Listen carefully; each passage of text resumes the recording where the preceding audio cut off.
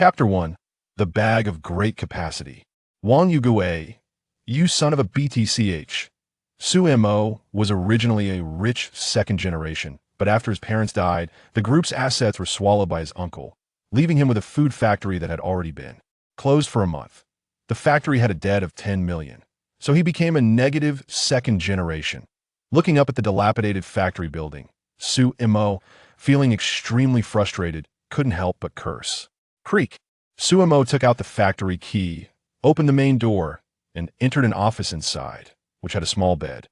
This was where his mother started her business, and it was the starting point of their family's rise. From this single factory, it developed into over 20 companies, becoming a well-known enterprise in nation.S. Mo sighed lightly and took out the computer and other electronic products from a leather bag. He dumped everything on the table, including 2 small bottles of liquor, a can of red wine, cola, and 2 bottles of water. He twisted open a bottle of liquor and took a big gulp. The fiery taste made him cough. He rarely drank white liquor, and now he truly felt melancholy. A food factory, a car, and 10 million in debt was all he had. He felt incredibly depressed, thinking he would become the chairman of the company today, enjoying limitless glory and expanding the business, leading the company to grow strong and achieve greatness. But unexpectedly, he became a joke. Bang! Su Mo slammed the table in anger, his hand hitting the bottle cap, piercing his palm and causing blood to gush out. He didn't care, continued to take a big gulp of white liquor.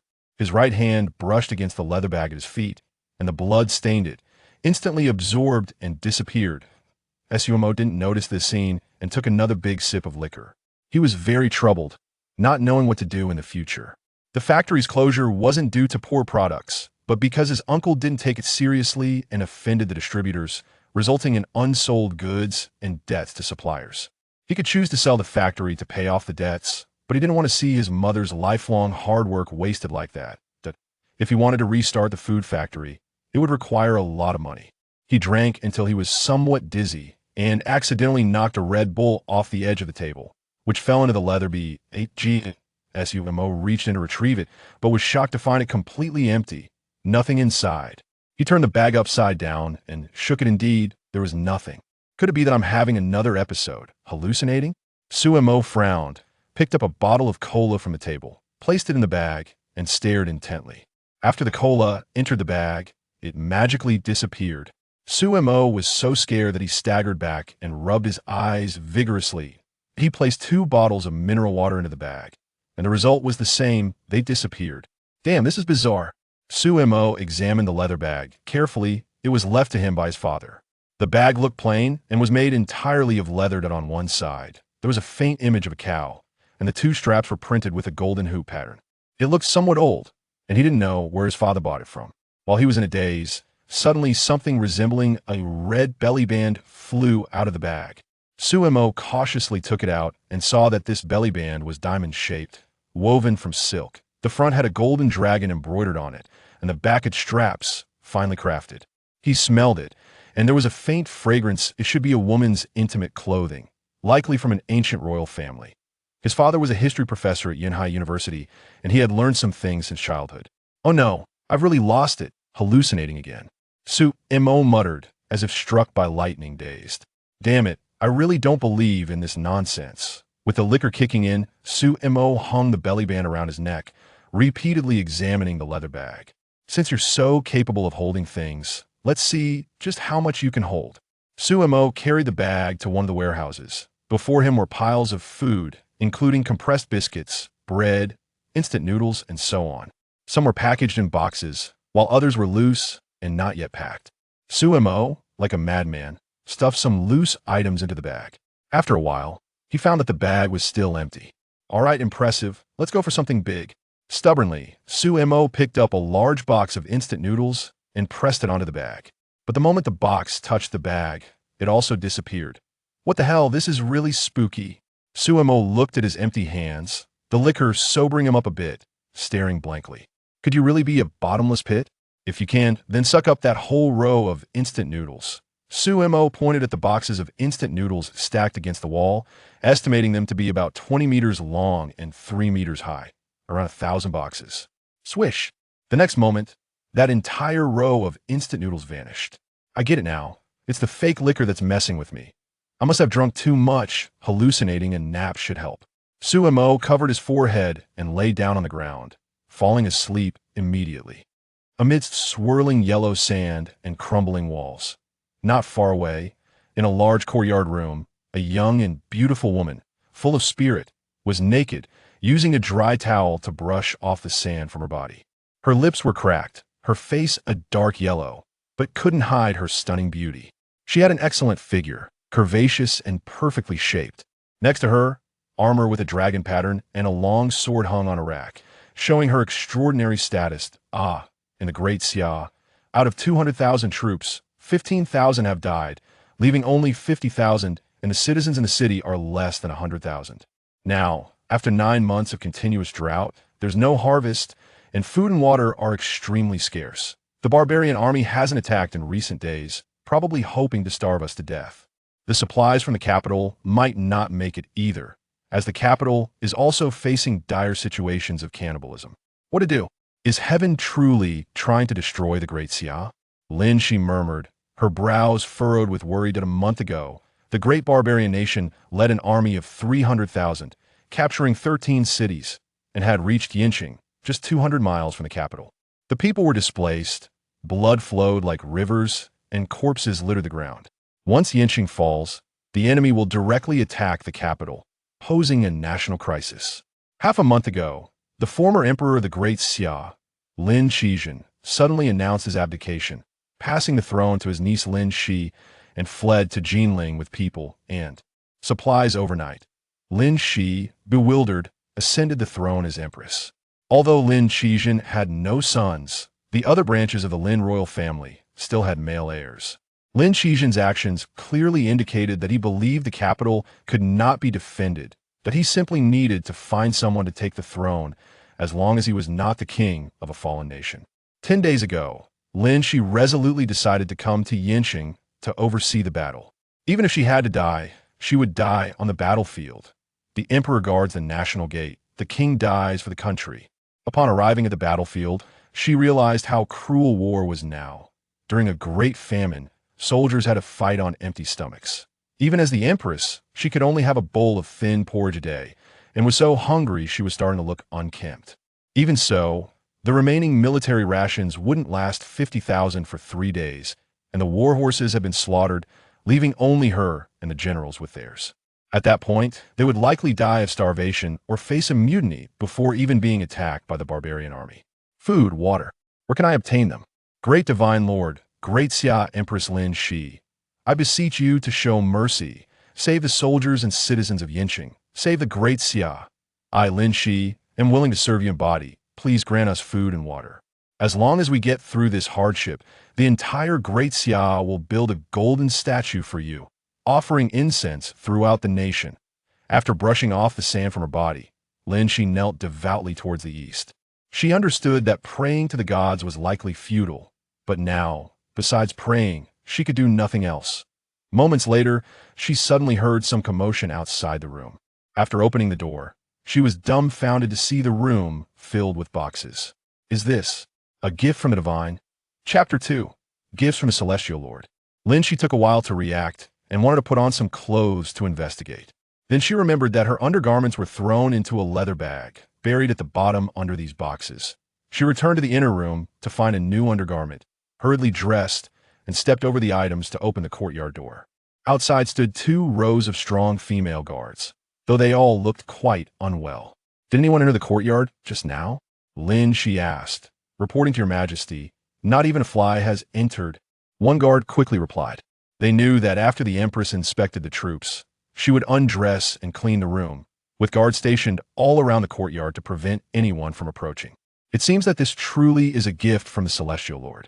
If it were human-made, it would have been impossible to bring in so many items without a sound. The empress thought to herself. She ordered the 5 generals to be called over, 2 of whom were female generals. Your Majesty, have you summoned us to discuss strategies against the enemy? The tall and strong female, General Yang Jiumei asked.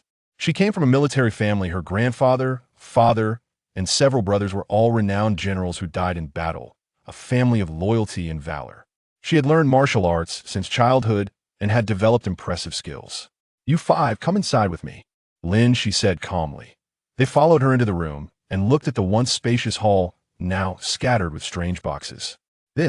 Everyone was stunned. After I prayed to the Celestial Lord, the room suddenly filled with so many items. The Empress said truthfully. The others exchanged glances. Although they revered the Celestial Lord, they had never witnessed any miraculous manifestations. However, the items in the room were definitely not product from their world. "Look, this box says instant noodles, and it's written in simplified characters." The Empress suddenly realized this issue, her eyes flashing with surprise. The five generals exchanged glances, hesitating to speak. 30 years ago, a legendary national teacher had appeared in the Great Xia, promoting simplified characters and various major policies. But shortly after, the national teacher was executed, and simplified characters were deemed disrespectful to culture. All records of simplified characters, including bamboo slips, were destroyed, and traditional characters continued to be used. Unexpectedly, the Empress, who was only 18 this year, recognized simplified characters. Of course, this was not the main point. The main point was that the box said noodles, which meant it was food. The mighty General Xiang Long tore open a box and took out a bucket of instant noodles. Confirming it was safe, he handed it to the Empress.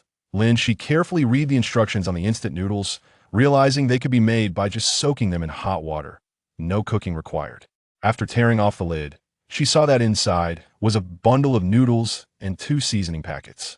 "Your Majesty, should I try it first to see if there's poison?" Xiang Long asked. "How could something given by the Celestial Lord be poisonous? Don't speak such disrespectful words." Lin Xi glared at him.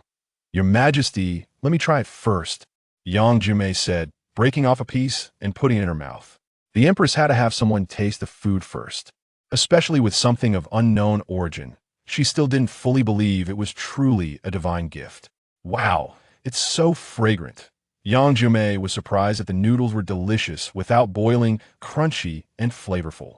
She broke off a few pieces to share with the other 4 generals, and after they finished eating, they all praised it. After a quarter of an hour, since everyone was fine, they finally handed it to the Empress. Lin Xi broke off a small piece and put it in her mouth. Chewing carefully, it was delicious, really delicious. "So this is the noodle the Celestial Lord eats? It's so good. If soaked in boiling water and sprinkled with seasoning, I can't imagine how fragrant it would be."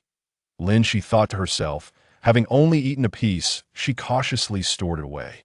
Food was extremely scarce. Now, she could only drink a bowl of thin wheat porridge every day. Ordinary soldiers were eating porridge mixed with tree bark, and even then, they only had 1 meal a day, limited to 1 bowl. Although she really wanted to feast on instant noodles now, reason told her it was not possible. There were still 50,000 hungry soldiers outside. This was simply not enough to eat.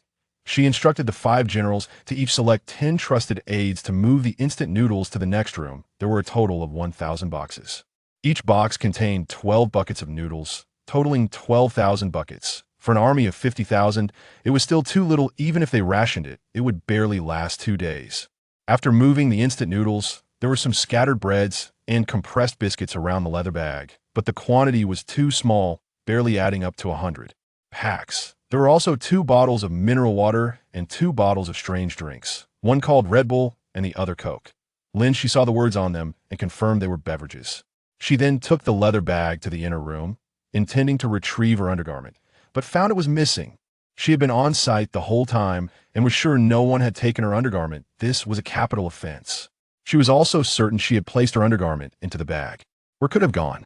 Lin Xi frowned. Such a personal item absolutely could not be taken by someone else. Just as she was looking down into the bag, her phoenix hairpin slipped and fell into the bag, disappearing. This. Lin Xi was stunned, turning the bag upside down, confirming there were no leaks. Could it be that this bag is for offerings, and when the offerings are placed inside, the Celestial Lord receives them and then sends gifts? Lin Xi suddenly realized no wonder offerings were needed for sacrifices. It turned out the Celestial Lord also required something in exchange for divine manifestations. To think they use such a vessel to hold water, what is this made of? It feels incredibly smooth and elastic, and this water looks so clean, without a hint of impurities. Is this the kind of water the Celestial Lord drinks? How extravagant! Xiang Long squeezed the mineral water bottle outside. his eyes widening, unable to help but lick his cracked lips. They were in desperate need of water, and this was exactly what they needed. Unfortunately, there were only 2 bottles. The Celestial Lord was too stingy. Let the Empress keep these drinks. They were truly precious. It truly is the Celestial Lord manifesting. Lin Xi looked at these items that absolutely did not belong to this world, feeling immensely devout, and bowed to the east. The others hurriedly knelt down and followed suit. Today's matter is classified as a top military secret. These items are incredibly precious. We must use them wisely and make them last as long as possible. Lin Xi said sternly after standing up. Yes. The others quickly clasped their hands in response. I want to tell you something, and I need your analysis on it. Lin Xi recounted the matter of the leather bag and her suspicions. If the Celestial Lord really took her undergarment, she felt too embarrassed. Did the Celestial Lord like such things? Your Majesty, could it be that it was because you initially only placed your undergarment and no other items, leaving the Celestial Lord with no choice? Lu Milan said softly. What you said makes sense. It was my fault. Upon hearing this, Lin Xi took 2 gold bars and placed them into the bag. Everyone's eyes widened. The gold bars had disappeared. There really are gods in this world, and they even like gold. Everyone was extremely shocked, their worldview being reshaped. It was the Celestial Lord who received it. Lin Xi was stunned for a moment, then filled with joy. Now, wealth was useless. Food was worth more than gold. Since the Celestial Lord accepted their items, surely more food and water would be sent in return. Especially water, which was also an extreme shortage. That phoenix hairpin was worth far more than the gold bars. Just waiting for a moment, nothing came out. What's going on? Lin Xi was also puzzled. Your Majesty, why don't you write a letter explaining our current predicament and what we need? Yang Jiumi suggested. Since the Celestial Sovereign accepted the gold bars, the letter should be received as well. Do we need to burn it after writing? Didn't we do that during the sacrifice? Xiang Long scratched his head. It shouldn't need to be burned. This bag probably can't withstand fire. The gold bars were taken directly, right? Yang Jiumei said. Good suggestion. What we are most lacking right now is water. I beseech the Celestial Sovereign to send us more water. Lin Xi had someone bring over a brush and bamboo slips, and after writing, he placed them inside the bag. Sure enough, the bamboo slips also disappeared. Chapter 3. The Empress really exists. Su Mo slowly woke up, rubbed his forehead, and secretly cursed the fake liquor for causing trouble. Looking at the factory ceiling and recalling his miraculous experience, he couldn't help but smile wryly. It must have been a hallucination from drinking too much. However, when he looked down, he discovered that the indecent garment was still hanging around his neck. Upon closer inspection, he noticed a phoenix hairpin, a bamboo slip, and 2 gold bars beside the bag. Su Mo immediately became alert and hurriedly stood up. He rubbed his face vigorously and pinched his thigh. The pain told him that this was definitely not an illusion or a dream. Could someone be playing a prank on him? But who would have the time to do such a thing? He opened the bamboo slip, and his eyes brightened. Heavenly Lord, the little girl. Empress Lin Xi of the Great Xia Kingdom has received instant noodles and other items granted by the Heavenly Lord and is extremely grateful. Now, with the Great War imminent, the 50,000 troops in Yinqing are still lacking water and food. The world is suffering from a severe drought, and the people are resorting to cannibalism. There is no hope for resupply from the capital. We earnestly request the Heavenly Lord to grant more food and water, especially water. As long as we can get through this difficult time, the Great Xia will surely create a golden statue of the Heavenly Lord across the land, with all citizens worshiping and supporting it. After reading the contents of the bamboo slip, Su Mo found more information from Lin Xi about how she became the Empress. Currently, the Great Xia is facing both internal and external troubles, and it is a year of great famine with the threat of national destruction. Interesting. It looks like a certain ancient dynasty from a parallel world, but it is written in quite good simplified characters, elegant and powerful. Su Mo murmured as he tried to digest what had happened today. Was it not an illusion from drinking too much, but something real? This bag could lead to ancient times, and the receiver was an empress? Su Mo picked up the phoenix hairpin and saw small traditional characters on it, made in the first year of the phoenix crown. The phoenix crown is the era name, and the first year corresponds to the content written on the bamboo slip. He looked under the gold bar and saw the traditional characters for Holy Dynasty Gold Treasury. indicating the Great Xia's legitimacy. What does legitimacy mean? Is it also an era name? Su-mo muttered to himself, unsure of the authenticity of these items.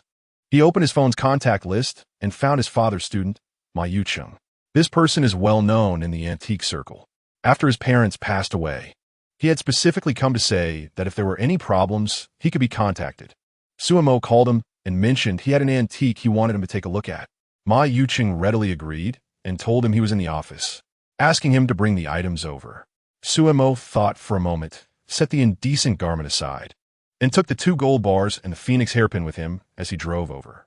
If what Lin Xi said was true, she and the 50,000 troops were in a dire situation, urgently lacking water and food. There were still some stockpiled items in the food factory, but they were far from enough to feed 50,000 troops. The key was that he wasn't sure if it was real. If it were true, that would be very interesting. He could completely help the Empress restore her former glory, unify the land, and establish a powerful and prosperous empire. Little Su, long time no see. You've been drinking, you smell so strong. Ma Yucheng frowned as he saw Su-mo looking so haggard. Don't mention it. My uncle, Wang Yugue, that bastard has occupied my family's property, and I've been kicked out. Su-mo was very frustrated. How dare that bastard? Ma Yucheng was furious. Su-mo's father treated him very well, and he couldn't bear to see Su-mo being bullied. It's also my fault for being stupid. I signed the documents without reading them. Let's not talk about him. Su-mo shook his head and took out a gold bar from a backpack. The leather bag was obviously unusable. Whatever he put in it would disappear. Ma Yucheng took the gold bar, saw the words Holy Dynasty Gold Treasury on the back, and trembled slightly. This must be something your father left behind. When Ma Yucheng was in college, Su-mo's father had mentioned to him that there should be a dynasty called Great Xia. Of course, it was not the Xia dynasty of historical records, but another dynasty.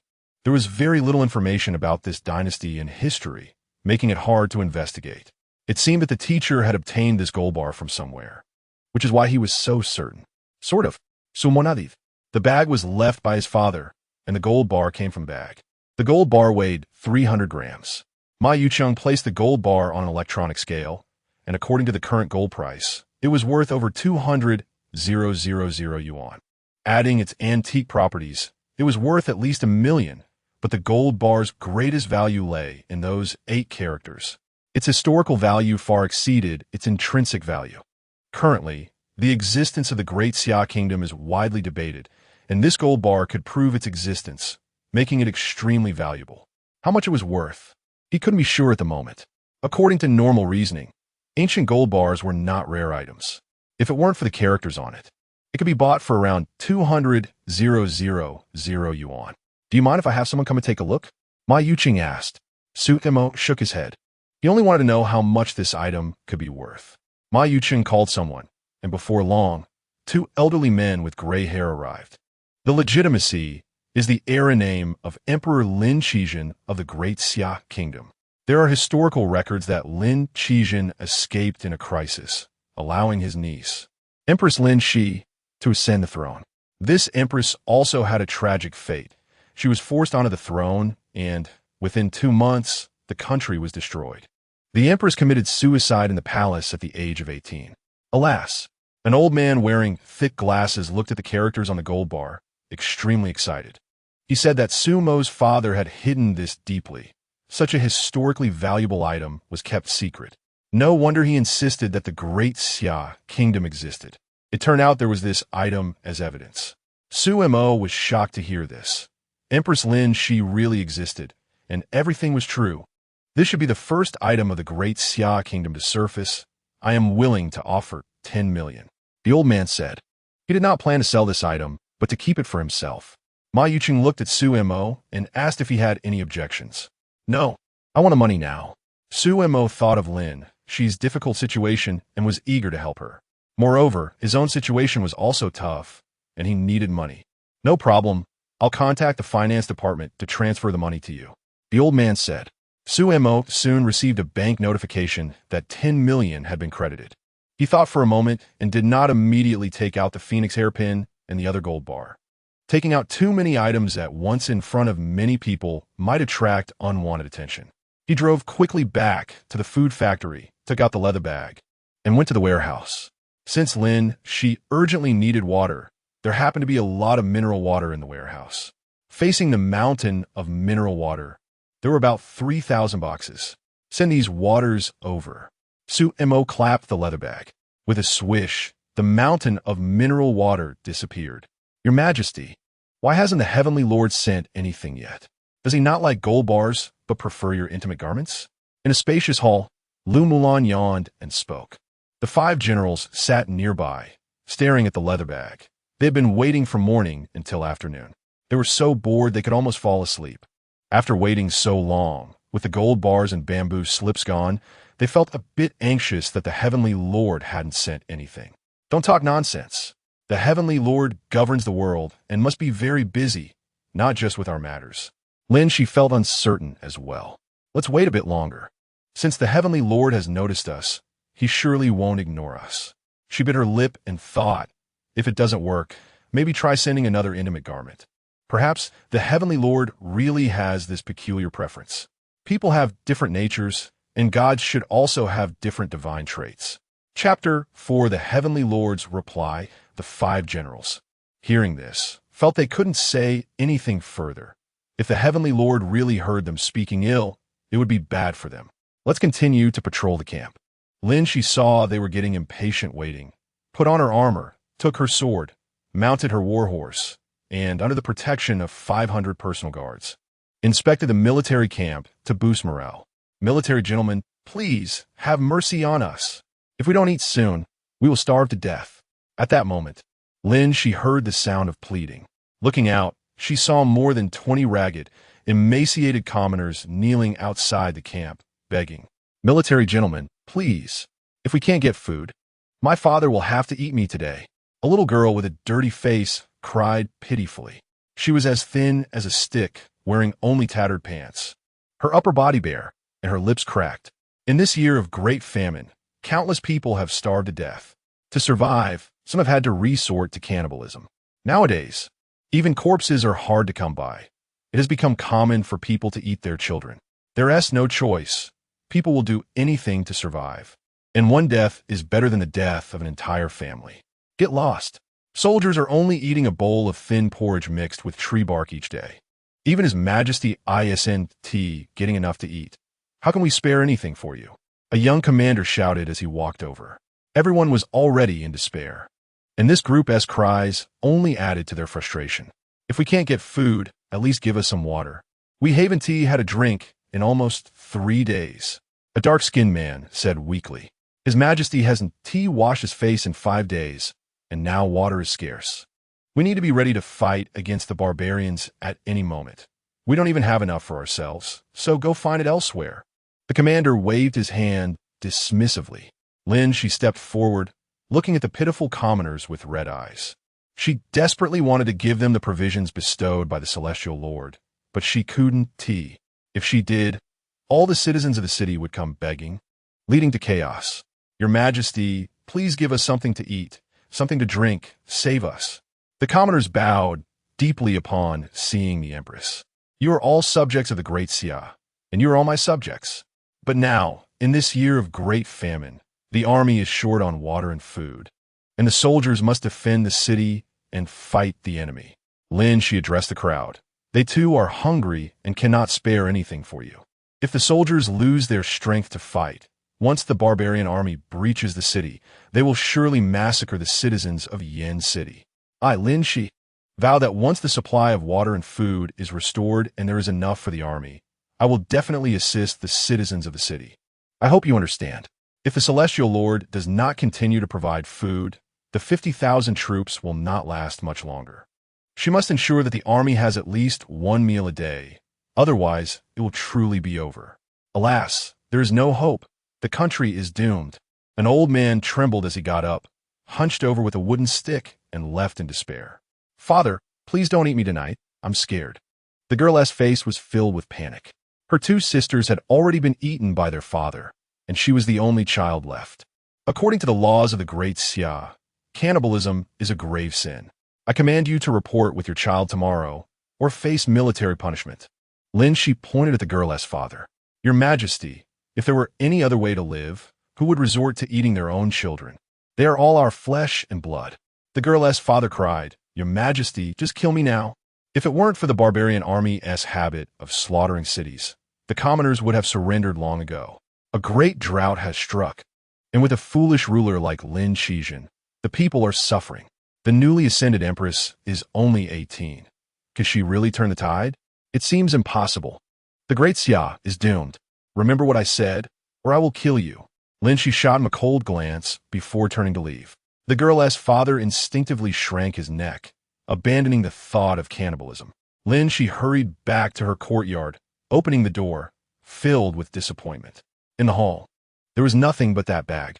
The 5 generals, Yang Jiomei and the others, exchanged glances, equally disappointed. It was indeed unrealistic to rely on the gods to save them. Perhaps the gods might occasionally show themselves, but they couldn't do so every time. After all, they weren't that free. They wanted to comfort the Empress, but didn't know what to say.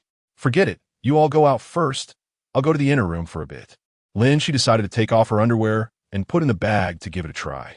After all, she had put her underwear in before, and the gods had sent many things. Later, when she put in gold bars, nothing was sent, so did the gods not like it? Why not put in mine? The tall and beautiful Lu Mulan guessed the Empress's thoughts. The Empress hadn't bathed or washed her clothes since coming to Yen City. There shouldn't be many clothes left that she hadn't worn. She was a year older than the Empress, and also a maiden. The Celestial Lord shouldn't mind her clothes, right? Sincerity brings divinity. I'll do it. Lin Xi sighed. Just as she finished speaking, countless boxes appeared. The Celestial Lord truly manifested. This time, the 5 generals witnessed the miracle with their own eyes and were incredibly excited. Mineral water, there's water inside. Lin Xi exclaimed upon seeing the words on the boxes. Xiang Long was overjoyed, tore open a box, and indeed found bottles of water. He called his trusted subordinates to transport the mineral water. There were a total of 3,000 boxes, each containing 24 bottles, over 70,000 bottles in total. More than 1 bottle per person. Xiang Long carefully opened a bottle, took a sip, and felt immense happiness. The water was sweet and delicious. He grinned widely. Yang Jiomei opened a bottle, poured some into a cup, took a sip, then handed it to Lin Xi. Lin Xi took the mineral water, sipped it, and found it indeed delicious, like nectar. She had each of the 5 generals take a bottle, and they all took a sip, reluctant to drink more. Thank you, Celestial Lord, for granting us water. Lin Xi placed the mineral water down and excitedly knelt on the ground to worship. She had written in her letter that they were in desperate need of water, and this time they had received only water, indicating that the Celestial Lord had truly seen her letter. The 5 generals also knelt, their faces filled with reverence. From now on, they firmly believed that the Celestial Lord was not an illusion, not a fabrication, but truly existed. At that moment, a piece of paper floated out of the leather bag, with words on it. Such fine and smooth paper. Lin Xi gently touched it, marveling.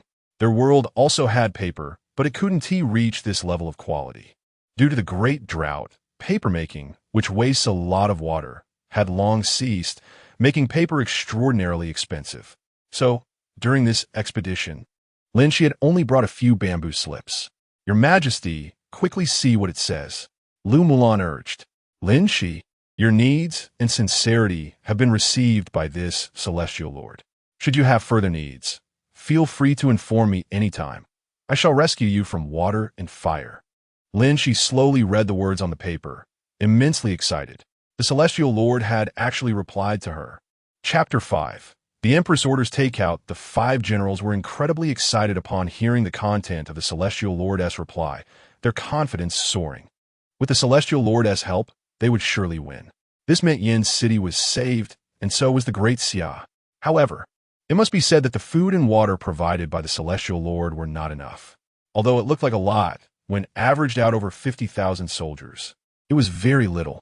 Your Majesty, why not ask the Celestial Lord to send more water? It doesn't need to be so refined or pure. As long as it's drinkable, well water or river water will do. Yang Jiomei whispered. Such exquisitely packaged food and water should be reserved for the royal family, even in prosperous times. Now, in this year of great famine, they were seeking quantity over quality. After all, the common people could hardly even drink muddy water. The lack of water was severe. If the celestial lord could grant them enough water, fewer soldiers and commoners would die, and it could calm everyone's emotions. The problems encountered during today's patrol have already shown that the common people are also on the brink of death if conditions don't improve. A rebellion will not be far off. When everyone is close to starving or dying of thirst, there will be far fewer concerns. Today, we have asked the Supreme Deity for assistance twice.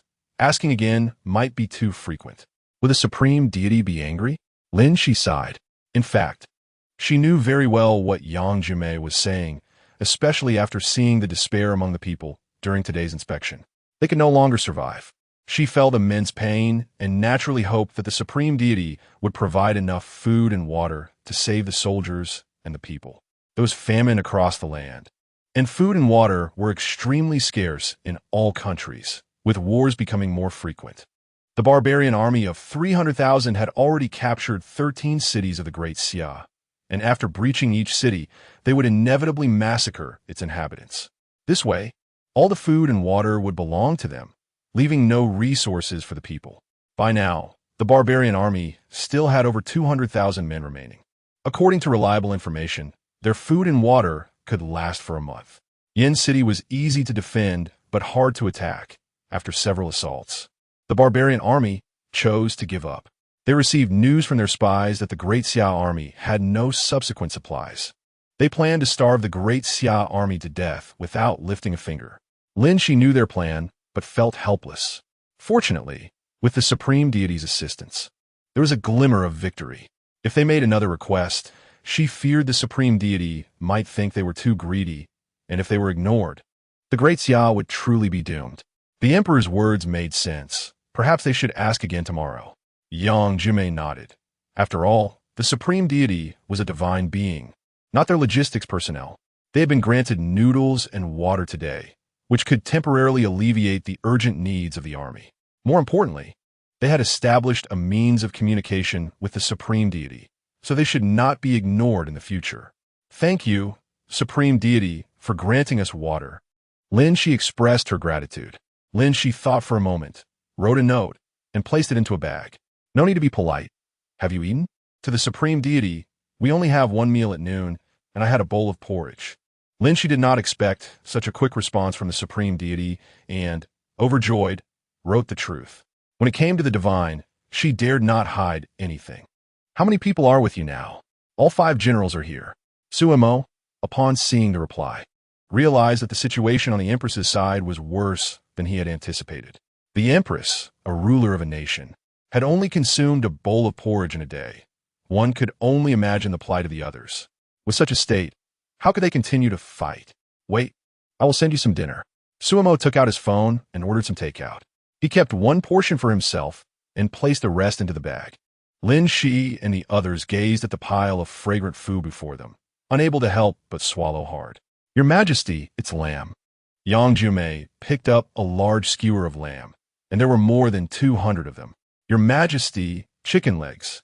Lu Mulan opened a round container filled with over 10 golden chicken legs, nearly moved to tears. Your Majesty, I don't know what this is, but the stir-fried eggs smell so good. Seeing General Han Jian, who looked somewhat displeased, open a lunchbox, he found a red dish mixed with eggs. The other 10 boxes contained various stir-fried dishes, both meat and vegetarian, with most of the vegetables being unfamiliar to him. Your Majesty, there are 20 boxes of rice. All warm and fine. Xiang Long was incredibly excited, his hands trembling slightly. Your Majesty, these 10 cups should be drinks, and they all have ice. The middle-aged General Huang Zhong sorted through the drinks in a bag. In this year of famine, during the scorching heat, just a sip of water was a luxury. Yet the Supreme Deity even sent them cold drinks. Luxurious, far too luxurious. Let's keep some, and all the remaining food should be sent to the army to cook. Allowing the soldiers to have an extra meal today, Lin Xi suggested. These meals are already prepared. If not eaten, they would spoil overnight in such hot weather. The 6 of them kept 6 lamb skewers, 1 chicken leg, 1 lunchbox, and a stir-fried dish to make up a box, sending the rest to the army. The soldiers hadn't had a decent meal in a long time, and the lamb skewers and chicken legs were quite greasy. After tearing them apart and cooking them with rice and vegetables, it would provide some much-needed fat. Lin Xi opened a cup labeled Snow Pear Honey Tea and shared it among the 5 generals. Cold drinks do not spoil easily, so they could sip them later. Lin Xi took a sip. It was icy, sweet, and refreshing, instantly reviving her spirits. So delicious. Thank you, Supreme Deity. The 5 generals expressed their sincere gratitude, also marveling at the Supreme Deity's luxurious lifestyle. Drinking cold beverages in such hot weather was delightful. They finished the meals, leaving not a single grain of rice wasted. After thanking the Supreme Deity, the food was indeed delicious. Lin Xi expressed her gratitude once more. After writing the thank you note, she placed it in the bag. Sumo was busy skewering meat and drinking beer when he saw Lin Xi's reply, unable to help but smile. According to the information he had, there were still 50,000 soldiers in the Great Xia. To support these people would require astronomical sums.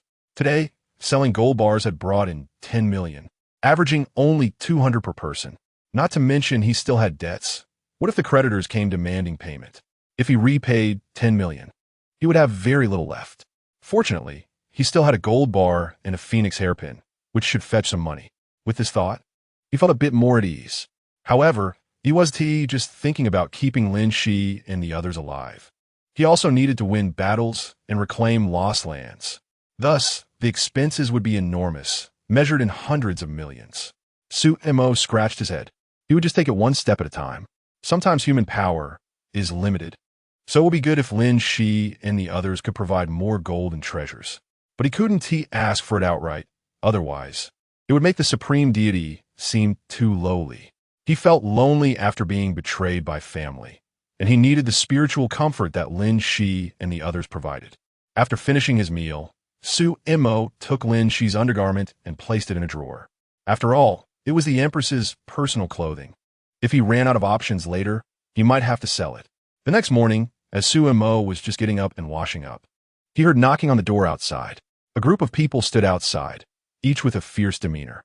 "What is wrong?" Sumo asked while walking. "You are Sumo, right? We are suppliers from your family's food factory. Wang Yugui sent us to collect the payment. Open the door quickly." Chapter 6. Breaking off the engagement, Sumo frowned. It was truly worrying that what he feared had come. He opened the door, letting everyone into the meeting room.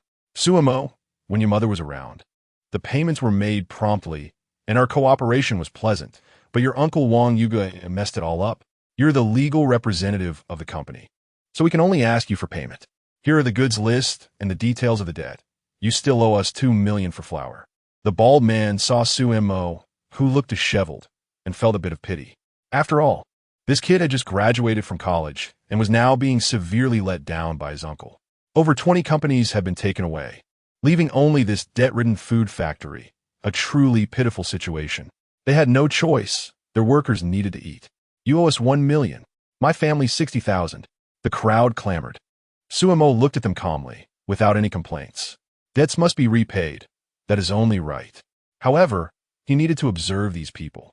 If the food factory resumed production in the future, some of them would not be welcome back. "Sumo, I'm not trying to scare you, but if you don't repay the debt, I'll send someone to take away goods to settle the debt."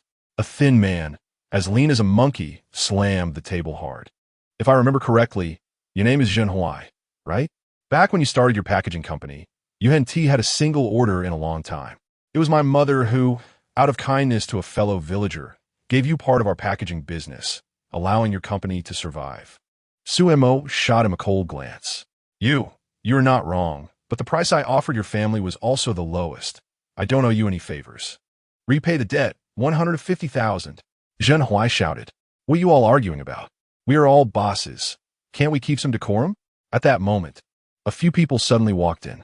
The speaker was a middle-aged man in a suit, followed by a noblewoman. A girl next to her was wearing a white long dress, young and beautiful. Behind her were 2 tall and burly bodyguards, standing with their hands behind their backs, looking very cold. "Uncle Qin, why are you here?" Sumo stood up, somewhat surprised. "I came to see if you need any help." Qin Yuan smiled and sat down. Sumo felt warmth in his heart. There was still kindness in this world, which warmed his cold heart a bit. "I heard that Boss Qin's daughter is already engaged to Sumo. It seems to be true.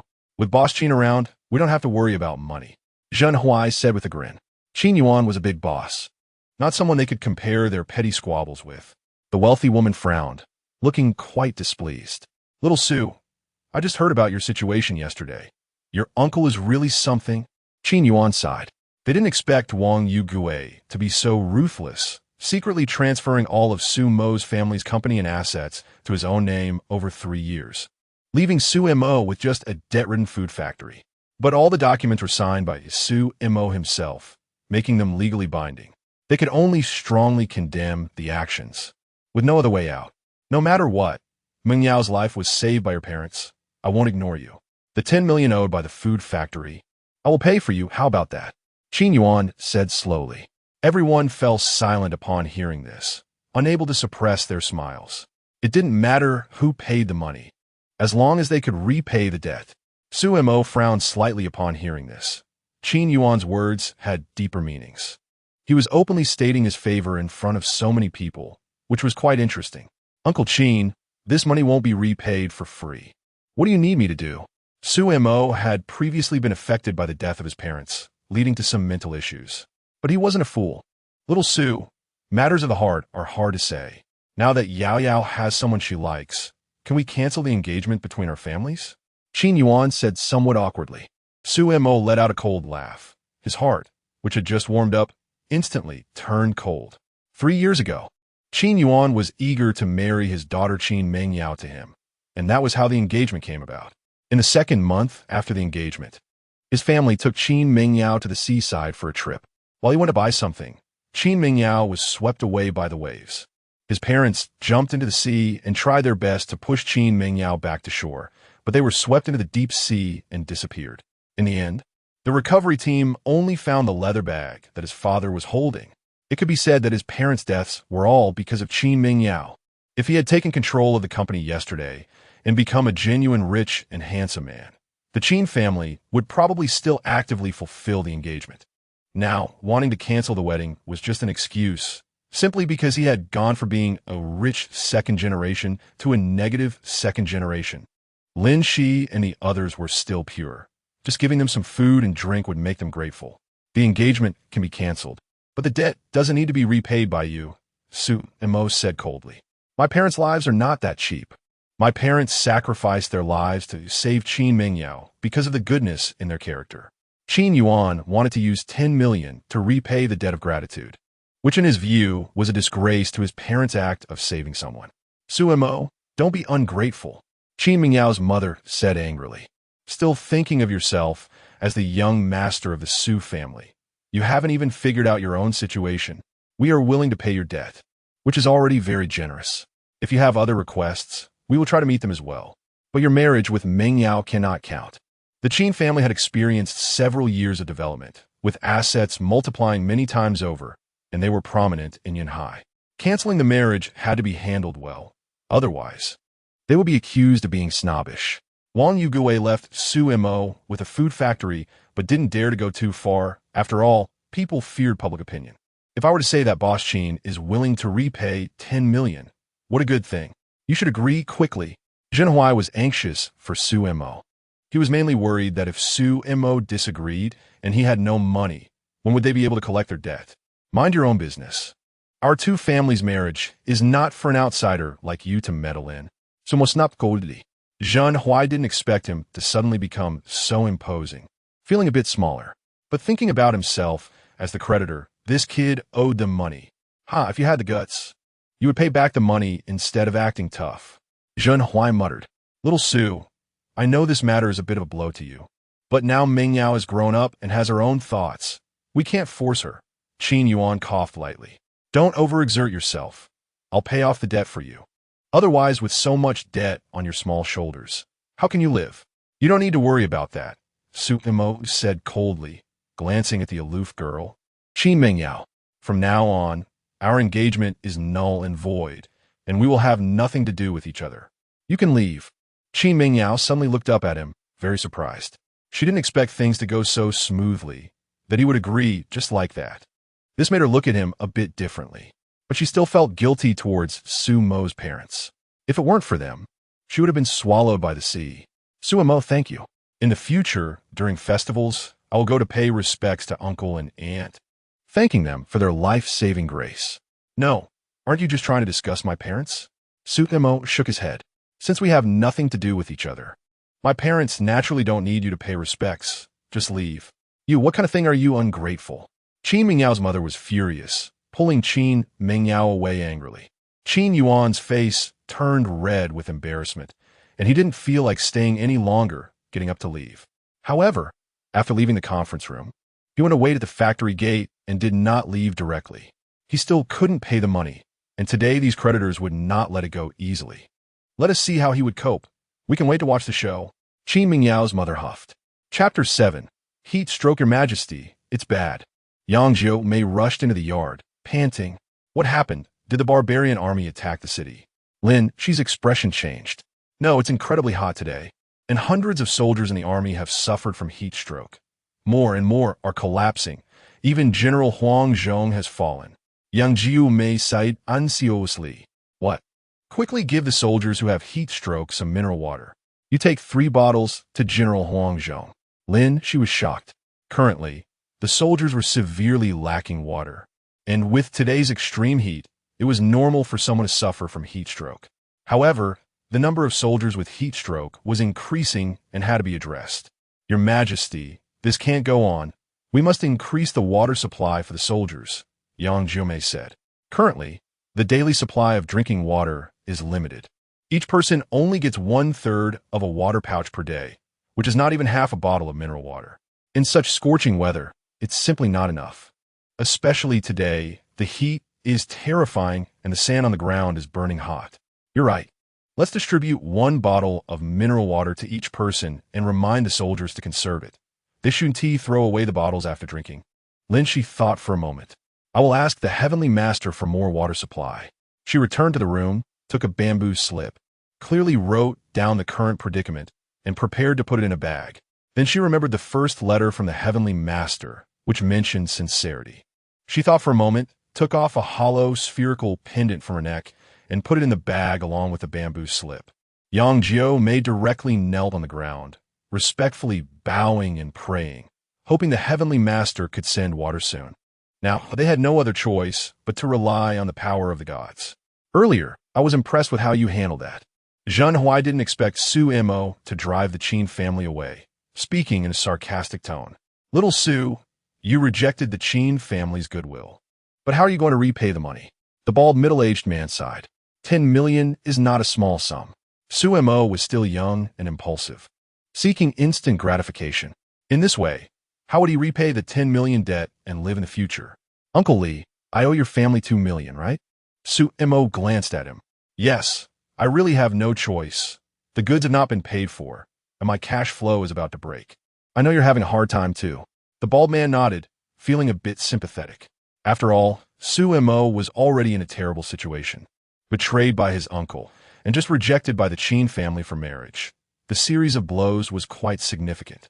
If they pressured him too hard, they feared the kid might collapse. I understand. Send me your company account, and I will transfer the money to you. Sumonadith. The account of the food factory must have nothing left in it, that's for sure. You might as well just do a personal transfer. The bald man was taken aback when he heard this and promptly provided his company's account. Suemo opened his banking app and transferred 2 million. It was received. The bald man was overjoyed. Little Su, if you have difficulties in the future, you can come to me. I can help with your food and drink. He didn't expect to actually get the money today. He thought he would at most get some items to offset the debt. The other creditors were somewhat surprised, not expecting this kid to actually have money. He really was a rich second generation, with quite a bit saved up. Zhen Huai smiled and said, Now it's my turn to get paid back. You go wait over there. Suemo was quite annoyed with him. Next, Zhen Huai pouted and only approached after Suemo had finished repaying the other creditors. Suemo repeatedly confirmed the debt list and transferred 1,500,000 M. Little Su, it's not that I'm not being sympathetic. I have my difficulties too. Zhen Huai saw how quickly he was repaying, and his attitude suddenly became very good. In case this kid makes a comeback in the future, he can't afford to offend him. All right, hurry up and leave. Suemo didn't want to see him and waved his hand. Listen to your brother's advice. You'd better sell the food factory. You want tea survive with it in your hands. Selling it for around 20 million should be fine, enough for you to spend. If you want to sell, you can come to me. Zheng Huai threw down a line and left with the other creditors. When Qin Yuan saw them come out, he stepped forward to ask. Upon learning that Su Mo had repaid all the money, he was momentarily stunned. According to their understanding, Wang Yugui had only given Su Mo 10,000 a month for living expenses. How could he possibly save so much money? Could it be that Su Mo's parents left him this before they passed away? But that didn't seem likely. Which parent would leave over 10 million to a child still in college? It didn't make sense. So where did Su Mo get so much money? Forget it. Let S go. It has nothing to do with us now. Qin Mingyao's mother was somewhat disappointed not to see Su Mo in a difficult situation and pulled her daughter into the car. Su Mo stepped outside to get some air and looked up. The sun was blazing today, a scorching summer day, unbearably hot. Qin Mingyao sat in the back seat of the car, turned around to glance at him, and sighed softly in her heart. Today's decision should be the right one, right? For some reason, she didn't feel the joy of having successfully called off the engagement. Mingyao, his parents saved you, but you can't bet your entire life on him. It was fine when he had good conditions before, but now he has nothing but a broken factory. Her mother glanced at her. Didn't you say that young Master Yi has been pursuing you recently? That's a real wealthy family. You should seize the opportunity. Mom, young Master Yi has countless beauties around him. He is too fickle. He is only pursuing me because I rejected him, which sparked his competitive spirit. Qin Mingyao chuckled lightly. When he truly wins me over, he'll get bored and dump me. Wealthy men are all unfaithful. Her mother looked at Qin Yuan with a hint of worry. Let us see how your wrist is doing. If you can really marry into the Yi family, you'll enjoy a lifetime of wealth and honor. We'll talk about it later. I don't like him. Qin Mingyao said lightly, unable to help but look back again. The factory was empty, and that person was nowhere to be seen.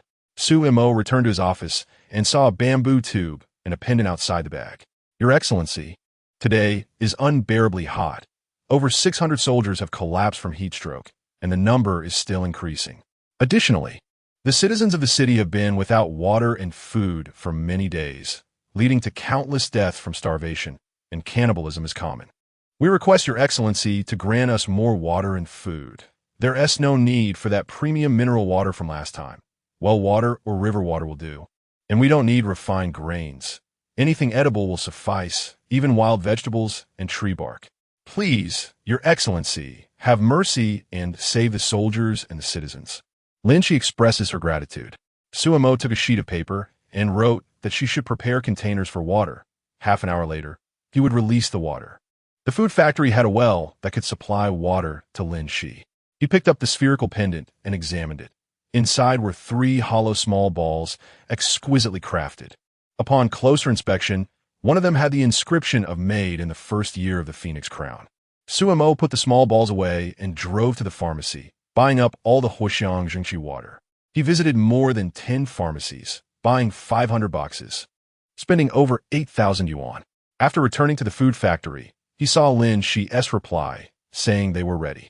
Su Mo first sent over 500 boxes of Huaxiang water, along with instructions on how to use it. Each box contained 12 bottles, totaling 6,000 bottles for emergency use. He would buy more later. He placed the leather bag under the large water outlet in the yard and turned on the pump. The well water was pumped up and flowed into the bag, disappearing from sight. Chapter 8. Delivering water. Lin Xi was overjoyed to receive Su Mo's reply and hurriedly arranged for people to prepare to receive the water. After waiting for a while, the first boxes of supplies arrived. Huaxiang water, which could treat heat stroke, was delivered quickly. Lin Xi saw the reply from the Exalted One and was surprised that the first delivery was medicine. She quickly sent someone to feed it to the soldiers suffering from heat stroke. Soon, feedback came that the medicine was very effective. Some soldiers woke up quickly after taking it. Indeed, it was a miraculous medicine. Thank you, Exalted One. Lin Xi clasped her hands together, her face full of devotion. Just then, a strong stream of water suddenly gushed out from the bag, endlessly flowing. Water, quick! The water is here. Lin Xi was very excited. It was, well, water. Cool and delicious. Yang Jiomei scooped some with her hands and took a sip, revealing a happy smile. Immediately, she directed everyone to collect the water, and seeing the continuous flow, her mood improved dramatically. If only there was a water supply every day. They collected water for a full 3 hours, and the flow still hadn't stopped. Go notify the citizens of the city to bring water bags or bamboo tubes to the military camp outside to collect water. Everyone can get 1 bag of water. Lin Xi waited until the military's water storage was full, and after the soldiers filled their water bags, she issued the order. On such a hot day, many citizens probably couldn't hold on. The citizens of Yin City received the news and rushed to the designated location outside the military camp to line up for water. "We have water. We have hope. Thank you, Your Majesty." The citizens were extremely grateful after receiving the water. His Majesty said it was the Exalted One who granted the water. Everyone should thank the Exalted One and believe in the Exalted One, a soldier said with a smile. Today, he received a bottle of mineral water. The first time he had seen such a thing. It was said to be granted by the Exalted One, and now he had received a large amount of well water. The merciful Exalted One has finally saved us. Some citizens bowed down, reigniting their hope. How foolish! If there really is an Exalted One, why not just make it rain all over the world or conjure up enough food for us? A man with a goatee took a big drink from the water bag, his face full of disdain. "Qingbu, shut your mouth. If it weren't for the Exalted One, could you drink water? Be careful. If you disrespect the Exalted One again, we want to be polite." The citizens nearby were furious upon hearing this. "You all just wait to die." Qingbu snorted and glanced at the citizens lining up for water before quietly leaving. Walking into an alley and looking around to see no one, he knocked on a wooden door. A burly man opened the door and let him in. "Tell General Wu Tiegu, today the Great Xia army suddenly released water for the people, rumored to be a blessing from the heavenly sovereign," Qingbu said as he entered the room in a low voice. "This information you provided is very important. I will convey it to the general." The burly man took out a vegetable pancake and threw it on the ground. Qingbu hurriedly picked it up, thanked him repeatedly, and began to wolf it down. "You should investigate more news later to see what's really going on. Why suddenly there's water?" The burly man's eyes were filled with disdain. No matter which nation, traitors are the most shameful, but they need such traitors to provide them with key information. "Don't worry, I'll come over if there's news." Qingbu quickly swallowed the pancake, licking his lips as if wanting more. Sumo has been releasing water for 7 or 8 hours before stopping. I believe there aren't that many places to store water over at Lin Xi. During this time, he also visited major pharmacies and purchased 1,000 boxes of Hua Xiang Zhengqi water. After the water is turned off, he would send these medicines over. Lin Xi wrote today, mentioning food. Not only do 50,000 soldiers lack food, but over 80,000 citizens in Yin City are also seriously short of supplies. Some people have resorted to cannibalism to survive. Sumo found it hard to imagine the dire situation there, but it deeply moved him. There are also Huaxia people, living lives full of vitality. Sumo checked his Alipay balance. His savings of tens of thousands was about to run dry, and he needed to find a way to make money. Sitting in the office, he took out a phoenix hairpin, a pendant, and a gold bar.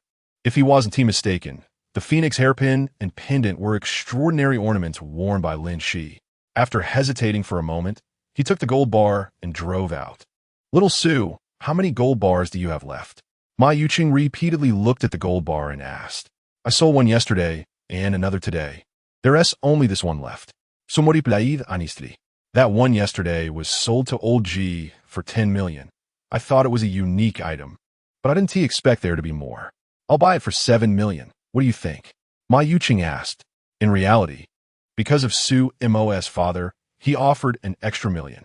If the gold bar isn't unique, its cultural value would significantly decrease. If it were paired like a cup, it would instead appreciate. Okay, Sumo needed money urgently and agreed. "What trouble are you in?" Ma Yuqing transferred the money to him. "Today the creditor came to my door, and I paid back 10 million in foreign debt. I'm out of money now." Sumo forced a smile, and the 7 million also arrived. "No wonder if I get the chance, I'll deal with that bastard Wang Yugue." A hint of ruthlessness flashed in Ma Youqing's eyes. Brother Ma, thank you, but we can't do anything illegal. Wang Yugui has done bad things recently. He will face retribution. Suemo felt a little moved. I have something else to do, so I won't disturb you. This revenge he would take himself, not wanting to implicate others. After coming out, he drove to the grain store. Boss, how much is your rice? Suemo asked. Is it good or a bit cheaper? Oh, Sumo. A young man was playing a game on his phone. He looked up and froze when he saw Suemo Chunyongxiang. It's you. You opened this grain store? Suemo didn't expect to see his high school classmate. They used to have a good relationship. However, after Suemo's parents passed away, he had a period where he didn't respond to anyone's messages, and his friends lost contact. It's my dad's. I'm unemployed at home, so he gave it to me. Chen Yongxiang smiled awkwardly. I see. How much is your rice? Suemo asked. Old classmate, I'll give you a discount. This 10-pound bag is $50 for the good one, $35 for the cheaper one. Chen Yongxiang pointed at the pile of rice. There are even cheaper ones that you might not want. The 50-pound bag is $110. I'll take the cheapest. How many bags do you have in your store? Suemo asked. There are 50 bags in the store, and there should be over 300 in the warehouse. Chen Yongxiang said. How many do you want? I'll take them all. Suemo said. Huh. Chen Yongxiang thought he misheard. I took over the family food factory and need raw materials. Sumo explained. I see. With such a large quantity, I'll give you an even better price. 100 per bag. Chen Yongxiang picked up the phone to call his dad to check the warehouse, confirming there were 350 bags, plus the store's total of 400 bags. I also need flour and noodles. Seeing the items in their store, Suemo picked out the cheapest and bought several hundred bags, spending over 100,000 in total.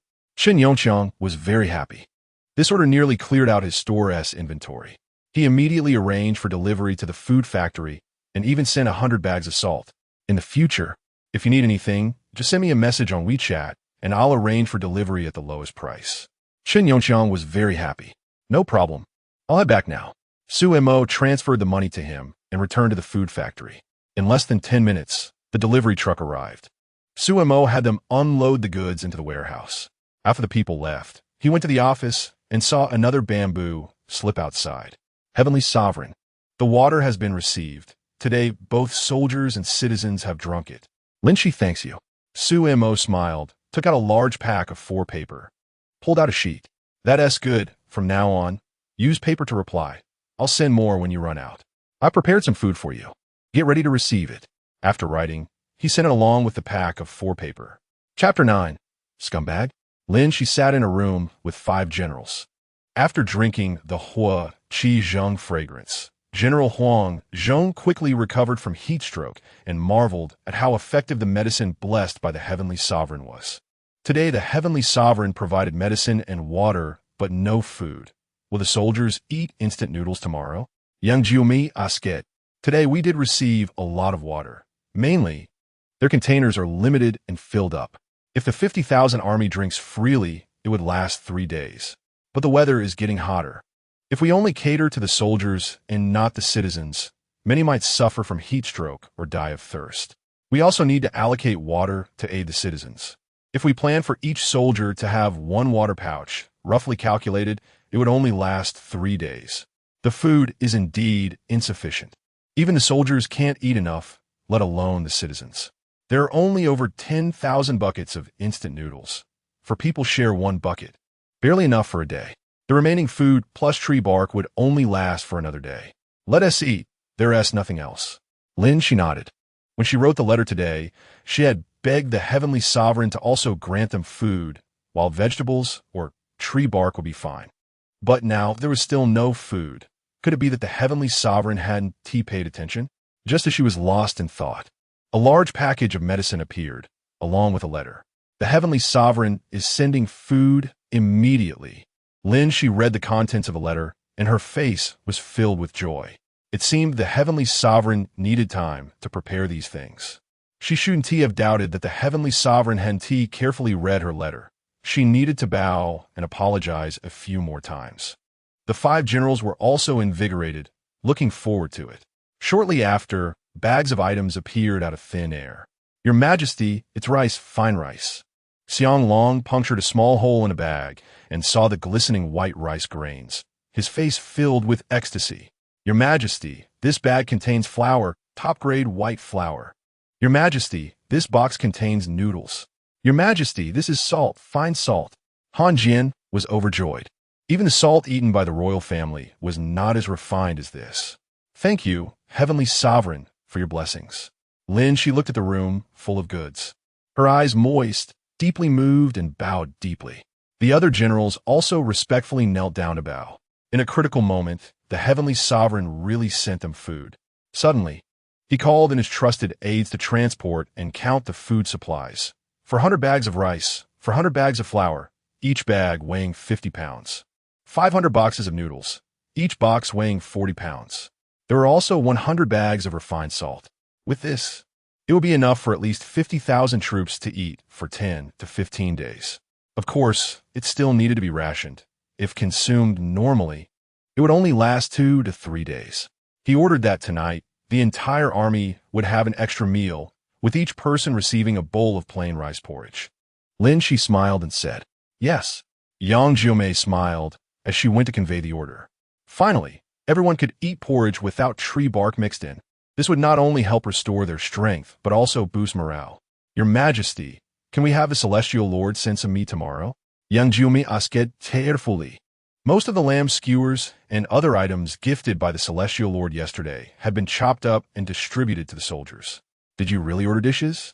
Lin, she shot her a glare. Your Majesty, I am sincere and won't let the Celestial Lord work in vain. Yang Jiumei pulled out a gold bracelet from her bosom and presented it. I have one too. Lu Mulan took out a gold chain embedded with gems. The 3 male generals, including Xiang Long, also took out a string of gold coins. They were all eager to have a good meal of meat, as they had been eating only thin porridge every day, leaving them physically weak. The food has been received, thanks to the Celestial Lord. Lin Xi is willing to serve the Celestial Lord for life. May the Celestial Lord bless our Great Xia. Now that the soldiers have not eaten meat for a long time, we request the Celestial Lord to grant us some meat. If it seems that Lin Xi is greedy, please do not blame her, Lin Xi said, putting the thank you letter and gold bracelet into a bag. Since you are so sincere, I'll send you meat tomorrow. You haven't had dinner yet, right? I will send it to you shortly. Is there anything you want to eat? Soon, she received a reply. Thank you, Celestial Lord. Anything to eat will do. Lin Xi sighed in relief upon seeing the reply. It was good that the Celestial Lord was not angry. The army would have meat to eat tomorrow. I forgot to ask you yesterday, can we drink cold drinks? Yes, but it probably won't be possible tomorrow. Lin Xi anticipated that the red tide would arrive tomorrow, which was indeed troublesome. After about half an hour, lunch boxes arrived, containing braised pork, beef jerky, fried shrimp, and fried chicken, along with 10 servings of rice and 10 cups of cold drinks. You and the generals eat well. Tomorrow I will send you some pork, beef, and lamb. Only after filling your stomach and regaining your spirits can you better face the enemy. Soon a letter arrived. Thank you, Celestial Lord. Lin Xi expressed her gratitude. Lin Xi was deeply moved. This time, she and the 5 generals had a hearty meal, feeling incredibly happy. During this great famine year, even before the barbarian nation attacked, she had never eaten so lavishly in the capital. Su Mo carefully stored the gold bracelet and other items, as they were quite valuable. The next morning, he first went to the vegetable wholesale market to buy 1,000 pounds of various vegetables. Then he bought 50,000 pounds of pork, lamb, and beef. Considering the hot weather, he thought that buying too much fresh meat wouldn't be feasible, so he only needed enough for the army to eat for one day. He then bought 2,000 boxes of ham sausages, canned meat, and other items which could last longer. The total cost for these items was around 300,000. After the goods were delivered to the warehouse, he sent them directly over. After writing to inquire how many female soldiers were currently in the military camp, he drove to the largest supermarket in the area. He stood in front of the sanitary napkin shelf, carefully examining the products. It was his first time choosing this item, and he realized there were day and night options. Hey, Sumo. Qin Mingyao happened to be shopping at the supermarket and saw him. However, when she noticed Su Mo was looking at sanitary napkins, she couldn't help but feel angry. Oh, it's you. Su Mo turned to glance at her. You. Do you have a girlfriend now? Qin Mingyao felt deceived. Yesterday, after the engagement was called off, she felt a twinge of guilt. But now it seemed Suemo had already been with another woman behind her back, even buying her sanitary napkins. That has nothing to do with you, right? Suemo said coldly. How can it not be related? We just annulled our engagement yesterday. You can't say you just got a girlfriend today. You must have cheated on me. Qin Mingyao's face turned red with anger. If you can't buy sanitary napkins for your girlfriend, then you must have already had relations with her. Believe what you want. Suemo was too lazy to explain to her. I thought you were a reliable guy. But it turns out you're a scumbag. Qin Mingyao was infuriated. Well, are you done? I have a question for you. Suemo picked up a pack and asked seriously, which brand do you think is good to use? And how many do you use in a day? You, shameless pervert. Qin Mingyao stormed off angrily. Chapter 10. The Celestial Lord is really considerate. Is this breaking down? Suemo shook his head. He was sincerely asking for advice. So how is that shameless? Seeing Qin Mingyao leave in anger, he felt quite helpless. Handsome, didn't you ask your girlfriend which brand she usually uses? A female store clerk asked with a smile. Although she secretly despised such scumbags, the customer is king. I don't have a girlfriend. Isn't there a war going on abroad? I want to buy some things to donate to the women over there, Suemo said. I want to buy 1,000 packs. There were over 200 female soldiers in Lin Xi's camp, which should be enough. If not, he could buy more. The store clerk felt a sense of respect upon hearing this. She thought, this young man doesn't look like a scumbag. It turns out he's very caring. Although the donated supplies were a bit unusual, they were indeed very good items for women. Handsome, these brands are all quite good. I'll call the supervisor to check how much stock we have. You want too many. The store clerk picked up her phone and called, confirming that the combined stock from various brands was just enough. Our supervisor said they were moved by your spirit and will deliver it free to your specified location. Limited to Yuhai City, the store clerk said. Please wait a moment. The supervisor has already arranged the goods. You can pay after they arrive. Great, thank you. Please deliver it to this address. Suemo added her on WeChat and sent her the address of the food factory. Not long after he returned, the goods arrived. Boss, this box contains 10 packs, a total of 100 boxes, 15,000 yuan, and there are various brands, the driver said with a smile after unloading the goods. Okay, thank you for your trouble. Suemo checked that everything was in order and transferred the money. After the driver left, he wrote a letter to Lin Xi, asking her to reply when there were no men around her. After waiting for a while, he received Lin Xi's reply, saying that only Yang Jiumei and Lu Mulan were by her side. The other 3 male generals were busy sending the beef and lamb to the military camp. Today, the army was going to have meat. Everyone was happier than during the New Year, and each person was immensely grateful to the Celestial Lord. The entire military camp was filled with a joyful atmosphere, with bursts of laughter and cheer. Your Majesty, what does this mean from the Celestial Lord? Is there something that men shouldn't see? Yang Jumei was somewhat puzzled. They had received the meat they requested, and the Celestial Lord had also sent vegetables, as well as some packaged meat like sausages. Your Majesty, I saw the writing on the packaging, and it says these packaged meats can last a year without spoiling. It's really impressive. I don't know. We'll just wait and see. Lin Xi was also curious and didn't know what the Celestial Lord was planning. She placed the bags in the hall and patiently waited. Moments later, a large number of boxes suddenly appeared out of thin air. Sophie, Hushabo, and 7 space sanitary napkins. What were these for? Lin Xi looked at the writing on the boxes, feeling confused. After opening a box and taking out a pack, she couldn't find specific usage instructions. She had no choice but to ask the Celestial Lord. Upon receiving the items, Suemo felt a bit overwhelmed. He didn't use these things himself, so he searched online and soon realized what they were for. He then printed out diagrams and other information, placed them in a bag, and sent them over. So this is how it works. The Celestial Lord is so considerate. By the way, the Celestial Lord drawing skills are really impressive, and the writing looks different from before. After receiving the illustration, Lu Mulan blushed and finally understood what it was for. You didn't come for the red tide today, so you can give it a try. If it works well, we won't need to use the plant ash anymore. Lin Xi also understood. She originally expected the red tide to come today, but it hasn't arrived yet. She didn't expect the Celestial Lord to grant them such an item. It was truly thoughtful. Oh, then I'll give it a try. Lu Mulan blushed, took a pack, and went to the side room. Lin Xi was still seriously looking at the illustration, thinking how amazing the Celestial Lord was for inventing such things. Your Majesty, the common people are already lining up for meat porridge. A female soldier came in and said. Seeing the extra boxes in the room, she wasn't surprised. It must have been granted by the Celestial Lord. Go tell Han Jian to manage the queue properly, ensuring everyone gets to eat, and also to prevent anyone from lining up multiple times, Lin Xi said. After receiving the meat, she decided to take out 10,000 pounds of meat, combine it with rice, and make meat porridge to distribute to the common people in Yen City. The soldiers, of course, would eat better than the commoners, each getting half a pound of meat, as they needed strength to be ready for battle at any time. Yes, the female soldier immediately went to notify them. Your Majesty, you say the Celestial Lord is so powerful. Why doesn't he just annihilate the barbarian army? Wouldn't it be better to strike them down with heavenly thunder? Yang Jumei asked in a low voice. I estimate the Celestial Lord has limitations as well, and he has his difficulties. Lin Xi couldn't answer that question. If it were that simple, soldiers wouldn't need to sacrifice themselves in battle. Perhaps, she said. What does the Celestial Lord look like? Is he an old man with a long white beard?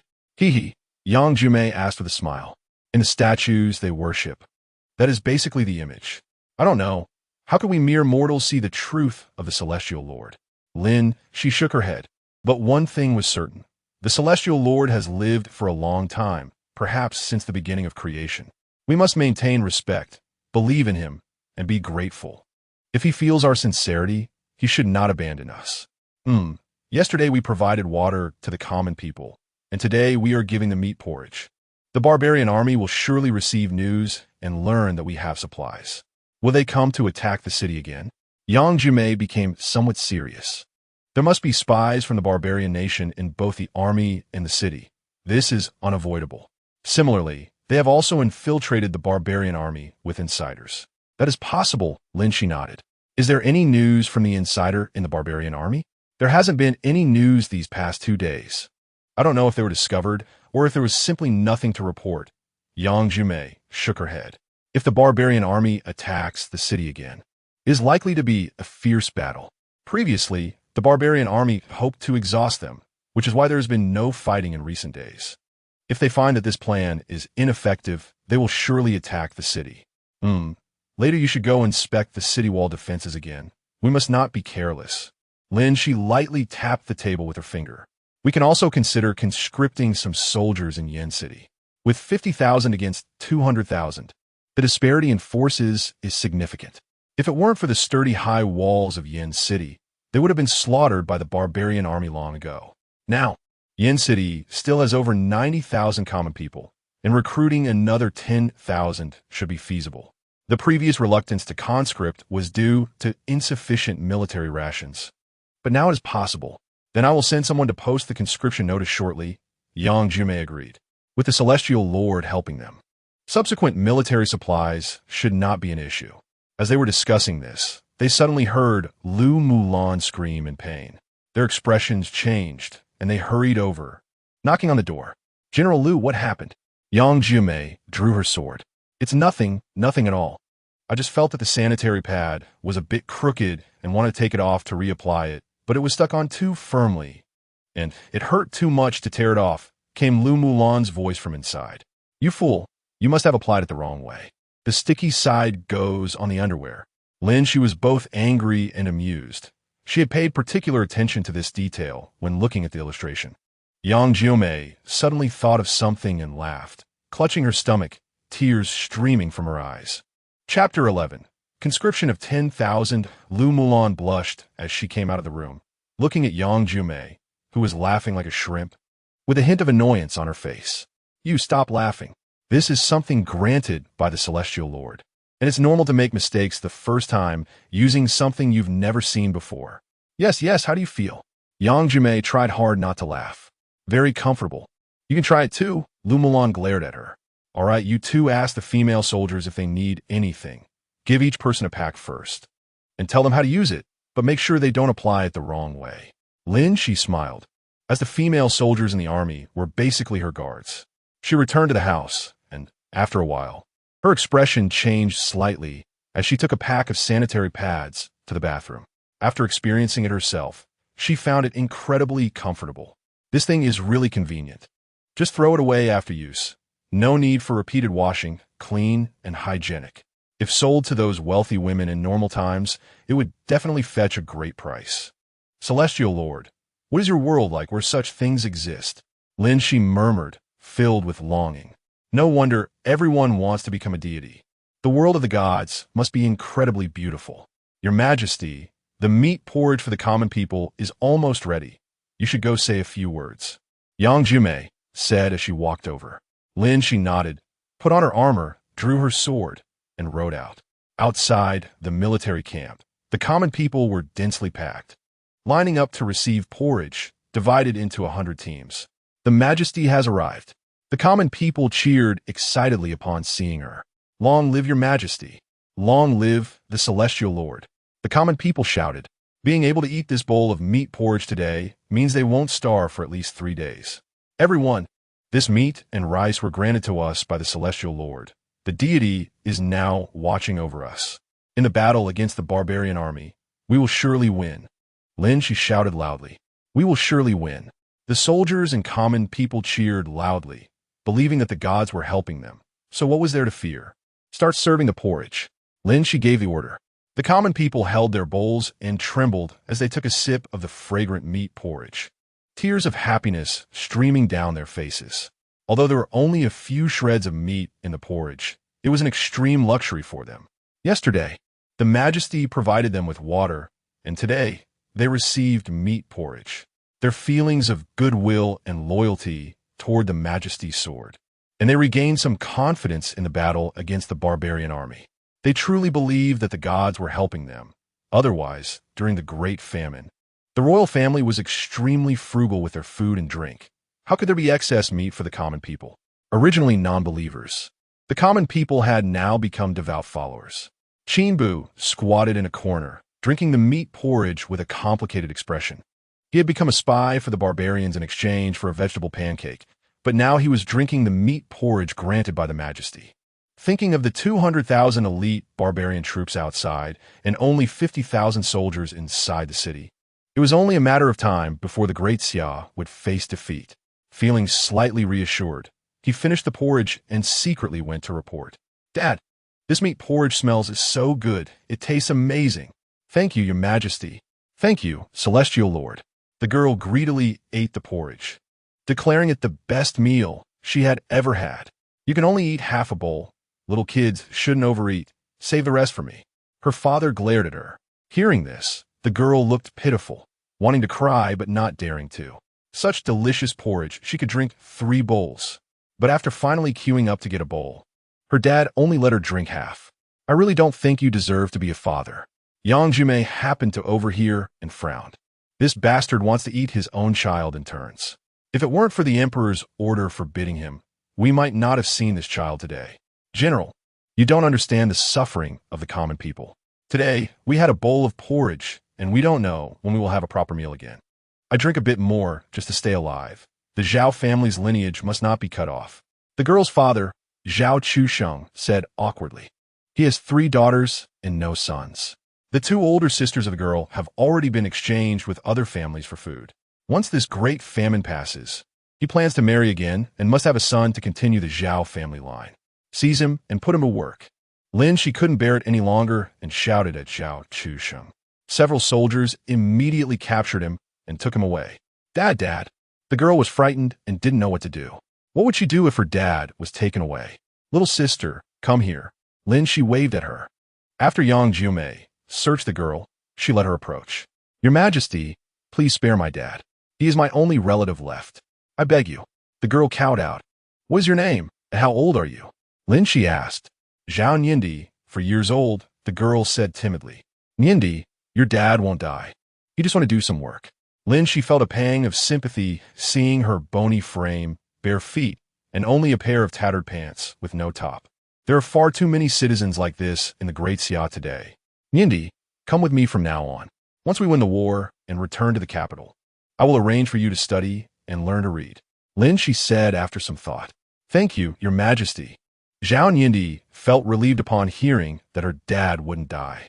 Being able to follow the emperor was a great honor. Your Majesty, if you need our help, just command us. A middle-aged man said after receiving meat porridge and taking a sip, overwhelmed by the meat's aroma. He wiped away tears, feeling it was so delicious. The emperor treats them so well, they should be grateful. Given the current drought and lack of work in the fields, being able to help the army with some labor is also good. Yes, after eating, we have strength.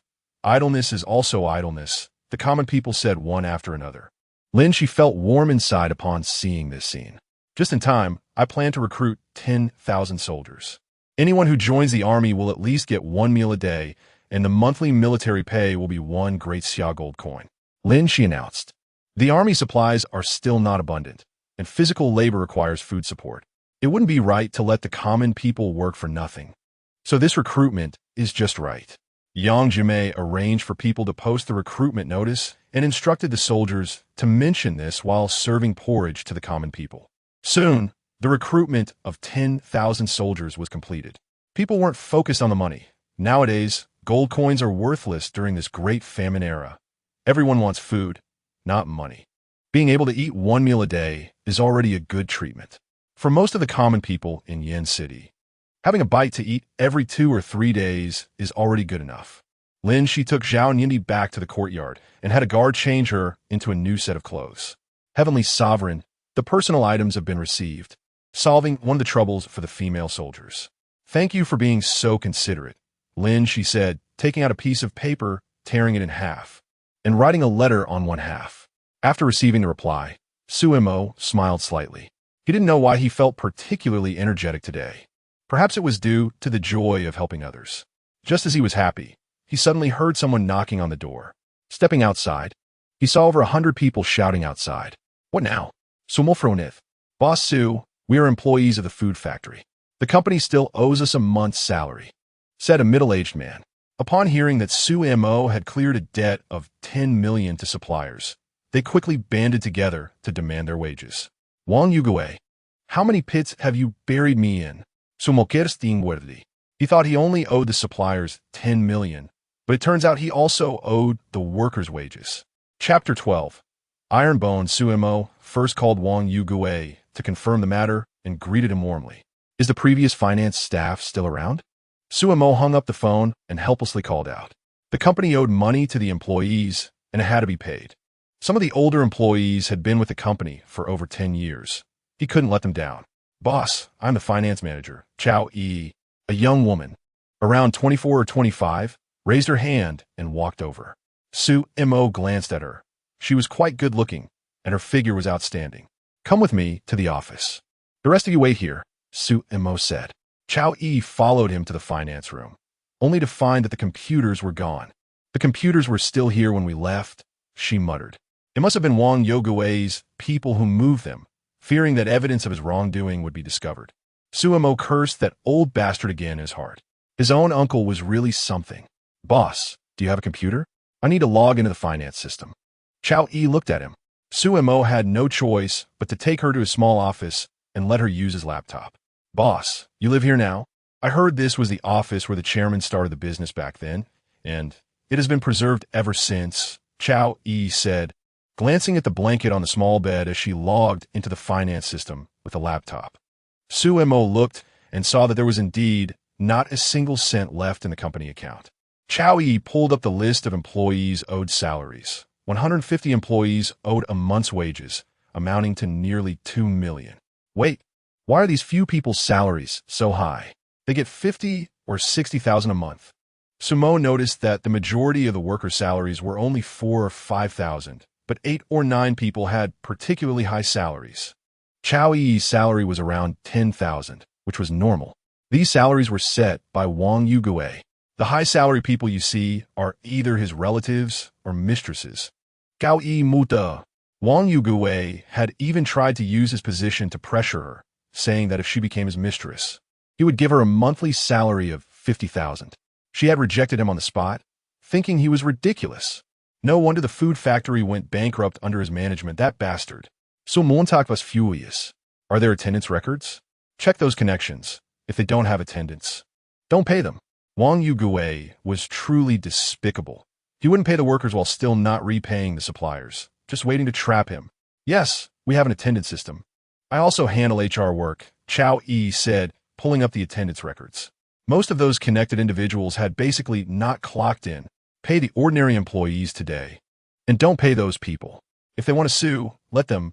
Su Mo transferred over $1 million from his personal account to the food factory's account, instructing Chow E to process the payroll. He stood beside Chow E, looking down at her fair, deep-set features and couldn't help but swallow hard. As expected, she lives up to her name, he thought. I'll go talk to the workers. You handle it. Su Mo took one last glance before stepping outside. Everyone, your salaries will be paid today. You can go back for now, Su Mo said. Boss, it's not that I don't trust you. But if we don't get our salaries today, we won't leave. This is blood and sweat money. We need it. A young man with yellow hair shouted while sitting under a tree. Xiao Su, we know you've been trapped by Wang Yugui, but the company is under your name, so we can only come to you, a middle-aged man said helplessly. They remembered how Su Mo's mother had never owed them a penny when she was around. During holidays, they even received bonuses and gifts. Since Wang Yugui took charge, he promoted some connections to middle and senior management, and he would try to exploit beautiful female employees, creating a toxic atmosphere. The holiday bonuses were gone, and salaries were delayed until the end of each month. As a result, the company went bankrupt, still owing them a month's salary, claiming that the money would be paid in a month, but it turned out to be a ploy to get it from Su Mo. Understood. I've already transferred the money to the company's account, and it should be disbursed to you soon, Su Mo said, nodding. Everything is the fault of that bastard Wang Yugui. The workers are also victims. Thank you, Xiao Su, you have it tough. If the food factory opens again one day and needs us, just let me know, and I'll come back, the uncle said slowly. He had worked at this food factory for more than 10 years and had developed feelings for it.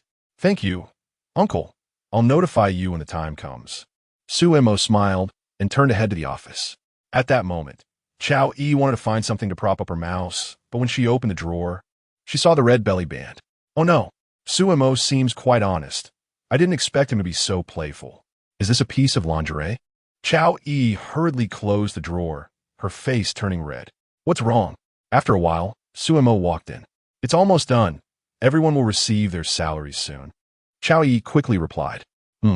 Thank you for your hard work. Su Mo nodded. Have you found a job? Not yet. There are a few companies that want me to go, but the pay is too low. I don't want to go. Chow E shook her head. The current employment situation is dire. It's too difficult to find a high-paying job. When the food factory reopens, I'll invite you back to continue as the financial supervisor. Somos maíz. Thank you, boss. Chow E politely expressed her gratitude. Boss, the salary has arrived. Just then, she received a text from the bank on her phone. Then you can head back, Su Mo said. Okay, if you need anything, just give me a call. Let's add each other on WeChat. Chow E took out her phone to add him on WeChat and then said goodbye. The workers outside the door also received their salaries, each of them smiling brightly before dispersing.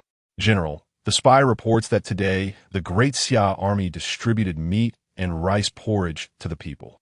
On a hillside 5 kilometers outside Yen City, a series of military tents were stationed. In the center, inside a huge military tent, sat a burly middle-aged man with a dark complexion, drinking wine. His hair was braided and draped over his back. This man was none other than the commander of the barbarian army, Wu Tiego. Yesterday we gave water, today we grant porridge, and it's meat and rice porridge. Where did the Great Xia army get the meat? Wu Tiego frowned, scanning the crowd.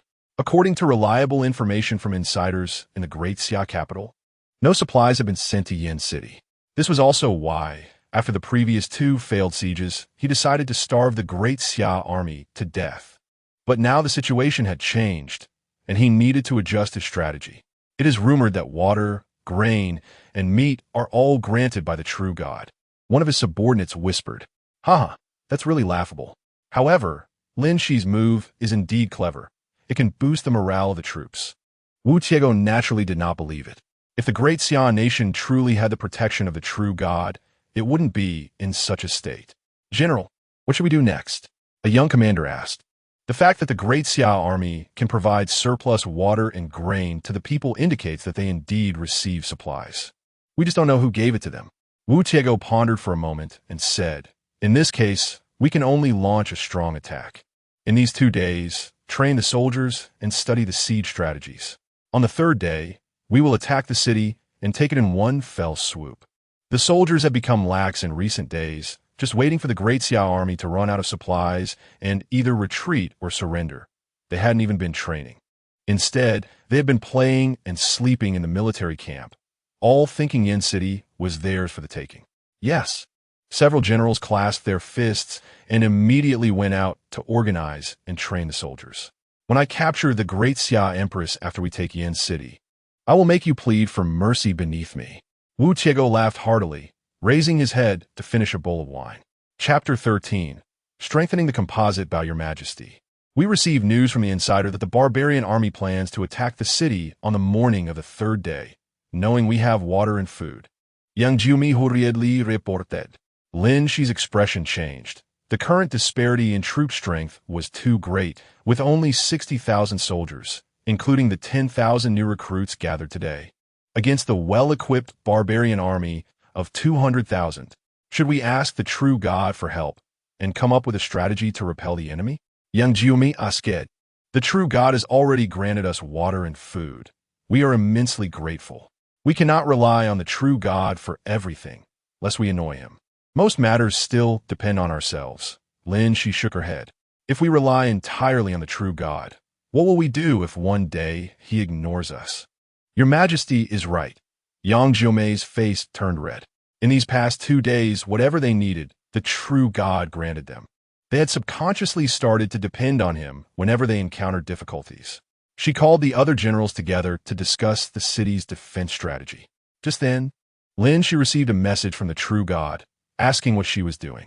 I am discussing with 5 generals how to defend the city.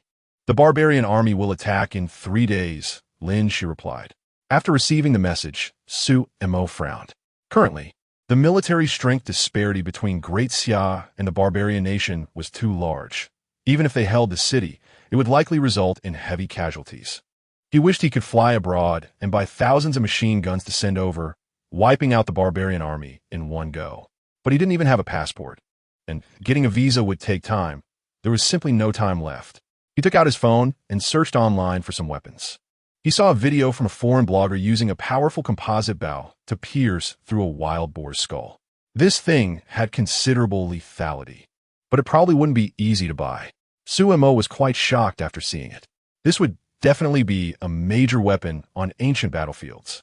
Ordinary armor would not be able to withstand it. He checked various shopping platforms, but most were for competitive use, not the kind he wanted.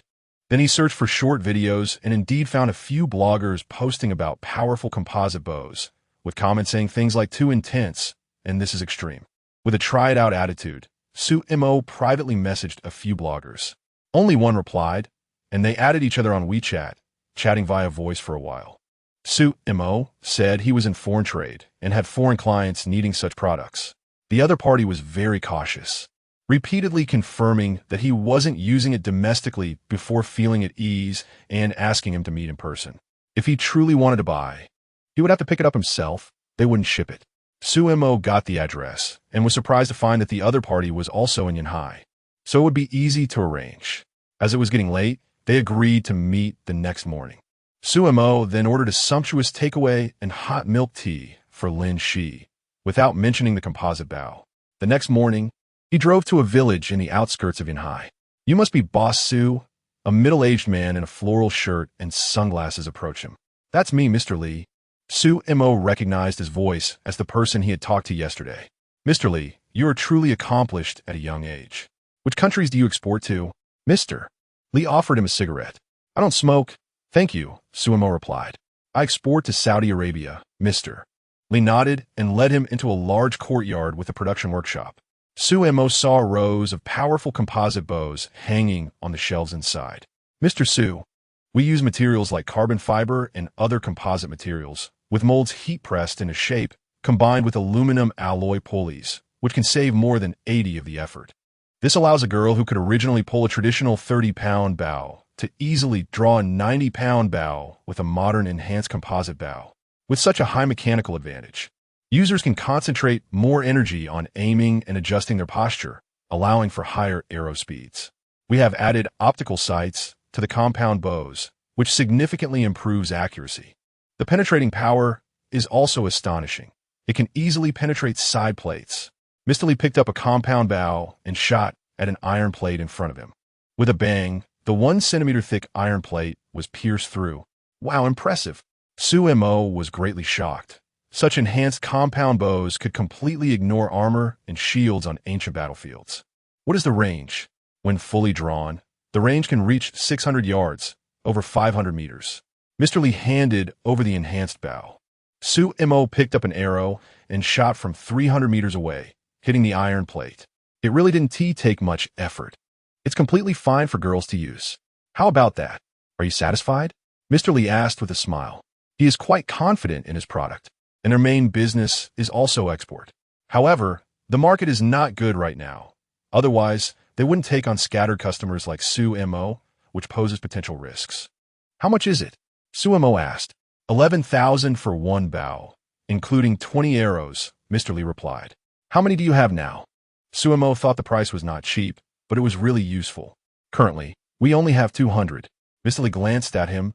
If Mr. Su takes them all, I'll give you an additional 600 arrows. If I take them all, I won't have enough space in my car for so many things. I'll have to trouble Mr. Li to find a car to deliver them to my company's warehouse. Su Mo said, no problem. Free delivery and unloading. Mr. Li was also very happy to see that Su Mo didn't negotiate on the price. Hearing that he has a company made him feel more at ease. It should not be a random venture. If it were just 1 bow, there's a chance it could be used for bad deeds.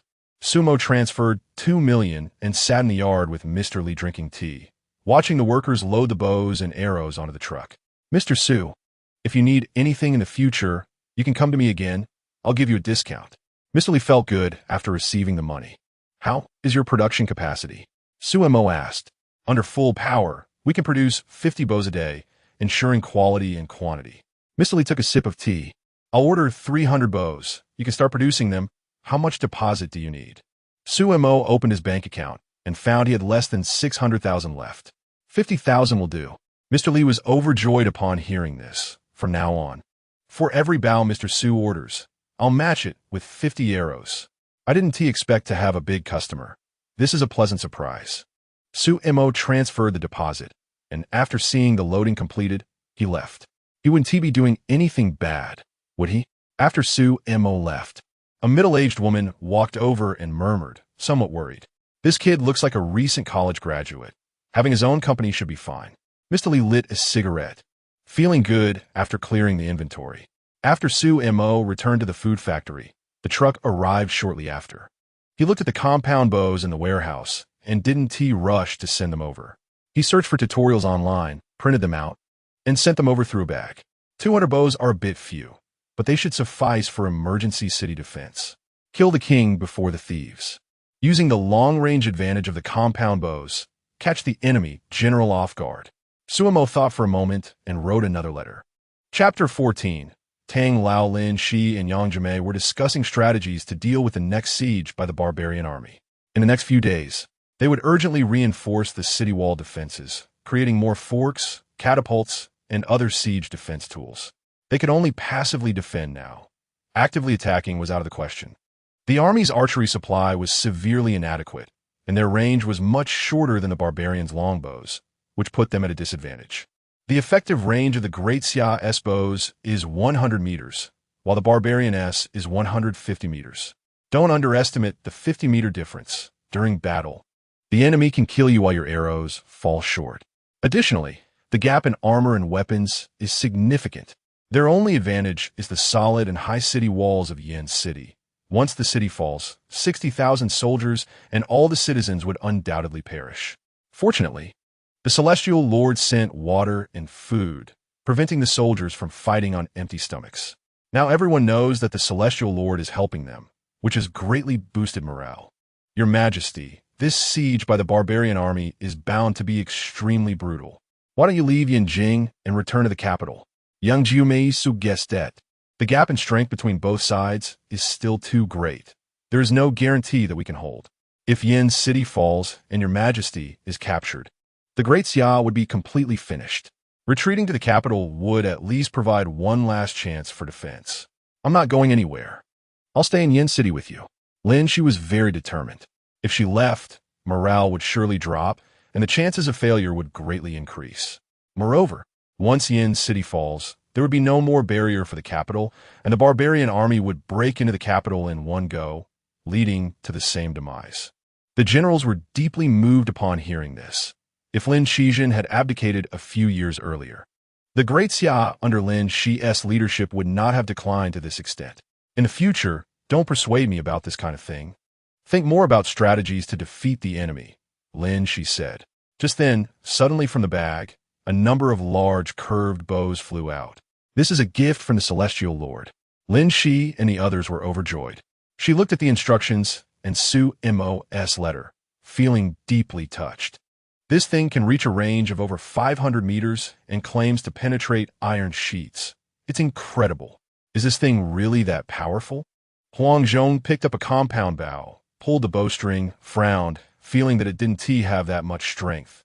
The things gifted by the Celestial Lord must be extraordinary. Let us give a try.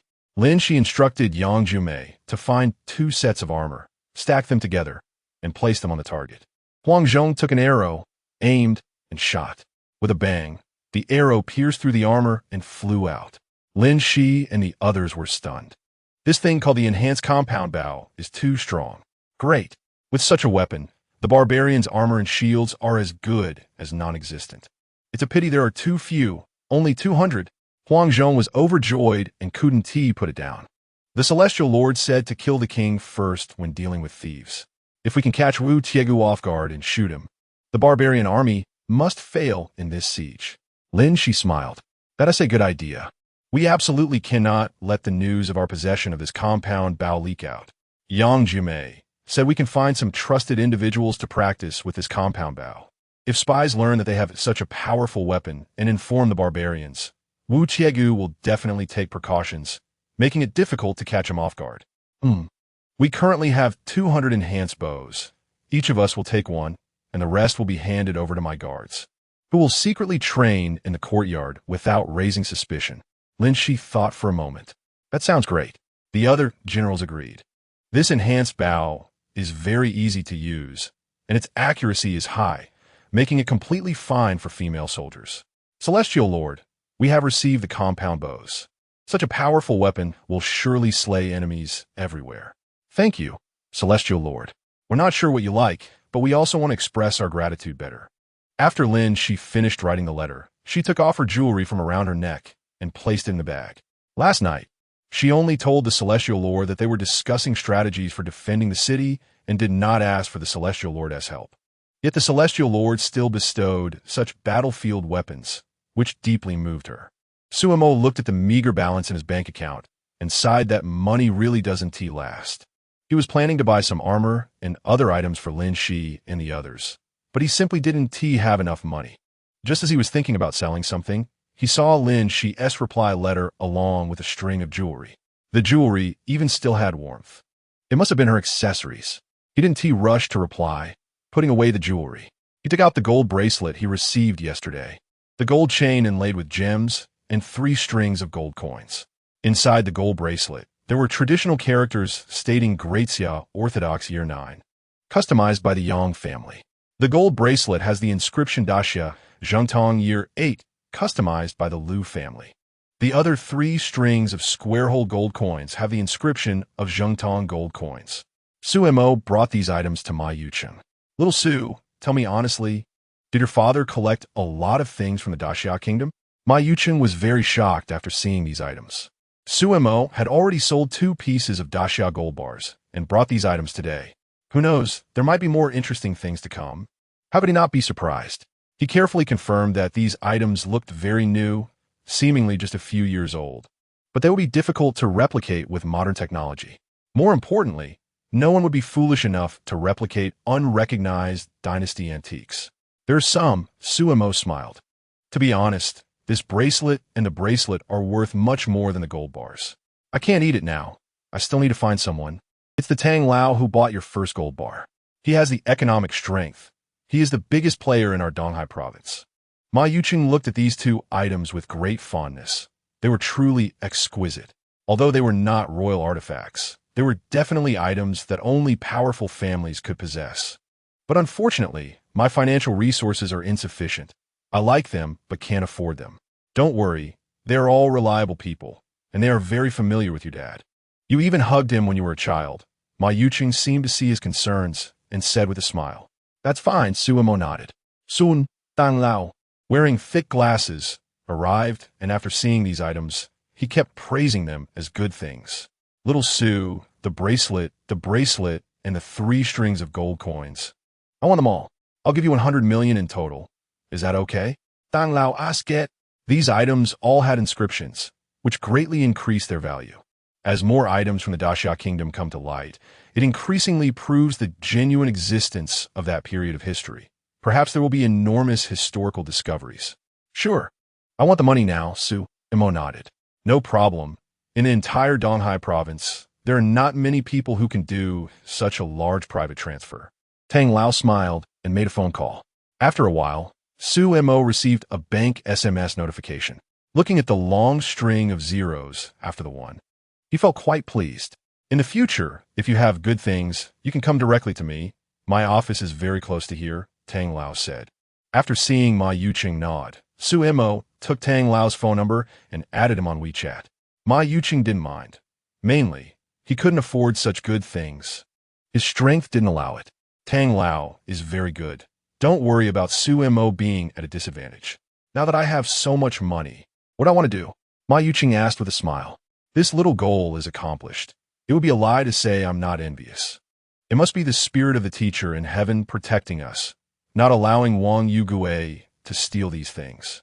He has always firmly believed that these items were left by Su Mo's father. I haven't figured it out yet. Maybe do more good deeds. Su Mo calculated in his heart. This money would equip 60,000 soldiers, but it was probably still not enough. Chapter 15. Protective Equipment. Tang Lao returned to his office and locked the door carefully. After taking out the gold bracelet, and the gold coins, he examined them repeatedly. He opened the safe and took out a yellowed book. There's only this book that records the history of the Daxia Kingdom, but even now, I still don't understand why the paper of the book should be ancient while the characters are in simplified Chinese. Tang Lao frowned, flipping through the simplified characters on it. It is precisely because it is in simplified characters that many people believe this book is a fabrication by modern people. Back in the day, he and Sumo's father accidentally discovered this book and bought it back at a very low price. The two studied it carefully and confirmed that the book was indeed ancient. As for why it was in simplified characters, no one could explain. According to the timeline of the Daxia Kingdom, simplified characters had not yet appeared, which was the most contradictory part. The antiques from the Daxia Kingdom that Su Mo sold all had traditional characters, but they could verify that what was said in the book was true. This book mentions several generals alongside Empress Lin Xi, like General Yang Jumei, General Lu Mulan, etc. Could this bracelet and the bracelet belong to their families? Tang Lao's eyes lit up, becoming somewhat excited. Su Long, how many good things have you hidden from me? Tang Lao's expression then dimmed a bit. Su Mo's father, Su Long, was a genius in the history field and also his good friend, but unfortunately he passed away young. Su Long had never shown him anything from the Daxia Kingdom. Now, Su Mo should be forced by life to gradually sell so many items. Ah, what a pitiful child. But the money today is enough for him to live well. Tang Lao sighed lightly. After leaving Ma Yucheng, Su Mo did not go directly back to the food factory. He saw online that there were businesses in Yunhai selling defensive equipment, including bulletproof vests and helmets, etc. He called one, got the address, and drove for more than half an hour to arrive. This company is in Yunhai High-Tech Zone, with its own factory and office building, a separate park, with Yunhai Intelligent Protective Gear Technology Company, Limited written at the entrance. Su Mo arrived at the gate and made a phone call. A young woman came out to greet him. The woman was in her early 20s, had exquisite makeup, and sported short hair, looking very capable. Hello, Mr. Su. I am Fan Kuei. The woman warmly shook Su Mo's hand. Knowing from the previous call that he was making a large-scale purchase, she personally came to welcome him. Manager Fong, take me to see your products. Su Mo got straight to the point. Fong Wei nodded and led him to the production workshop. We mainly produce bulletproof vests, bulletproof helmets, and various protective gear. Our clients are mainly from Europe, America, Southeast Asia, the Middle East, and South America, Feng Wei said with a smile. I wonder which clients Mr. Su is serving this time? Is it convenient to say? The Middle East, Su Mo replied. Understood. You can take a look at our latest bulletproof vest. It uses all new materials, much thinner than ordinary bulletproof vests, comparable to regular clothing, but its effectiveness is doubled. The middle layer contains a new type of soft armor piece that is as soft as fabric, replacing traditional steel plates or ceramic plates. It can not only stop bullets, but also protect against arrows and swords. This is our new development, unique in the world. And here is this bulletproof helmet. The front visor can be removed, and it is also bulletproof, providing comprehensive protection. We have various colors, and we also support customization. But the price will be a bit higher, Feng Wei introduced, and they even conducted a product test on the spot. If Mr. Su purchases more than 2,000 sets, we will give you the biggest discount. A set of bulletproof vest and helmet combined is 3,000 yuan. Su Mo was very satisfied with the protective results and ordered 5,000 sets of bulletproof vests and 5,000 helmets, as that was all the stock they had. He also bought a full set of the latest technology protective gear for Lin Xi, protecting down to the toes, but her entire set of equipment cost over $1 million. He noticed there were bulletproof shields that were very lightweight, but the defensive effect was excellent, priced at 500 yuan each, and he ordered all 20,000 sets in stock. Adding it all up, it cost more than 26 million yuan. Mr. Su, it is truly a pleasure to cooperate with you. The products are being loaded onto the truck. Feng Wei was very excited. Such a large order was completed so quickly, clearing their inventory. Doing business with such a person was really refreshing. They didn't even have a meal together. Thank you. Su Mo accepted and glanced at the distant warehouse, where large boxes were labeled with medical alcohol. I see it says alcohol. What are you using it for? Oh, this? A couple of years ago during the flu pandemic, our factory purchased alcohol for disinfection. At that time, we even found connections to buy 500 large boxes at high price, but now there's still more than 300 boxes left. Feng Wei smiled bitterly. Now the price of alcohol is much lower than when they bought it. Even turning it over feels too expensive, so it's just sitting there. I'll take it at 10 yuan a liter, Su Mo said. Feng Wei hesitated for a moment. It wasn't really about the price. It was just that why would he suddenly buy so much alcohol? With a new flu virus discovered in Africa, I think the price of medical alcohol will rise. So I'm planning to stock up for future export. Su Mo noticed her concern. I see, no problem. A total of 350 boxes, each containing 100 liters. Divided into 10 bottles, totaling 35,000 liters will be delivered to you. Upon hearing this, Feng Wei felt relieved and agreed to the deal. It's important to maintain a good relationship with a big client like Su Mo nowadays. There aren't many big bosses who pay in full so generously. Su Mo didn't stand on ceremony and thanked her. All goods will arrive at your food factory in about an hour. Feng Wei arranged for a separate vehicle to deliver the alcohol. Su Mo nodded and drove back. Upon arriving at the food factory, he went to the warehouse and found rows of boxes. When he opened them, he found empty glass bottles about the size of beer bottles. These were originally meant for fruit wine, but since the product performed poorly, they had been left unused. Judging by sight, there were about 30,000 of them. Pouring the alcohol into the bottles, stuffing the tops with cotton, and lighting them up would turn them into Molotov cocktails, which could be very convenient for defending the city. Su Mo thought of this when he saw the alcohol at Feng Wei's place. However, whether it would work or not would only be known once the alcohol arrived for testing. Soon, the bulletproof vests, helmets, shields, and alcohol were delivered and stacked in the warehouse. Su Mo took a bottle of alcohol out, poured it into a glass bottle, stuffed it tightly with cotton, leaving a bit exposed. Then he used a lighter to ignite the cotton and threw the bottle toward the prepared pile of wood. Bang! The bottle smashed on the ground and immediately exploded, igniting the wood. Effective, very good. Su Mo picked up a fire extinguisher and put out the fire. Back in the warehouse, aside from the alcohol, he sent the bulletproof vests and other items over first. Lin Xi, these are all protective gear for you and the soldiers. They provide better defense than your armor. The last set I send over is prepared just for you. You asked what kind of things I like. As long as it shows your sincerity, I'm interested in more artistic items, such as various sculptures, ornaments, collectibles, or top-quality inkstones, etc. Suemo thought for a moment and wrote a letter. Chapter 16. Molotov cocktail. Lin Xi was stunned looking at the room full of items. She saw the instructions, and these items were called bulletproof vests, bulletproof helmets, and bulletproof shields. Is this soft armor? Xianglong touched the bulletproof vest, which felt like fabric. There was no iron.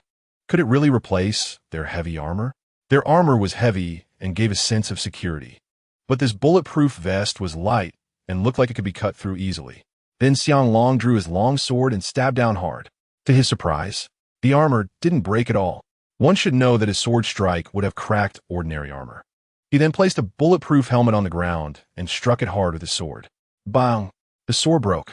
Lin Xi and the generals widened their eyes in disbelief. The defensive capability was too good. The items granted by the deity were indeed miraculous. Xianglong was stunned for a moment, threw the broken sword aside, and sincerely praised the gear, completely convinced. His treasured sword was forged from fine iron by a master from the Great Xia, extremely sharp. Yet it left no mark on the armor at all. Let me try it on. Yang Jiumei put on a bulletproof vest and a helmet. Xianglong took a bow and shot an arrow at her from 10 meters away, using 30% of his strength. The arrow hit the vest and fell down. Did you not eat? I didn't feel any force at all. Yang Jiumei hu fed. General Yang, I'm afraid too much strength would hurt you. Xianglong chuckled lightly. It's fine. Try using 80% strength. Yang Jiumei now felt inexplicably confident in the items granted by the deity. Xianglong nodded and pulled back the bow again to shoot. With a bang, the arrow hit the vest. Is this 80% strength?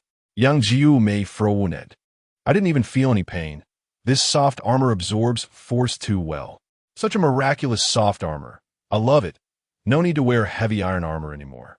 Upon hearing this, Xianglong used all his strength to shoot an arrow. This time he felt a bit of sensation, just a little pain. Yang Jiumei happily took off the helmet and vest, praising the good items. Let's try this shield. It feels a bit light and not very solid. Huangzhong took out his longbow, standing 3 meters away, pulled the string, and shot. Bang! The arrow hit the shield and fell. The shield was completely unharmed. How about trying the composite bow granted by the deity? Yang Jiumei suggested with a smile. Let's see which is more powerful, the bow or the shield. The composite bow could easily penetrate 2 stacked armors. This shield probably couldn't withstand it. Then let's give it a try. Lin Xi was also curious. Xianglong took out the composite bow, aimed at the shield, and shot. Bang! The arrow struck the shield, with the tip embedding slightly but not penetrating. This shield is strong. We won't have to fear the barbarian army's rain of arrows anymore. Lu Mulan exclaimed sincerely. With an additional 5,000 sets of bulletproof vests and helmets, the success rate of defending the city greatly increased. If every soldier in the army were equipped with this gear, they would dare to open the gates and fight. After all, these protective gear had excellent defensive capabilities and could completely relax their defenses to fight with all their might. The items granted by the deity for the battlefield must not fall into the hands of the barbarian army. Lin Xi suddenly said. These equipments are far ahead, too advanced for their world. Before the battle, the barbarian army must not be allowed to know. Otherwise, they would definitely take precautions. Select trustworthy soldiers in the army to serve as defenders of the city. Distribute these items and train them separately for the next 2 days without contact with other soldiers. Lin Xi thought for a moment. Since they wanted to catch the enemy off guard, they had to prevent any spies in the army from leaking information. At the same time, strengthen the management of the soldiers. If anyone is found sneaking out of the camp, they will face military law. By the way, the deity mentioned in the letter that he was interested in more artistic things, such as sculptures, ornaments, collectibles, or top-quality inkstones, etc. Lin Xi changed the topic. Since the deity has granted us so many good items, we should also return the favor.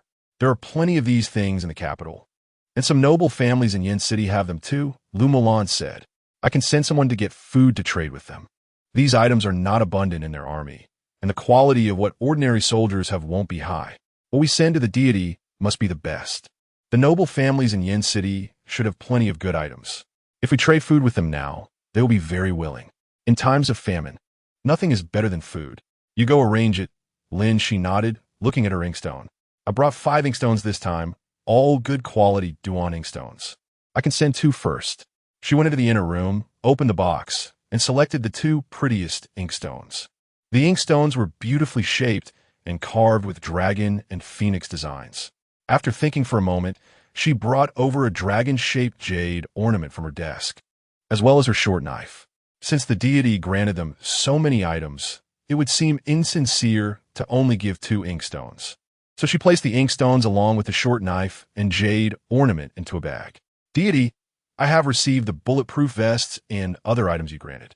With these items, the probability of successfully defending the city has greatly increased, and the entire army is grateful for your gifts. Here, as a small token of appreciation. I hope you like it. Lin Xi finished the letter and placed it inside. Suemo stood in front of the glass bottles and called the supplier, Mr. Gong. Mr. Gong, you're talking about the fruit wine bottles, 500 milliliters, the small mouth type, right? Last time you bought over 30,000 bottles, oh. I know which ones you're referring to. There's still 50,000 in stock. If you want them, it's 50 cents each. Mr. Gong, receiving Sumo's call, sighed in relief that he hadn't said anything unpleasant when he went to the food factory to ask for money a few days ago. Otherwise, there would have been no opportunity for further cooperation. He had been holding on to this stock for a long time, so it was best to clear it out at a low price. Suemo told him he wanted all of them, hung up the phone, and added Mr. Gong on WeChat. He got the account number and transferred the money over. He then searched online for local sellers of cotton and ordered 500 pounds. Also for making Molotov cocktails. With so much cotton, they wouldn't use it all. When the weather got colder, Lin Xi and the others could also make quilts. Suemo quickly received Lin Xi's return gift and a letter. He held a short knife, the sheath carved with a phoenix pattern and inlaid with 9 gemstones of various colors. The handle was engraved with the words Phoenix Crown Empress. With a swish, Suemo drew the knife, which glinted coldly. The Phoenix Crown Empress refers to Lin Xi, right? Suemo smiled and sheathed the knife. Just the 9 gemstones on the sheath were worth a fortune. This knife was priceless. He then looked at the carved jade ornament and inkstone, all royal items. He placed these things in the office safe, feeling a bit more at ease. An hour later, the glass bottles and cotton arrived in succession and were unloaded into the warehouse. Suemo patted the bag and sent these along with the alcohol. Lin Xi, this is the process for making Molotov cocktails. If used properly, they can burn enemy siege ladders and siege vehicles. Also, if you can't use the alcohol, make sure to store it in a dark place to prevent fire and explosion. Alcohol also has disinfecting and sterilizing properties. Suemo wrote a letter with careful instructions, printed the process for making and using Molotov cocktails, and sent everything to Lin Xi. Chapter 17. Water seller Lin Xi received the glass bottles, cotton, alcohol, and other items. Her first reaction was that she didn't know what these things were for. After carefully reading Sumo's instructions, she realized they were materials for making Molotov cocktails. She had someone try making a few Molotov cocktails, and after testing, the results were excellent. She immediately arranged for people to secretly produce them and classified the matter as confidential, forbidding anyone from leaking information. With the Molotov cocktails, their success rate greatly increased. Your Majesty, the Wu Tiegu faction is shouting outside the city, and their words are quite unpleasant. A guard came to report, his face filled with anger. They said they want your Majesty to become a concubine for Wu Tiegu, and that we should surrender the city. They would spare us and promised not to slaughter the city, the guard said cautiously. Impudent! How dare they disrespect your Majesty? Wu Tiegu deserves to be cut into 1,000 pieces. Young Jiumi exclaimed angrily. The other generals also wore expressions of rage. How dare the barbarian army insult them like this? Don't be angry. Wu Tiegu is deliberately trying to provoke us and shake our morale. Lin Xi said with a light laugh. We just need to prepare for the city's defense. There's no need to respond. They needed to quickly get their preparations in order. As for how the barbarian army provoked and insulted them, let them be. Wu Tiegu's actions also indicated that the barbarian army's preparations for the siege were not yet complete. Otherwise, they would have directly attacked the city. Upon hearing this, the guard immediately returned to convey the orders. Your Majesty, could we ask the Heavenly Lord to send some water tomorrow? The great battle is about to commence, and we need to ensure the soldiers are well fed and hydrated. Yang Jiumei said softly. The food was enough for a few days, but water was being consumed too quickly. The weather was getting hotter, and the soldiers were drinking more water every day, with a lot evaporating as well. Their water storage was limited, even though the Heavenly Lord always provided ample water. Not much could be stored. Additionally, they still needed to allocate some water for the civilians, which led to a further shortage of water. Today, the soldiers traded food for over a dozen ornaments and playthings, some made of spirit jade, some of exquisite golden silk namu, and yellow rosewood and agarwood. And they also received 2 beautiful pieces of porcelain, 2 vases. Lu Milan brought over a large wooden box containing items exchanged with the prominent families of Yinqing today. They only exchanged for high-quality items, not ordinary ones. All right, I'm writing a letter now to request water from the Heavenly Lord. Lin Xi looked at these items. They were indeed elegant, beautifully crafted, and graceful in shape. Especially the 2 vases, their exquisite quality was on par with royal porcelain. Heavenly Lord, the materials for the Molotov cocktails have been received, and we have urgently dispatched people to produce them. With such a divine tool, it will be of great assistance to us. Lin Xi dares to request that the Heavenly Lord grant water tomorrow, so the soldiers can be well fed and hydrated before going into battle. After finishing the letter, she placed all these items in a bag and bowed sincerely once more. Su Mo received the reply and the return gifts, and his eyes lit up at the sight of the 2 vases. Each vase was about 30 centimeters tall and seemed to be for flower arrangements. One was a blue and white fishtail vase with floral and bird patterns, and the other was a blue and white olive vase with peach and bat patterns. Both had traditional characters indicating the period at the bottom. The shapes were beautiful, elegant, and the painting was exquisite. These 2 blue and white vases are stunning. Good items, they're no less than national treasures in the Forbidden City. Su Mo admired them repeatedly, very fond of them. Once he helped Lin Xi and the others get through this siege crisis, he might consider opening an antique shop. After all, the items in the future would only increase, and Elder Tang couldn't possibly take them all. Just these 2 blue and white porcelain vases were likely worth a fortune. Lin Xi, I have received your heartfelt gift and love it very much. Tomorrow, I will buy some water storage devices for you and then fill them with water. After putting everything away, Su Mo replied to Lin Xi. He then called a high-end restaurant and ordered some lavish dishes. He saw a news report today about someone asking a delivery driver to take him to a clean takeout restaurant, but the driver couldn't think of any clean places. Food safety remains a long way to go. Now that he had money, treating himself and the Empress to better food was reasonable. Big brother, are you really going to eat all this by yourself? Since Su Mo ordered over 3,000 yuan worth of food and the distance wasn't far, the restaurant sent 2 waiters to personally deliver it. Well, I'm an eating broadcaster, Su Mo replied casually, not wanting to explain too much. Oh, that makes sense. A young female waiter looked enlightened as she carefully placed the food on the large conference table. With the food factory closed, becoming a food blogger was also a viable path. But with so many rare mountain delicacies he ordered, could he really finish them? She didn't say anything more, deciding not to worry unnecessarily. After all, the cost of this meal was nearly her monthly salary. After they left, Su Mo kept 2 dishes and 1 box of rice for himself, sending the rest to Lin Xi. The next morning, he drove to the entrance of the factory. Boss, I saw online that you sell 10-ton water storage tanks, so I came to take a look. Su Mo explained his intention. Welcome. The middle-aged boss, wearing a white shirt, pointed to a super large plastic water tank in the yard. This is the 10-ton water storage tank, also known as a water tower. Su Mo looked up. The water tank was about 3 meters tall, with a bottom diameter of over 2 meters, larger than he had imagined. Is this material suitable for storing drinking water? Su Mo was a bit concerned, as there was a strong plastic smell in the factory. This is used for storing rainwater and irrigation water. Don't use this for drinking water. It's cheaper. If you want to store drinking water, we have food-grade materials, but they are more expensive. A 10-ton capacity costs 10,000, with no off flavors.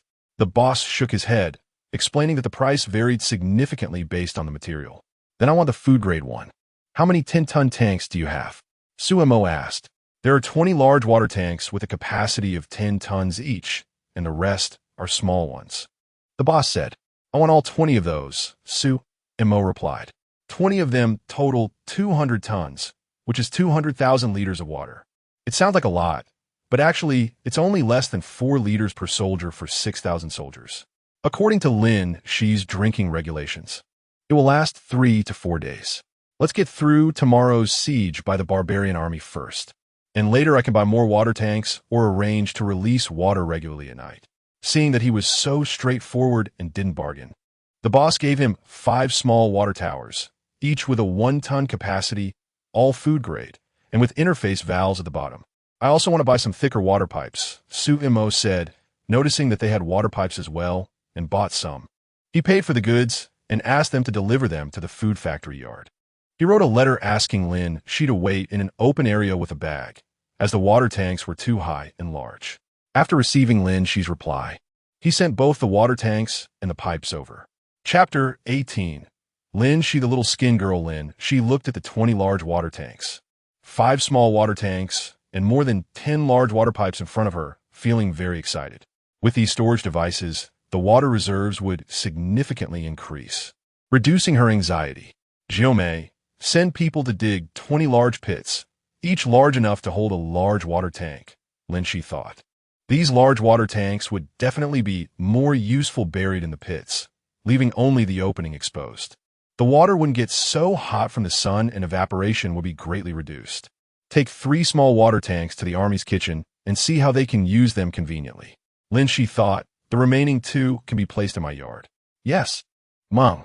Yang Jiomei dispatched 5,000 people to dig the pits, and they worked efficiently. Soon, all 20 large pits were dug, the water tanks were placed inside. The soil was backfilled, leaving only the openings. Several generals directed the water pipes from Lin Xi's yard to the locations of these water tanks in the army camp.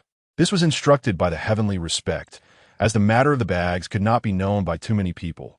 Otherwise, it could be dangerous, and someone might risk their life to snatch the bags. Lin Xi placed the bags next to the water basin and messaged Su-Mo that they were ready.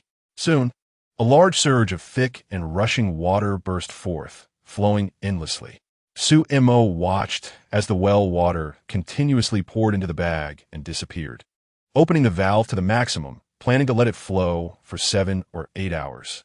He initially thought about placing the water tank in the river and directly transporting it after filling it up to save time. However, thinking about some unscrupulous companies secretly discharging sewage into the river and people littering, it would be bad if the soldiers drank the river water and got diarrhea. He ultimately decided to use well water, which felt safer to drink. He locked the main door, activated the surveillance at the entrance, and connected it to his phone so he would know if anyone came. He changed the door lock yesterday and hung a sign saying to call if he was out. Thinking that the debts of the food factory had been paid off, no one should come anymore. Besides, the well was in the backyard and there was an iron gate, so it should be fine. After finishing these tasks, he drove away. The barbarian army was going to attack the city tomorrow morning, and he planned to buy some meat and vegetables to send over so the soldiers could have a hearty meal, giving them more energy and strength to fight. He drove to the largest meat market in Yanhai and bought 50,000 jin of beef and lamb. He also bought many canned meats, ham sausages, 5,000 boxes of rotisserie chicken, and roasted goose. Then he went to a nearby market and bought 50,000 jin of steamed buns and flatbreads. All these items cost over 4 million. He arranged the delivery time with the seller for 4 p.m. in the afternoon, delaying the delivery for now. Otherwise, some chilled meat left out for half a day would spoil. He then drove to find my Yucheng. You want to open an antique shop? No problem. As long as you have good items, you won't have to worry about selling, my Yucheng said, expressing support when he heard Sumo's plan. The antiques Su-Mo had brought before were all top-quality items. Last time, he sold for 100 million, so it seemed he was planning to start business. I want to choose a shop located 1 kilometer east of the food factory. There's a storefront that hasn't been sold yet, 2 stories, about 300 square meters, selling for just over 10 million. Su-Mo explained, noting that there was a police station across the street, which made it safe. Sure, the location of a high-end antique store isn't that important. The quality of the items is what matters, my Yucheng nodded. Seeing that Su-Mo wanted to focus on high-end antiques rather than volume sales, the The location and foot traffic weren't key factors. Having a police station across the street was indeed a safety advantage since they were doing legitimate business.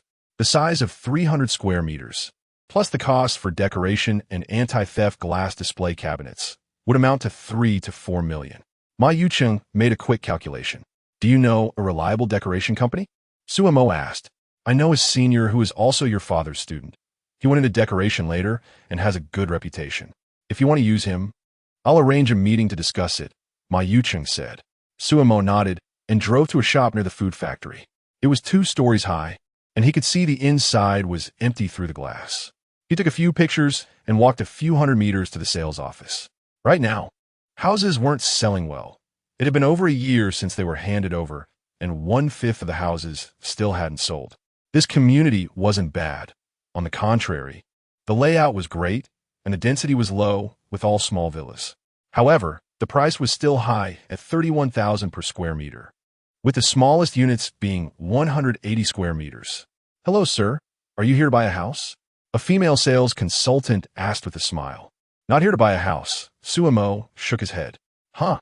The female sales consultant was taken aback. What are you doing here if you're not buying? Just using the restroom?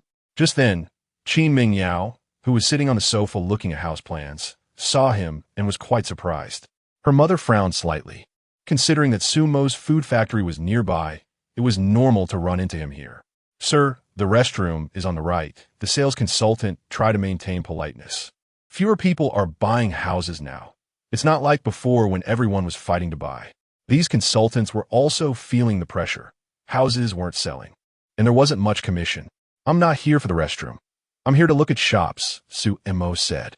Oh, little Sue, are you going to do business? Is the food factory planning to sell? Qin's mother immediately came over. She wasn't particularly interested in the food factory itself, but was interested in the land. Whether it sells or not has nothing to do with you, Suemo replied coldly. You child, really rude. Qin's mother was taken aback by his retort, feeling somewhat embarrassed. The sales consultant, hearing that Suemo owned a factory and was a boss, became even more enthusiastic. If he sold the factory, he might come to her to buy a house. How much for that 2-story, 300 square meter shop on the east side? Suemo asked directly. Let me calculate. After your discount, it's 11 million, the sales consultant said. Don't waste your breath on him. Do you think he can afford it? Qin's mother scoffed. Mom, stop talking. Qin Mingyao tried to pull her mother away. Tell your manager that for 10 million, I can sign the contract and pay in full right now, Suemo said calmly. Qin Mingyao suddenly stopped in her tracks, turning to look at Suemo in disbelief. Lin Xi adjusted the angle of the bag, letting the water flow into the basin, and then through the pipes into the water tanks. She arranged for 100 guards to watch the yard, ensuring no one could enter without her permission. The water should flow for a long time, and at this moment, she couldn't stay in the yard all the time. She put on her old armor and went with the generals to patrol the city walls. Lin Xi, the little skin girl, hurry up and surrender. Come to bed with our great general. Our general is strong and powerful, holding you and crashing around. Making our general happy will keep Yin City safe. Otherwise, once the city walls are breached, you won't have it easy. Lin Xi, little skin girl, surrender quickly. Outside the city walls, 500 barbarian soldiers sang loudly and repeatedly. They truly are a barbaric tribe. Shameless, bah. Lu Mulan tightened her grip on her sword. How dare they insult his majesty? She wished she could go down and chop them up directly. She knew they were doing it on purpose, and now was definitely not the time to act rashly. Let them sing. Tomorrow they won't be able to sing anymore. A cold smile appeared at the corner of Lin Xi's mouth, murderous intent evident. Chapter 19, Li Yunran and Qin Mingyao exchanged a glance with her mother and decided to wait before leaving. Sumo had already repaid 10 million in debts to the food factory and had also heard that he paid the workers' wages. He even bought a shop for 10 million. Where did he get so much money? Handsome, are you serious? The sales consultant looked at Suemo, feeling a bit excited. Shops are hard to sell right now. She would apply to her superiors for a try. However, getting a discount of 1 million all at once is very difficult. Of course, Sumonadiv. This location is very close to the food factory. Opening an antique shop would be convenient. Please take a seat, have a cup of tea. I'll go apply to my superiors. The sales consultant brewed a cup of good tea and excitedly went to find her superior. Sumo, why not take the opportunity to leave? Qin's mother glanced at him. When they come back, if they really get the discount approved, how embarrassing will it be for you if you can't afford it? She wasn't being kind-hearted, just trying to probe into Sumo's financial situation to see if he really had the ability to buy. Aren't we familiar? Can you stop bothering me? Go away. Sumo frowned and waved his hand. Qin's mother opened her mouth, her face turning red with anger. Mom, say less. Qin Mingyao sighed. It was understandable that Sumo had a huge grievance against their family because of the annulment of their engagement. I want to see if he's really wealthy or just pretending to be rich. Qin's mother sat on the sofa angrily. I even suspect he's stalking us, deliberately creating encounters. After hearing this, Qin Mingyao frowned, recalling the last time they ran into Sumo in the supermarket buying sanitary pads. It could really be like that. He might have genuinely developed feelings for her, but since they had already broken off the engagement, he could only use this method to capture her attention. After analyzing, Qin Mingyao felt it was very likely. After all, with her beauty, how could Sumo be willing to break up with her? Handsome. Our supervisor said the lowest price is 10,050,000, with a 50,000 discount. That's already his maximum authority. If you want more discounts, you have to find our sales department's boss. The sales consultant walked over and said, since the price didn't meet expectations, I won't buy for now. Sumo shook his head. This community has a very low plot ratio, and there are very few residents. Shops are hard to sell. He wasn't in a hurry and could come back to check later. You can't afford it, right? I hate people who pretend to be rich. Qin's mother seized the opportunity to mock him sharply. Sumo had rebuffed her twice today, making her very uncomfortable. This aunt, whether I have money or not, has nothing to do with you. Sumo said. Aunt? Who are you calling an aunt? Qin's mother was directly triggered. She was just over 40, well-maintained, and many young men usually called her sister. Being called aunt made her unable to hold back. Are you getting anxious? Sumo sipped his tea. Your daughter is already this old. If not an aunt, then who is? You. Qin's mother was furious, not knowing how to retort. Handsome, let's keep the peace. Think about the price again. Just then, a Bentley parked in front of the sales office, and a woman in her 20s got out of the back seat. About 7 meters tall, with long, snow-white legs extending deep into her skirt. Her chest was full and rounded, and her figure was excellent. With delicate features and wearing sunglasses, she was no less than a first-tier female star. Dressed in high-end custom attire, she exuded a powerful aura. Boss. The sales supervisor rushed up to greet her upon seeing her arrive. There aren't many clients looking at houses today. The female boss scanned the sales hall. This project has a very good quality, and we Haven-T lowered the price. It's 3,000 to 4,000 more expensive than surrounding projects, so it hasn't sold out yet. Oh, Sumo. The female boss took off her sunglasses and walked over. Li Yunran, what brings you here? Sumo was also a bit surprised. Li Yunran was his university classmate, and he had never seen her dress like this before. She was very low-key during college. They had just graduated, and Li Yunran must have inherited her family's business. Thinking of this, he couldn't help but feel a pang of heartache as he greeted Wang Yugue. They were both heirs, yet the outcomes were vastly different. After graduation, I had nothing to do.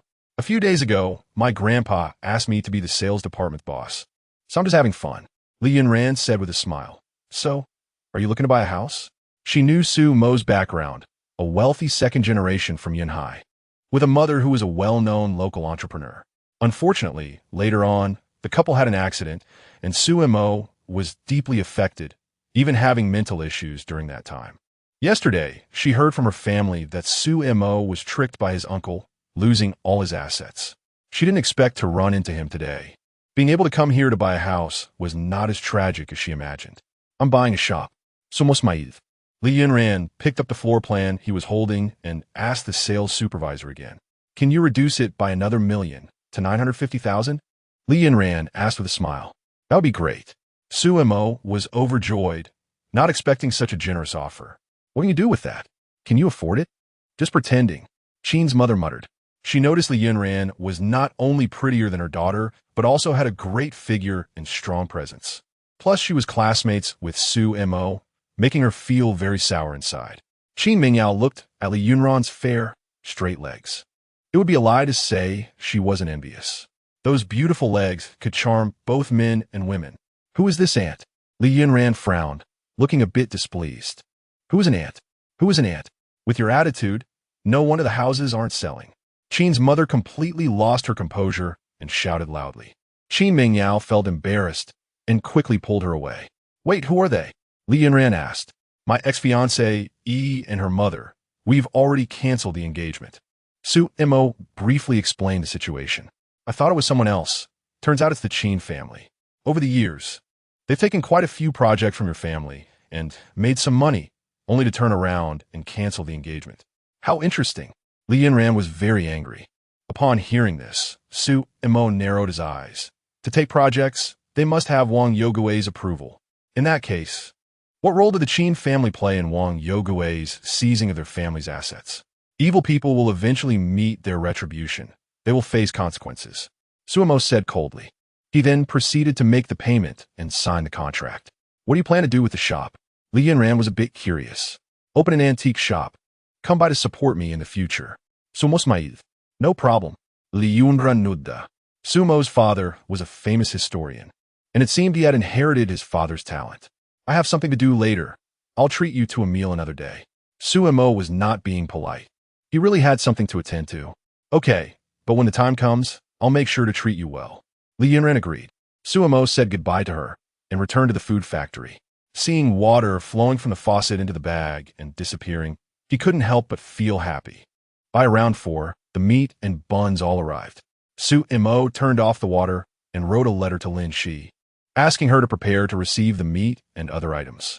Chapter 20. Shooting the iron bones. Lin Xi saw the water stop and then received a letter from the Heavenly Lord, saying that meat would be delivered soon. Sure enough, not long after, piles of items appeared: beef, lamb, roasted duck, fried chicken, buns, pancakes, and various seasonings. Lin Xi was extremely touched and sent someone to cook, planning to treat the army to a good meal tonight. Tomorrow morning, the barbarian army will attack the city. Everyone should eat well to have the strength and spirit to face the battle. Today we have filled the water tank, and the people in the city have each taken some. Within 3 to 4 days, we need not worry about water and food, and can focus entirely on fighting the enemy. 2 hours later, laughter and joy filled the entire military tent, and morale was high. In this time of great famine, being able to eat such a sumptuous meal was more delightful than during the New Year. Eating meat heartily was a great happiness. So fragrant, so fragrant. Huang Zhong tore off a piece of chicken leg, praising it repeatedly. The 5 generals dined with Lin Xi, and the dinners these past few days were all bestowed by the Heavenly Lord. Extremely lavish, extremely delicious, with all colors, flavors, and aromas. Who would have thought that we could eat so well while on the march, with many things we had never tasted before? It was so delicious. We are grateful to the Heavenly Lord. Lu Mulan picked up a piece of deep-fried pork tenderloin and stuffed it into her mouth. They had been eating heartily these days, and their spirits were lifted. Everything was a blessing from the Heavenly Lord. May the Heavenly Lord bless us, and we will surely defend the city tomorrow. Lin Xi sipped her red date and white fungus porridge, her gaze firm. We definitely can do it. The soldiers are full of fighting spirit, plus the weapons and armor bestowed by the Heavenly Lord, as well as the firebombs and so on. Perhaps we can deal a heavy blow to the barbarian army. Yang Jimei picked up a sea cucumber, full of confidence. Yes, we will follow our plan. Tonight, the 5 of you will take people to patrol the camp, and there must be no mistakes. Lin Xi nodded. Yes. The 5 generals respectfully accepted the order. The next morning, as dawn broke, the barbarian soldiers shouted at the city wall, Lin Xi, little skin girl, hurry up and surrender. Come to bed with our general. Our general is strong and powerful. Holding you, he can bump you around. If we satisfy our general, Yin's city will be safe. Otherwise, once the walls are breached, we will make you suffer. Ha ha. 3,000 barbarian soldiers were the first to come to the foot of the city wall and shouted. The soldiers defending the city of Daxiao were furious, but without orders. They did not dare to act rashly. The soldiers defending the city today were all wearing bulletproof vests and armor, holding shields. They were so confident in this gear that they could disregard the rain of arrows from the barbarians. After a while, The main force of the barbarian army arrived. Leading the charge was the general Wu Tiegu. The 3,000 soldiers in front, seeing the main army approach, quickly split to the sides. The Daxia soldiers listened. And today, Yin City would surely fall. I call for your majesty to come here. I have something to say to her. Wu Tiegu's voice was loud and full of authority. He noticed that the defending soldiers were not even wearing leather armor. Had they cooked and eaten it all? I have waited for you for a long time. Lin Xi appeared, standing on the city wall. She wore a white battle robe, holding a long sword, looking valiant and stunning. Underneath her clothes, she wore a full set of bulletproof armor, armed down to her toes. Since receiving the soft armor bestowed by the Heavenly Lord, she no longer wanted to wear heavy armor. Lin Xi, I know you were pushed to the throne by the dog Emperor Lin Xi. I admire you, but you cannot hold the city. Why not follow me? If you serve me well, I will spare you, Wu Tiegu said with a loud laugh. You are originally from the southern barbarians. 100 years ago, due to internal strife, your ancestors fled to Daxia seeking protection. The benevolent Emperor Wuzong granted you the land of Baiming to recuperate. Little did we expect that after decades of proliferation, you would not only swallow the major nomadic tribes of the north, but also continuously harass Daxia. In just 10 years, you plundered 15 cities of Daxia, committing atrocities and massacring countless people. Now you have slaughtered 13 cities, wanting to destroy Daxia. Your crimes are so numerous that they cannot be recorded. Even gods and men are furious. Today I, the Empress Lin Xi of Daxia, swear here, together with the soldiers, to defend the city. As long as we are in the city, we will fight. Anyone who offends Daxia shall be killed. Lin Xi pointed her sword at Wu Tiegu, her face filled with killing intent. The soldiers were greatly inspired, each one filled with fighting spirit, ready for battle. Haha, survival of the fittest. Such is the way of heaven. Wu Tiegu urged his horse forward, stopping 200 meters from the city wall. More than 20 deputy generals followed closely behind. The range of Daxia's archers was limited, so they felt quite safe. Daxia has been established for over 200 years and has become corrupt and rotten, inviting its own destruction. Wu Tiegu shouted, Lin Xi, I see you are so fair and beautiful. I can't wait to see you begging for mercy beneath me. Ha ha ha. The deputy generals all laughed, thinking that if the general grew tired of the Empress, they might get a chance to play with her too, making them even more excited. Shameless. Lin Xi took the enhanced composite bow handed to her by Yang Jiumei and aimed it at Wu Tiegu. Haha, what a strange bow. Besides, with your skinny arms and legs, can you even draw it? Come, shoot me. Wu Tiegu showed no fear, even opening his arms to mock her.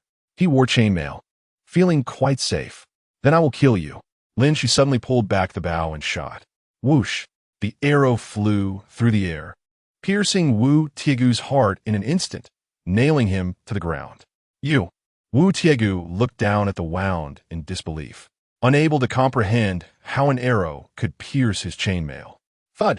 Wu Tiegu fell from his horse, spitting blood and dying with his eyes wide open. General! The many deputies were shocked and were about to dismount to seize Wu Tiegu's corpse. At this moment, over 100 female soldiers appeared on the city wall, all holding composite bows, shooting at the barbarian deputy generals. Retreat! One by one, the deputies were shot dead by arrows, their armor as flimsy as paper, providing no defense at all. 2 deputies ran quickly, escaping to the main army 500 meters away. Father! A young general in his 20s saw Wu Tiegu's fallen body and shouted loudly. The people around him quickly held him back, preventing him from acting impulsively. Young commander, do not act rashly. The power of their bows and crossbows is astonishing. Our armor cannot protect us. The deputy who had barely escaped still felt fearful. They surely did not have many bows and crossbows. Otherwise, they would have used them in the earlier battles. Wu Xiaodu wiped his tears, pushing away those who held him back, filled with rage. Father died just like that. I will make everyone in Yin City pay for it. All troops, listen to my command. Attack the city. Once the city is breached, leave no one alive. Kill them all. Wu Xiaodu drew his long sword and issued the order. They had an absolute numerical advantage. Today, they would flatten Yin City no matter what. The The barbarian archers were the first to launch an attack on the people on the city wall. Facing the rain of arrows, the Daxia soldiers raised their shields, completely unharmed. Under the cover of the rain of arrows, the barbarian siege engines and ladders quickly approached the city wall. The first to reach the top of the wall would be rewarded with 1,000 gold. Kill them all. Wu Xiaodu was nearly mad. Chapter 21. A great victory. Wu Xiaodu never imagined that his father, a god of war, would die so suddenly. He also never expected that Daxia's archers would have such a long range. Even more unexpected was that arrows could easily pierce chainmail and kill people. In his grief, he was determined to break through the city walls at all costs and slaughter everyone inside to accompany his father in death. Hearing his reward, the barbarian soldiers forced themselves to attack the city. Lin Xi hid behind a shield and, through a gap, saw the barbarian siege equipment rapidly approaching. She had shot Wu Tiegu, thinking the enemy would retreat. Unexpectedly, the barbarian army launched a frenzied assault, seemingly intent on making the defenders pay for Wu Tiegu's death. She was not panicking now. Instead, she was surprisingly calm. Although Wu Tiegu was dead, the barbarian army remained a significant threat. If they could take this opportunity to eliminate some barbarians today, it would not only greatly reduce their pressure, but also boost the confidence of the Daxia army and the people. For decades, the Great Xia has been severely bullied by the barbarian nations. The once supremely confident Huaxia people have become much weaker over the years. A weak nation has no strong people, which is both tragic and helpless. Your Majesty, shall we take action? Yang Jumei asked in a low voice. Wait a bit longer. Follow my orders. Lin Xi stared at the approaching barbarian army, faintly excited. Seeing her expression, Yang Jumei couldn't help but sigh that the Empress was truly born for the battlefield. When Lin Xi first ascended to the throne, no one thought much of her. After all, she was merely a puppet hastily pushed into power, destined to be a ruler of a fallen nation. But no one expected her to be so resilient. Shortly after her accession, she personally visited the battlefield and proclaimed the grand words of the Son of Heaven guarding the national gate, shocking the court and the people. An 18-year-old girl, raised in a privileged environment, had never even killed a chicken before. Yet after coming here, she adapted to the brutal battlefield in just a few days, earning great admiration. Such a person seems to be born a commander, a ruler. Defenders of the city, prepare the Molotov cocktails. Lin Xi commanded as she saw the barbarian soldiers reach the city wall. Throw! The soldiers, who had long been eager to try, immediately lit the Molotov cocktails in their hands and threw them down fiercely. The sky was filled with Molotov cocktails, reflecting splendid light under the sun. Bang, bang, bang. The explosions of the Molotov cocktails were continuous, igniting siege equipment, ladders, and more. Many barbarian soldiers were also set ablaze, falling from the ladders with screams. Some Molotov cocktails were thrown into the area of the barbarian archers, igniting many soldiers and triggering panic. The tragic wails sent chills down people's spines, even in the heat of the day. At that moment, a rain of arrows flew down from the city wall, causing countless casualties among the barbarian army. Lin Xi had the soldiers use regular bows and arrows, not composite bows. The arrows from composite bows were limited in number and extremely precious, usually reserved for dealing with enemy officers. Moreover, the attacking barbarian soldiers were close enough that regular bows and arrows were sufficient. The area beneath the city wall turned into a hell of fire.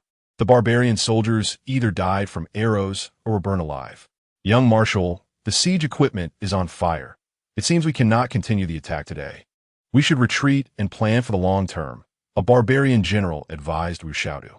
The things thrown by the Great Xia soldiers were too terrifying.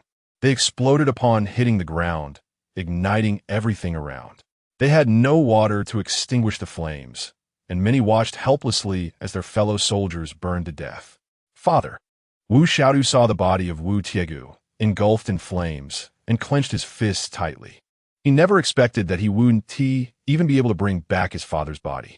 It's better that the great general dies in the flames. At least we won't have to worry about his body being humiliated by the Great Xia. We should plan for the long term and retreat, someone advised softly, The ladders and other siege equipment had been destroyed. It was indeed impossible to continue the assault today. If they pressed on, it would only lead to more casualties. The Great Xia was overly prepared today, and the composite bows and Molotov cocktails exceeded their expectations, resulting in a significant loss. Lin Xi, I must take your head as revenge for my father. I will not rest until I do. Wu Xiaodu shouted with bloodshot eyes, looking at Lin Xi standing on the city wall. What did you say? Our Empress cannot hear you. Step forward 200 paces to speak, Yang Jumei shouted loudly.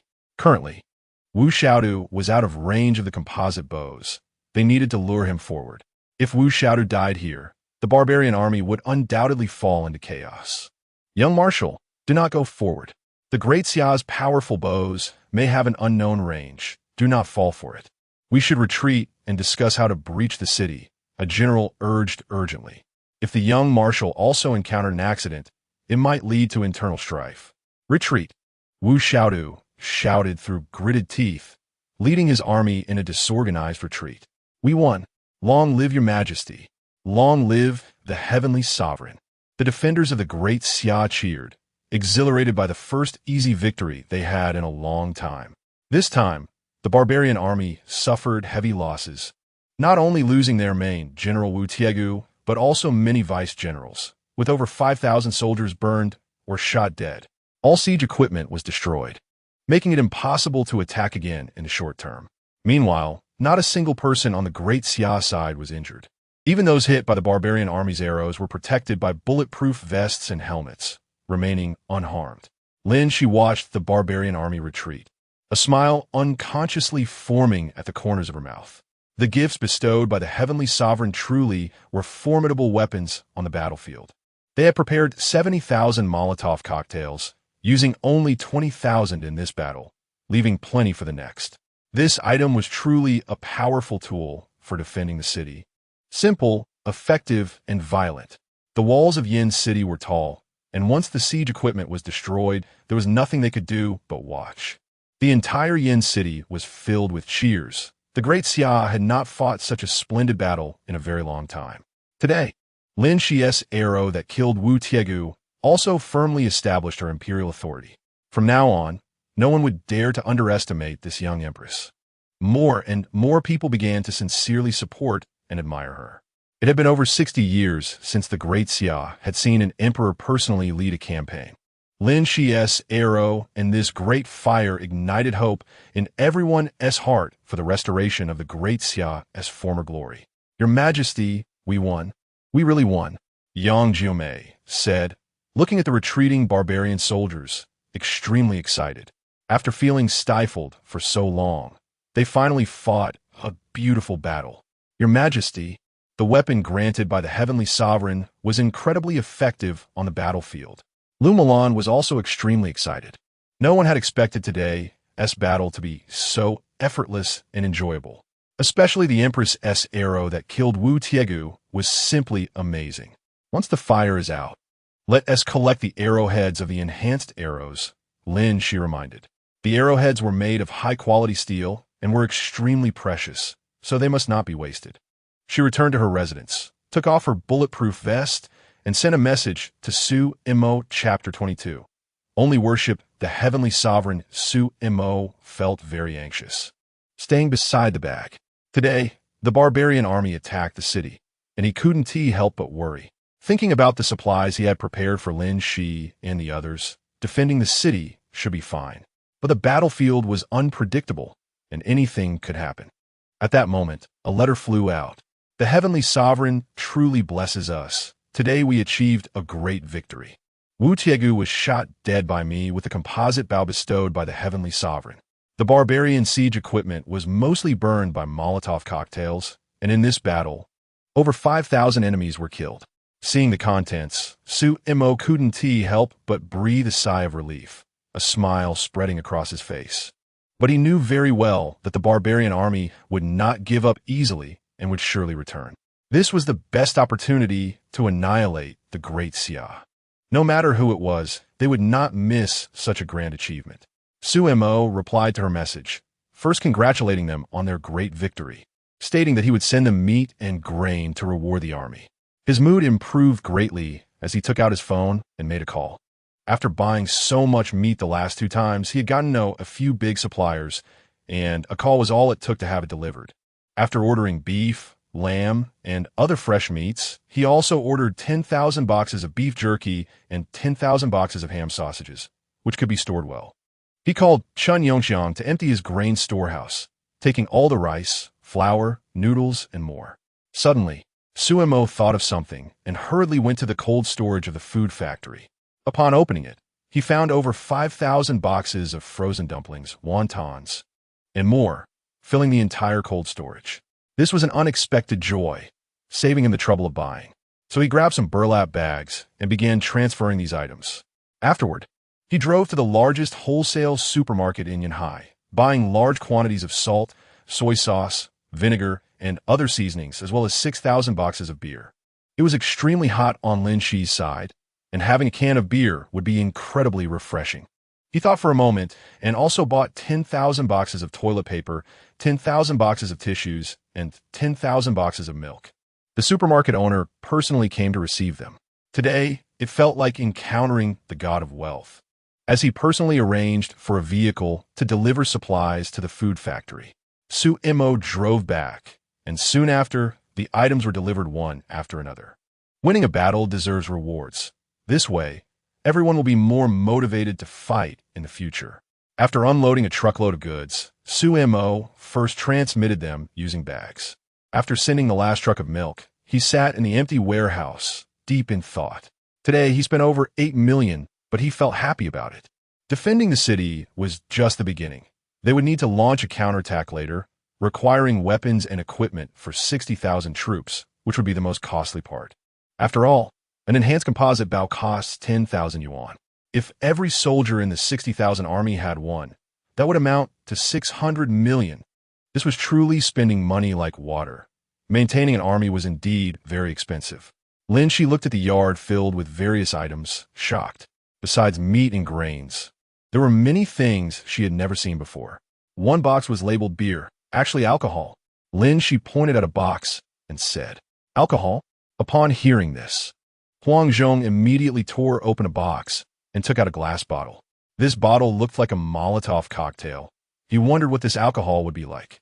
He twisted the bottle cap with force, and to his surprise, it opened, and he took a swig. "Refreshing," Huang Zhong exclaimed, feeling half of the heat leave his body. He had never drunk such alcohol before. Han Jian and Jiang Long also opened bottles, twisting them open and drinking. "Don't throw away the bottles after drinking. We can use them to make Molotov cocktails later," Lin Xi reminded, curiously looking at the toilet paper. She asked Yang Jume to open a box to take a look, revealing rolls of fine white paper. "These papers are beautiful. Are they for writing? But why did the deity send so many?" Yang Jume tore off a piece of toilet paper, finding it very soft, seemingly unsuitable for writing. Lin Xi blinked her big eyes, suddenly recalling the sanitary pads Su Imo had sent earlier and understood their purpose. "This should be for wiping," she said softly. Using such nice paper for wiping is too extravagant." Yang Jume was shocked. Lu Mulan tore off a piece, gently stroking it, finding it very soft and delicate. Indeed, the world of the gods is great, she couldn't help but exclaim. Lin Xi opened a pack of tissues, pulling out 2 sheets.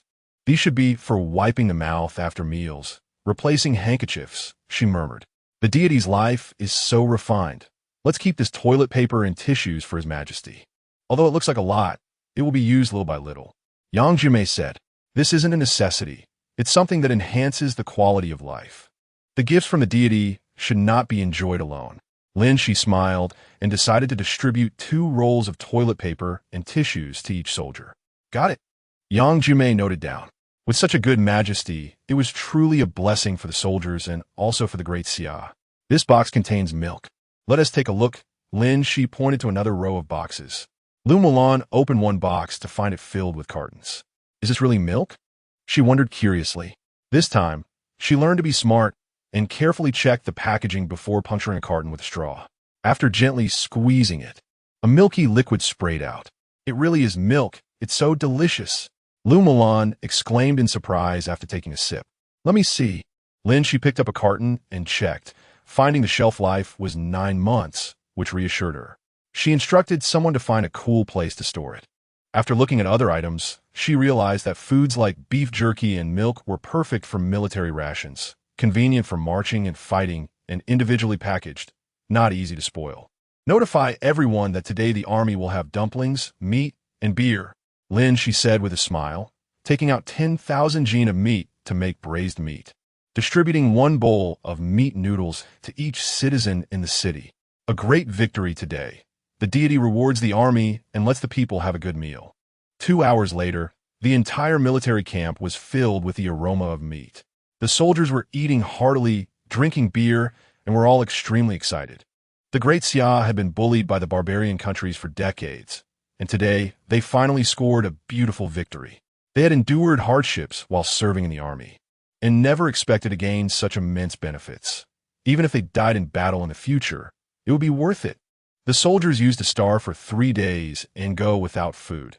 Now their lives had improved tremendously. Not only was there meat to eat, but also beer to drink. They heard that soon everyone would get 10 dumplings to eat. A truly heavenly life. Even during peacetime, the meals had never been this rich. These are gifts from the deity. The deity is helping us.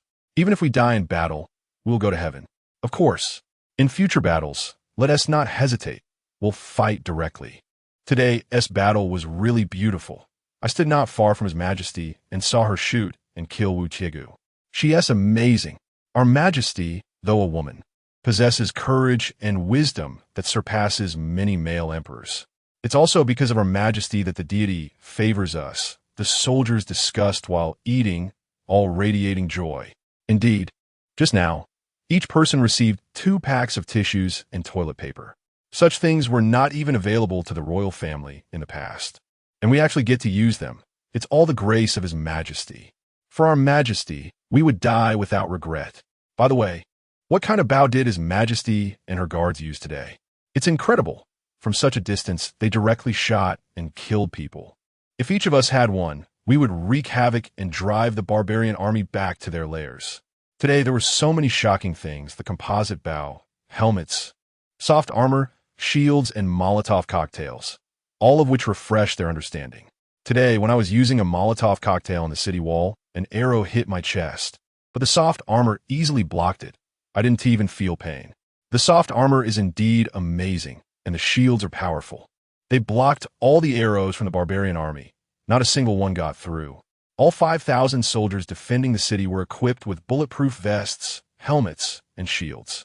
Due to limited space on the city wall, not everyone could go up. Usually, there are casualties, and those behind would take their place. Today, no one died in battle. There was even a chance for substitutes. Some soldiers, listening to the discussions of the defending soldiers, regretted not being chosen and missing out on experiencing the miraculous effects of the soft armor. "Bro, can I wear the soft armor for a bit to experience it?" A soldier asked enviously, curious if it was really that amazing. "No way. This is a treasure. I estimate the deity will grant more in the future. Everyone will have it, so don't rush." The soldier wearing the bulletproof vest quickly crossed his arms to protect it. Only by experiencing it can you understand how incredible this thing is. What chainmail? It's nothing compared to it. The key is that it's just like clothing, light and comfortable to wear. Lin Xi patrolled the military camp, seeing the soldiers so happy while eating, which made her happy too. Everywhere she went, shouts of "Long live your Majesty" rang out. She and the 5 generals also stayed in the military tent to eat. "Your Majesty, the citizens of the city have sent a large number of items." At this moment, a soldier came to report. Lin Xi listened and walked out. She saw some people bringing exquisite porcelain, gold coins, jade pendants, etc., all voluntarily placed in one spot. "What is this?" Lin Xi was somewhat surprised. "Your Majesty, this is our small token of appreciation for you and the deity. We hope you can accept it," an old man said. "Thanks to the food granted by the deity and you, we are able to survive." They had just eaten a bowl of braised noodles, which tasted wonderful. Each bowl probably contained 2 tails of meat. Many citizens were moved to tears while eating. During the Great Famine, anything was scarce and food was precious. Some people spontaneously brought their good things from home to express their gratitude. "Thank you for your kindness. but I cannot take these things for free. Lin Xi instructed Yang Jimei to send someone to get grain, as the heavenly master likes exquisite items, and we can exchange grain for them. In fact, those who can possess these items now are basically the powerful families of Yinqing. Ordinary people have long taken anything of value to buy food in the past few months. Thank you, Your Majesty. The people were very touched and knelt to worship. You should thank the heavenly master truly, for it is he who has granted us food. Lin Xi said to everyone, from now on, the people of Daxia will not worship other gods, only the heavenly master. Chapter 23. Too cruel, the people of Daxia did not know how many times they had prayed to various deities and how many times they had knelt. But it was all useless. Many had lost their faith during the years of famine because they realized that faith was of no use. No matter how many heads you knock or how many scriptures you recite, you cannot beg for a bowl of rice. They have resorted to cannibalism. So what is there to revere? They only think about food and drink. For a bite to eat and drink, they can do anything. After all, one must survive, and such a simple wish is very luxurious in this world. Now, it is different. The heavenly master has truly provided water, grain, and even meat. The heavenly master is compassionate. The heavenly master has boundless longevity and blessings. The people respectfully knelt in worship. Without the heavenly master, many would have starved or died of thirst these past few days. Today, it is impossible to have noodles with meat sauce. In the future, they will only worship the heavenly master, and the other gods can go wherever they please. Lin Xi looked at the ragged people and couldn't help but sigh. Years of war, combined with the great famine, have left the people in dire straits. The Daxia kingdom is now fragmented, its mountains and rivers broken. The land is being eaten away by neighboring countries, or has split off, forming a situation where 6 nations eye them covetously. If Daxia is destroyed by the barbarian nation, the Huaxia ethnic group will be on the brink of extinction. Her dream is to one day reclaim lost territory, destroy the 6 nations, and re-establish a unified empire to revitalize the Huaxia ethnic group. Only in this way can wars be reduced and the people spared from the suffering of conflict. Of course, that is thinking too far ahead. The most urgent task now is to repel the barbarian army and recapture the 13 cities. As for the 15 cities of Yanbei that have long been annexed, they must be reclaimed as soon as military strength allows. Thinking of this, she dared not slack off. The supplies granted by the heavenly master are not yet at a level where they could be consumed carelessly. Otherwise, they would run out in 5 days at most. What should be saved must be saved. The road ahead is still long. Lin Xi returned to the courtyard and saw Di greedily eating a large piece of meat. Your Majesty, the little girl saw Lin Xi coming and was about to kneel to pay her respects. Following the Majesty, she eats and drinks well. Her little face is rosy and her big eyes are endearing. No need to pay respects, just eat quickly. And after you finish, let Xia teach you to read. Lin Xi patted her little head. Yes, Your Majesty. The maid named Xia, he said respectfully.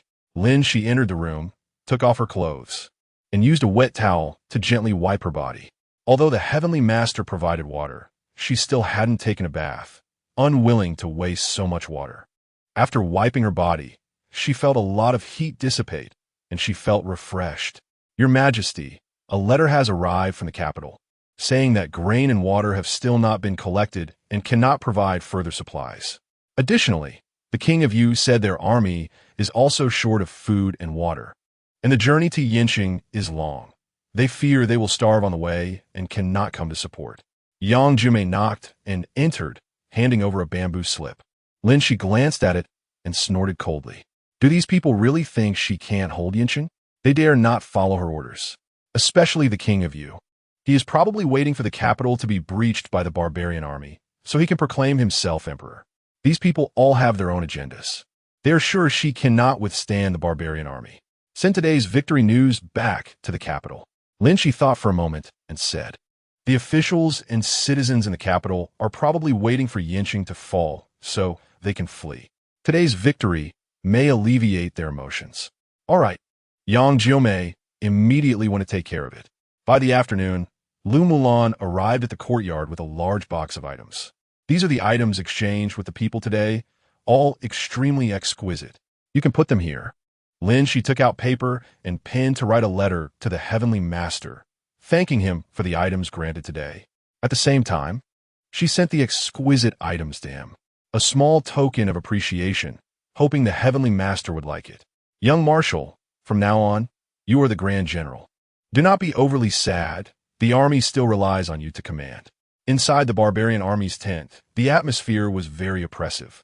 For decades, they have fought against the Daxia army, and for the first time, they were defeated so thoroughly, even with no casualties on the opposing side. Wu Xiaodu clearly saw that their arrows were ineffective against the Daxia soldiers defending the city. They didn't even wear leather armor. The arrows fell harmlessly on their clothes, which was very strange. Moreover, the opponent's long-range bows, helmets, shields, and incendiary explosive bottles refreshed his understanding. In today's battle, his father Wu Tiegu and more than 20 deputy generals were shot dead. Over 5,000 soldiers died, and all siege equipment was destroyed. They didn't even touch the city walls. It was a total failure. Why has the Daxia army suddenly become so strong? Where did their equipment come from? And why have we never received information about these items? Wu Xiaodu coldly asked. If he had known they had such powerful bows and crossbows, his father would never have been so reckless to get so close to the city wall, nor would have been shot dead by Lin Xi with one arrow. It seems that Daxia has kept these items as top secret, waiting for this day to catch us off guard. That woman Lin, she is truly cunning. A general said, and they have suddenly gained food and meat recently, rumored to have been granted by the Heavenly Master. Could it really be so? Wu Chegu did not believe these nonsense and paid for it with his life. According to reliable sources, the capital of Daxia indeed did not provide any supplies to Yanqing, which is truly strange. Someone said, if it were given by other forces, it would be impossible to slip past under their noses to deliver supplies. Granted by the Heavenly Master? Don't say such nonsense in the future. Wu Xiaodu also did not believe it. If the Heavenly Master existed and wanted to help Lin Xi, wouldn't it be simpler to just kill them directly? So there must be something fishy about this. Let more spies find a way to investigate clearly. Wu Xiaodu's face turned cold, and also send someone to cut down trees and create siege equipment. Once we are ready, we will attack the city again to avenge my father. They still have a huge numerical advantage. This time Lin Xi has held the city, but it does not mean she has won. It depends on who laughs last. He waved his hand, signaling everyone to retreat, drank a few bowls of wine, and the sorrowful expression disappeared, even showing a hint of pride. He never expected to become a grand general so soon. From now on, he would be one person below the emperor and above 10,000. As long as he breaks through Yanqing and tramples the capital, the little emperor of the barbarian nation would have to respect him threefold. Thinking of this, he couldn't help but smile. After drinking another bowl of wine, he entered a tent. Young Marshal, a girl about 17 or 18 was wiping her tears. Upon seeing him, she hurriedly paid her respects. From now on, call me Grand General. Wu Xiaodu smiled and tore her clothes apart. This is the most beautiful woman his father captured during the march. Young Marshal, no. The woman covered her chest, her face full of terror. I am now the Grand General. I inherit everything from my father, including his women. Wu Xiaodu pressed her down, his smile slightly twisted. To him, it seemed perfectly normal, as it was customary in their culture.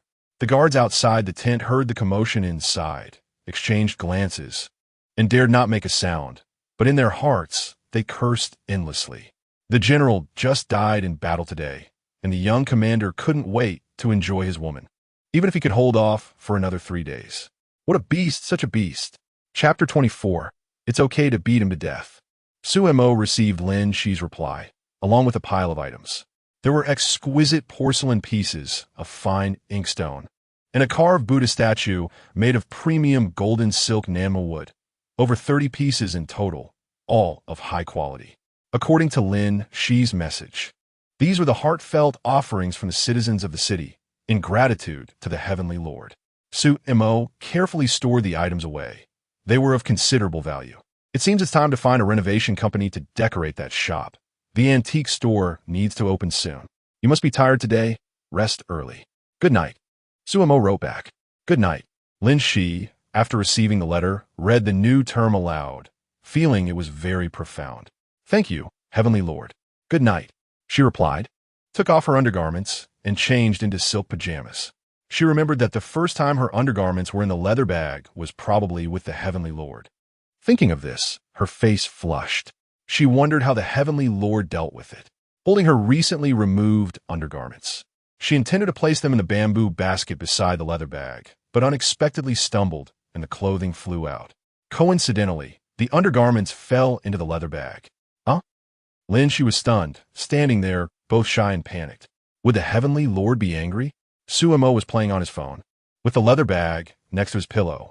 At that moment, suddenly, something flew out and landed on his face. What is this? Suemo picked it up and took a look, his expression turning somewhat playful. The silk undergarments, still carrying body heat, had a phoenix pattern sewn with gold thread, undoubtedly worn by Lin Xi. But what was her intention? Was she being so bold? The key was that she didn't know he was young. What if he was an old man? After waiting for a while, without receiving Lin Xi's reply, Suemo guessed it was an accident and decided to write a letter back. The items have been received. Sleep well. No need to reply. Lin Xi received the letter, her face turning bright red. Fortunately, the Heavenly Lord was not angry. Could it be that he really liked such things? If he didn't like them, why not return them? She didn't dare to ask directly and slowly fell asleep amidst her turmoil.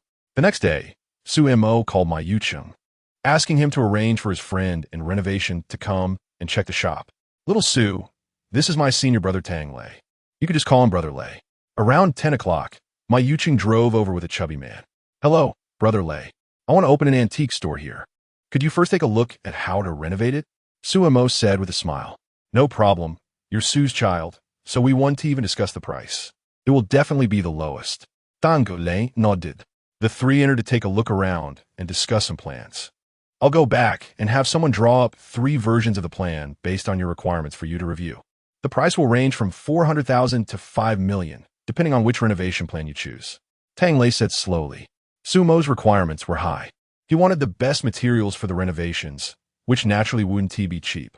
No problem. Let's find a place to eat. Sumos Maid. Tang Lei was also a student of Sumo's father and was recommended by Ma Yucheng. He seemed reliable, so they decided to let him handle the renovations. The 3 drove to a barbecue restaurant and ordered food and drinks. Back in the day, following Teacher Su, I benefited greatly. It's a pity, though, that I eventually switched industries, Tang Lei said with a smile. Once your antique store opens, I'll have to come by often to broaden my horizons. Teacher Su is really a good person, a great mentor and friend. No problem. You're always welcome, Suemo said. I studied business management in college, which turned out to be of no use at all. It's not that the major is useless. It's that you are useless. Just then, a tall, sturdy man walked in, accompanied by a tall, glamorous woman in heavy makeup, dressed in black stockings. Cousin Wang Hu, what the hell are you talking about? Suemo looked at him, very angry. Wang Hu was the only son of Wang Yugui, 3 years older than him. Previously, he had insisted on being his lackey, running around for him. Unexpectedly, he now had a completely different demeanor. It seemed that his previous behavior was all an act.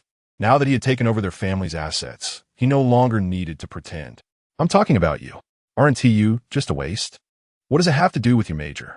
Wang Hu laughed arrogantly, wrapping his arm around the woman. Ever since his father took over Su Mo's family's assets, he had become a rich second generation. He no longer needed to greet Su Mo with a smile and wanted to mock him openly. Damn it. Do you want to get hit? Wu Lei stood up abruptly, clenching his fists. Big brother, what era is this? Do you dare to hit me? Come on. Give me a punch. Wang Hu pushed his face forward. Do you believe that if you hit me, I'll find a way to make it so you can't take the civil service exam for 3 generations? Tang Lei hesitated upon hearing this, thinking of his 2 children at home, and decided to forcibly endure it. The weaknesses of middle-aged men are simply too many.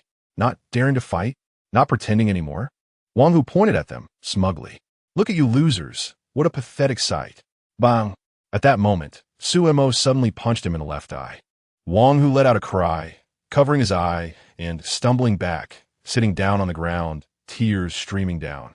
Suemo looked at his own fist in surprise. When did he get so strong? Tang Lei and Ma Yucheng were shocked, exchanging glances, not expecting him to be so impulsive. The consequences of fighting now could be very serious. They were worried for him. Su Mo, you dare to hit me. You're seeking death. Wang didn't expect him to really dare to make a move. Struggling to stand up, he angrily prepared to retaliate. No fighting. We're in a civilized society. Let us talk this out. Tang Lei hurriedly tried to mediate, holding Wang Hu's arms. Bang! Suemo punched Wang Hu in the right eye again. Damn! Wang Hu's tears flowed freely, filled with rage. This isn't mediation. This is a joint assault. I'm calling the police. The woman, seeing this, stomped her feet anxiously and pulled out her phone, ready to call the police. Don't call the police. Wang Hu shouted in a panic. If he sent Suemo to jail, his father would probably scold him, and others would criticize them behind their backs, saying they were too ruthless, having taken someone's property and then sending them to prison. He had plenty of ways to deal with Suemo. Later, he could just find a few thugs to teach him a lesson. He didn't plan to let his father know about this. Let go of me, you bastard. Wang Hu struggled to shake off Tang Lei, both his eyes swelling up. Suemo, you've got guts. You dare to hit me, just wait. Wang Hu, with darkened eye circles, pointed at Suemo and left angrily. You're really impressive. You knew he wouldn't call the police? Ma Yuqing gave Suemo the thumbs up. That's not it. Suemo smiled and shook his head. When my parents passed away that year, it hit me hard, and I had mental health issues. Wang Yugui took me to the hospital for examination and treatment, and even got me a mental illness certificate. Let us not talk about hitting him. I could kill him, and it wouldn't matter. Chapter 25, A Big and Sweet Watermelon. After Suemo punched Wang Hu twice, he felt a sense of relief. This bastard had pretended so well before. It was disgusting to see his true colors now. If his mother knew that his uncle's family had become this way, she would be heartbroken. They had been so good to his uncle's family back then, buying them houses and cars, and even arranging for them to be high-ranking executives in the company. Unexpectedly, they were ungrateful wolves. After finishing the meal, Suemo called a designated driver to take him back to the food factory. Upon arriving at the backyard and looking at the well, he suddenly thought of something and called Tang Lei. Soon, a dump truck arrived with a load of bricks, cement, sand, and steel bars, along with 10 workers. In less than half a day, they built a roughly 10-square-meter house at the well's location, about 3 meters high. Boss Tang said that the door would be installed in a few days. The workers tidied up and cleaned the area. Okay, thank you for your hard work, Suemo said, taking a good cigarette from the office drawer and handing it to them. The workers thanked him repeatedly and left with smiles. Suemo transferred the construction cost to Tang Lei and told him to get a security door with a fingerprint lock afterward. This way, when he lets Lin Xi use water in the future, he wouldn't need to keep an eye on it and wouldn't have to worry about the leather bag being taken away. He closed the food factory gate and found a bicycle inside the factory to ride out. He wanted to check out a nearby restaurant to give Lin Xi a change of taste. Watermelons, big and sweet watermelons, $1.50 a pound. If it's not sweet, you don't pay. On the way, a middle-aged woman was selling watermelons with a large cart. Next to her sat a girl about 10 years old, doing homework at a small table. Handsome, try some watermelon, it's sweet. The woman called out as she saw Suemo. Then let me give it a try. Suemo stopped his bike, took a piece, and it was indeed sweet and refreshing. Are these watermelons grown at home? Suemo noticed her simple outfit, with mud on her shoes. Yes, we grow them ourselves, just in Shan village to the east, not far from here. Most of our melons are sold to vendors, and we sell the rest ourselves to earn a bit more, the woman nodded. How many pounds are in this cart? Suemo asked. About 2,000 pounds. Roughly 200 watermelons. The woman thought for a moment. How many are left in the field? Quite a lot. Are you buying melons? I want 100,000 watermelons. Do you have enough in your field? Suemo asked with a smile. It was sweltering over at Lin Xi's place, and everyone would be very happy to have watermelon. What? 100,000? The woman widened her eyes upon hearing this. Our families is definitely not enough, but our village should have enough. How much are you paying per pound? Just $1.50, Suemo replied without bargaining. His grandfather was a farmer, and when he was a child visiting his grandfather's house, he saw how hard the farmers worked in the fields. Really? The woman was both surprised and delighted. Really? Sumonadith. I want it now, delivered to the Yuding food factory to the east. Oh, I know that food factory. I used to buy their biscuits often, but it seems they don't operate anymore, the woman said, realizing he was serious. I'll call right now. After saying that, She took out her phone from her bag and made the call. Handsome, 100,000 watermelons is no problem. My husband has already notified everyone to go pick the melons. The woman was very excited after hanging up. Sumo took her to the food factory to unload the cart of watermelons. Then he brought her to a conference room, turned on the air conditioning, and let the little girl do her homework at the conference table. Boss, you were really nice. Why isn't this factory operating anymore? Lin Xi felt much cooler. It's under renovation for a while, but it will continue to operate, Sumo said with a smile. About 2 hours later, truckloads of watermelons were delivered one after another, filling a warehouse. Lin Xi opened a picture on WeChat showing the weight of each truckload of watermelons, totaling 1,500,000 pounds, essentially collecting all the remaining melons from their village. Boss, just transfer the money to me, and I'll distribute it back later. Each household will have a detailed list, Lin Xi said with a smile. Sumo took her bank account number and transferred the money. Boss, on behalf of our village, thank you. Lin Xi bowed respectfully upon receiving the money. They sold the watermelons to vendors for 60 cents a pound, and Sumo didn't bargain for such a large quantity. Truly a good person. You're welcome. I heard the apples from Shan village are also very famous, Sumo said. Yes, our village's apples are sweet and crispy, but this year's haven't come down yet. They won't be ripe for another half-month, Lin Xi said. If you need them, I could give you a discount. Sumo added her on WeChat, and after giving the little girl 2 bottles of yogurt, he sent them off from the factory. He took a bag to the warehouse and wrote a letter to Lin Xi, asking her to find a spacious place to prepare for the watermelons. Lin Xi was very surprised to see the big watermelons filling the room. Earlier, she was worried that she offended the deity by descending over her underwear last night. Now it seemed the deity was indeed not angry and even took the initiative to send them watermelons. Wow, so sweet. Han Jin cut open a watermelon, took a bite, and the refreshing sweetness chased away much of the heat. In Xia, watermelons are usually small and not this sweet. This year there was a severe drought, and grains were scarce, let alone fruits. Lin Xi took a piece of watermelon handed to her by Yang Jumei, taking a bite filled with happiness. Keep 10 watermelons. Send the rest to the military, and take out 20,000 for the citizens in the city to taste, Lin Xi ordered. Yes. Huang Zhong immediately sent people to move the watermelons and informed the citizens to come and line up for watermelon. The soldiers ate the watermelons with great happiness. Nowadays, with food shortages, fruits are even rarer, and they didn't expect to have some.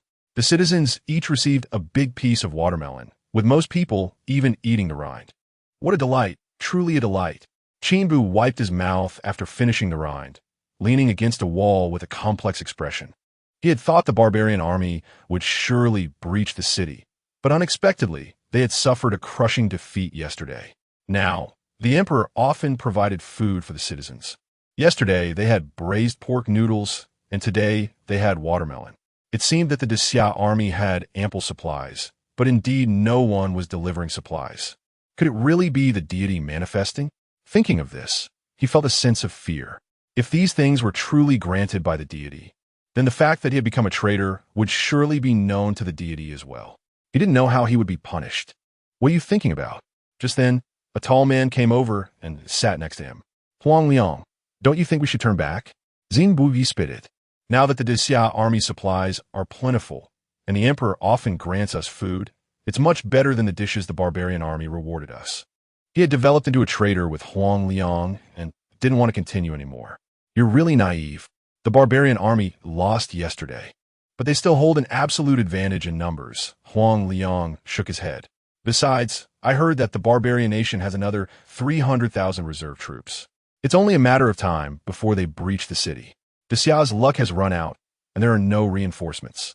Even with ample supplies, they might not withstand the barbarian army's fierce attack. Chapter 26. Buying weapons and armor again. Sumo checked his phone. It was already 6 in the evening. He ordered from the previous restaurant, changing some dishes, and sent them to Lin Xi. He soon received a thank you note from Lin Xi, saying that the soldiers and citizens were incredibly excited to eat watermelon and were grateful for the deity's blessings. Sumo inquired about the battlefield situation. Now, passively defending the city was merely a helpless move. To resolve this war, they must take the initiative to strike and completely defeat them.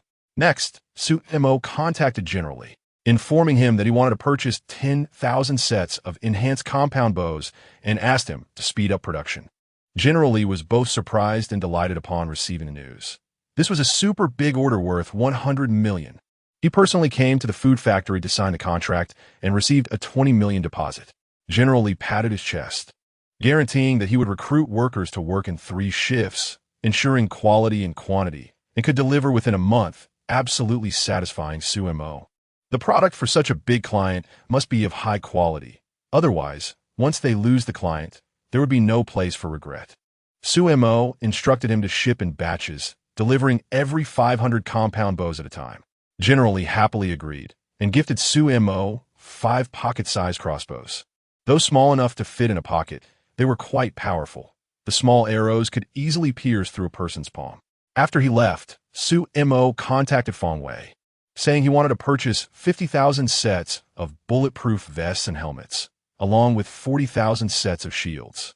After receiving the call, Fang Wei immediately asked the driver to take her to the food factory, accompanied by 2 bodyguards.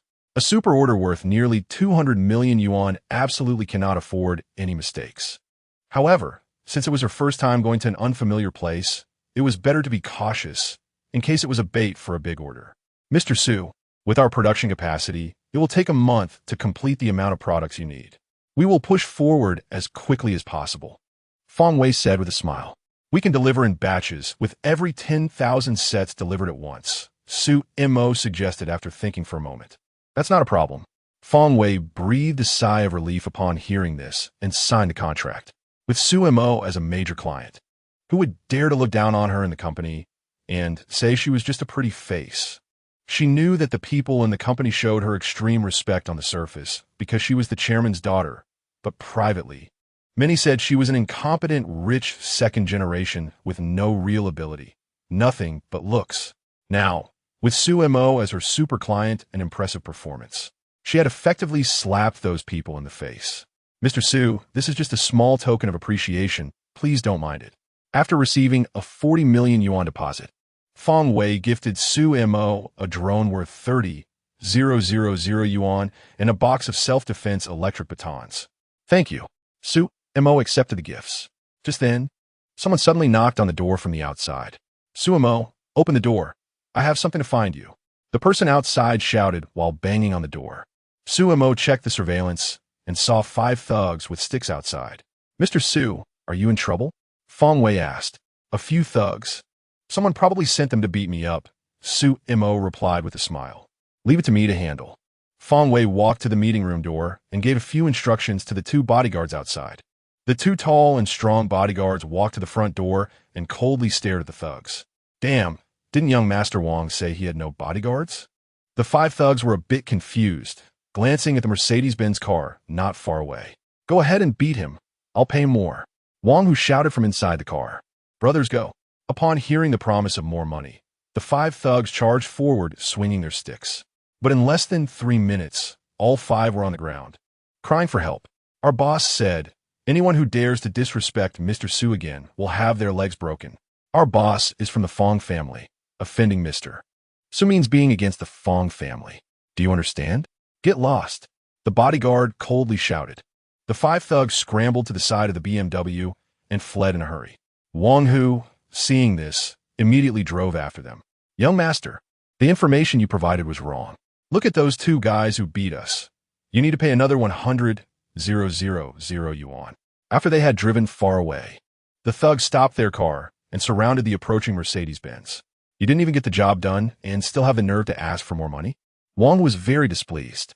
He had paid to hire these thugs to beat up Su Mo, but they hadn't even touched a hair on Su Mo before being knocked down.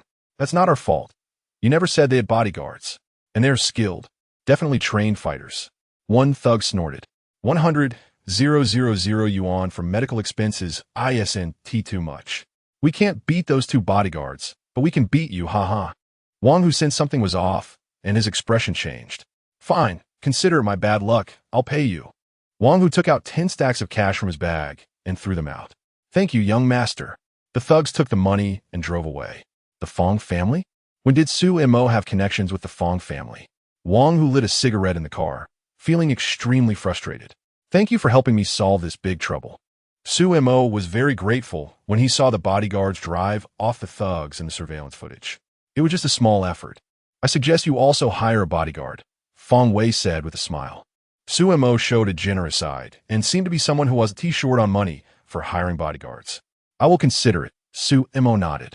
Then I won't disturb you further. I'll go back and assign production tasks. Feng Wei stood up to leave. She couldn't wait to get back to the company to see the expressions of those who knew she had signed a super order. Su Mo returned to his office, opened a cabinet, and selected a few items. Today, he had only paid a deposit but had already spent 60 million yuan. Adding the previous expenses, he had nearly spent that 100 million yuan, and he needed to sell some more items. After all, the items reserved today were worth nearly 300 million yuan. Before the first batch of deliveries, he needed to pay the corresponding amount. He selected 2 inkstones, which were not the 2 pieces Lin Xi had initially given him, but rather those offered by the common people. Although they were not royal items, it was clear they were made from the finest materials by prestigious families. As for the items Lin Xi wore, he had no intention of selling them unless absolutely necessary. He picked 2 carved pieces made of golden silk enamel, along with a Wangwali pen holder and a jewelry box. After thinking for a moment, he decided to take the 2 blue and white vases as well. Although he liked them very much, he believed Lin Xi would provide even better ones later. On the way, he called Ma Yucheng and mentioned he planned to sell more items, suggesting that if he was interested, he could go to Old Tang's place. 20 minutes later, he arrived at a standalone villa, which was Old Tang's office. The yard was meticulously designed with every stone and tree. Xiao Su, come here. Old Tang waved happily at him when he saw him at the door. What have you been up to lately? Are you so short on money? Ma Yucheng had also arrived early and asked with a smile. Some things are not safe with me. It's better to sell them and keep the money in my account. So what do you believe? That makes sense, Old Tang said with a laugh. Su Mo carried the large box to the study and opened it. My goodness, this is a treasure, Old Tang exclaimed, shocked, as he looked at the 2 blue and white vases, his mouth agape. Ma Yucheng was also in awe, realizing that good items are indeed good items. They simply looked particularly pleasing and were genuinely loved. The fishtail vase with floral patterns, the olive vase with peach and bat patterns, the artistry, the colors, the shape, it's so beautiful. Old Tang examined the 2 vases closely, loving them immensely. The shapes were graceful, elegant, and the craftsmanship exquisite. After checking the bottom, he saw the traditional characters from the Zhengtong era, another antique from the Great Xia Kingdom.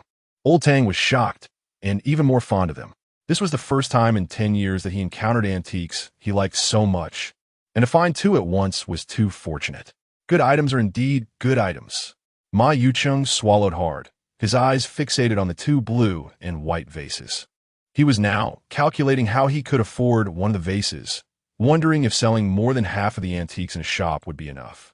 Xiao Su, you set the price, Old Tang said, reluctantly tearing his gaze away from the vases. Old Tang, please give me an estimate, Su Mo replied calmly. He had absorbed some historical knowledge from his father, but he had never studied the value of antiques. These 2 vases are indeed excellent. How about 200 million each, totaling 400 million? Old Tang suggested after some thought. That's a bit low, Su Mo shook his head. It's too low. My highest offer is 500 million.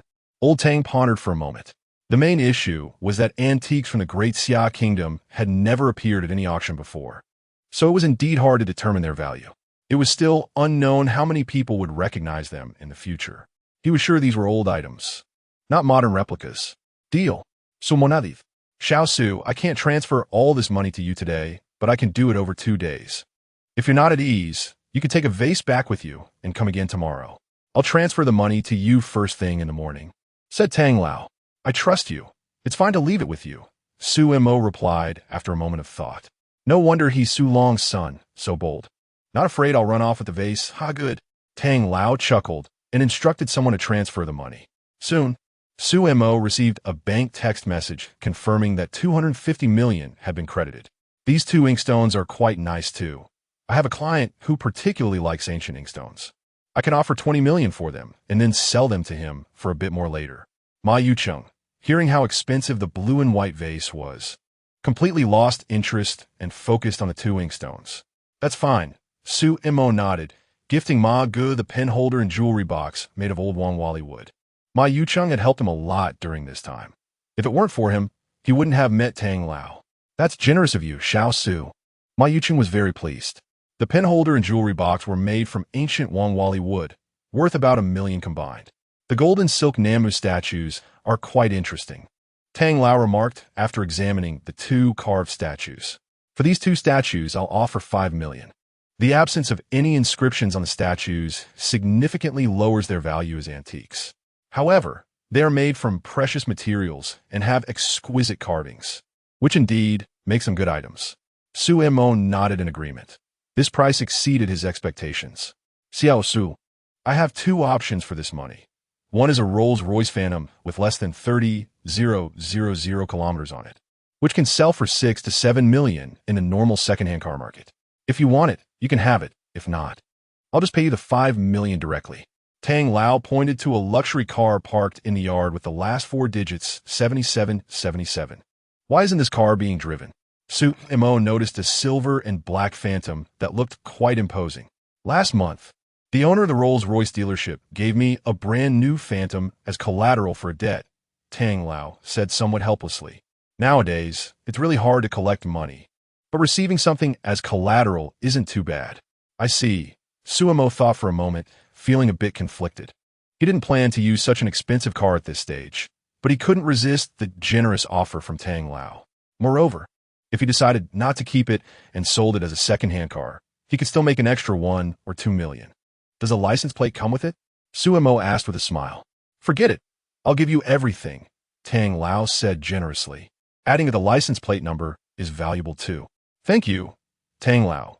I'll take the car, Su Imo smiled. You've hit the jackpot, Ma Yucheng said enviously. Hello, mister. Su, I'm Lu Yu, Tang Lao's secretary. I'll accompany you to handle the transfer shortly. A tall woman entered, holding the keys to the Rolls-Royce. Su Imo nodded and followed her to sign the contract before proceeding with the transfer. Xiao Su has quite a few good items. I wonder how many things Su Long kept for me back then, Tang Lao murmured in his office, gently caressing the flower and bird-patterned fishtail vase, reluctant to part with it. Boss Tang, you're truly accomplished at a young age. After completing the transfer, Lu Yu sat in the passenger seat of the Phantom, gazing at Su Imo with affectionate eyes. Her gaze almost entranced. As Tang Lao's secretary, she had seen many valuable antiques, but transactions of this magnitude were very rare. Suddenly having over 500 million made Su Imo a definite high-status man. Su Imo glanced at her and noticed that she had somehow unbuttoned her collar, revealing a large expanse of white skin and a deep valley. I underestimated her. I didn't expect her to be so well endowed. Good luck with reincarnation. It's all left to me by my dad. I'm just a spendthrift, Su Imo chuckled softly. Boss Su is joking, Lu Yu smiled widely. Do you have a girlfriend? No. Su Imo shook his head. It seems Secretary Lu has an interest in him, which is understandable, considering the antiques he sold today are worth over 500 million. Even if Wu Dalong suddenly had this much money, Li Ping'er would probably kick Ximenqing out of bed and jump into his. Moreover, Su Imo considered himself fairly handsome. High status, wealth, and looks. Why not find someone? I'll introduce you to someone later, Lu Yu said with a smile. Let's talk about it later, right now. Women will only slow down my response time, Su Imo declined. You'd better be talking about guns. Lu Yu's face turned red. Creak. Su Imo parked the car at the entrance of Tang Lao's villa and got out with her. After greeting Tang Lao, he planned to leave. Boss Tang, please give me your previous car keys. I'll drive it back, Lu Yu said with a smile. There's no need for that trouble. I'll call a chauffeur, Su Imo replied. Noticing her eager gaze and fearing that she might eat him up after going to the food factory, Lu Yu looked unhappy after being refused, huffed, and walked away. Su Imo called a chauffeur to drive the previous car to the entrance of the food factory. He drove the Rolls-Royce back and found that no one cut in line. He couldn't help but sigh. It feels great to be rich. As he turned onto a side road, a Land Rover approached him in the wrong direction, honking wildly. Sumofronith. The other party was going the wrong way and was so arrogant. Damn, just back up. You're going the wrong way, and besides, I'm in a Rolls-Royce. Qin Mingyao sighed from the back seat. The family business had been doing exceptionally well in recent years, and her mother had become quite arrogant. So what if it's a Rolls Royce? I'm in a hurry to use the restroom. I can't hold it any longer, Qin's mother huffed. But the Rolls Royce didn't budge, even moving closer to block her path. Sumo, Qin's mother exclaimed in surprise as she recognized the driver of the car. Qin Mingyao turned her head sharply to look ahead. It really was him. How did he end up driving a Rolls Royce? Huh. Sumo must be working as a chauffeur. It's rare for a Rolls Royce owner to drive their own car, Qin's mother huffed, thinking he's just a chauffeur trying to act important. Mom, just get back on the right path. We're going the wrong way, and Sumo probably won't let us pass. Qin Mingyao hurriedly said. Qin's mother glanced at the right lane, which was moving normally but already backed up for hundreds of meters. Even if she forced her way in, it would still be congested. You go down and tell Sumo to let us pass quickly. I'll just go through. She looked at Qin Mingyao. I'm not getting out of the car. Qin Mingyao quickly shook her head. She wouldn't do something so embarrassing. How did I end up with such a useless child? Qin's mother huffed and got out of the car, knocking on Sumo's window. You better move aside. I have urgent business. When Sumo rolled down the window, Qin's mother said coldly, Wait, who are you, Andy? Do you realize you're going the wrong way? Sumo was almost laughing out of anger. Chapter 28. Wrong way, I really do have urgent business. How can you, a college student, lack the awareness to help others? Qin's mother frowned, clutching her stomach, feeling like she couldn't hold it any longer. I've always been willing to help others, but unfortunately, some people don't act human, Sumo replied, glancing at her. You shouldn't think being a driver for a big boss makes you important. Qin's mother gritted her teeth and said, People like you are why your uncle took away your family's wealth. You can't hold on to it, you know? You're destined to be a poor fool for life. If Sumo had moved aside, she would have probably made it to a public restroom by now. What's wrong with being a driver? Earning a living with your own abilities isn't shameful. Ignoring traffic rules and going the wrong way is what is shameful. Sumo, hearing her misunderstand him as a chauffeur, didn't bother to explain. There is no need. You better not get in my way. If you do, your boss will definitely punish you. Qin's mother felt like she was really about to burst. Then go ahead and crash into me. If you don't, I really look down on you, Sumo said fearlessly. Qin Mu glared at him fiercely, instructed Qin Mingyao a few words, and then ran down to the small woods. Qin Mingyao hurried to the driver's seat, fumbled with the controls, and barely squeezed back onto the normal road. Sumo sped past without even glancing at her, seeing his car disappear in the rearview mirror. Qin Mingyao suddenly felt a void in her heart. She continued to change lanes and stopped by the roadside, waiting for her mother. After more than 10 minutes, Qin Mu finally got into the car. The mosquitoes are crazy now. I squatted there for a while and got stung 7 or 8 times on my butt. Qin Mu complained as she got in. It's all that Sumo's fault. His personality is getting more extreme. Is he having another episode of his mental illness? Mom, do you think the car could be his? No way. He doesn't have that much money. Qin Mu shook her head repeatedly, absolutely unconvinced. But who would hire a mentally ill person as a driver? Qin Mingyao said softly. Maybe he deliberately concealed his medical history, and others don't know he has mental issues. Qin Mu just didn't believe Sumo could afford a Rolls Royce. Even in their family, they only had a Land Rover and a Mercedes. At that moment, Sumo drove back to the food factory and saw his old car parked at the entrance. He drove both cars into the factory. He didn't plan to sell the old car. It was a gift from his parents during his freshman winter break. It wasn't a luxury car, but it cost nearly $300,000 when it was new. Sumo checked his bank account. Tomorrow, he would receive $250 million from Old Tang, which made him feel very secure.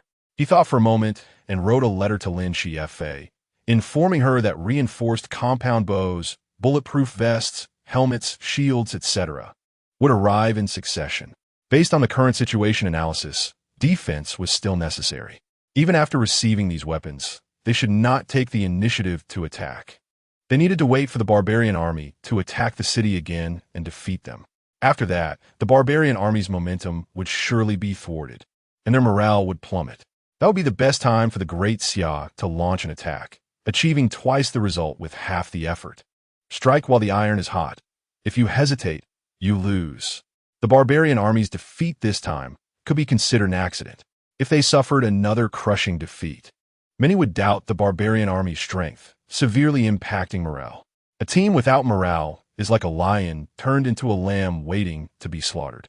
Anyway, if they wore down the Great Xia army, he didn't have to worry. He could send water and food every day, which the barbarian army definitely couldn't outlast. Suemo got in the car and went to a nearby restaurant. It wasn't good to always order food from the same place for Lin Xi. He wanted to change things up. He parked the car and looked up to see a restaurant being renovated, with workers carrying cement or bricks upstairs. Just then, a young man with a bare upper body walked out of the building. His hair was covered in cement dust, and he wiped his sweat with a towel around his neck. He glanced at Suemo, and both were a bit surprised. Diwangwo. Suemo could hardly believe it. It was really his high school classmate. Sumo. Long time no see. Diwangwo smiled, revealing 2 rows of big white teeth. You. How did you end up doing this? Suemo was very surprised. Diwangwo came from a well-off family. During high school, his monthly allowance was over 10,000, and he wore all brand-name clothes. But he was very nice, always willing to help others, and everyone liked him. He donated the most in class every time there was a fundraiser. Diwangwo didn't get into college and went to the army.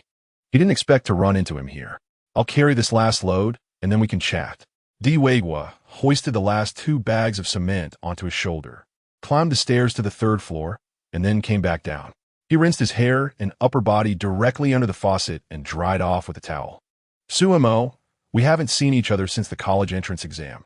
Let me treat you to some skewers. Diwangwo said generously. Sure, let's go. Suemo followed him to a barbecue stall and sat down. Aren't you supposed to be in the army? Suemo was very curious. Yeah, I served for 3 years and came back last year. Diwangwo pulled out a pack of cheap cigarettes and offered one to Suemo halfway through. He withdrew his hand and lit one for himself. Someone like Suemo, a rich second generation, wouldn't smoke his $6 cigarettes. I don't smoke. Suemo noticed his action and asked, what happened to you? They were good friends before, but they hadn't kept in touch much after university. My dad's investment failed 4 years ago. The villa and luxury cars were all auctioned off. My family moved into my grandfather's old, run-down house. Diwangwo sighed. My dad later couldn't get over it and jumped off a building. My mom couldn't handle the blow, fell into depression, and got stomach cancer. She passed away last year. My sister has leukemia, and treatment costs money. My discharge pay has long been spent, and I can't find a high-paying job, so I've been doing this now, earning $600 or $700 a day. Suemo didn't expect such a drastic change in his family. Life was truly unpredictable. How much do you need for your sister's treatment? He asked. She needs a bone marrow transplant. Conservatively, it would cost over $300,000, Diwangwo said. I'll lend you $500,000. You can pay me back when you have the money. Suemo took out his phone. After the surgery, there will also be recovery and other expenses. It all requires money. Diwangwo's hand trembled slightly as he held the cigarette. Then he shook his head. Thank you. If I really need it then, I'll ask to borrow it from you. His eyes were a bit red. Currently, they hadn't found a bone marrow donor. So surgery couldn't proceed, and he didn't need that much money for now. Ever since the family crisis, he had felt the warmth and coldness of human relationships, the harshness of reality.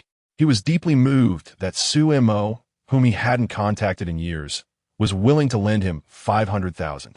Hearing this, a bold idea flashed through Sumo's mind. Lin Xi's side suffered so many casualties every time they fought. He hurriedly drove that terrifying thought away. Chapter 29. Military camp explosion unless absolutely necessary. Don't use a leather bag to transport any prohibited items. If you need money for the subsequent surgery, feel free to contact me, Suemo said. You still use your WeChat from high school, right? Yeah, still using it, Diwangwo nodded. How about you now? My parents passed away in an accident. Now it's just me, Suemo said. The two fell into a brief silence, not expecting so many things to happen in just a few years. Old D, you serve in the army for 3 years. How's your skill? Suemo broke the silence. Not to brag, I can take on 5 ordinary people without any problem, Diwangwo smiled. After returning from the army, he hadn't slacked off on his training. Plus, carrying things up and down every day kept increasing his strength and muscles. My food factory is about to open, and I'm short of a security captain. I'll offer you a monthly salary of $20,000. How about coming to help me? Su Mo glanced at him. The food factory needed to continue operating, whether to preserve his mother's hard work or to provide food for Lin Xi. Foods like compressed biscuits were particularly suitable for military operations. Additionally, the food factory could produce military canned goods, allowing the Great Xia soldiers to eat more nutritious food. If the food factory continued, they would start with 2 types of food. He really needed reliable security personnel, and not just one. He would need them when the antique shop opened as well. Sumo, thank you so much, but I have to go back to take care of my sister at night. Diwei knew Sumo genuinely wanted to help him. That's fine. You can work during the day, and someone will take over at night. Or you can help me find someone reliable for the night shift, Sumo said. But their salary won't be that high. Around 8,000 a month. That's still a good salary. Diwei was a bit surprised. I'll ask my army buddies. I'm sure someone will be willing to do it. He raised his glass to toast Sumo. After finishing a bottle of beer, he had to go back to take care of his sister, so he left first. Sumo watched him leave, feeling a mix of emotions. Looking back at himself, he thought that if it weren't for that magical leather bag, he wouldn't be in such a good position either. He then visited a few nearby restaurants and checked their kitchens. He selected 3 satisfactory restaurants and planned to order from them in rotation. After Lin Xi and the others got tired of the food, he would look for other places. He ordered some dishes at a Shandong restaurant, spending over 2,000, and had them delivered to the food factory. Lin Xi looked at the lavish spread and knelt down to thank the Heavenly Lord before digging in.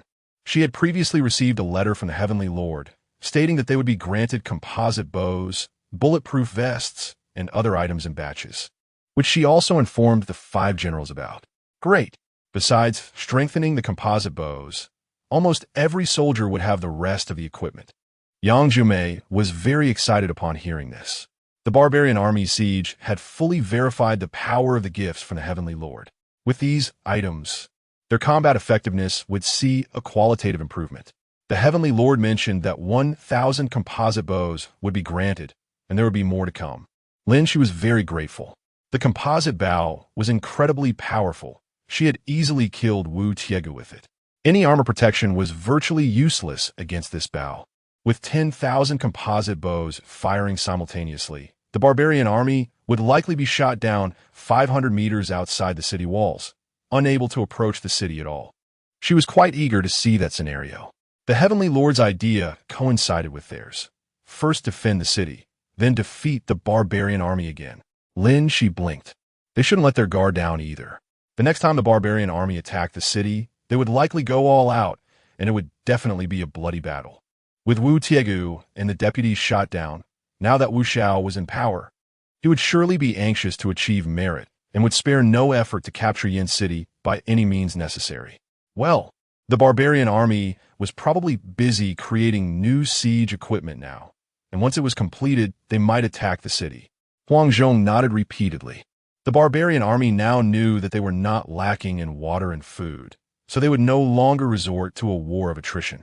Once they finished resting, a new round of attacks would commence. You all take turns inspecting the city wall defenses. Any gaps must be filled promptly. Lin Xi thought for a moment. During the daily roll call, they needed to confirm that the soldiers equipped with bulletproof vests and other protective gear had everything intact. It was absolutely forbidden for anyone to deliver the items granted by the Heavenly Lord to the barbarian army. There were definitely traitors among the army or in the city. It was inevitable. She was worried that someone might secretly send the bulletproof vests and other items out, and if they ended up in the hands of the barbarian army, they would be studied. Of course, the Heavenly Lord had said that these bulletproof vests could withstand bullets, water, and fire, and had almost no drawbacks. But it was necessary to prevent such things from happening. The items granted by the Heavenly Lord could only be used by their Great Xia soldiers. Yes, the 5 generals firmly remembered that. Your Majesty, a letter has arrived from the capital. A female guard entered and presented a sealed letter. The civil and military officials learned of their great victory, but many still didn't believe it, thinking she was just saying that on purpose. Some officials had already packed their things, waiting to flee once Yin City fell. After Lin Xi read it, she sneered. This was a letter from the spy she had placed in the capital. It was normal not to believe it. If she hadn't seen it with her own eyes, she wouldn't have dared to believe it either. Xiang Long smiled. facing more than 200,000 barbarian troops attacking the city. Not only did they succeed in defending it, but they also killed the opposing general and over 5,000 enemies without any casualties on their side. Who would dare believe that? Such a splendid battle was absolutely unprecedented. When news spread to the capital, these people would believe it. You make a good point, Lin Xi smiled. The noble families in the capital were too clever. The 5 generals did not dare to speak, as some families had survived through several dynasties and still existed, with influence throughout the court. They mainly advocated for those who recognized the times as heroes, siding with the winning side. Changes in dynasties were irrelevant to them, as long as it benefited their family. Forget it. It's only natural to seek profit and avoid harm, as long as they don't do anything that harms us, Lin Xi said lightly. Let us eat. Oh, what dish is this? Let me see the menu. 9-turn large intestine. Looking at the red and tender dish, she didn't expect it to be large intestine. Your Majesty, you shouldn't eat this dish. As the Emperor, you shouldn't eat such things, Lu Mulan hurriedly said. The royal family didn't eat such pig offal. So she didn't expect the heavenly Lord to grant this dish. During the Great Famine, just having something to eat is good enough. Why be picky? Lin, she shook her head. This is a dish granted by the heavenly Lord. I must try it. Otherwise, it would be a great disrespect. She picked up a piece, brought it to her mouth, and her eyes lit up. It was fatty yet not greasy, crispy on the outside and tender on the inside. Delicious. She picked up another piece, praising it continuously. You all try it. It's really good. Lin, she took a sip of hot milk tea, feeling very happy. How thoughtful of the heavenly Lord to know she was still on her period and to have ordered hot drinks for her these past few days. Boom!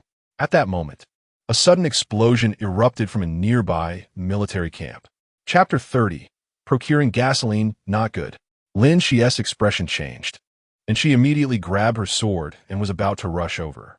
Your Majesty, don't go over there. I'll check the situation, Huang Zhong hurriedly said. There must be chaos in the military camp now. It's safer for you to stay here. It would be bad if a spy assassinated you in the confusion. He, along with Xianglong and Han Jian, immediately left, riding their horses swiftly. Your Majesty, don't worry. It might just be an accidental discharge, Lu Mulan said. But she knew that such a loud noise was likely not that simple. After a while, Xianglong returned with a grim face. Your Majesty, 5 spies killed 3 soldiers guarding the incendiary bottles and ignited them, causing an explosion. Xianglong's expression was dark. The 5 spies had been killed on the spot by the soldiers who rushed over. There were definitely more spies in the army beyond these 5. Capturing them wouldn't be an easy task. They must have received orders from the barbarian army to reveal their identities at any cost to destroy the incendiary bottles. Lin Xi immediately lost her appetite for food. The incendiary bottles were essential for defending the city, having played a significant role in easily burning the enemy's siege equipment. They had only used a small portion of them for defense, and now all of them had exploded. The barbarian army would surely find out that the incendiary bottles had been destroyed, and once their siege equipment was completed, they would likely attack the city. Yang Jumei's expression also turned serious. Losing the incendiary bottles meant that if they relied on their previous methods to defend the city, even with the bulletproof vests and other gear granted by the Heavenly Lord, they would suffer heavy casualties if the enemy managed to climb the walls and engage in close combat. The only way to minimize losses was to find ways to damage their siege equipment and prevent the barbarian army from attacking the city. Given the speed at which the barbarian army could remake their siege equipment, they might attack as early as the day after tomorrow. Xianglong's face was serious. We only have one day to prepare. The sudden incident disrupted their plans. Everyone had been confident that they could hold the city, and when the barbarian army returned, they would let them taste the incendiary bottles again. But now that those items were gone, their greatest threat to the barbarian army's siege was eliminated. I'll write a letter to the Heavenly Lord, asking if he can help grant some more, Lin Xi sighed. The incendiary bottles were just too useful, and she couldn't find any suitable substitutes at the moment. So, she sincerely wrote a brief letter, requesting the Heavenly Lord to grant them more incendiary bottles. She took 5 gold ingots from the inner room and placed them in the bag. Su Mo received the letter and was surprised that the barbarian army was so cunning. sending spies to ignite the incendiary bottles. The bottles themselves were not the problem. The biggest issue now was how to procure a large amount of alcohol. Of course, using kerosene or gasoline instead of alcohol would be more effective. However, procuring a large supply was quite challenging at the moment. Yanhai does have some private oil refining companies. Oh, how could I forget? My family also has an oil refinery. Su Mo slapped his forehead. After thinking for a moment, he immediately took out his phone and dialed a number. After hanging up, he put away 5 heavy gold ingots and picked a bracelet before driving out. Xiao Su, why are you buying so much gasoline? Are you planning to take revenge on Wang Yugui? A middle-aged man asked quietly in a private room of a tea house. You're asking for 30 tons of gasoline. What do you need that much for? If you plan to burn Wang Yugui, a few liters would be enough. Uncle Song, don't worry, I won't do anything illegal. Su Mo looked at Song Qian. You know, I've always liked tinkering with inventions. Recently, I made some rockets and need gasoline as fuel for the propulsion, so I decided to buy a bit more at once. Song Qian looked at him with a somewhat complicated expression. Seeing you so serious, I almost believed you. I absolutely won't do anything bad. Su Mo took out a Wang Wali bracelet from his bag. I remember Uncle Song is knowledgeable about cultural relics, so I found his bracelet while packing and wanted to give it to you. I don't play with these things.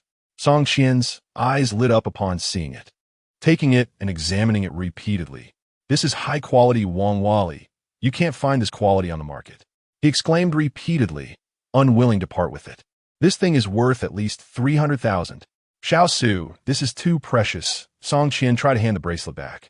Uncle Song, something like this might be worth a little to someone who likes it, but to someone who doesn't, it's just wooden beads worth nothing. Su Mo pushed his hand back.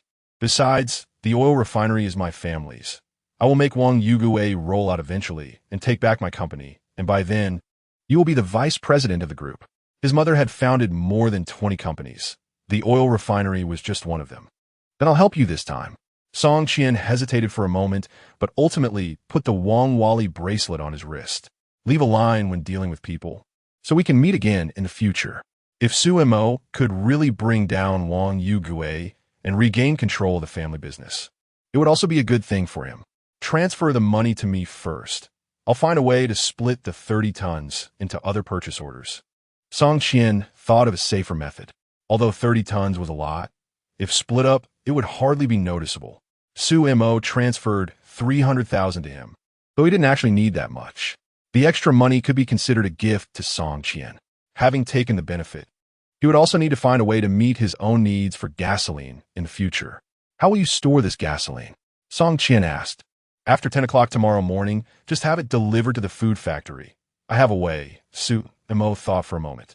Song Qian nodded, indicating it wasn't a problem. Su Mo returned to the food factory and wrote a letter back to Lin Xi, telling her not to worry and that he had something better, which he would bestow tomorrow.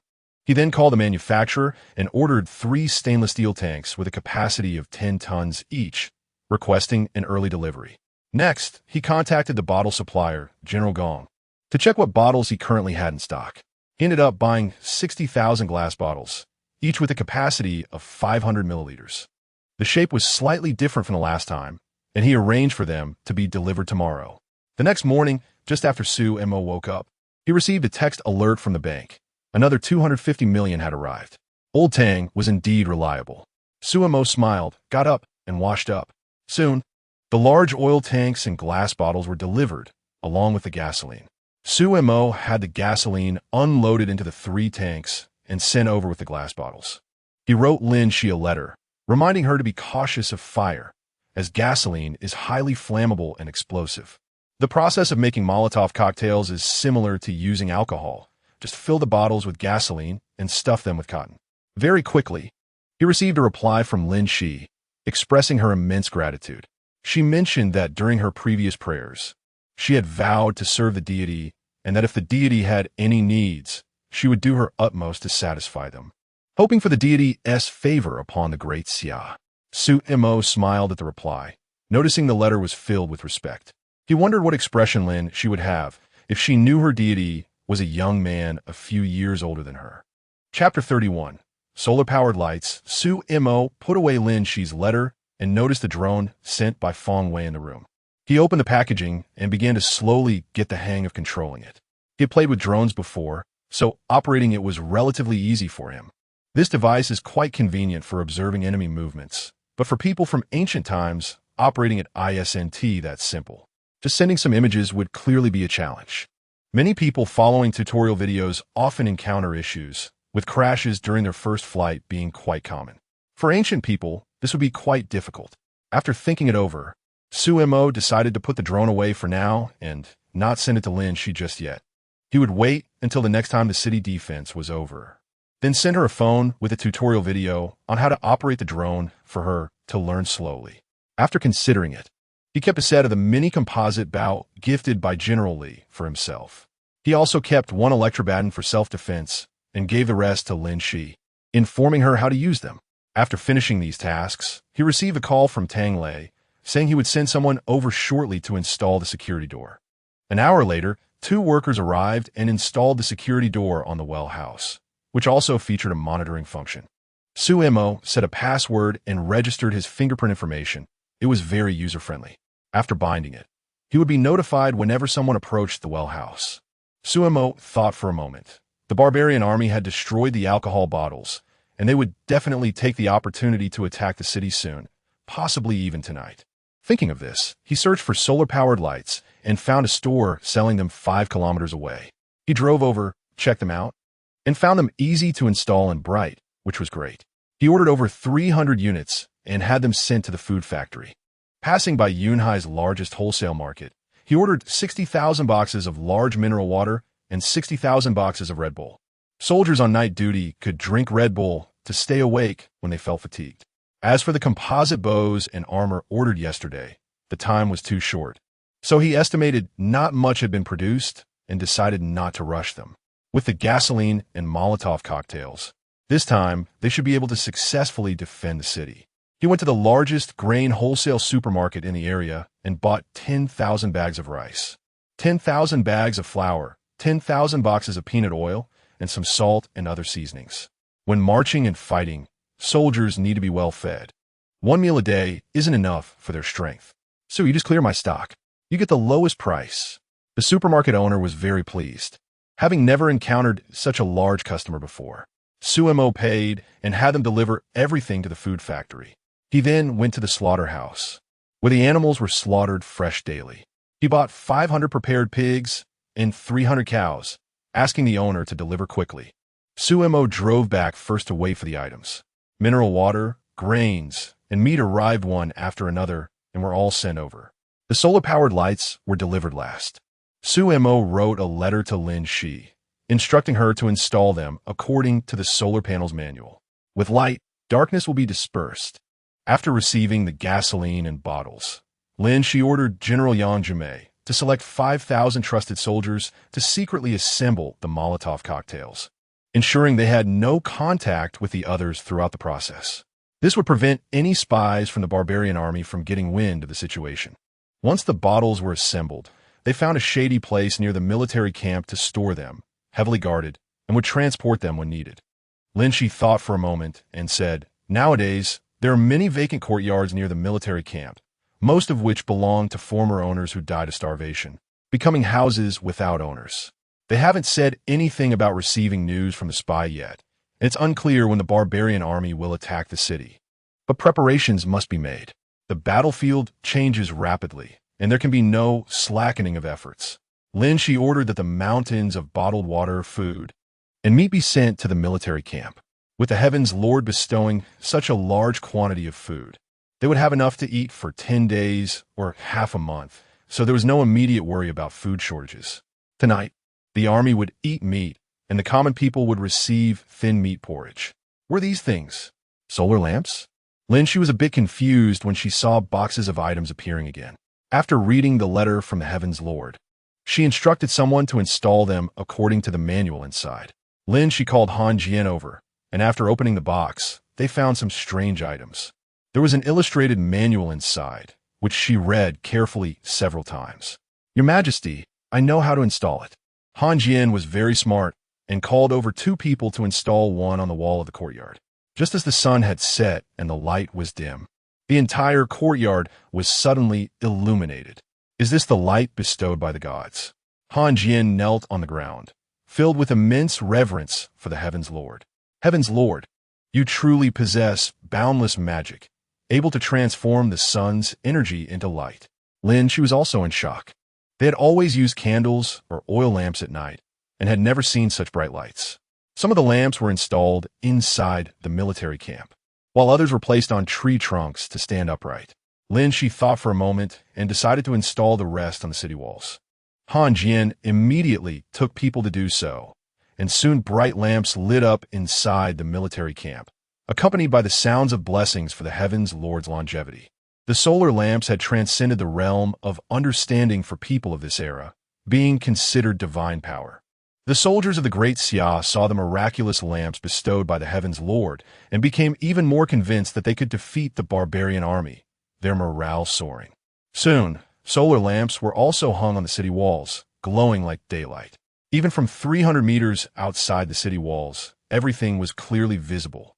Very good, thank you, Heaven's Lord, but first turn off the lights on the city walls. Han Jian thought for a moment and informed the soldiers of the switch's location. He looked back and saw the bright lights in the military camp, never having witnessed such a scene before. A miracle. Everything was a gift from the true Heaven's Lord. Han Jian felt even more respect for the Heaven's Lord in his heart.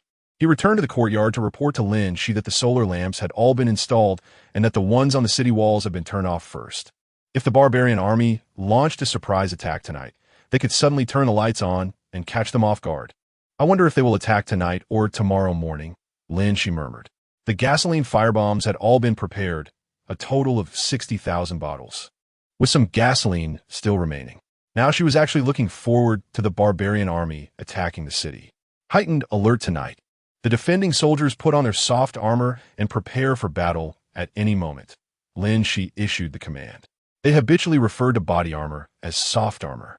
The Heaven's Lord had said that he would prepare tens of thousands more sets for them, so essentially every soldier could be equipped.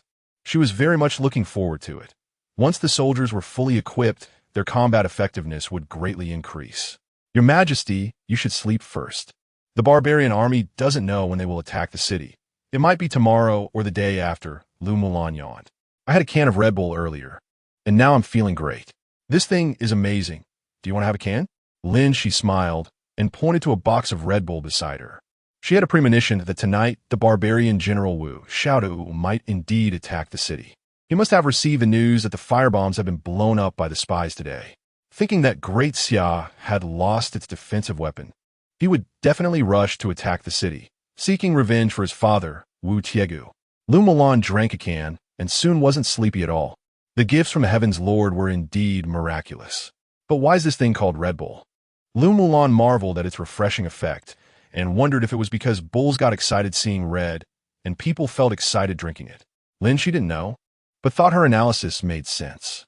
Your Majesty, we've received news that the barbarian army has departed from their main camp and is about to attack the city. At that moment, a soldier suddenly came to report. Good, they've finally come. Send people to quietly transport 30,000 bottles of firebombs to the city walls. Lin Xi's spirits lifted as she donned her helmet and took her enhanced composite bow to head out. Chapter 32. Hell of Fire Wu Xiaodu suddenly ordered his army to move, taking advantage of the night to attack the city. He had received news that the Great Xia army's firebombs had already been destroyed. Their men had been killed, but they had died honorably, achieving great merit. Thus, attacking the city while the opportunity was ripe was the best course of action. Delaying could lead to changes. The nearly 200,000 troops received the news without warning and immediately organized themselves to act. According to Wu Xiaodu's plan, they quietly approached Yin City. Using the cover of the dark night, they swiftly moved siege towers and ladders to the city walls. With archers providing cover, the soldiers quickly began to scale the city. Of course, he knew that the walls of Yin City were tall and not easily climbed. It would take many lives. He had already made up his mind that even if half of his soldiers died, he would capture Yin City tonight. Soon the army was less than 700 meters from Yin City, and Wu Xiaodu felt a hint of excitement. If they could breach Yin City tonight, capturing the capital of Great Xia would be within reach, and he could achieve unprecedented merit. He might even establish the first foreign dynasty in the Central Plains and personally declare himself emperor. Thinking of this made him even more excited. After advancing another 200 meters, Wu Xiaodu stopped. "Warriors for the great man kingdom, for your wealth and glory, charge," Wu Xiaodu commanded. 3,000 frontline soldiers carried ladders and pushed siege engines, successfully arriving at the base of the city walls. Wu Xiaodu originally planned to wait until Great Xia discovered them before having the archers shoot arrows for cover. But the walls of Yin City seemed deserted. Had they not noticed? Wu Xiaodu had no time to think further. Such an opportunity was rare, and he immediately ordered 30,000 soldiers to follow and begin scaling the walls. The archers also approached within 200 meters of the walls, ready to fire and cover their comrades as they climbed. In the next moment, a blinding light suddenly illuminated the area. More than 30 bright lamps hung on the city walls, lighting up the base of the walls as if it were daylight. The barbarian army was completely bewildered, looking up in confusion. Why did it suddenly get bright? They looked at the large lamps on the walls, not knowing what they were. They weren't candles or oil lamps, and the strong wind had no effect on them. Trying to sneakily attack the city at night, looking quite ugly and thinking quite beautifully, Lin Xi appeared on the city walls, looking down at Wu Xiaodu and the others. "Lin Xi, tonight will surely be your death and the death of everyone in the city." Wu Xiaodu was furious to see her.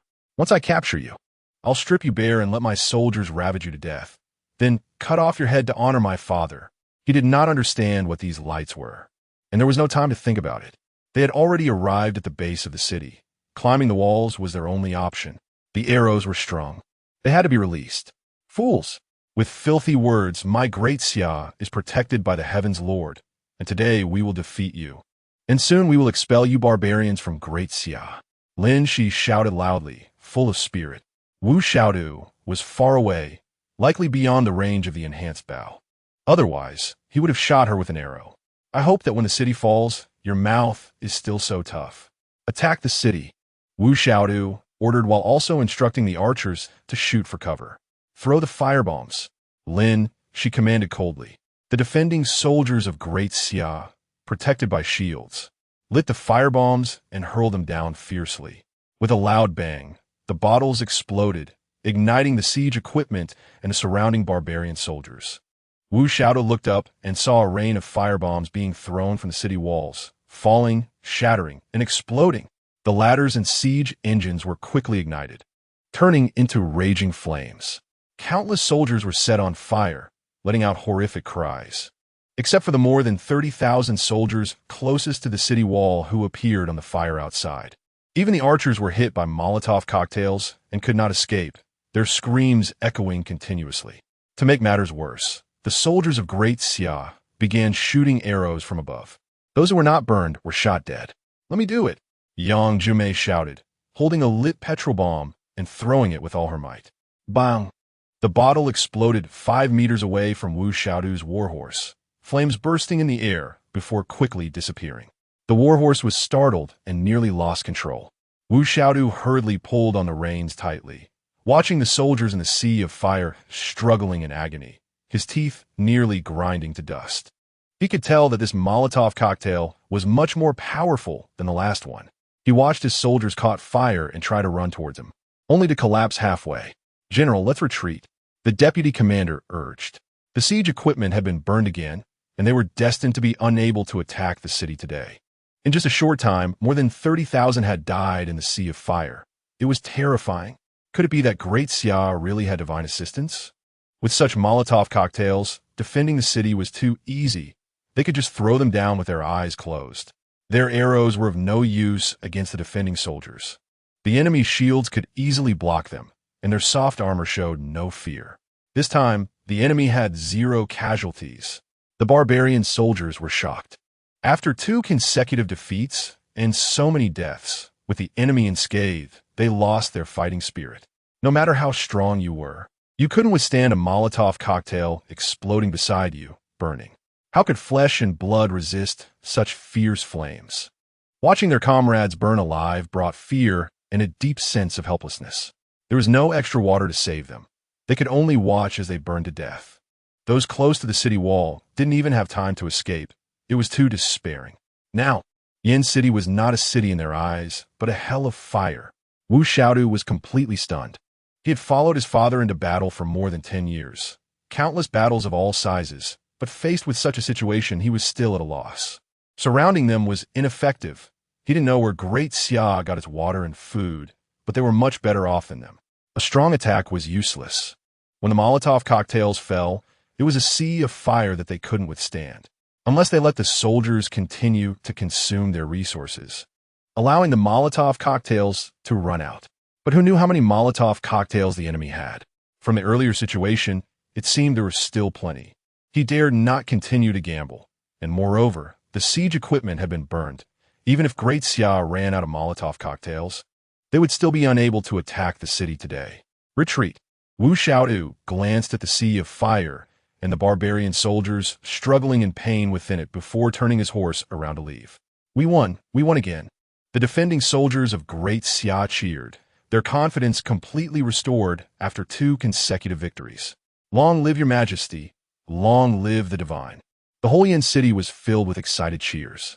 Lin Xi watched as the raging fire below slowly dissipated. This time, they had annihilated more than 30,000 barbarian troops, and Great Xia had 0 casualties. Such a record was absolutely unprecedented. Everything had to be credited to the divine. If it weren't for the gifts he bestowed, the city would have surely fallen today. After this battle, perhaps they could really turn defense into offense. A smile appeared on Lin Xi's lips. Chapter 33. Buying a phone. Lin Xi eagerly wrote a letter to inform the divine of their great victory. They had killed more than 30,000 enemies, and she believed the barbarian army was now in a state of panic. After 2 failed sieges, they must have developed a fear of the Molotov cocktails. You did well. Lin Xi, if the barbarian army chooses not to attack again, what are your thoughts? Su Mo replied to her letter. Divine, I want to wait until the compound bows and soft armor are all gathered before launching a counterattack.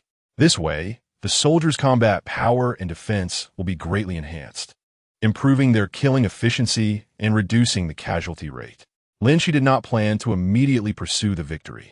The barbarian army had suffered 2 crushing defeats, losing around 40,000 men, but there were still about 160,000 troops remaining.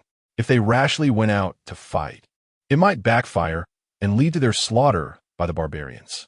They now had food and drink and the tall city walls of Yin City as a barrier, so they were safe. They could continue to wear down the barbarian army during the time they waited for weapons and equipment, disrupting their morale. No problem. Tomorrow I'll give you a good thing. At that time, you can send someone to lure it well. If learned properly, it will be very useful on the battlefield. Somebody played. He just didn't know if the drone could fly over there, as he was unsure if there was a signal. He looked up at the sky now. The Earth was basically covered by satellites. He wondered if there was any signal penetrating through to Lin Xi's parallel space. Since the 2 spaces had established a connection, it indicated the possibility of mutual influence. The next morning, Su Mo drove to a nearby shopping mall, planning to buy a phone for Lin Xi, so he could download the drone training videos for her. Oh, Su Mo, it's you. A female salesperson exclaimed upon seeing him. Oh, Han Yurong. Su Mo was surprised to see a woman with an extremely attractive figure. She was very slim, but her front was quite prominent. This was his middle school classmate. He hadn't expected her to grow up so much. Yes, it's me.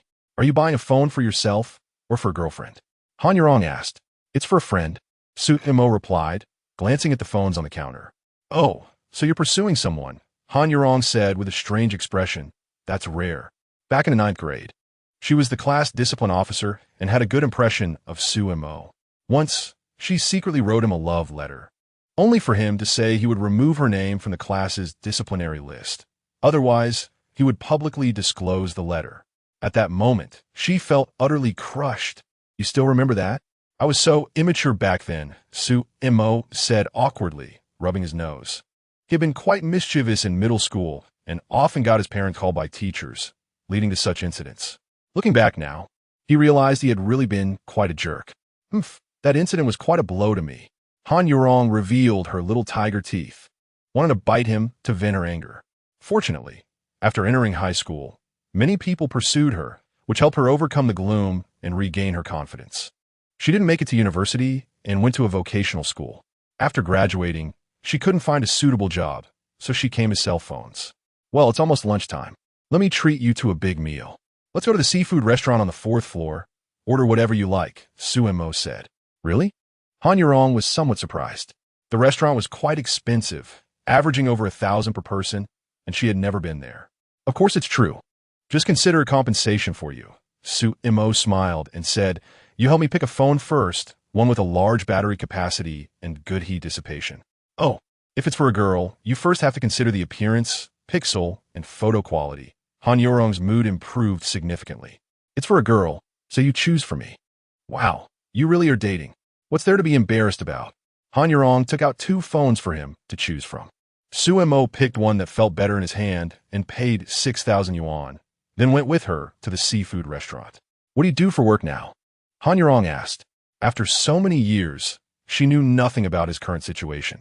I inherited a closed food factory, Suemo replied. Oh, really? Han Yurong was a bit surprised.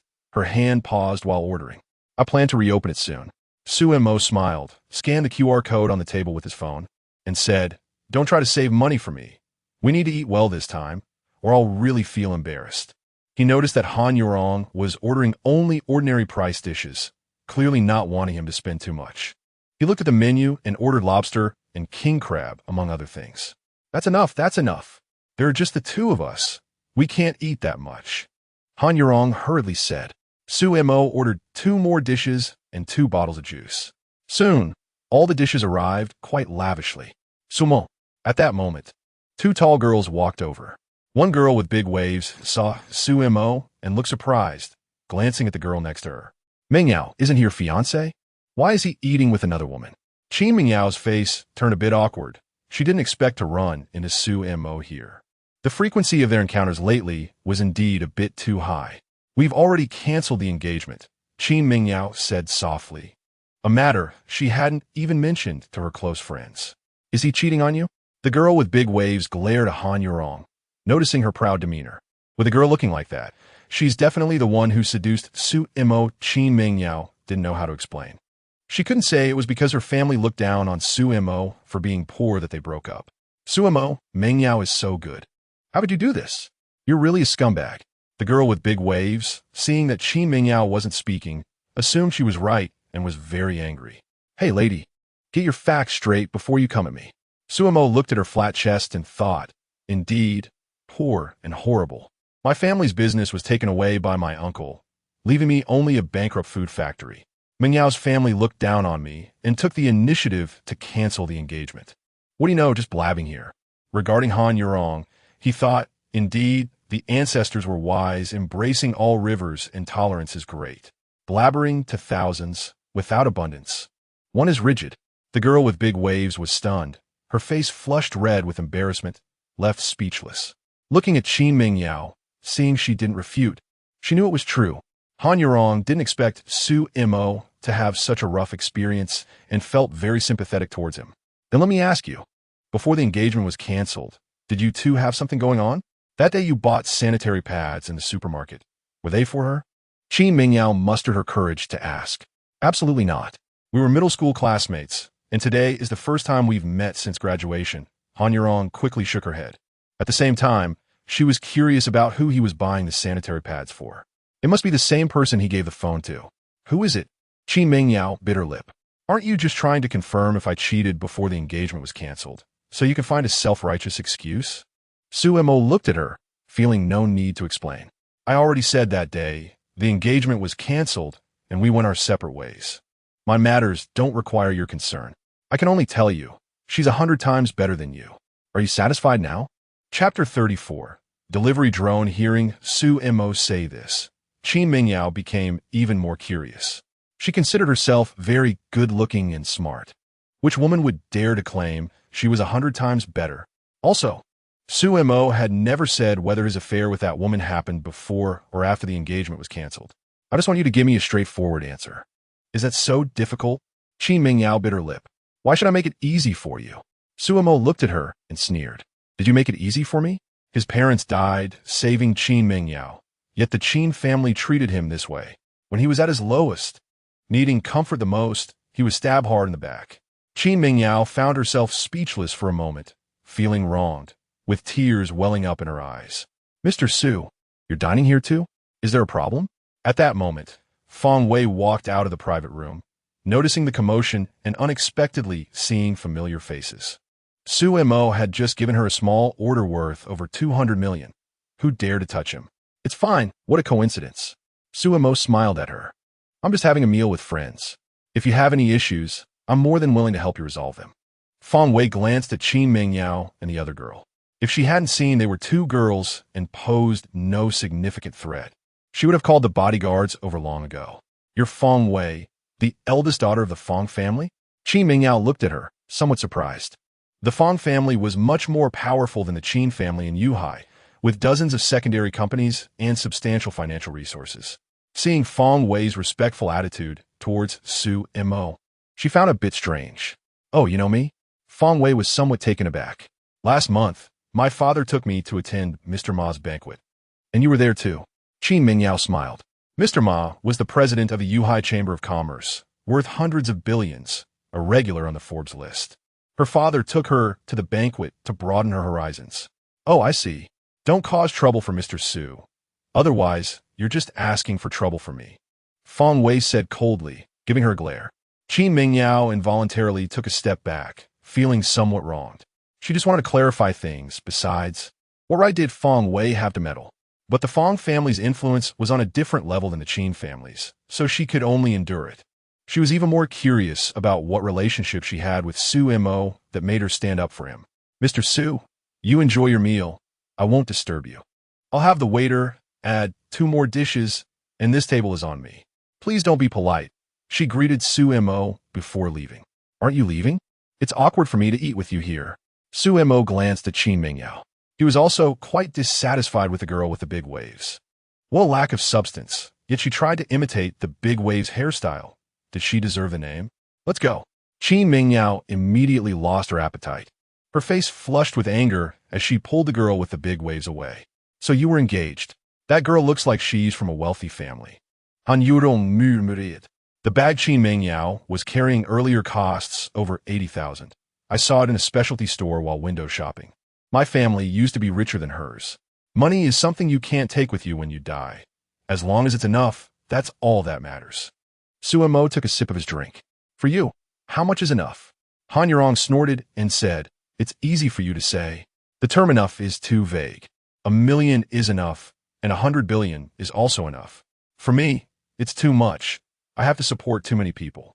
Su Mo smiled and said, "But the feedback from both sides feels pretty good." Han Yurong nodded, agreeing that what he said about running a food factory and paying employees indeed required a lot of money. "Hello, New Zealand black gold abalone, barnacles, and a bottle of Mao Tai, all ordered by Miss Fong. She's already settled the bill for your table." The waiter came over, placing the items down. "Eat while it's hot."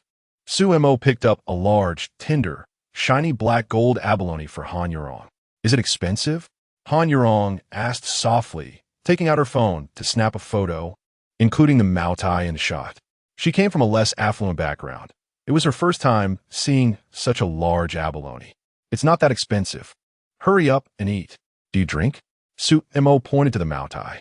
"I don't drink white liquor. Besides, I have to work in the afternoon." "You drink?" Han Yurong shook her head. "I have to drive. Then take it back for your uncle to drink." Su Mo said, "Thank you for this on behalf of my dad." Han Yurong felt a bit embarrassed. Her dad had never had Mao Tai before, so it would be a treat for him. Old classmates shouldn't be polite. Su Mo picked up a piece of lobster meat and offered it to her. "I'm going to sell cars next month," Han Yurong murmured. She hadn't been doing well selling phones and wasn't making much money. Some customers always stared at her chest instead of buying phones. She interviewed at a car company and would start next month. "That's good. I'll come to you when I want to buy a car," Su Mo nodded. "I'll be selling traditional fuel cars at that dealership, with the main sales price around 70 to 80,000. You probably won't be interested." Han Yurong shook her head. "I can buy cars for the employees." Su Mo suddenly thought that in the future, he could transport cars to Lin Xi, which will be much faster than riding a horse. Of course, the premise is that they must learn to drive. Otherwise, it would be very dangerous. As for whether they could learn to drive by watching driving practice videos, that remains to be seen. For the time being, he doesn't plan to transport cars over, as the dangers of cars are extremely high. If mishandled, it could lead to disastrous consequences for his side, such as accidentally running over a comrade. That's fine. You're welcome to come buy a car from me, Han Yurong said with a smile. This meal was very enjoyable, with many things being eaten for the first time. The beautiful female boss, Fong, took care of the bill. He didn't know the exact amount spent, but a bottle of Maodai liquor isn't cheap. I'm off to work, Han Yurong said as she stood up, her figure swaying gently as she glanced at him with affection. This guy did some terrible things in middle school, but fortunately, he didn't tell other classmates about her writing love letters. Otherwise, she would have faced social death back then. But no matter what, she did genuinely like him back then. Suemo felt a bit dazed and nodded. He then left the mall and went to the adjacent business hall to get a new phone card. After returning home, he downloaded detailed instructional videos on how to operate a drone onto his phone and uninstalled all the unnecessary apps. He placed a new SIM card into his phone, and if there was a phone signal over there, he could call Lin Xi or even video chat. He was somewhat curious about what the Empress Lin Xi looked like. Thinking about this made him a bit excited. Suemo wrote a letter, along with the phone and drone, to send over. After a while, he dialed the new number, only to be informed that it was out of service. It turned out that there was indeed no phone signal in that world. Sigh, somos safe. And his plans to talk to the Empress fell through. As for whether the drone could take off, he would have to wait for Lin Xi's reply. They had enough to study for now. Chapter 35. Trying new things. This thing is called a phone. Lin Xi received the phone and drone. And seeing the letter written by Suemo, she was filled with curiosity. She entered the password to unlock it. 999999. The National Master had promoted simplified characters and also introduced Arabic numerals, so Lin Xi was not unfamiliar with the numbers on the screen. After entering the password, she accessed the phone interface. According to Sumo's instructions, she clicked on the album icon, which contained a video, and clicked to open it. Hello, everyone. I'm the blogger. This time I will explain in detail how beginners can control a drone. Lin Xi was startled. There was actually a person in strange clothing inside this thing who could not only talk, but also move. Your Majesty, Lu Mulan burst in directly. She heard a man's voice suddenly coming from the Emperor's room and rushed in without thinking. Seeing that there was no one else in the room besides the Emperor, she noticed that the Emperor was holding a strange object from which a man's voice was coming. There was also a packaging box beside her, and she didn't know what it contained.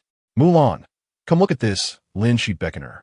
Lu Mulan walked over and, upon seeing the small figure inside the object the Emperor was holding, immediately turned fierce and was about to draw her sword. Don't panic. It seems like this is something similar to a shadow puppet show. There isn't really someone inside. He is teaching us how to control the drone. Lin Xi pointed to the large box beside her.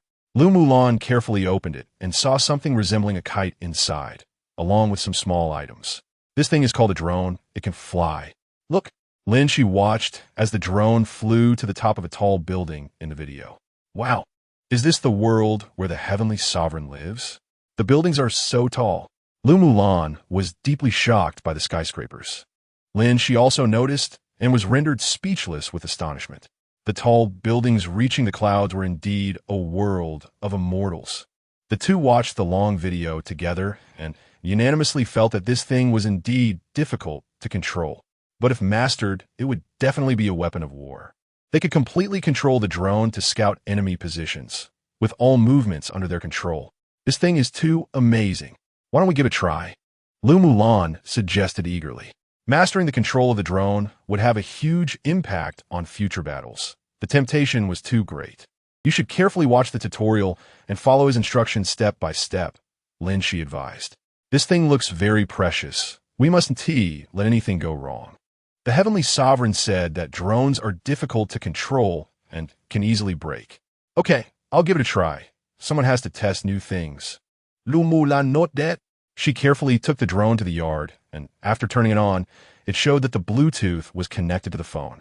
Suemo had already paired these before sending them. Your Majesty, look, it's flying. Lu Mulan operated the drone to take off. In Lin, she saw the screen on her phone display their images. She recalled from the tutorial video that there was something called a camera on the drone, used to capture images. Oh no!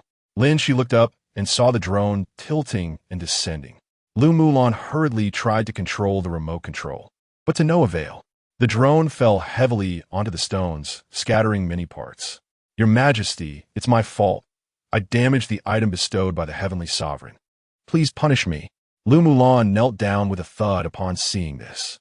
Get up. The heavenly sovereign's letter said it's indeed easy to break. And it's normal for you to encounter problems the first time you operate it. I won't blame you. Lin Xi helped her up and looked at the broken drone, which was already damaged. She wrote a letter, along with the broken drone, to send back. Su Mo was quite pleased to see the broken drone. At least it proved that it could fly in that world. He picked up the letter and began to read. Heavenly Sovereign, we learned how to control the drone, but it still failed. The drone lost control and fell from a height. Seeing her filled with guilt, Su Mo replied in a letter, telling her it was okay. He would send them a few more later for them to explore slowly. Thinking about needing to buy some other things, he drove the Phantom to the mall where he bought the phone, which had a specialized drone store. Su Mo parked the car in the garage and headed straight for the drone store, noticing that no one attended to him, so he began to browse. Hey handsome, do you need me to introduce the products to you? The saleswoman, Jianya, walked in from outside and saw he was alone. Noticing that Su Mo was dressed in mainstream brands and had no watch or anything, she thought he might not be able to afford it. Their store mainly featured high-end drones, with the cheapest one costing over 10,000. Many people came to look and take photos every day, but few actually bought. I've checked. I'll take 10 of your basic models, Su Mo said with a smile. Jianya was taken aback, and the other staff looked over, regretting not paying more attention. They didn't expect Su Mo to be so generous, ordering 10 at once. Really? What do you need so many for? Jianya asked, surprised. I plan to start a live entertainment company, and I'll need them in the future, Su Mo said calmly. Understood. Please follow me to the counter. Jianya said, leading him to pay. Let me help you put them in your car. It's hard for you to carry them all by yourself. She took out 10 drones and had a colleague follow Su Mo to the garage. Rolls-Royce Phantom. When Jianya saw that Su Mo's car was a Phantom, she and her colleagues were stunned. They didn't expect him to be so wealthy. He was actually a hidden rich second generation. As for why not a first generation, it was simply because he looked too young, like a recent college graduate. Boss Su, if you have any questions in the future, feel free to message me on WeChat anytime. I can also provide on-site service. Jianya's tone has become much gentler. No problem. You guys go ahead and get busy. I'll buy some other things. Su Mo could clearly feel the change in their attitude. By the way, the on-site service you mentioned, is it a serious service? He wandered around the supermarket, buying some pastries and milk tea for Lin Xi. Hey, look at Su Mo again. De Bolang and Qin Mingyao finished shopping and watching a movie and unexpectedly saw him again. I suspect he's stalking me, always hovering in front of me. Qin Mingyao mumbled. Let's quietly follow him. Look at the things he bought. They're all for women. Let's see who it is. De Bolang whispered. The two followed behind, watching Su Mo enter the underground parking lot and get into a Phantom. What the hell? Didn't you say he was out of money? De Bolang looked at Su Mo's luxury car, eyes brightening, feeling a stir in his heart. Chapter 36. Assassination Plan. Qin Mingyao felt inexplicably irritated as she saw Su Mo driving away. He might have applied for a driver position, driving the boss's car. She casually remarked. Not likely. De Bolang shook his head. Generally, a boss who can afford a Rolls-Royce would have dress code requirement for drivers. It's all about face. Look at how casually Su Mo is dressed. It actually suggests that this is likely his car. Qin Mingyao thought her analysis made sense, but felt even more irritated. If Su Mo really has a lot of money, playing the pig to eat the tiger, where did the money come from? It has nothing to do with me anymore. Let's go. Qin Mingyao sighed quietly. At this moment, Su Mo drove back to the food factory, first sending over 10 drones to Lin Xi for practice. He then sent the pastries and milk tea as well. He opened a bottle of cola and took a sip. The barbarian army had suffered 2 major defeats in the siege and normally wouldn't attack again, as it was essentially like sending them to their deaths. Once the compound bows and armor were in place, they would begin their counterattack. He thought about it. Lin Xi and the others were still lacking powerful melee weapons, like long swords or big knives. The ancient sword-making technology was impressive, but the materials were lacking, mostly iron, which compared to modern materials and processes, had a huge gap. Acquiring a large number of long swords or big knives would also require some effort. Suddenly, he remembered a college classmate, Lin Xi, who claimed to be the heir of the Tianquan sword, and his family made swords. He found the number and called. "Hey, Wen Jian, how's the long sword sales going at your place? I saw the video you posted on Douyin. The swords look pretty good." Suemo started with some small talk. "Oh, don't mention it. Last week my dad spent hundreds of thousands hiring an influencer to sell products, prepared 20,000 swords, and in the end they only sold 100, with 50 returns. My dad is almost going crazy." Li Wenjian was extremely frustrated, thinking he'd get rich by having an influencer promote the swords, but ended up getting scammed. Hearing about 20,000 swords, Su Mo's eyes lit up. "Where's your sword factory, located in Yanhai? Just in the Gaoxing district, Lijia village. Why, do you want to buy swords? How many do you want? I can give them to you." Li Wenjian asked, saying a few but not saying a lot. "Civility is about you, me, and him." Suemo chuckled. "I took an overseas order, a big one. I can completely digest your stock." "No way, is that true?" Li Wenjian raised his voice a few degrees. His dad was worrying about unsold swords, and the workers' wages were still being delayed. "Of course, send me your location, and I'll come to see you tomorrow morning. If it's suitable, I'll take them all." Suemo arranged to meet him. "Young Marshal, no, please spare me. It was the wrong title. Great General, please let me go, it hurts." In the tent of the barbarian army, Wu Xiaodu was practicing archery on horseback. The woman beneath him was his father's favorite, being violently ravaged by him, constantly pleading for mercy. Wu Xiaodu had a face full of rage, ignoring her pleas. After 2 major defeats and 40,000 deaths, the morale in the army was at an unprecedented low. How to break through Yinqing was without strategy, making him feel frustrated. Surrounding tactics were no longer feasible. According to reliable information, the Great Xia army had plenty to eat and drink and was much better off than they were, even having surplus food and meat for the common people. A direct assault was also not possible. Yinqing's walls were tall, easy to defend, and hard to attack. The Great Xia also had incendiary bottles. If they went, they would be burned to ashes. However, just thinking about breaking Yinqing would allow him to achieve an unprecedented feat, making it impossible for him to retreat. With a pop, Wu Xiaodu unsheathed his sword, feeling much of his frustration dissipate. "You, return to the tent. Always be ready to serve me." He glanced at the woman and coldly commanded, tossing a bone with some meat on it. The woman's eyes lit up, immediately pouncing on it and gnawing the meat clean off. "This is horse meat. Food in the army is starting to run tight, and even the feed for the horses is gone." To prevent horses and humans from competing for food, Wu Xiaodu began to systematically slaughter horses. This way, it could also increase the military's food supply. Of course, ordinary soldiers had no fortune to eat meat. The woman reluctantly glanced at the large plate of meat on the table in front of Wu Xiaodu, swallowed her saliva, forcibly turned her gaze away, dressed, and walked out. Her posture awkward. "Umph, you lowly maid. Having bones to eat is already good enough." Wu Xiaodu snorted and put on his clothes. He ordered for the vice generals and strategists to be called in, asking them to discuss what to do next. "General, in my opinion, why don't we bypass Yinqing and head south directly?" someone suggested. "First, take down other cities to seize food and water. Dragging this out, our military supplies won't last long." "I disagree. As long as we break Yinqing, we can take down the capital of Great Xia, and then we can destroy Great Xia. If we go around, no matter how many cities we take, we'll have to come back and fight again. How many more will die?" "That makes sense. But Yinqing is as solid as a fortress, and the Great Xia has incendiary bottles. How can we break it?" The crowd debated, with no unified opinion. "General, I have a plan." At this moment, a scrawny-faced strategist stepped forward. "Speak." Wu Xiaodu took a sip of wine. "Rumor has it in the Great Xia army that the true God of heaven has bestowed Lin Xi, the Empress, with food and supplies. After some feedback over this period, there's indeed something suspicious. No one is sending supplies to Yinqing, yet they are eating and drinking well, living in comfort. It's abnormal. Get to the point. Everyone already knows this." Wu Xiaodu grew somewhat impatient. "What I mean is, let us assume the true God really exists, but he only contacts Lin Xi. I suggest we let our people who are lurking in the Great Xia army find a way to assassinate Lin Xi together. As long as she dies, perhaps the true God will no longer favor them.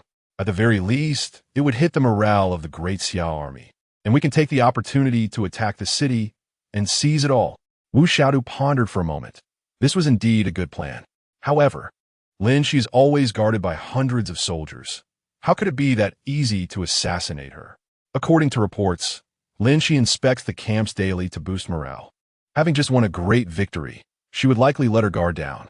We could have our people lurking among the citizens in the city, create chaos outside the military camp to attract the attention of Lin Xi's guards, allowing our people to find a way to assassinate Lin Xi.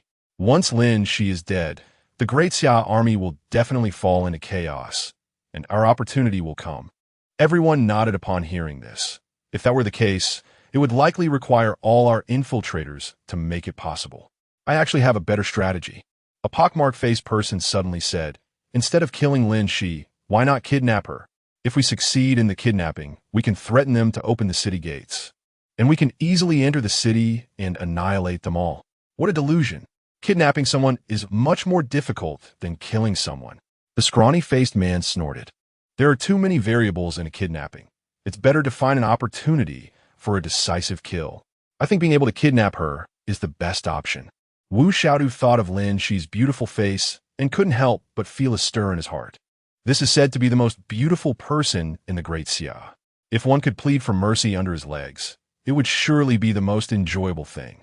If he were killed by a sword, then the fun would be over. General, the monkey-faced man seemed a bit anxious. All right, send a message to the people in the city. Find a way to kidnap Lin Xi. If that's not possible, then kill her. But we must succeed in our operation tomorrow.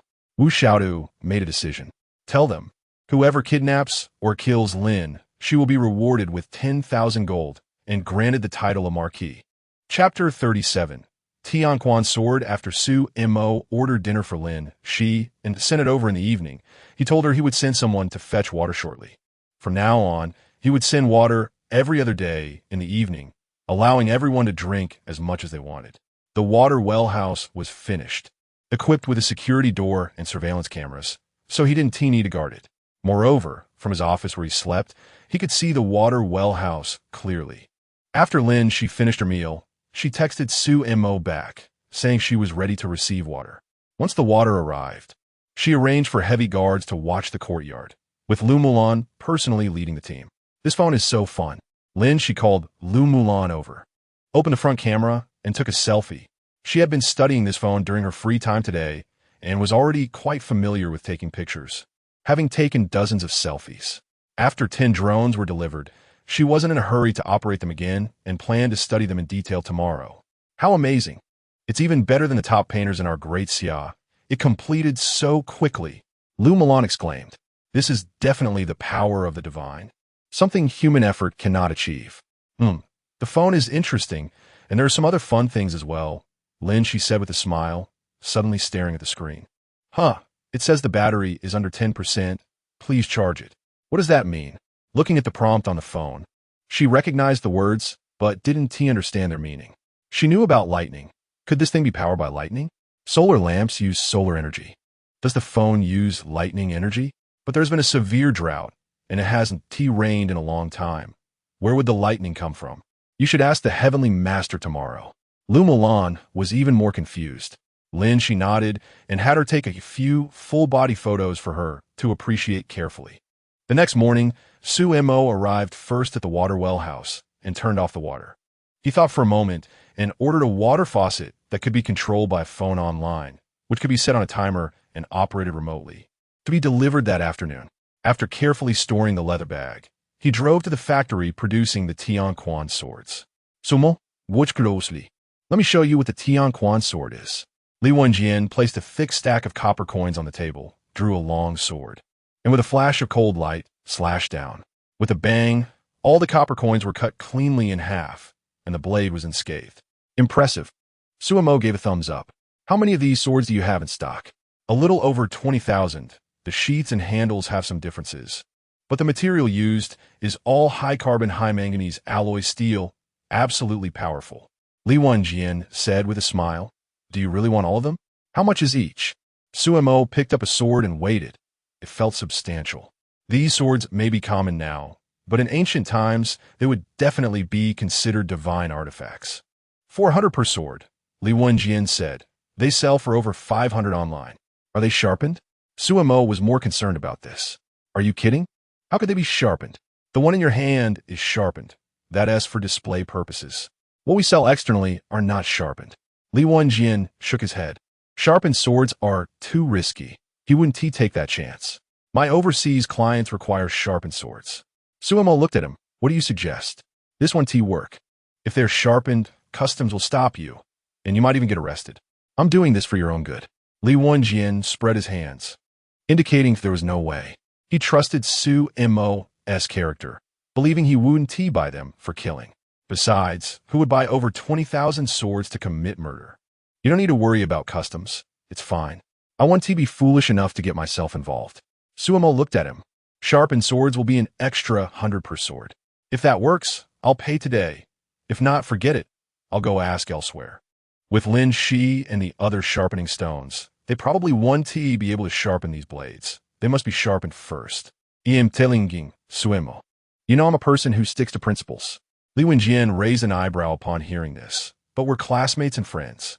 Others may not be able to, but you're not just anyone, so I'll sharpen them for you. An extra 100 per sword means over 200,000 more for over 20,000 swords. Once my dad hears about it, he will definitely agree, as he's already invested money in it, and now the goods are being squeezed too tightly. Suemo cleared out his stock directly. Such a client is too rare. Don't worry, if a problem really arises, I'll say I sharpened them myself. All the swords I bought from you are unsharpened. Seeing that he agreed, Suemo felt relieved. Haha, right, that's it. I'll arrange this today. It should take about 3 days to get ready. Send me an address, and I'll deliver it to you then. Li Wenjian gave him a thumbs up. The two went to the office to sign a contract, and Suemo paid over 10 million in full. Come, let us visit our sword pavilion. Pick any sword you like. Suemo bought so many swords at once, solving a major problem for their family, and he felt quite grateful. They entered a room filled with over 200 swords of all sizes and shapes. These are all fine products. The cheapest one is around 10,000. Today, you can pick 5. Li Wenjian said generously.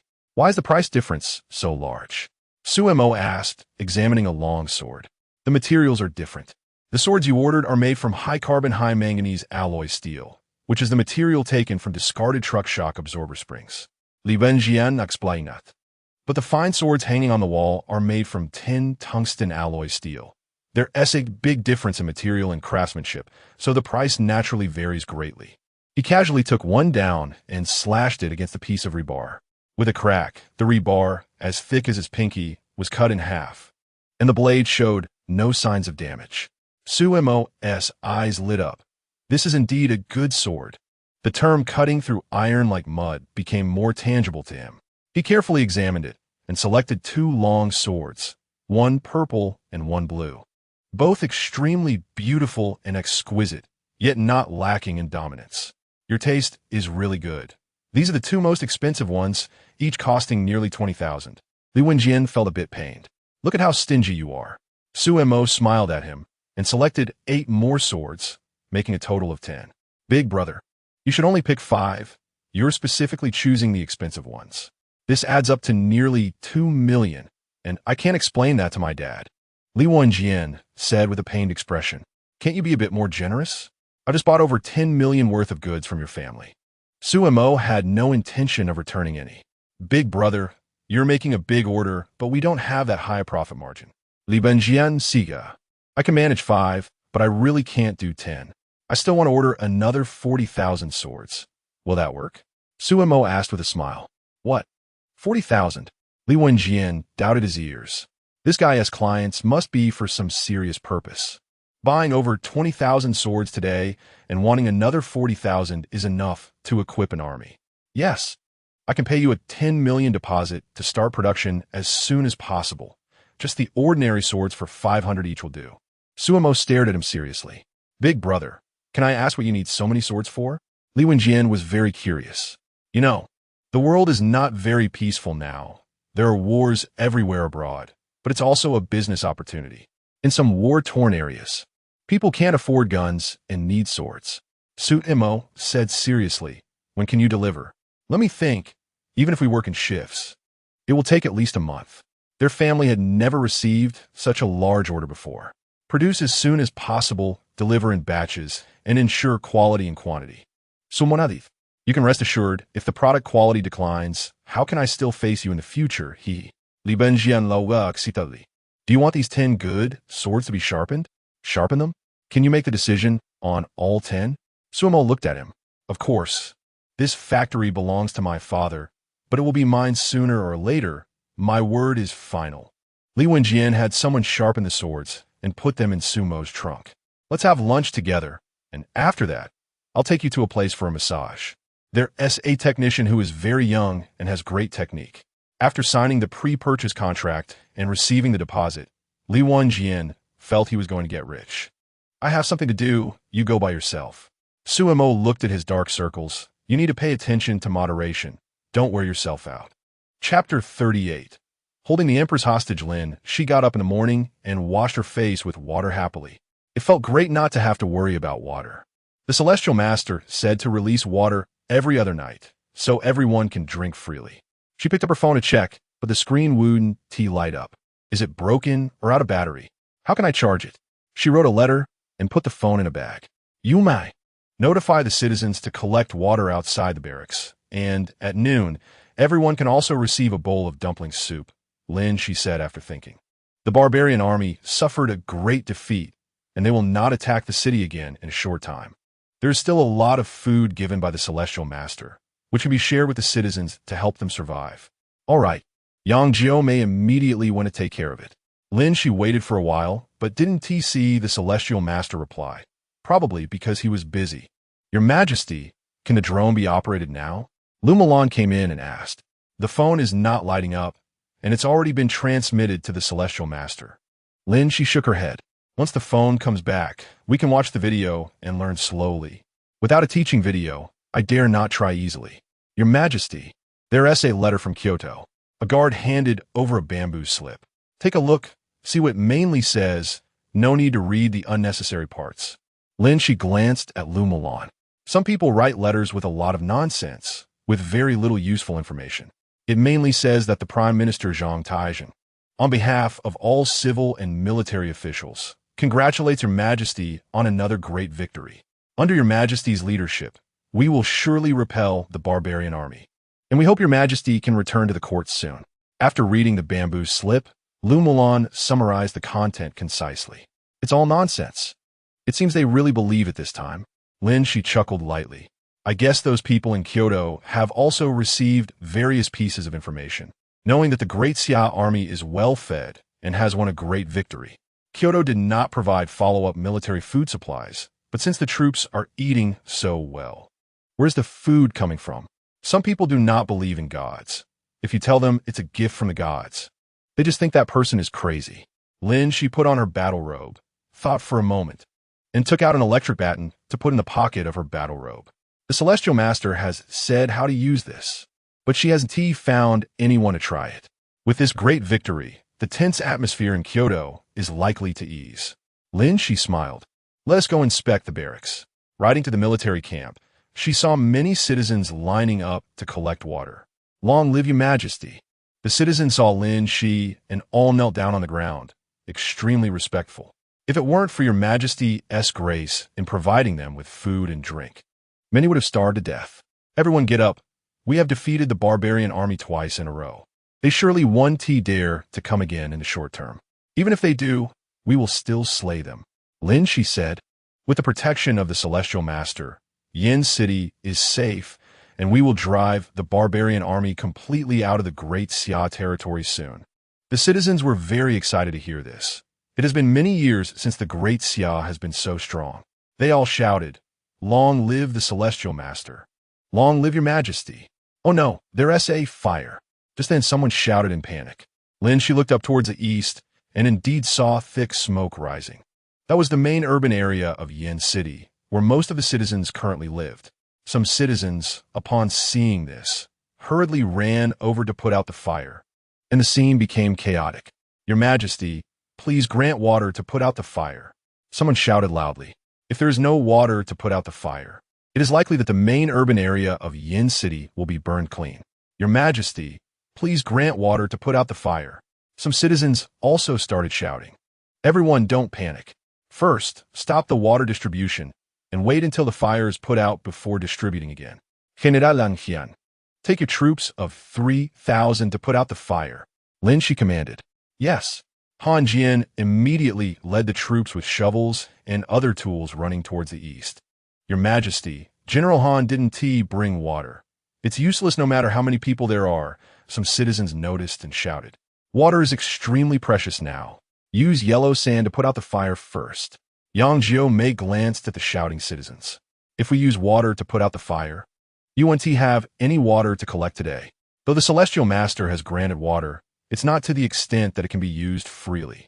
I believe General Han has a way. He can put out the fire without water. The citizens fell silent upon hearing this. Indeed, drinking a sip of water is already a luxury. How could there be extra water to put out the fire? A house can be rebuilt. But if people die of thirst, that's real death.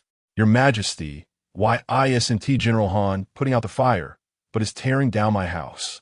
A woman ran over, kneeling outside the military camp, shouting loudly. Currently, the fire is fierce, and the direct effect of putting it out will not be good. By tearing down the houses around the fire will no longer spread, and it can be controlled. Lin Xi explained. But that's our ancestral house. Built with the best wood. It's ruined just like that.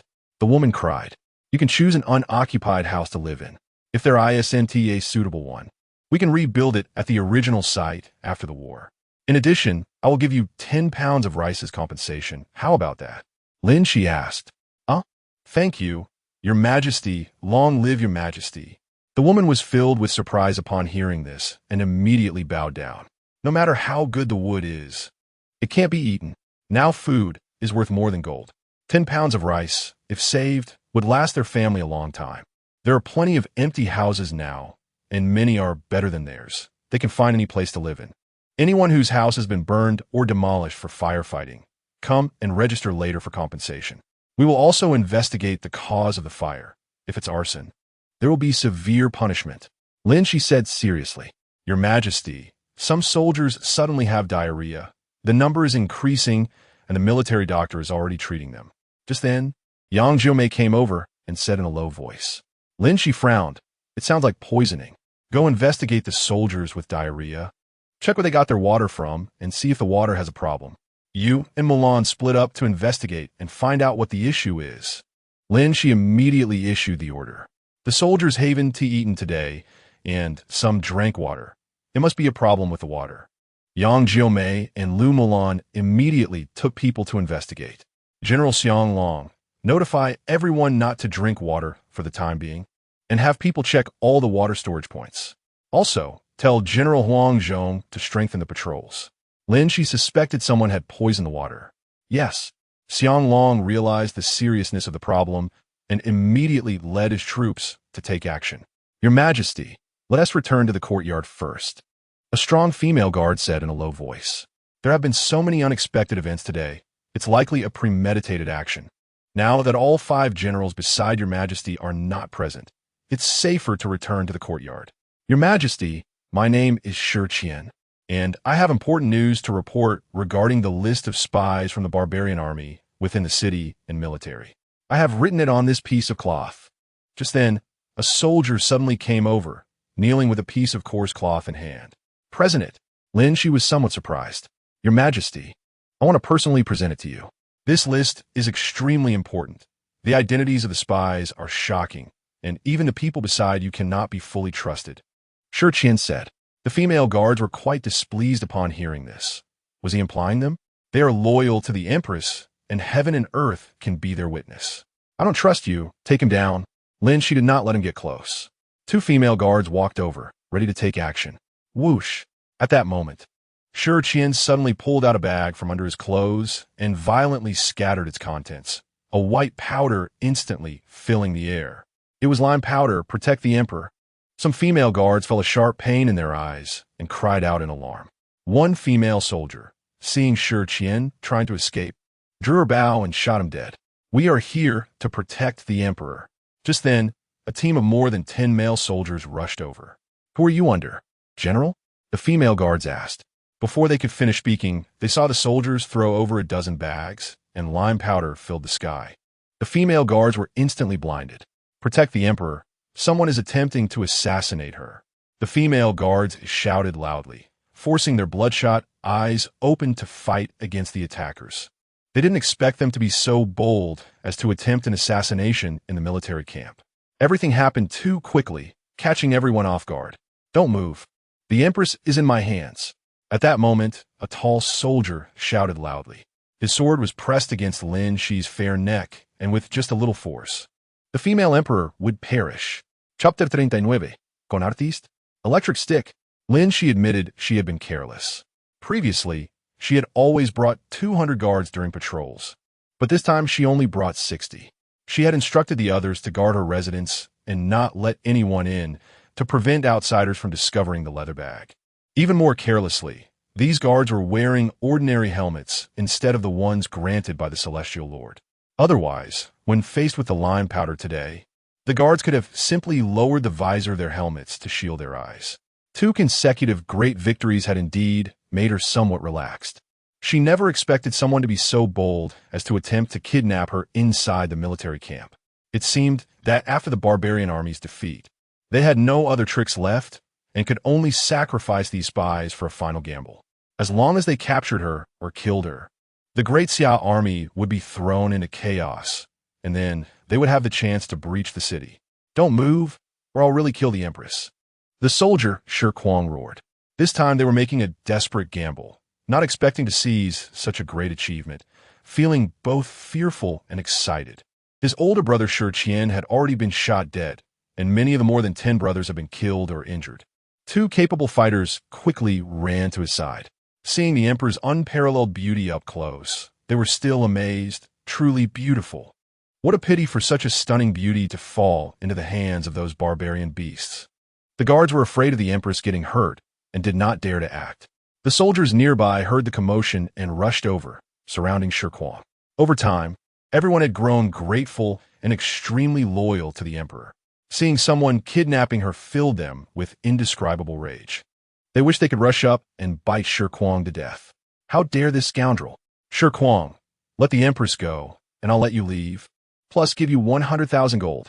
I keep my word, I won't go back on it. Don't be impulsive." Yang Jiu may hurriet offer.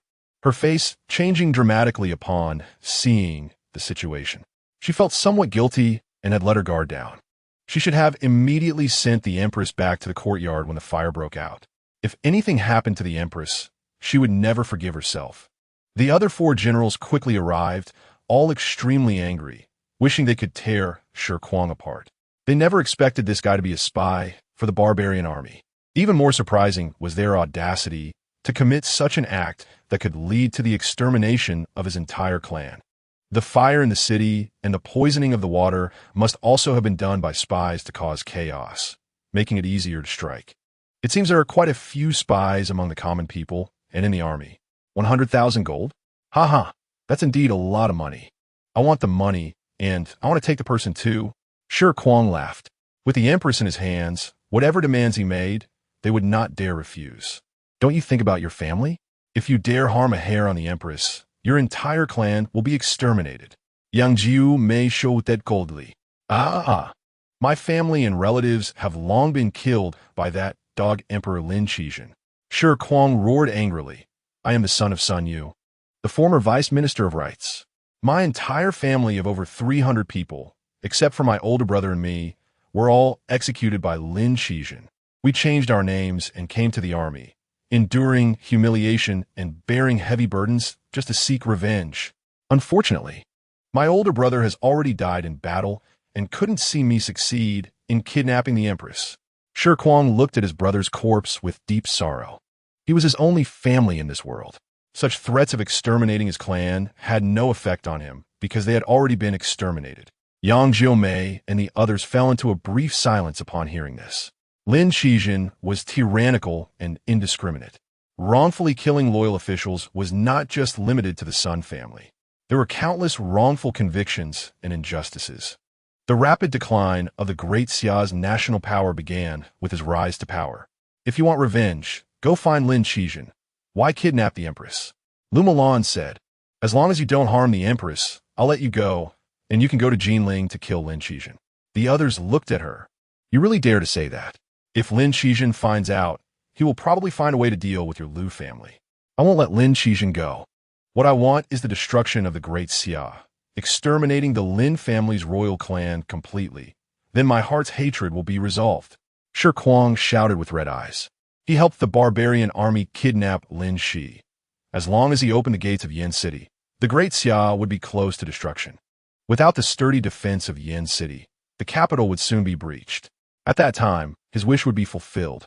The Great Xia has the protection of the Celestial Lord. It cannot be destroyed. Kill me, and there will be others to become emperor. Lin, she said lightly.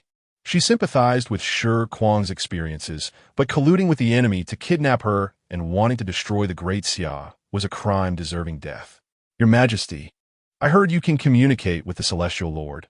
Why not let the Celestial Lord come to save you? Shi Kuang said with a playful smile. The food and water in the army were said to be granted by the true Celestial Lord, and they were told to worship the Celestial Lord. He did not believe this. How could a god care about mortal affairs? In the past, he had earnestly prayed for the deity to bless his family. But what was the result? It was of no use. His family was still slaughtered. Since then, he no longer worshipped or believed in gods. The Celestial Lord is very busy. How could he pay attention to me all the time? If there is something, I have to sincerely report to him to get a response. Lin, she said lightly. If you don't believe it, you can try communicating with the Celestial Lord. At this moment, if you want to break free from control, you still have to rely on yourself. How to communicate? Shi Kuang didn't believe it at all. The thing I use to communicate with the Celestial Lord is called a divine stick. I carry it with me. Let me show you.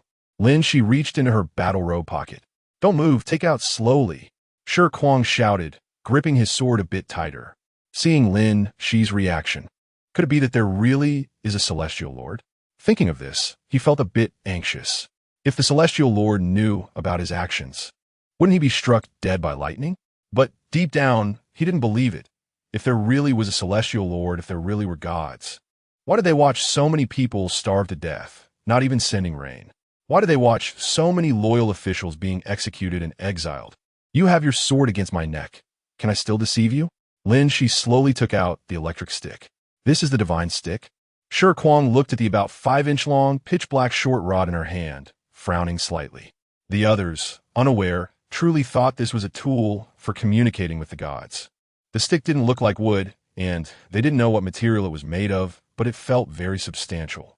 They had all heard that the Empress could communicate with the Celestial Lord. Is this the thing used to convey messages? Yes. As long as you hold the head of the electric baton and speak, the Celestial Master will be able to hear you. You must be devout. Lin, she extended the electric baton. Shi Kuang saw her serious expression, realizing she wasn't just joking with him. He bit his lip, hesitating for a long time. He wondered if he could really communicate with the Celestial Master. What should he ask for? Should he ask the Celestial Master to revive his parents and older brother? If it were possible, he would pay any price. Thinking of this, his expression became stern, and he reached out to grasp the head of the electric baton. Lin Xi immediately turned on the switch of the baton. Chapter 40. The youngster is not worthy of scheming. Shi Kuang screamed, his body trembling violently a few times before collapsing to the ground. Fainting, the crowd was stunned. Could it be that he was truly punished by the Celestial Master? From their perspective, Shi Kuang had just touched the magical item that communicated with the Celestial Master, resulting in an electric arc, and he fell down. Who, besides a deity, could control thunder and lightning?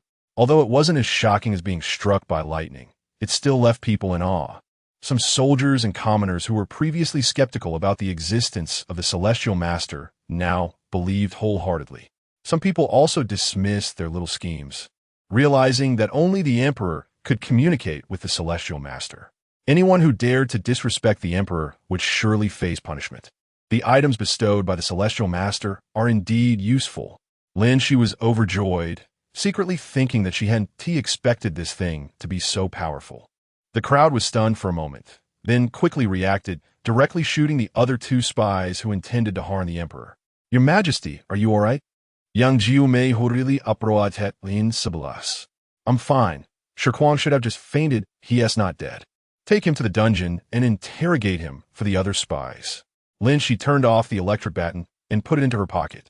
So much had happened today. With fires and poison in the water, there would be no shortage of spies. A few soldiers shackled Shirkuang with iron chains and carried him to the dungeon. Have the reasons for the soldiers' diarrhea been found out? Lin Xi asked. Someone put laxatives in the 2 water cisterns, Yang Jiomei reported.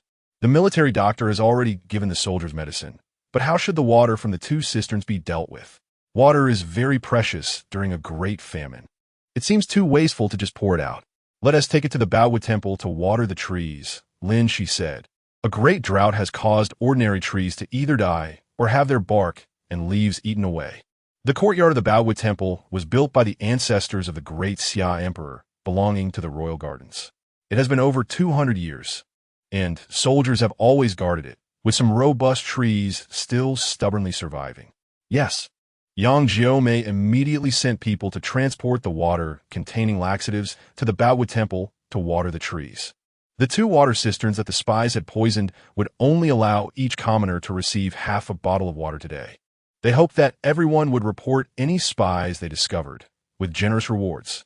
Those who have realized their mistakes and are willing to confess will have their punishments reduced. If they can achieve merits while bearing guilt, they will be exempt from punishment. Today, everyone saw with their own eyes that the emperor has the favor of the celestial master, which is a blessing for our Great Xia.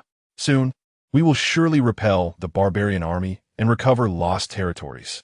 Those traitorous spies should not harbor any delusions. Turning back is the only way to safety.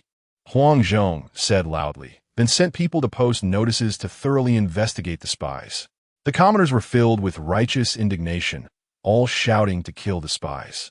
Qinbu couldn't help but shrink his neck, then joined in the shouting. After that, Lin Xi returned to the courtyard, accompanied by 5 great generals. Your Majesty, Shirkuang is under my Lu family's military banner. Today, he acted treacherously and nearly harmed Your Majesty. I cannot escape responsibility. Please punish me, Your Majesty. Lu Mulan knelt on the ground, filled with fear. You may rise. Lin Xi did not blame her. No one had anticipated this. And it also showed how desperate Wu Xiao too had become. Initially, during the Great Xia's shortage of water, grain, and support, the barbarian army held absolute advantages, and everyone thought the Great Xia was finished. In such circumstances, many people likely became spies, certainly not just Shirkuang. From today's actions, it was clear that with fewer people, cooperation would not be as good. You all send trusted individuals to thoroughly investigate the belongings of every soldier. Report any abnormalities. Lin Xi thought for a moment. Such incidents must not happen again. If it weren't for the electric baton bestowed by the celestial master, today would have been a significant trouble. The 5 great generals took their orders and immediately went to carry it out. Lin Xi steadied her emotions and wrote a letter to the celestial master, briefly reporting today's events. She especially thanked the celestial master for the electric baton, which easily dealt with the traitors. General, the operation failed. Originally, Shirkuang kidnapped Lin Xi, but he was knocked out by the item for communicating with the celestial master, called the magical baton, and Lin Xi was unharmed. Inside the barbarian army's tent, a spy came to report. What? Wu Xiao too suddenly stood up. He didn't expect that someone would actually succeed in kidnapping Lin Xi. Feeling extremely regretful, I said just kill Lin Xi directly, but you all insisted on kidnapping her. Now, look, with this, Lin Xi will definitely be more vigilant. It will be impossible to find such an opportunity again. A strategist slammed his chest in frustration, lamenting how such a great opportunity was missed. If his plan had been followed, and Lin Xi had been killed with a single sword, the Great Xia army would have been thrown into chaos, and their barbarian army would have stormed into the city. Such a rare opportunity was wasted for nothing. Why did they have to choose to kidnap Lin Xi? What is done is done. What use is there in saying these things now? Wu Xiao too also felt some regret. If your father were here, he would surely listen to my advice. A young man is not worthy of scheming. The strategist grew more and more angry. Such an unprecedented achievement was ruined due to Wu Xiao too's lustful desires. He still thought about capturing Lin Xi alive to enjoy the beauty of the Empress, which led to the decision to kidnap her. Impudence. With a cold expression, Wu Xiao directly drew his sword and killed the strategist. The strategist's eyes widened, clutching his throat, and then he fell to the ground, lifeless, eyes open in death. The people in the tent were all silent, not daring to breathe. A presumptuous little man, daring to speak to me like that, deserves to die, Wu Xiao angrily said, ordering that the strategist's body be dragged out. After this failed operation, most of the capable spies they had planted in the army were exposed and killed. It would be nearly impossible to catch or kill Lin Xi by surprise again. Everyone, discuss what our next step should be. Wu Xiao sat down and took a sip of wine, his expression dark. General, I have a plan. A strategist in white stepped forward. Speak quickly. Wu Xiao glanced at him. The morale of the Great Xia soldiers is high under the leadership of Empress Lin Xi, and with Yinqing being as solid as a fortress, combined with the help of incendiary bottles, ordinary siege tactics will not work, the white-clad strategist said. In that case, why don't we divide them, buy off the officials of the Great Xia with great sums of money, let them propose to welcome back Emperor Lin Xi, and force Lin Xi to abdicate. Lin Xi is a foolish monarch.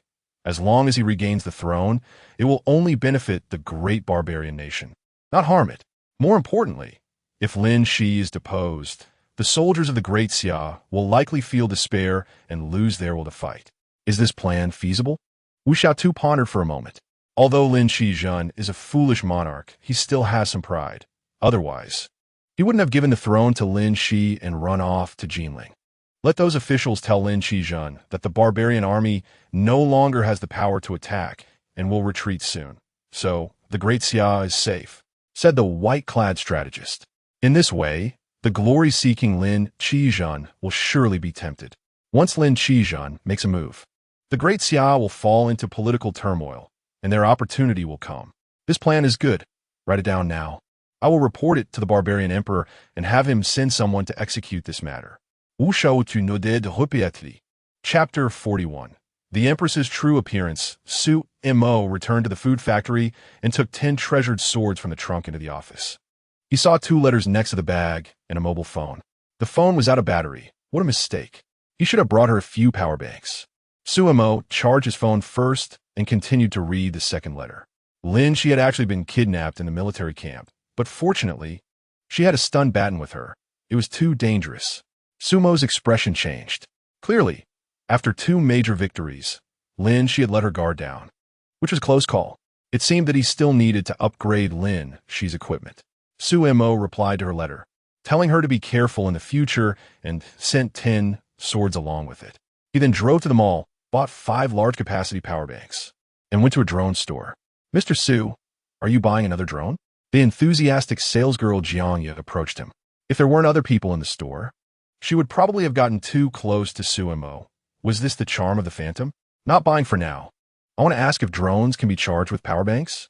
Su Mo took a step back, thinking that drones would also need charging in the future. Yes, we have specialized large-capacity batteries in our store.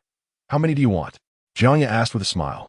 Su Mo ordered 10, then went next door to buy 2 power strips. After returning to the food factory, he charged the power banks. He opened Lin Xi's phone, entered the password, and when he opened the photo album, his eyes lit up. The first image was a full-body shot of Lin Xi, dressed in a blue martial outfit royal robe, with golden accessories on her clothing and her hair styled up, making her look even more heroic. Her features were exquisite, and her beauty was beyond description. Without any makeup, she was enough to make other women pale in comparison. She was so beautiful, almost 7 meters tall, and indeed, ancient people were not short. She was originally of royal lineage, so she naturally had no worries about food and clothing. Her figure was good, with curves and a beautiful silhouette, naturally beautiful and captivating. Su Mo was captivated at first glance, repeatedly astonished. He then flipped through the subsequent photos and liked them more and more. Aside from 1 photo with a female general, the rest were personal photos of Lin Xi. It seemed she had already figured out the functions of her phone pretty well. Lin Xi, the Empress, was both beautiful and sexy. It would be great if he could marry her as a wife. However, he wasn't sure if the bag could transport living beings, so he didn't want to take the risk just yet. He didn't want to live in ancient times. especially during a great famine. Even drinking clean water was a luxury. If he rashly transported himself over, the mystery Lin Xi had about him would be lost, and he would lose too much fun. The heavenly master replied, telling them to be careful and not to be careless. He charged the phone, and once it was full, he would send it over, along with 10 swords. The day after tomorrow, he would bestow over 20,000 swords. Lin Xi called over 5 generals and pointed to the swords. She liked the 2 in purple and blue and hung them up separately. Yang Jimei randomly picked one and drew it out. Clang! The blade gleamed, revealing a cold light. Looks good. Let me see if the sword is sharp. Generalan. Draw your sword. Yang Jimei glanced at the long sword. Han Jian smiled, drew his sword, and struck it against hers. With a loud bang, his sword broke in response. Yang Jimei examined the sword in her hand. The blade didn't chip at all. It was indeed a treasured sword. She placed Han Jian's broken sword on the rack and chopped a few times with her sword, cutting it into several pieces. Han Jian frowned. Are you being polite? This sword has accompanied me for years. I had it crafted by a master blacksmith at a high price, and I have sentimental feelings for it. It cuts through iron like mud. It really is a divine sword. Yang Jimei exclaimed, unable to put it down. Each of you pick one. Lin Xi was still shocked at how sharp the swords were. Indeed, the items bestowed by the heavenly master were not ordinary. Han Jian was overjoyed and immediately chose a black long sword, drawing it from its sheath. It made a sound like a dragon's roar as he tested it against his broken sword, easily cutting through it, and he immediately burst into laughter. The pain of losing his sword vanished instantly. Lu Mulan, Xiang Long, and Huang Zhong each picked a sword they liked. Thank you, Heavenly Master, for bestowing us divine swords. Lin Xi said devoutly. The day after tomorrow, the Heavenly Master will grant us over 20,000 treasured swords, and there will be more to come. Basically, every soldier will have one. With these divine weapons, our combat power will greatly increase. In the future, in close combat against the barbarian army, killing enemies will be as easy as chopping melons. With enhanced composite bows for long range and divine swords for close combat. We also have soft armor and other top defensive gear we can slaughter without restraint. I look forward to the day when we are fully equipped. By then, all 60,000 soldiers will be comparable to war gods. Your Majesty, Shi Kuang has been captured and has revealed some spies. They have all been arrested. A soldier came to report, presenting a list. Continue interrogating. Don't let anyone go.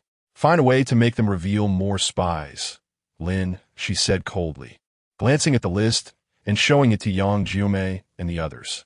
No wonder they had the chance to poison the water supply. It turns out that 2 of the guards watching the water supply are spies. Yang Jimei huffed as she saw a few names on the list. General Huang Zhong, you are in charge of overseeing the interrogation of the spies. Do not let any of them escape. We must also prevent them from falsely accusing innocent people. Lin Xi commanded. Understood. Huang Zhong complied and immediately took his long sword to carry out the orders.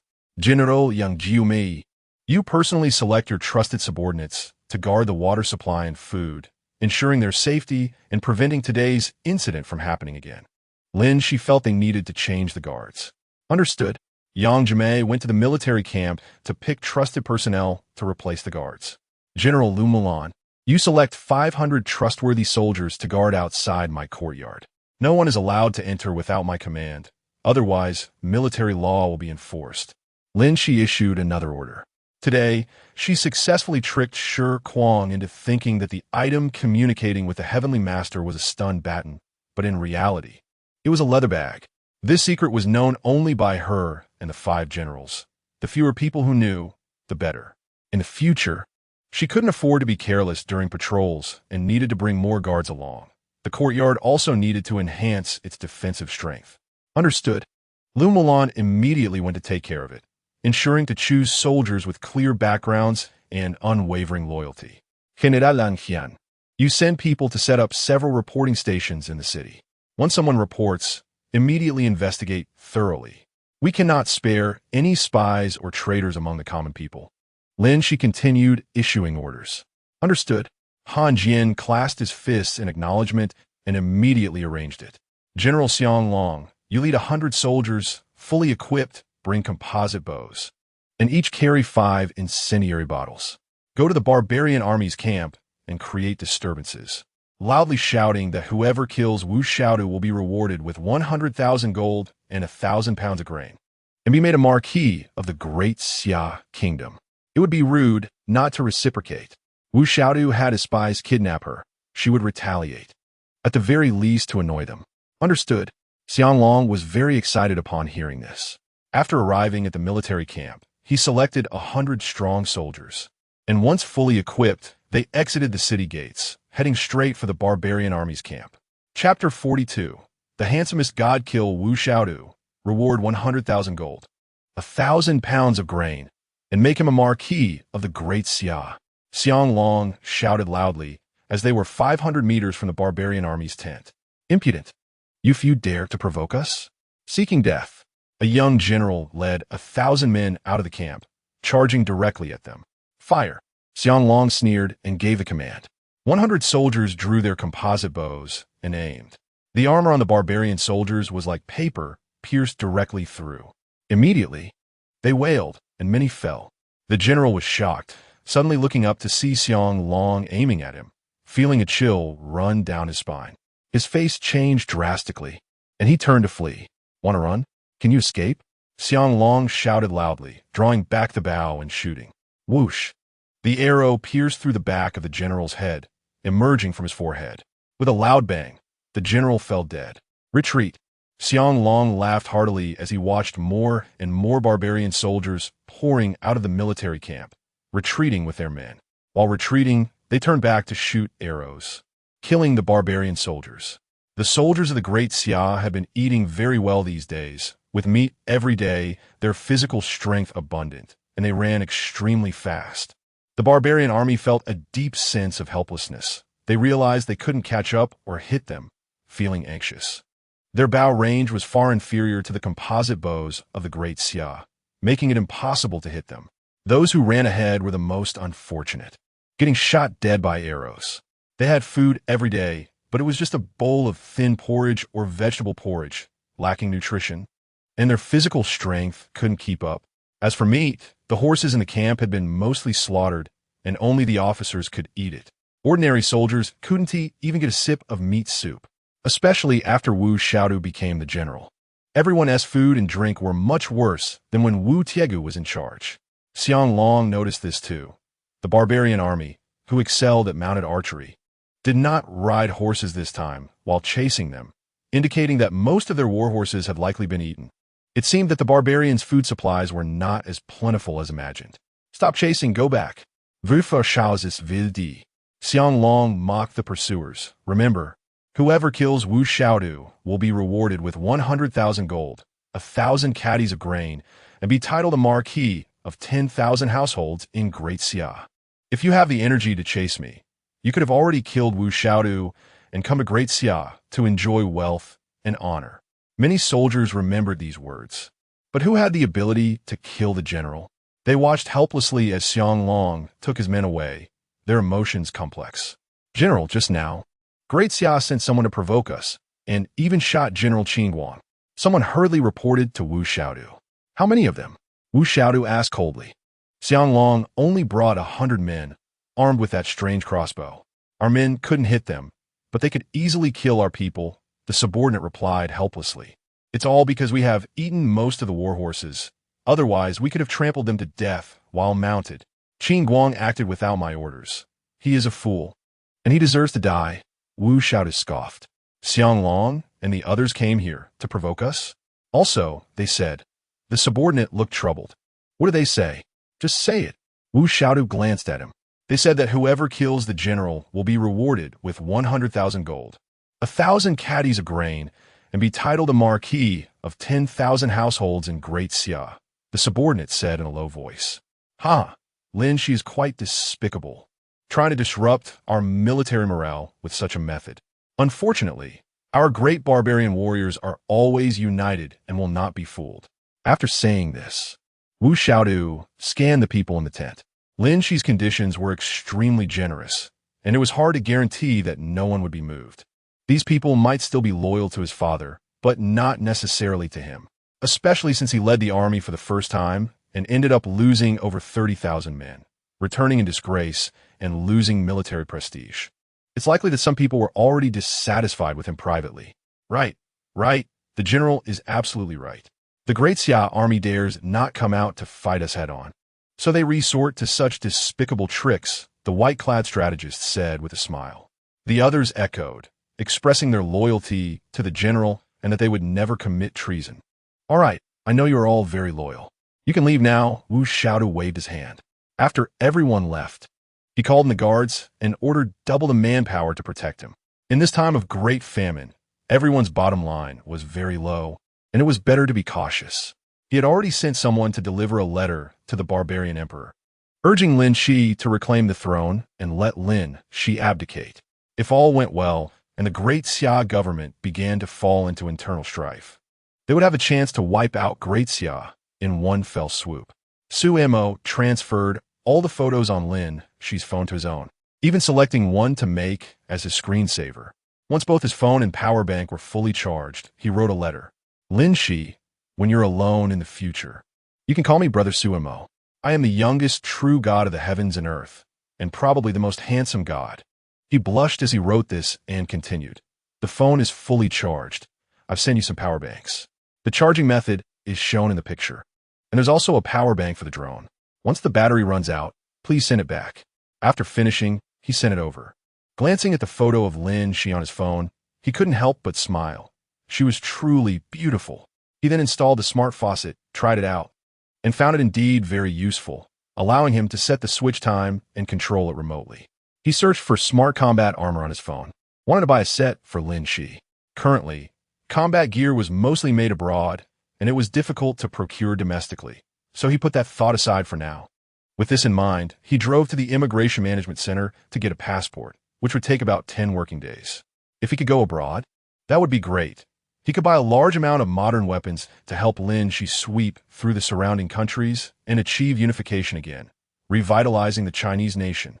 However, he had previously been diagnosed as a mental patient, so getting a visa would likely be very difficult. One step at a time, there will always be a solution. After all, he was completely better now and should not have any episodes.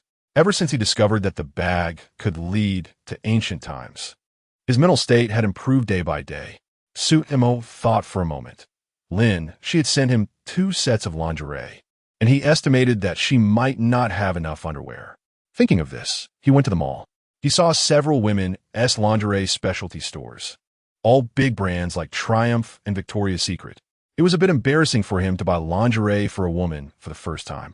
He walked back and forth in front of several store entrances, noticing that there were also men looking at lingerie inside, but they were all accompanying their girlfriends. It's just buying clothes. What's there to be embarrassed about? Su Mo encouraged himself and walked in. What met his eyes was a dazzling array of lingerie in various styles, ordinary, sexy, and intellectual, of all sizes, and there were even stockings. Su Mo looked up and saw a black lace bra with a black thong hanging below, with a purple butterfly tattooed on the key area. He couldn't help but blush and quickly shifted his gaze. Sir, are you here to pick out lingerie for your girlfriend?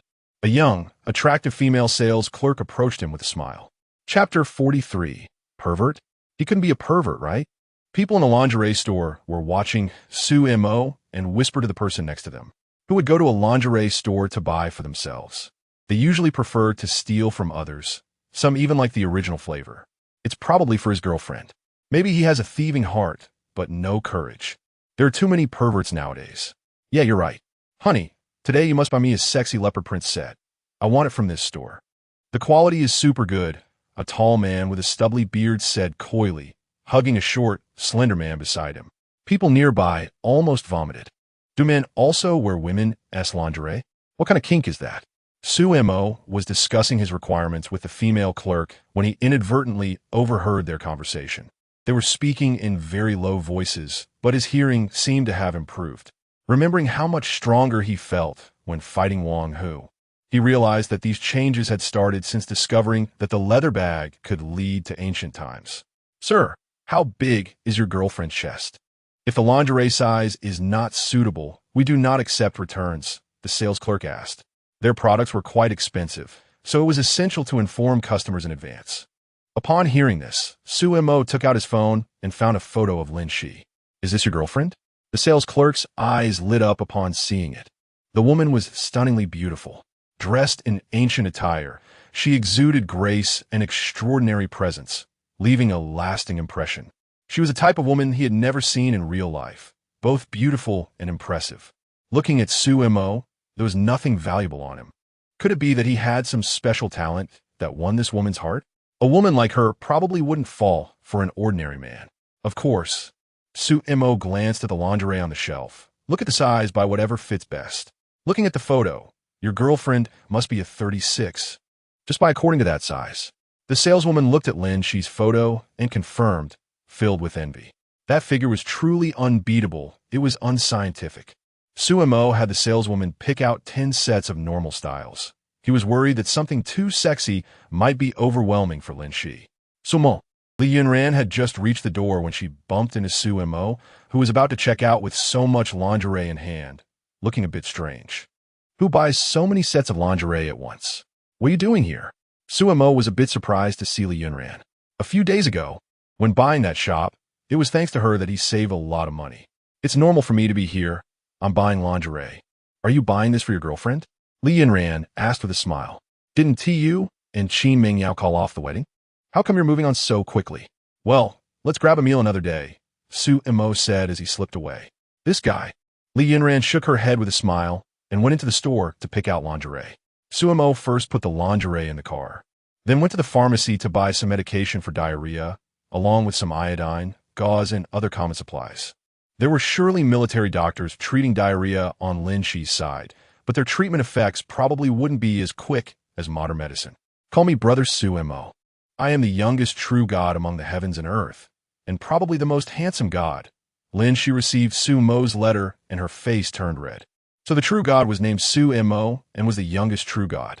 But asking her to call him brother? Why did it feel like this true god was a bit improper? She then looked at the illustration and learned how to charge her phone with a power bank. The operation was quite simple. She carefully folded the letter and called Lu Mulan in.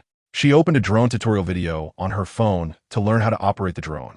After a while, Xiang Long strode in. Your Majesty, this operation was very successful. We shot down hundreds of barbarian soldiers, including a general, he reported to Lin Xi. I noticed that when the barbarian army pursued us, they weren't on horseback, which suggests that their war horses were also slaughtered for food. Their supplies aren't as plentiful as rumored. Very good. Lin Xi nodded in satisfaction upon hearing this. This way, they wouldn't be in a hurry to take the initiative. It was likely that Wu Xiao couldn't sleep peacefully and would send more troops to protect himself. After all, his head was quite valuable. It was hard to guarantee that no one would be tempted. The barbarians were not retreating now because they were just a step away from the capital of Great Xia. If they retreated now, they wouldn't know how much manpower and resources it would take to come back. No one could refuse such a great achievement as destroying Great Xia. They wouldn't retreat unless absolutely necessary. With the help of the true god, Sumo, Lin Xi was not afraid of dragging it out. They could wait until their equipment was fully prepared before taking the initiative. Xiang Long saw Lu Mulan studying the drone and curiously watched for a while. Finding the operation of this thing a bit complicated, he excused himself to go back to the military camp. Lu Mulan tried another drone and managed to take off smoothly. Later, she still couldn't control it properly, and it crashed and was destroyed. Don't be discouraged. There are still 9 more. Lin Xi encouraged her instead of blaming her. Facing such advanced equipment, gifted by the true god, it was indeed difficult to get the hang of it. Thank you, Your Majesty. Lu Mulan connected another drone to her phone and began new practice. Lin Xi called Yang Jimei over and arranged for her to send people to set up points in the city to exchange food and other exquisite items with the common people, such as porcelain, paintings, inkstones, and cultural artifacts. Only high-quality items, ordinary goods would not do. The true god liked these exquisite things. Not long after, a bag flew out with some items. Lin Xi took out a purple bra, and her face instantly turned red. Although it was her first time seeing such a thing, she immediately realized what it was for. True god Brother Sumo is so considerate. Does he know I don't have enough underwear? I wonder how this feels to wear. Lin Xi closed the door and tried it on. It was very comfortable. With this bra, she wouldn't have to worry about excessive movement while walking. In the future, whether going to the military camp or out, she wouldn't need to use a binding belt anymore. She stood in front of the bronze mirror and looked quite good. She gently jumped, and there was a slight bounce, but the amplitude wasn't large. It was a very practical item. Just then, Lu Mulan knocked on the door from outside. "Your Majesty, I just successfully controlled the drone to fly around," Lu Mulan said excitedly. "Very good, come in." Lu Mulan pushed the door open and, upon seeing Lin Xi, quickly closed it again. "Your Majesty, you haven't finished changing yet," Lu Mulan whispered. "I wanted you to come in and see something new," Lin Xi said with a smile. Upon hearing this, Lu Mulan dared to push the door open again and closed it behind her. What? She saw Lin Xi wearing the purple bra and was quite curious about such an item. Without thinking, she knew it was a gift from the true God. "The true God has gifted me many. I'll give you one to try," Lin Xi pointed to those bras. Lu Mulan went to look at them one by one, and her face turned a bit awkward. "Thank you, Your Majesty, but the true God should know your size. They were all bought according to your figure. I can't wear such a large size," Lu Mulan said with a wry smile. She only had a slight bust, and usually didn't need a binding belt, so she simply couldn't wear such a large size. Lin Xi glanced at Lu Mulan's chest and smiled. It indeed didn't suit her. "Your Majesty, how does the true God know your size? Can he see it?" Lu Mulan said somewhat gloomily. "This way. Didn't everyone have no privacy in front of the true God?" "Perhaps so." Lin Xi's face turned red. Just thinking about how the true God might be watching while she changed made her feel quite embarrassed. But then she thought, the true God shouldn't be that bored. He shouldn't be that lewd. Lin Xi put the lingerie in the cabinet and had Lu Mulan send the diarrhea medication to the military camp for those soldiers still suffering from diarrhea. By the evening, Yang Jimei returned with a box of items. "Your Majesty, this time we received 2 super good items." Yang Jimei took out a small golden triangular cauldron from a cabinet. "This is the Great Xia Golden King Cup bestowed by the founding emperor to the Zhao family. We exchanged this cup for 200 pounds of grain." Lin Xi took a look. The cup was made of gold, cauldron-shaped, round, and had a straight mouth. One side was engraved with Great Xia Golden King, and the other side had the inscription made in the year of Qiantian. Qiantian was the era name of the founding emperor, Emperor Xia.The. The wine cup was entirely adorned with floral patterns, with the flower cores made of pearls, red, and blue sapphires. Yes, the gold cups were given by Emperor Taizu to 20 founding ministers, and the Zhao family was one of them. Each gold cup cost 20 taels of gold, embedded with 11 pearls, 21 red and blue sapphires, and 4 pink tourmalines. It was extremely luxurious and exquisite. Lin Xi looked at the Great Xia Golden King Cup and sighed. "I never expected that the Zhao family even exchanged the Golden King Cup." After more than 200 years of trials, the once prosperous Zhao family was now just a medium family in Yin City. It seemed to have declined, but in reality, it was one of the happiest families of the founding heroes. Because most founding heroes ended up either executed or exiled, the Zhao family could still retain the King's Cup to this day, which was incredibly difficult. Yes, there is another good item from the Zhao family, which they exchanged for 100 pounds of rice. Yang Jimei took out a scroll titled Jiangnan Mountains and Rivers, painted by the genius artist Wang Ming. It was once presented to the founding emperor and later bestowed upon the Zhao family, which shows how favored they were by the emperor at that time. As the scroll unfurled, the entire painting appeared before them. The artist meticulously depicted the vast rivers shrouded in mist and the towering mountains, creating a magnificent landscape of Jiangnan. The painting is grand and imposing, with countless mountains and valleys, a boundless expanse, and a strong sense of rhythm. With distant mountains and nearby waters, fishing boats and passenger vessels, flying birds, and life in motion, it exudes a rich atmosphere of daily life. Wang Ming truly deserves to be called the foremost painter of his time. This painting is only slightly inferior to the later All Under Heaven scroll. Lin Xi praised it repeatedly. Inside the cabinet were other exquisite items, about a dozen in total. After Yang Jimei left, Lin Xi picked up paper and pen, thought for a moment, and then wrote, "Brother Sumo, I have received all the items. Thank you for your generosity and thoughtfulness. It is a blessing for Lin Xi and a fortune for Daxia to have your care. I present a small token of appreciation and hope you like it. In the blink of an eye, 5 days passed. During this time, Lin Xi received over 20,000 long swords from the deity, as well as some composite bows and armor, among other things. The barbarian army did not attack, nor was there any movement, nor did they retreat. Your Majesty, we have received news from the capital that some officials wish to welcome Lin Xi back to the capital, Lu Mulan reported angrily. They are fighting fiercely against the barbarian army up front, while some corrupt officials are thinking of welcoming Lin Xi back. Oh, they really have some nerve. Lin Xi squinted slightly, a hint of killing intent appearing on her handsome face. She had been on the throne for a very short time, and most of the officials in court were promoted by Lin Xi. In this battle, the capital did not provide any follow-up supplies, and upon her return, she would inevitably deal with a batch of people. Moreover, the King of Yu and others disobeying orders and not coming to support must also fear her reckoning. If these people were to welcome Lin Xi back, their mistakes would not only go unpunished, but would also earn them promotion and reward from Lin Xi. They cared nothing for the survival of Daxia, only for their own positions. What is Zhang Taijing's attitude? Lin Xi asked. The Prime Minister firmly disagrees, saying Your Majesty is currently fighting the barbarian army on the front lines, and it is essential to ensure stability in the rear. Welcoming Lin Xi back at this time will certainly lead to political chaos, Lu Mulan reported in detail. At least Zhang Taijing is not confused. Lin Xi felt a bit relieved. Is there any news from Jinling? Lin Xi was indulging in a life of drunkenness and pleasure, having summoned a dozen young maidens to serve him. Lu Mulan expressed her disdain.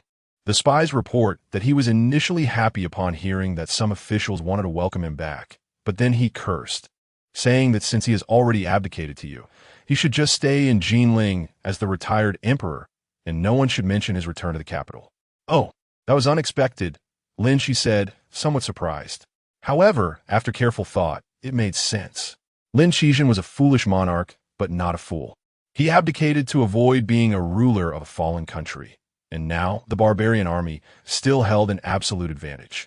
Besides the large army eyeing Yinqing, there were also 300,000 reserve troops with ample strength.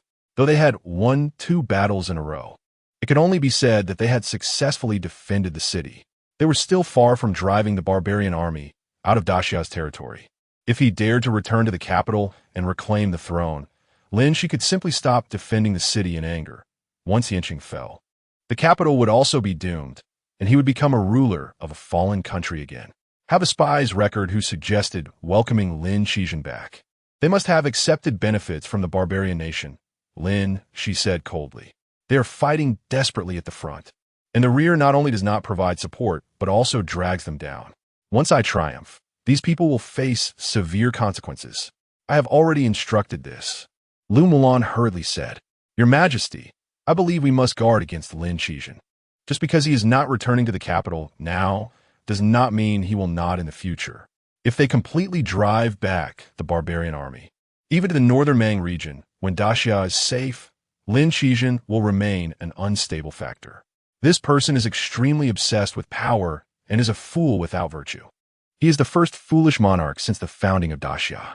He is only in his 40s now and still in good health. He likely will not be content to remain a retired emperor for long. I know that my father's death was likely plotted by him, and I cannot trust him. Lin Xi nodded. Her father was the crown prince of Daxia, who was ambushed and killed 15 years ago while on a mission to the Western Wei Kingdom. The biggest beneficiary of this incident was Lin Xi. Your Majesty, once we have completely driven back the barbarian army, I will personally go to Jinling, Lu Mulan said. Chapter 45. Fighting alone, although Lin Xi had been in power for a short time, Lu Mulan could see that she was indeed a rare wise ruler, and the revival of Daxia depended on her. If Lin Xi were to reclaim the throne, Daxia would truly be doomed. The 5 generals they had were all appointed after Lin Xi arrived in Yinqing, and she trusted them greatly. Lu Mulan was genuinely loyal and devoted to the Empress and would not allow anyone to threaten her throne. For the sake of the Empress, for Daxia, and for the common people, she had to eliminate Lin Xi and remove this unstable factor. This matter will be discussed later. All efforts should focus on how to drive the barbarian army out of Daxia's territory and reclaim the 13 cities. Lin, she shook her head. As long as Lin Xi remained stable in Jinling, he posed no threat. Besides, with the deity's favor, it is said that the power of the monarch is bestowed by heaven, which makes her throne even more secure. If Lin Xi does not know what is good for him and insists on doing harm to Daxia in the future, she will not be merciful. Once one becomes a monarch, one must prioritize state affairs. Anyone who endangers the country must face the harshest punishment. Yes, Lu Mulan was overjoyed to hear that she had not completely dismissed the matter and felt reassured.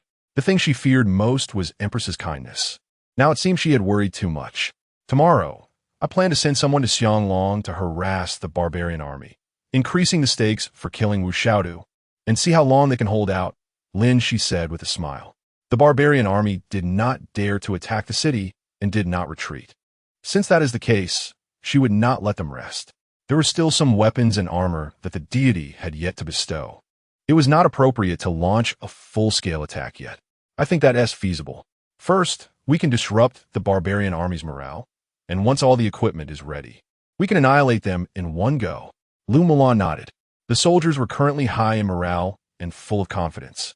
With the advanced equipment granted by the deity, it was very possible to win against a larger force.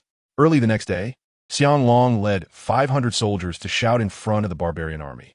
My lord has promised that anyone who kills Wu Xiaodu will be rewarded with 200,000 in gold, 10,000 jin of grain, and the title of marquis for 10,000 households. He will never go back on his word. Facing the barbarian army's silence and no one coming out to fight, Xianglong and the others were not in a hurry. When thirsty, they drank water. When hungry, they ate beef jerky or roasted chicken, munching on big white buns. The soldiers in the barbarian army saw them eating so well that they were all swallowing their saliva. Let alone meat and buns. Just having vegetable pancakes to eat would be very good. General, Xianglong has come to harass again, and every soldier carries that powerful crossbow. Moreover, the reward for killing the general has been increased, a subordinate reported in the barbarian army's tent. That bastard Xianglong, I will chop him into minced meat. Wu Xiaodu snorted coldly. Go, let's go meet him. If they continued to avoid battle, morale would drop even further.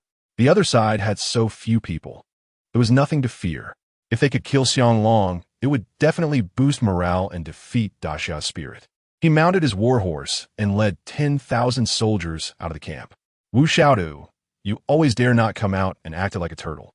I thought you were dead, Xianglong said with a smile. Xianglong, do you dare to fight me one-on-one without that crossbow? Wu Xiaodu looked at the crossbow behind him with greed and fear.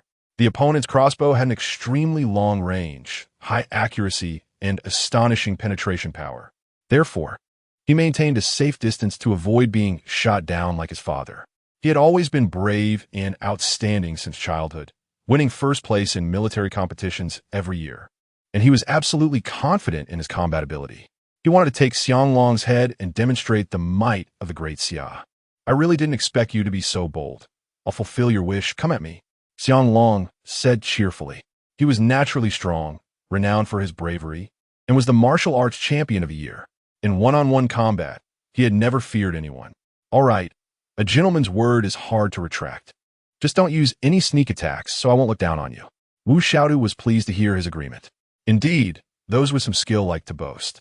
He knew Xianglong came from a prestigious family, had practiced martial arts since childhood, and was quite formidable. His straightforward personality led him to agree readily when provoked. Rest assured, I will win you fair and square. Xianglong commanded his soldiers. No one is allowed to shoot arrows without my command. All right, let me see if you're really that impressive. Wu Xiaodu laughed and charged forward on horseback. Xianglong tucked his legs and met him head-on. Wu Xiaodu swung a large curved knife down fiercely. Xianglong shouted loudly, drew the precious sword bestowed by the celestial lord, and swung it hard. Bang! The long sword directly severed the curved knife. Wu Xiaodu was shocked. He didn't expect the opponent's long sword to be so sharp. He hurriedly defended with the broken knife. But Xianglong's long sword was already slashing toward his head. With a bang, it cut through the top of his helmet, taking a chunk of scalp and causing blood to gush. Fortunately, he lowered his head in time. Otherwise, he would have lost his entire head. Wu Xiaodu threw the short knife at Xianglong's horse, striking its neck, and then turned his horse and fled. Xianglong jumped off his horse and saw his beloved steed lying in a pool of blood, filled with rage. "Wu Xiaodu, you coward! If you're a man, keep fighting me!" Xianglong shouted loudly. Wu Xiaodu didn't even look back and quickly ran back to the military camp, shouting for the military doctor to stop his bleeding. Fortunately, it was just a bit of scalp that was shaved off. What a close call. Just a little more, and he would have lost his life. He was drenched in sweat, scared out of his wits. Damn it, how could Xianglong have such a sharp sword? Wu Xiaodu was filled with regret. His curved knife was already incredibly sharp and tough, but under Xianglong's sword, it was like paper. When did the Great Xia have such superb sword-making skills? If the soldiers also had such swords, future battles would be even more difficult. With overwhelming weaponry, how could this war be won? Considering such swords, it's impossible for everyone to have one. Otherwise, they would have been used in previous battles, and the Great Xia soldiers wouldn't have suffered such a crushing defeat. "General, are you all right?" The various leaders of the barbarian army were extremely worried when they saw him covered in blood. "I'm fine, just a flesh wound, a moment of carelessness," Wu Xiaodu said bitterly. "If it weren't for Xianglong's sharp sword, I would have already taken his head. You take care of your injuries. I will go see Xianglong," a burly general said, holding a large bronze hammer. No one is allowed to engage. They didn't have the courage to attack. Wu Xiaodu hurriedly said, "I sent someone yesterday to report to the barbarian emperor, requesting 10,000 warhorses and some supplies. Now their warhorses have been almost consumed, unable to execute their best cavalry tactics. Once the horses arrive, if Xianglong dares to challenge again, we can directly charge with cavalry and trample them to death." Chapter 46. Digging the tunnel. Wu Xiaodu knew very well that the Great Xia absolutely dared not to engage them in a large-scale battle outside the city. They only dared to come in small teams to harass. The barbarian nation's determination to destroy the Great Xia had not diminished. The barbarian emperor would provide him with as much support as possible. Without a good siege method in mind, it was unwise to attack again. Otherwise, it would only be sending heads to the slaughter. After cursing outside the military tent for a while, Xianglong saw they were hiding and led his troops back to report to the emperor. General Xianglong is still fierce. He almost took Wu Xiaodu's head. Lin Xi was very pleased to hear this. Wu Xiaodu wanted to challenge him one-on-one and take the opportunity to kill Xianglong, but ended up nearly losing his life.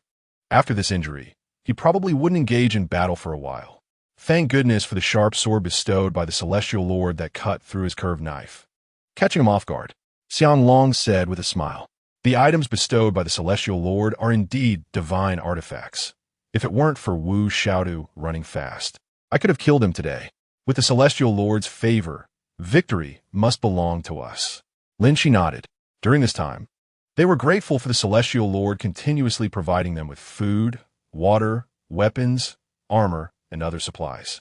Otherwise, Yin City might have already fallen, and everyone would have been slaughtered by the barbarian army. Once the war is over, they would surely create a golden statue for the Celestial Lord Su-Mo and worship it nationwide. "Your Majesty, we have captured over 300 spies and have interrogated them. How should we deal with them?" Huang Zhong walked in to ask. "There are definitely still spies among the military and the citizens. It is unrealistic to root them all out. Those who provide information about other spies and achieve merit can have their punishments reduced and sent to labor camps. Those who falsely accuse others or remain unrepentant will all face beheading." Lin Xi thought for a moment and said, "These spies pose a huge threat, supplying information to the barbarian nation, which likely caused countless soldier deaths. The barbarian army captured 13 cities of the Great Xia in a month, which must have involved inside help, or it wouldn't have gone so smoothly. If they're not severely punished, it would be unjust to those who died on the battlefield. Your Majesty, is it too lenient to just execute Shi Kuang? Shouldn't he be subjected to death by 1,000 cuts?" Huang Zhong asked. "To dare to kidnap your Majesty is a crime deserving of death. Let him also face the beheading." Lin Xi said, "Shi Kuang is also a pitiful person. His entire clan was killed by Lin Xi, and hatred blinded his eyes. She could understand, but could not forgive. he still had to be executed. Offending the emperor's authority nearly caused irreparable consequences, and beheading him is already very merciful. Understood. Huang Zhong immediately went to carry it out. Your Majesty, I can skillfully operate the drone. Can we try to fly it over the barbarian military camp to scout? Lu Mulan walked in to ask. Let us go. We'll release the drone on the city wall. Lin Xi also wanted to see the effects of the drone. A group of people arrived at the city wall of Yin City, and Lu Mulan operated the drone to take off, heading towards the barbarian military camp. 5 kilometers away on a hillside, within the barbarian military camp, it was eerily quiet. After 2 consecutive defeats and the near decapitation of the general today, the barbarian soldiers had lost hope in breaking Yin City. Now, the military was privately saying that the Great Xia had the protection of the Celestial Lord, bestowing them with food and weapons, and that they simply could not win. These 2 battles also proved that the equipment of both sides was indeed not on the same level. The opponent's long-range bows and arrows left them only staring in disbelief, as the range difference was too great. Even Wu Tiegu, wearing chainmail, was shot dead by a single sword. Their ordinary armor couldn't provide any defense. Look, what is that? At that moment, someone pointed at a white flying object in the sky and shouted, Is that a bird? What kind of bird makes such a loud noise when it flies? The barbarian soldiers looked at the drone in the sky, filled with curiosity, and came out to watch. What a strange bird. It doesn't seem to have any feathers. It looks oddly shaped. It must be a bad omen. Shoot it down. A soldier took out a bow and arrow to shoot at it, but unfortunately, the range was insufficient, and they could only watch the strange bird fly above their military camp. General, there's a strange bird circling above the military camp, and it hasn't left. Someone hurriedly reported this to Wu Xiaodu. What's the big deal about a strange bird? Is this something that needs to be reported to me? Just shoot it down. Wu Xiaodu was covering the bleeding on his head with a thin cloth and became very angry upon hearing this. What a bunch of useless idiots. You come to report such trivial matters to me. General, that strange bird is flying very high. Our arrows can't reach it, a subordinate quickly said. Hearing this, Wu Xiaodu became a bit curious and stepped out of the military tent. He looked up and indeed saw a strange bird flying back and forth above the camp. What kind of bird is this? Wu Xiaodu frowned. After living for so long, I've seen all sorts of strange things. It's a time of great famine now, and birds usually fly to remote mountains and forests, so it's rare to see them. Look, it's flying towards the granary. A soldier shouted. Could it be hungry and looking for food? Wu Xiaodu glanced at it, but didn't pay much attention and returned to the tent. General, the barbarian emperor has sent a message. Shortly after, a deputy general handed over a bamboo slip. Wu Xiaodu took a look and then angrily threw the bamboo slip aside. The barbarian emperor said he would grant them 5,000 horses and 200,000 pounds of grain, arriving in about 3 days. This would be the last support. If Wu Xiaodu couldn't capture Yin City within a month, a new commander would be sent to replace him. My father died in battle not long ago, and some people can't wait to make a move against me. Wu Xiaodu's face darkened. The plan to support Lin Xi in regaining the throne of the Great Xia had failed, and now he faced the dilemma of how to forcefully capture Yin City. With his father's death, his foundation was unstable. If he couldn't take Yin City, the barbarian emperor would surely hold him accountable. 200,000 pounds of grain sounds like a lot, but with their army of 160,000, that's just a little over a pound per person. Adding in the original grain, they could barely last a month if they scrimped.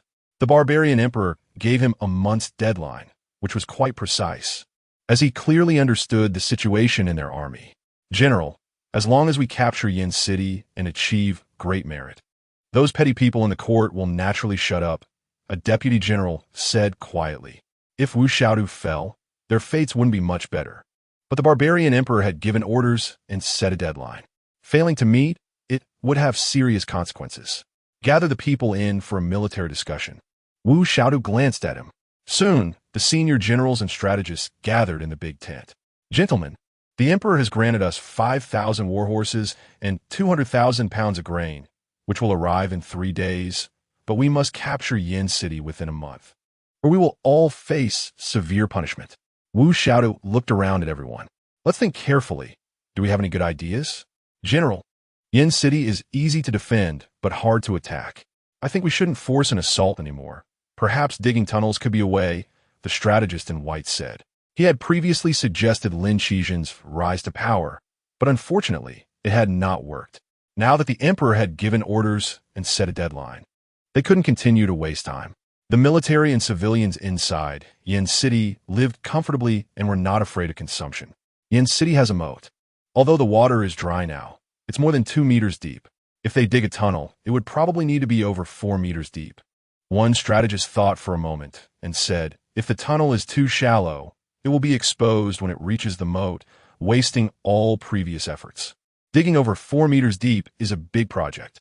Someone sighed. In their past experiences, they only considered digging tunnels after long, unsuccessful sieges, as this method is time-consuming, labor-intensive, and inefficient. Select 20,000 men as engineers, choose suitable locations, and secretly dig multiple tunnels. Wu Xiaodu still issued the order.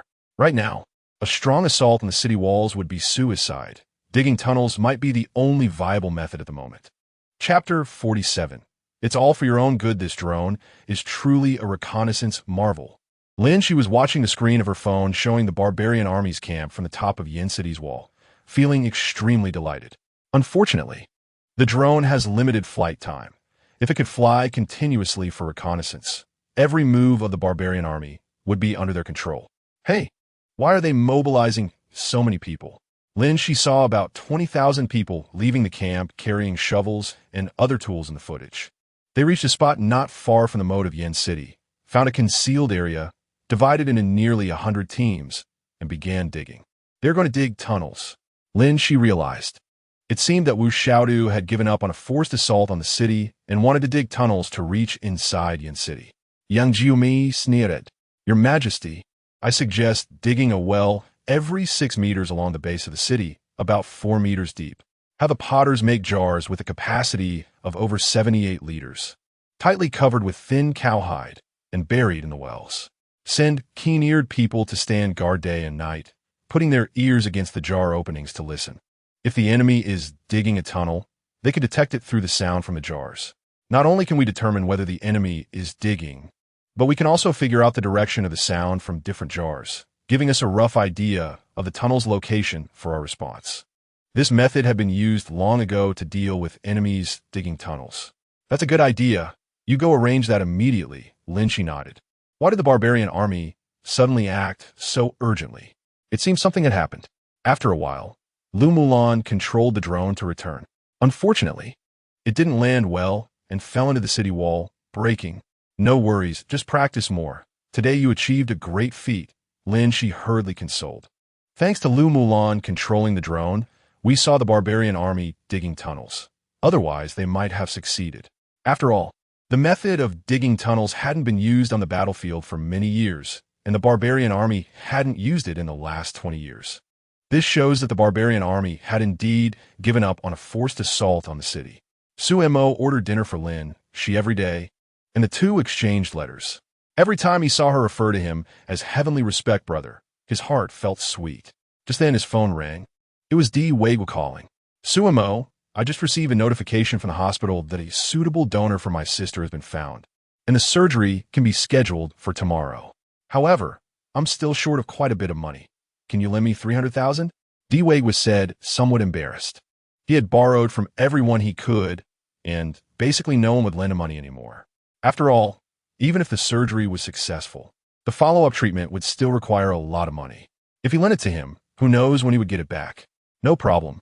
I'll transfer you 500,000 first. There are many expenses. If that's not enough, just let me know. Su Mo readily agreed. Thank you. Diwegu's voice was a bit choked. You know a horse's strength over a long distance. True feelings are seen over time. In times of trouble, true feelings show. He felt extremely grateful. Su Mo was willing to lend him such a large amount of money, saving his sister's life. He was willing to work like an ox or horse for the rest of his life to repay this enormous favor. Don't mention it. Send me your account number. And take good care of your sister. Su Mo hung up the phone. After receiving the bank account number, he transferred 500,000. Afterwards, he went to the shop and saw many construction workers busy at work. The renovation plan had been finalized a few days ago, and the completion would cost 5 million. Boss Su, you're here. The supervisor hurried over to offer him a cigarette. I don't smoke. Thank you. Suemo smiled and said, I see the progress is quite fast. You paid quickly, so our progress is naturally fast. Don't worry, we guarantee quality while being quick. The supervisor said, Boss Tang instructed us to ensure your satisfaction. Tang Lei had personally assigned him to oversee this project, and there could be no mistakes. Suemo nodded at this pace. It should be nearly finished by the end of the month. When the antique shop opens, it will surely shock many people in the circle. During this time, Lin Xi has given away quite a few exquisite and valuable items. Xiaomo, it's you. An old lady walked over and looked at him. Grandma, what are you doing here? Suemo was a bit surprised. Grandma had always been nice to him, but since his mother's passing, she seemed to have become quite distant. Moreover, with Wang Yugue seizing his family's company assets, he felt very disappointed with his family. Surely Grandma couldn't be unaware of her son's misdeeds and just let them run amok. Your cousin just bought a new apartment in this community, and I came over to take a look, the old lady said with a smile. Suemo narrowed his eyes, not expecting Wang Hu to buy a new house here. Grandma Suemo, what are you doing? Wang Hu came out from the entrance, his face full of hostility. Suemo had beaten him up last time, and he hadn't gotten his revenge yet. Last time, he hired thugs to cause trouble at the food factory, but ended up getting beaten up badly by the bodyguards of the Fong family. Why should I care about you? Suemo felt anger boiling inside him when he saw him. Xiaomo, why have you become so rude? How can you speak to your cousin like that? The old lady frowned, clearly unhappy. They have taken over our family's company, villa, and assets. Should I still be polite to them? Don't pretend you don't know about this. Suemo was furious upon hearing this. Isn't your uncle afraid you would be deceived by outsiders if you took over the company? It's all for your own good. The old lady said. On normal days, Wang Yugue and the others always said such things in front of her, claiming that Suemo was mentally ill, ungrateful, indulging in gambling and other vices at school, and that they couldn't give him too much money. If the company were handed over to him, it would be a complete disaster. Over time, her impression of Suemo naturally worsened. All for my good.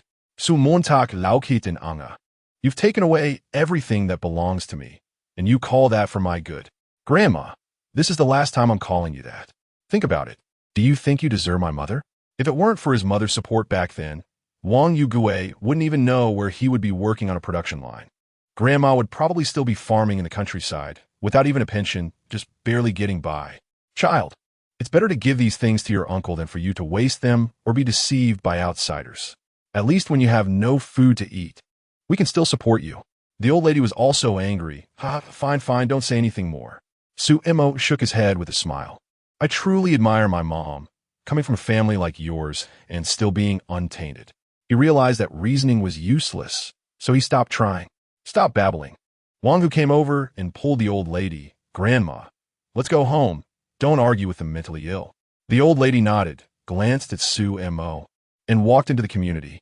Mom, I really don't hope you see their ugly faces from above. It's truly infuriating. Sumo's face darkened, murmuring to himself. Chapter 48. I know you're anxious. What's wrong? Why does your face look so bad?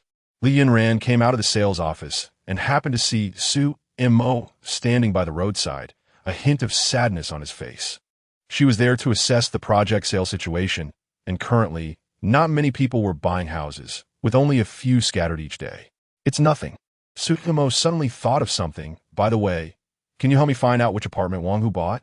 That's customer privacy. How can I check that for you? Li Yinran shook her head. Come sit in my office for a bit and have some tea.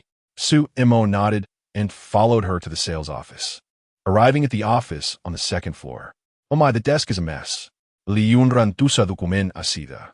Suemo picked it up and saw it was a registration form. He found Wang Hu's name.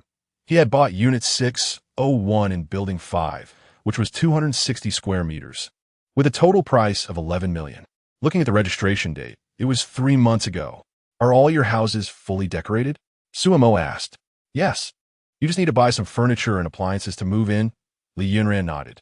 They had handed over the houses over a year ago, and the smell inside had long dissipated. Suemo suddenly realized that today was probably Wang Hu's housewarming. No wonder the old lady was here too.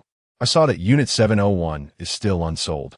Suemo glanced at it. Give me a discount and I'll buy it. He saw that the total price was 5 million. You're so generous. Li Yinran looked at him.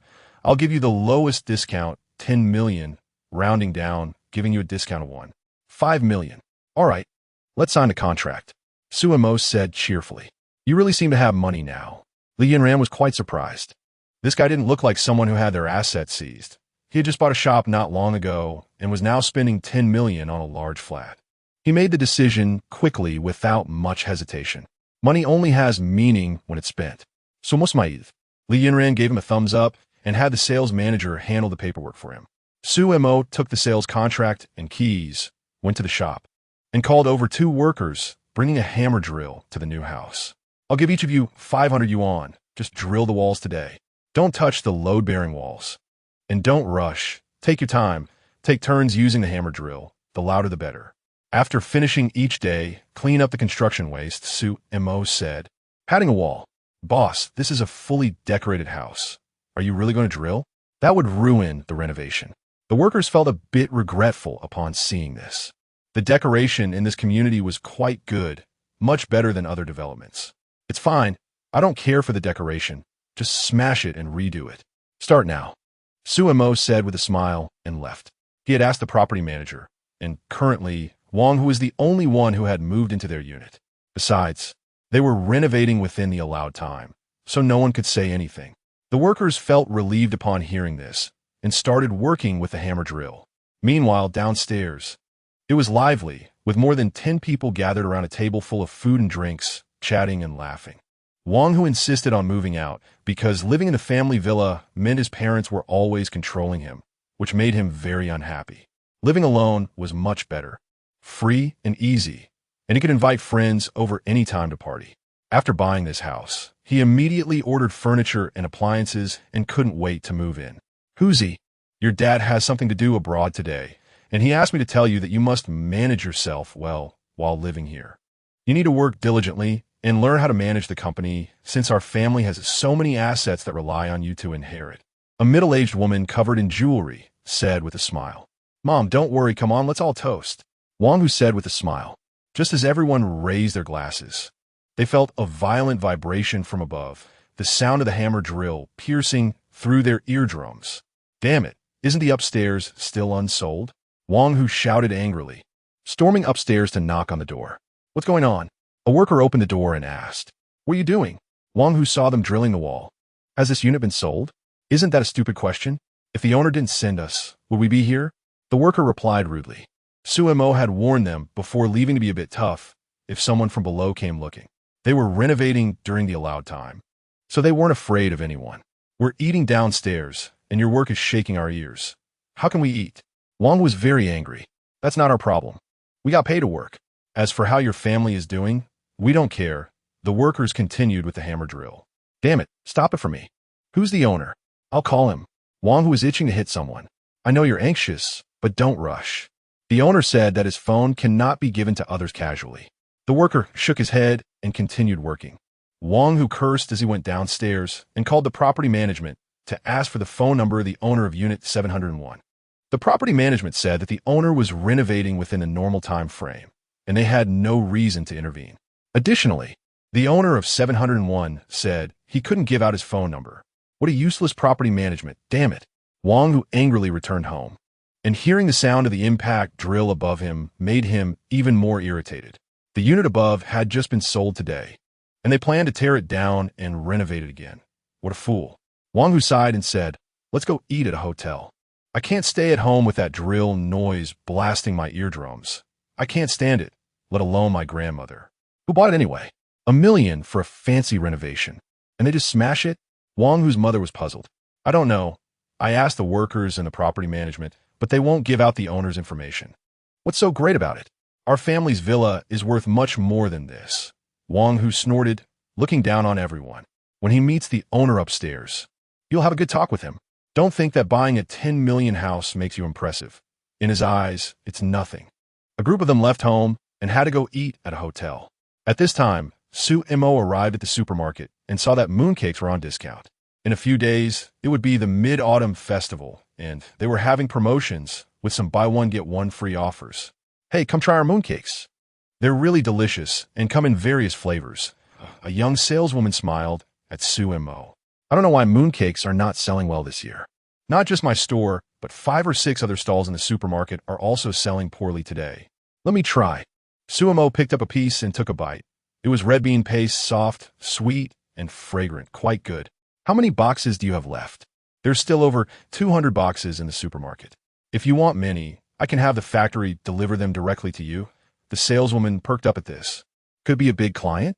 She would be satisfied with selling 10 or 8 boxes. That would meet her target for the day. I'll take 5,000 boxes. Sumo said casually. 5 boxes, right? The saleswoman asked, confused. 5,000 boxes. Her eyes widened. Chapter 49. Terrified, the saleswoman thought she had heard wrong.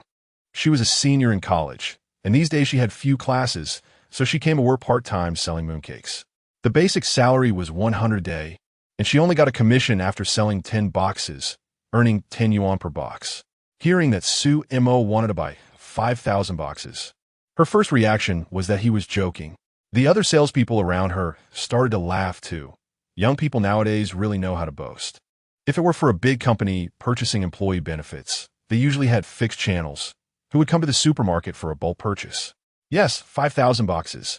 You're doing buy one get one free, so that is 10,000 boxes. So monadid seriously. Come on, don't tease me, the saleswoman said with a smile. I'm serious. Just ask around. It needs to be delivered on the day of the Mid-Autumn Festival in 3 days.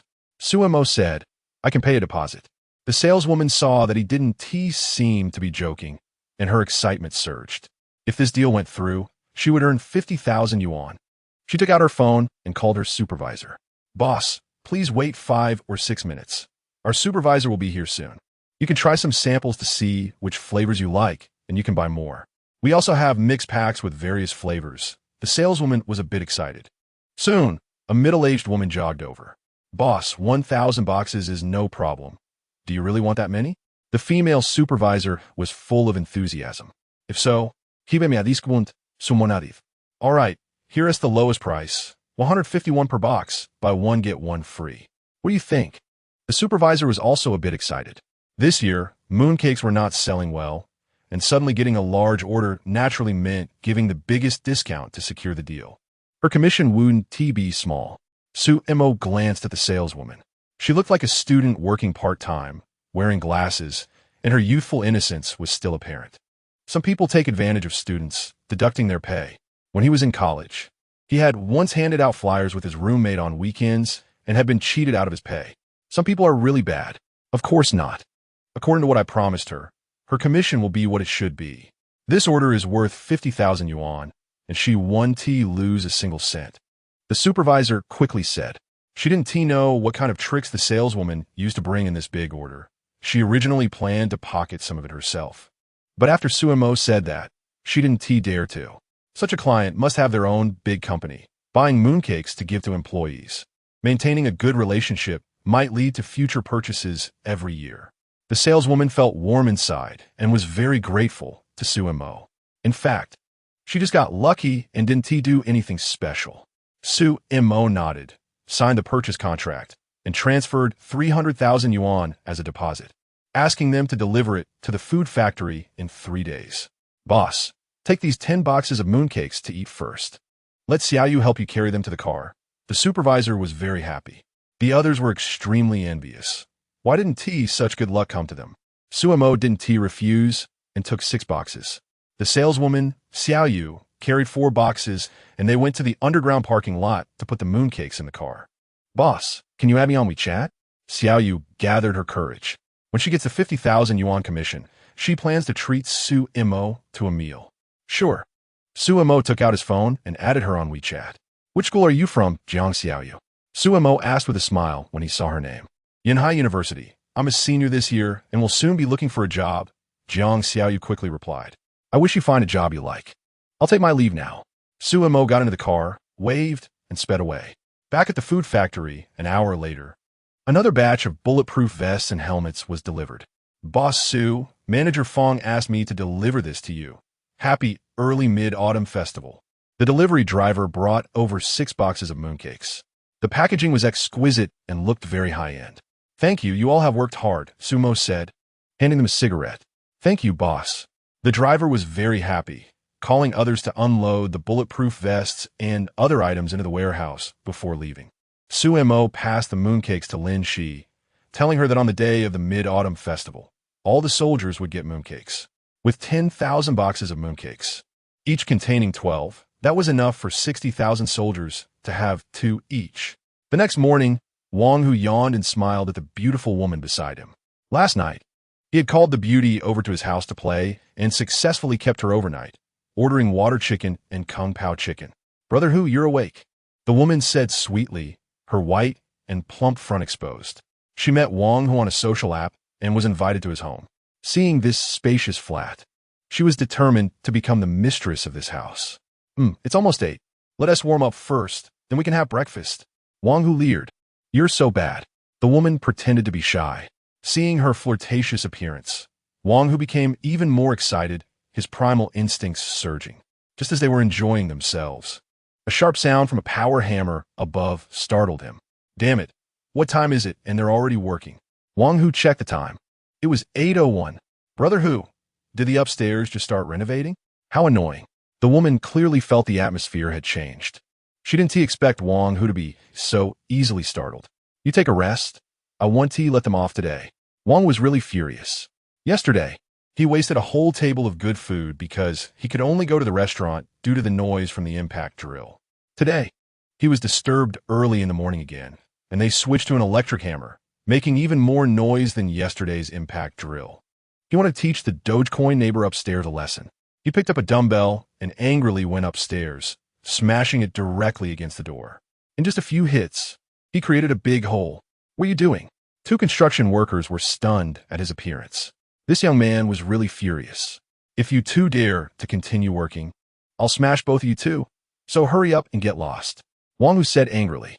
"Hey, look at you getting tough if you have the ability. Smash it on my head."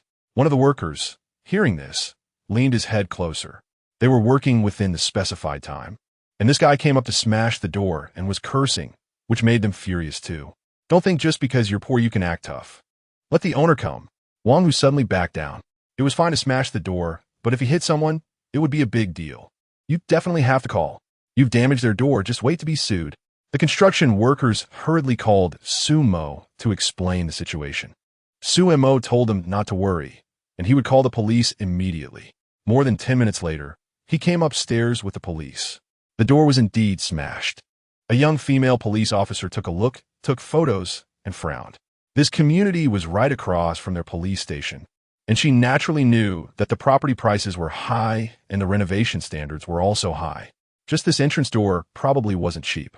"Police uncle and aunt. Who are you calling aunt? We're not that far apart." The female officer was a bit angry. "Sorry, I'm used to calling police uncles, so how should I address you?" Sumo scratched his head. It was only then that he carefully looked at the female officer.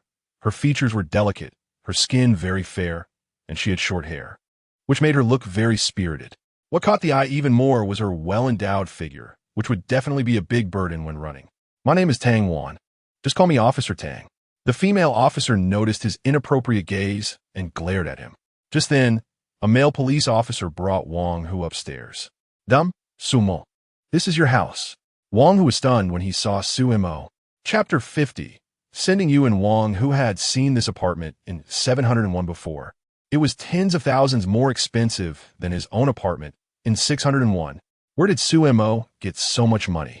After paying off a 10 million debt from the food factory, he actually had money to buy a large flat, which must also be over 10 million. "Sumo, this house really belongs to you. Don't pretend." Wang Hu still couldn't believe it. What level was Sumo at to actually live in the same community as him? And even above his apartment. "Of course it's mine. Otherwise, how could I let someone renovate it?" "Sumo's native. You did it on purpose, didn't you? Not only did you disturb us during dinner yesterday, but now early in the morning you're renovating, disturbing people's dreams. Don't you have any sense of public morality? Your quality is really too poor. Trash." The continuous loud noise for 2 days made him a bit on edge. It really was Sumo's apartment, which made him very frustrated. Just thinking that Sumo might actually poop on his head sometimes made him feel even worse. "What time did you start renovating?" Sumo asked the workers. At 8:01, we strictly followed the renovation schedule. The workers hurriedly replied. Did you hear that? According to the rules. Work can start at 8, so what else do you have to complain about? You even smashed my front door. Do you know you're breaking the law? Sumo looked at Wang Hu. It's just a broken door. I'll compensate you, haha. I was happy to smash it. Wang Hu was extremely arrogant. Ignorance of the law is truly frightening. I just asked the property management about this entrance door. The bulk purchase price is over 20,000, and the normal retail price is around 40,000. You're deliberately damaging private property, and the amount involved is significant with very serious circumstances. You could face up to 3 years in prison, detention, or fines. Sumo said coldly, Officer Tang, I'm not wrong, am I? You're right. Dangwan note that. Not expecting this guy to actually know a bit of law. I don't accept any reconciliation. I just want him to be sentenced according to the law. Sumo's tone turned cold. You, Sumo, I'm your cousin. We're relatives. You can't do this to me. Wang Hu was really panicking now. He definitely didn't want to go to jail. Although he heard that there were talented people inside, and they spoke nicely, it would still hurt his backside. Go to hell. When your family embezzled my family's company and kicked me out of the villa, did you think about us being relatives? Sumo looked at him. You think that by robbing my family's property, you can act arrogantly? Today, let me teach you a lesson. Those who are arrogant will eventually pay the price. I'll compensate you 100,000, and we'll let this go. Let's not bother the police. Wang Hu hurriedly said, lowering his tone. He didn't expect the consequences of smashing a door to be so severe. He thought paying some money would be enough, but who knew he could go to jail? No negotiations. I've said it. I won't accept any reconciliation. I just want you to be sentenced. Sumo had already made up his mind. Wang Hu's family was too heartless, and they needed to pay the price they deserved. Sumo, my parents won't let you go. Wang Hu shouted. They had plenty of money now, and it would be easy for them to kill Sumo haha. Coincidentally, I won't let them go either. Sumoisnedith. You're really crazy. You're going to send me in for such a trivial matter? Have you forgotten how I served you before? Wang Hu was furious when he saw that he was completely unmoved. Officer Tang, I apologize for the trouble. Sumo didn't want to waste time with him and spoke to Tang Wan. Wang Yugui only had Wang Hu as a precious son. If he were sentenced and went to jail, their family wouldn't be able to take the civil service exams for 3 generations, which would be too painful for their family obsessed with power. Making them feel pain was their retribution. Tang Wan saw Sumo's firm attitude and that the situation was straightforward and simple, so she forcibly took away the still cursing Wang Hu. After finishing this wall, don't continue working. Please clean up and settle today's pay as a full day. Sumo glanced and saw that a wall was about to be finished. Okay, boss. The workers were also very happy to hear this. Sumo smiled, being able to send Wang Hu and made this apartment worth every penny. Not long after he returned to the food factory, Diwegwa came on a motorcycle with a big bag tied to the seat. Is the festival coming soon? A teammate sent a sheep from his hometown, where he raises them in the mountains, said it's absolutely delicious. Diwegwa lifted the bag, which had another layer of plastic wrapping a whole clean sheep. Then I won't be polite. Sumo accepted the sheep. How is your sister recovering? Pretty good. The doctor said she could be discharged after a little more time for recovery. Diwegwa smiled. Thanks to Sumo lending him 500,000, his sister was able to have the surgery successfully. Sumo opened the door. Just then, someone suddenly knocked hard on the door from outside. Diwegwa frowned. The tone sounded like someone was looking for trouble. Sumo looked at the surveillance on his phone and saw that it was his aunt and grandmother, along with more than 10 people outside. It seemed that Wang Hu had called them. If there's something to say, hurry up. Sumo said from inside the door without opening it. Sumo, you did this on purpose to harm your cousin, right? Yesterday, we were warming the pot, and you immediately bought the apartment upstairs and started renovations to provoke him, making him make a mistake. Aunt Gangbai shouted. If Wang Hu went to jail and got a criminal record, his future development would be greatly affected. Given their family's current conditions, they had to find a daughter-in-law from within the system. Now with this situation, it was completely impossible. You said something? We workers are decorating within the stipulated time, compliant and legal. Wang Hu broke my family's entrance door and broke the law, so he should be punished by the law. Sumo said. You open the door, let's have a good talk. Everyone here today is family, no outsiders. Gungbei said. Your uncle is abroad and doesn't know about this matter yet. Xiaomo, if you have any conditions, please bring them up quickly. There's no need to open the door. I said, I do not accept any mediation, Suemo replied. I'm not going to propose conditions to you, otherwise you will definitely send me in for extortion. He no longer trusted these relatives at all. Why do you think so badly of people? Gungbei took out a voice recorder and glanced at it. We are the most important relatives. Regarding your company's assets, we actually have our difficulties. A few years ago, the pandemic had a huge impact on the business, and we were all losing money. Your uncle doesn't want you to worry. Upon hearing this, Su Imo almost vomited. How shameless. Shout, Imo. I'm your grandmother. Open the door, or I will sit here and not leave. The old lady sat down on the ground. Hearing that her grandson was taken away by the police, she felt like the sky had fallen. In her eyes, her grandson was far superior to her granddaughter. It must be Su Mo's doing. He is indeed very bad. If you keep insisting on staying, I will call the police. Su Mo didn't want to waste words with them. He was determined to send Wang Hu to jail. Xiao Mo, are you really going to tear apart the relationship? It won't be good for anyone. Gungbei's tone became tough. If you are so heartless, then don't blame us elders for not showing any sentiment. Su Mo was so ruthless. Since they wouldn't listen to reason, he had to resort to threats. Yes, this is your true nature. Don't you just want to kill me? Just come at me. Somos Chapter 51. From now on, severing all ties, seeing Su Mo's firm attitude, determined to send Wang Hu to prison, Gungbei could only resort to a painful strategy. The old lady sat on the ground, crying loudly. If someone were unaware, they would think she had suffered a great injustice. Xiao Montak, I know you have grievances against us, but your grandmother is so old now. Crying like this will ruin her health. Doesn't your conscience hurt? Gungbei's tone softened again.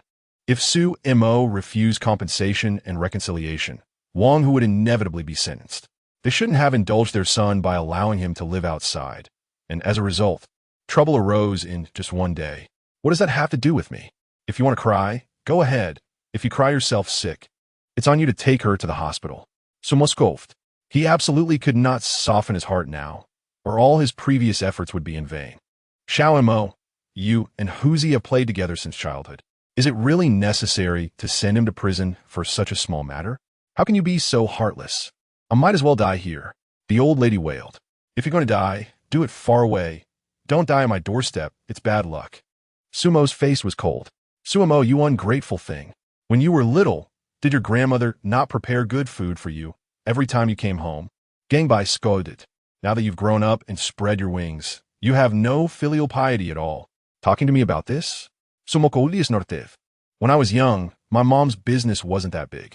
Every time I went back, I would give her a few thousand. You guys must have spent that money, right? Later, my mom bought you a house in the city. You didn't want your mother-in-law to live with you, so my mom bought her a separate house. Later, she arranged for Wang Yugui to enter the company, and he quickly became a senior executive. The wealth and honor you have are all given by my mom. It's not that I lack filial piety, but you make me sick. You don't deserve it. Diwegwa didn't expect so many things to have happened. He was struggling himself, but still lent him money, which made him even more touched. Stop bringing up useless things. As long as you don't let Huzi go to jail, your aunt will agree to anything, okay? Gangbai pleaded. There is nothing to discuss. I said he must go to jail. It won't work no matter who it is. Su Imo said coldly, signaling Diwegwa to return to the office. Arguing with them is useless. They are not reasonable people. I see they won't give up easily. I'll come by to keep watch for you in the future. Diwegwa said. Last time Su Imo suggested he come on as security, he thought it was out of sympathy. Now it seemed this position was very necessary. Having a security guard around would be much safer. You should focus on taking care of your sister recently. Come back to work after she is discharged. Su Imo shook his head. Ask those comrades if they have any suitable candidates. The monthly salary is 8,000. Then I'll take the night shift. My sister sleeps very well at night now and doesn't need someone to accompany her. I do have a few reliable comrades. I'll ask them in a bit. Diwei said. That is fine. You can come back to work after the Mid-Autumn Festival. Sumo nodded. The food factory is about to open, and the antique store also needs security. Gunbei spent more than half a day outside the main gate, seeing that Su Mo was ignoring them. She left angrily with her people. Di Weiguo left after they left. By noon, Su Mo received more than 10 voice messages from Wang Yugui on WeChat. Later, when he called, Su Mo hung up and immediately blocked him. He didn't even bother to open those messages. He didn't need to think to know what they contained. By around 6 in the afternoon, just as he sent dinner over to Lin Xi and the others, Wang Yugui's call came in. It seemed he was back and indeed cared about his precious son. Su Mo hung up and blocked the number. Less than half an hour later, Wang Yugui drove to the food factory outside. After receiving a message from Gung Bei at noon, he immediately flew back from Macau. Xiao, I'm your uncle. Open the door. Let's have a good chat. We are all family. It can be resolved easily. Wang Yugui shouted. There's nothing to talk about. It's you who have acted too harshly. You are unkind, so don't blame me for being ungrateful. Suemo walked over and said through the door, I'll return your villa, and you can set whatever other conditions you want. Wang Yugui said, These things that belong to me will eventually return to me. There's no rush. Somos mais slightly. Wang Yugui, I just want to ask you, can you face your sister? Hearing this, Wang Yugui fell silent for a moment, lit a cigarette, and took a deep puff. Xiaomo, your mother helped me a lot. But over the years, I've also contributed a lot to the company. Especially in recent years, I've handled all the company's affairs. You just graduated from university and wanted to be the chairman. You couldn't team manage the people below. What I did was actually to let you gain some experience and mature before handing the company over to you. I didn't expect the harm to you to be so deep. If you're willing, I can handle everything for you, and you can become the chairman next week. He only had Wang, who was a son. He absolutely could not let him go to prison. You want me to be chairman and continue paying off debts? So mois nedith. Wang Yugui, don't play tricks with me. I won't believe you even a bit anymore. Without my mom, what are you? After my parents passed away, how did you behave? I trusted you so much. You made me sign documents without me looking at the contents. Just because you were my uncle, the closest person to me in the world. But you betrayed my trust and my parents' trust, so now I want to believe anything you say. The sins you have committed must be paid for. Don't talk to me about kinship. It's useless. Many things aren't about what you say, but about what you do. From now on, you and I will sever all ties and no longer have any contact. Sumo's eyes were red, fists clenched. Ever since Wang Yugui betrayed him, he had been filled with deep disappointment in this world. Money is paramount. Everything else is fake. But were those happy times riding on his uncle's shoulders when he was little also fake? They might have been real at the time, but people always change, especially in the face of enormous temptations of profit. Wang Yugui remained silent for a long time. I don't know how long I stood there. There were a pile of cigarette butts on the ground. Xiaomo, I'm sorry for what I did. Don't blame your uncle. Wang Yugui murmured softly as he drove away in his Mercedes. Su Mo returned to the office and found an extra letter. Thank you, Brother Su Mo, for the delicious meals. We have received intelligence that the barbarian army has been supplied with 5,000 war horses and 200,000 pounds of grain. The barbarian emperor has ordered Wu Xiaodu to breach Yin City, and they are currently digging tunnels. It is estimated that they will launch another assault on the city soon. After reading it, Su Mo replied with a letter instructing her to prepare water tonight, and he would grant her some items tomorrow. Upon receiving Lin Xi's reply that she was ready to prepare water, he took a leather bag to the water room, turned on the tap, and started filling it. Su Mo took out his phone and ordered some gasoline, plastic water barrels, glass bottles, and other items. Naturally, he contacted Song Qian for the gasoline, and the other party readily agreed this time. Every time Su Mo bought gasoline from him, he could gain considerable profit. This matter was easy for him to handle with little risk involved. The next morning, the items were delivered one after another. This time, 50 tons of gasoline filled 5 large water barrels. He ordered 100,000 bottles for making Molotov cocktails. Su Mo first transported all these items. Afterwards, he went to the fireworks market and bought 3,000 boxes of firecrackers. Not because the Mid-Autumn Festival was approaching, but for Lin Xi to use in battle against those war horses. Currently, composite bows, swords, bulletproof vests, helmets, and other equipment had not yet reached the quantity to be distributed to every soldier, and factories were working overtime to produce them. Chapter 52. Digging the tunnel is temporarily pleasurable, Your Majesty. They are digging the tunnels very quickly. It is estimated that they can breach the inner city wall by tomorrow night at the earliest. Yang Jiumi reported. Can you determine where each exit of the tunnel will be? Lin Xi asked. Currently, the barbarian army was still unaware that their tunnel excavation had been exposed and were digging with all their might. We have discovered more than 100 tunnels, and we can only estimate the general range of the exits. I have stationed a large number of soldiers near each exit, Yang Jiume said. But I expect they will only breach the exits at the last moment before attacking, trying to catch us off guard. Instruct the soldiers to be on high alert, observing at all times. There must be no carelessness. Lin Xi nodded. The barbarian army thought this was a great opportunity to sneak into the city, not knowing it was also a good opportunity for the Great Xia to kill their enemies. The Celestial Master had granted many items that could be used on the battlefield. The next morning, Lin Xi received supplies of grain and meat, as well as buns, fried dough sticks, and other food sent by Sumo. She arranged for them to be delivered to the army and took some out for the citizens of the city to eat. According to their predictions, there might be another battle tonight. The entire inner area of the city, within a radius of 500 meters, was completely controlled by soldiers. Currently, there were 30,000 divine swords, 5,000 reinforced composite bows, and 40,000 sets of soft armor, helmets, and shields.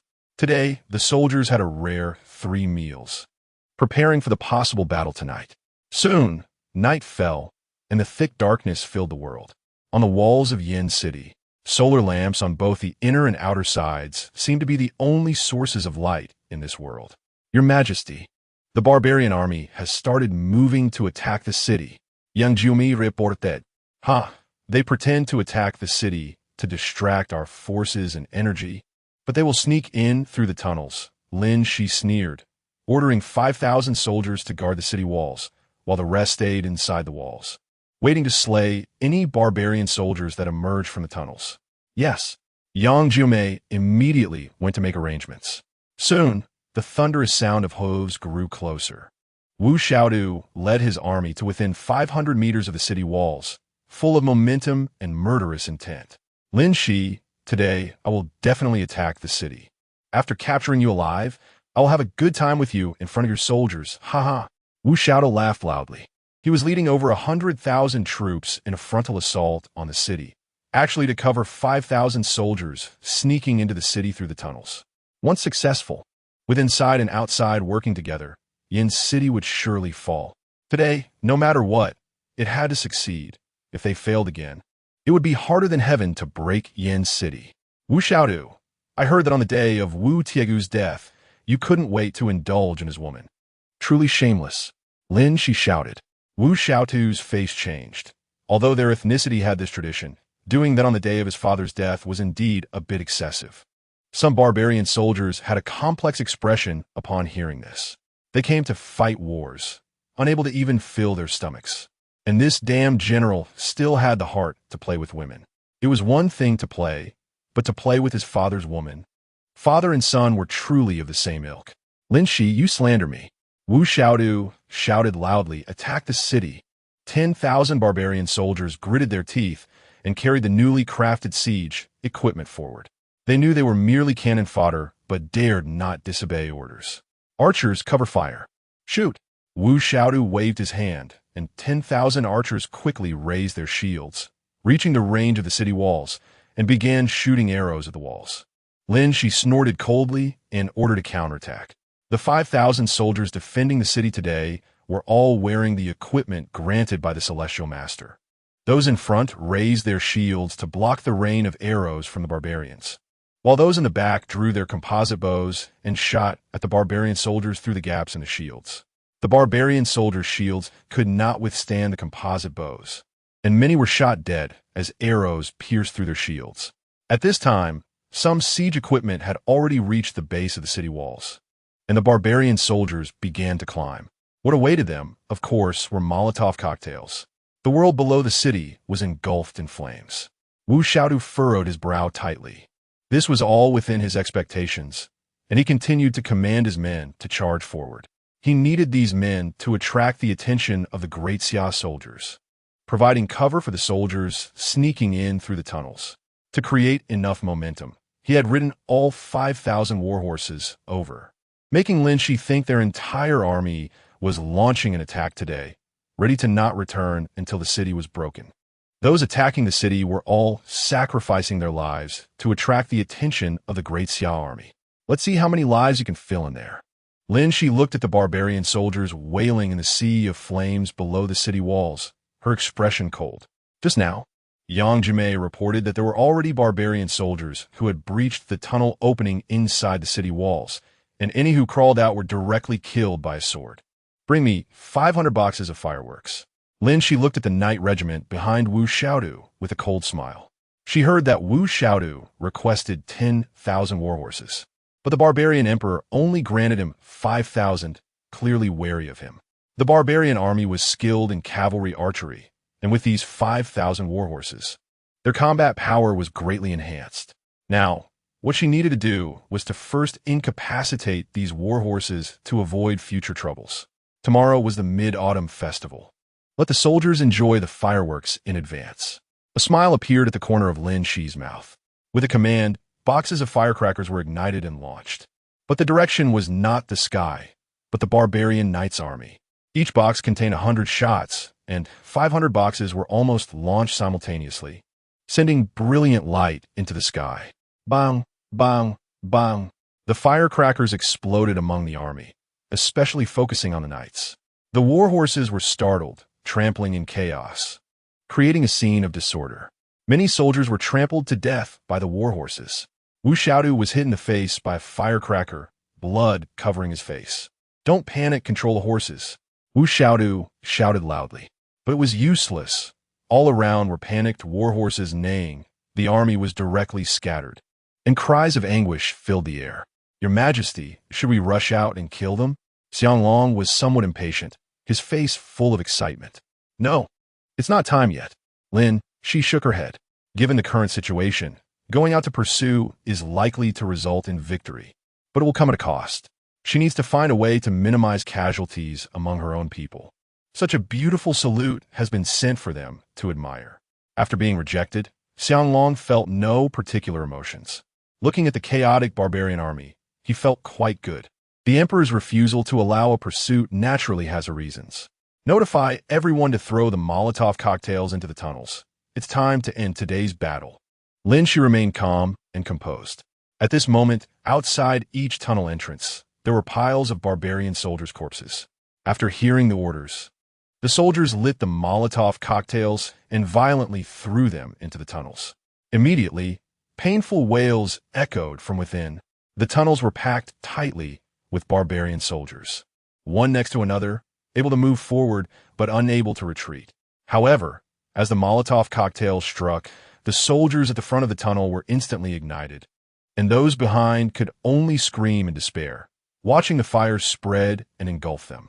Digging tunnels was momentarily satisfying, but the entire army became a crematorium. Chapter 53. Seeking help from the Western Way. From over 100 long tunnels, inhumane cries could be heard. In fact, those at the very front closest to the exit were the most unfortunate, burned alive in the fierce flames. Most of the barbarian soldiers inside the tunnels first suffocated from the thick smoke before being cremated. They didn't suffer as much pain and passed away more peacefully. General, it's bad. An aide finally found the bloodied Wu Xiaodu amidst the chaotic army.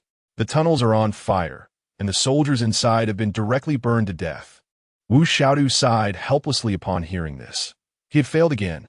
Over 100 tunnels, each with 500 soldiers, totaling more than 50,000, were burned alive just like that, adding to the more than 20,000 who died in today's siege. The losses exceeded 70,000. Following the recent 3 sieges, the original army of over 200,000 has now dwindled to less than 100,000. Retreat, retreat, Wu Xiaodu ordered. The plan was merely to feign an attack on the city to cover the soldiers using the tunnels to enter. Now that those inside the tunnels have been burned to death, continuing is meaningless. The barbarian army returned to camp in utter disarray, their morale plummeting. General, we currently have only 2,000 horses left. The rest have no idea where they ran off to. A subordinate reported after counting the losses. The fireworks had startled the herd of horses, causing many cavalrymen to be thrown off and injured, with no time to search for their mounts. Even worse, some soldiers were trampled to death by their own horses, dying not at the hands of the enemy, but under their own hooves, leaving them utterly frustrated. Damn it, send someone to look for them. Wu Xiaodu was furious. After finally obtaining 5,000 horses from the young emperor, he achieved nothing and lost more than half. After news of today's battle reached the barbarian kingdom, his position as general would likely be hard to maintain. He summoned all high-ranking generals and strategists to the military tent. Everyone was despondent, not daring to breathe a word. The losses were too severe. This was the most disastrous battle for the barbarian kingdom in nearly 20 years. They hadn't even touched the enemy's hair, yet so many had died. Many had significant grievances against Wu Xiaodu. Since he became general, every battle had been more disastrous than the last. Someone must take responsibility for today's defeat. Wu Xiaodu drew his long knife. The crowd fell silent, not knowing who would be unlucky. Su Xiu, digging the tunnels was your idea. 50,000 soldiers died in the tunnels. You go down and apologize to them. Wu Xiaodu glanced at the white-clad strategist. General, I truly had the best interests of the barbarian kingdom at heart. I wanted to dig the tunnels to catch the Great Xia off guard. With internal and external cooperation, we would surely break the city. Someone must have leaked the information, allowing Great Xia to prepare. Su Xiu knelt down with a thud, filled with panic. Logically, his strategy was sound. There must have been a traitor leaking secrets. You're a Han person, not of my race. Your heart must be different. Wu Xiaodu approached him with a knife. Because of your strategy, so many people died. It wouldn't make sense for you to live. Don't worry. I will take care of your wife and children. Su Xiu's face changed drastically upon hearing this. Realizing he would surely die today, he regretted joining the barbarian army, ending up in such a situation. Crack! Wu Xiaodu raised his long knife, not allowing Su Xiu to argue, and struck down, severing his head. Someone hang Su Xiu's head in the military camp. He's a traitor who offered the tunnel warfare strategy, actually facilitating the death of our soldiers. Wu Xiaodu said coldly. A soldier took Su Xiu's head and dragged his body away. Gentlemen, today's disastrous defeat has greatly weakened our military strength. What should we do? Wu Xiaodu sat back down.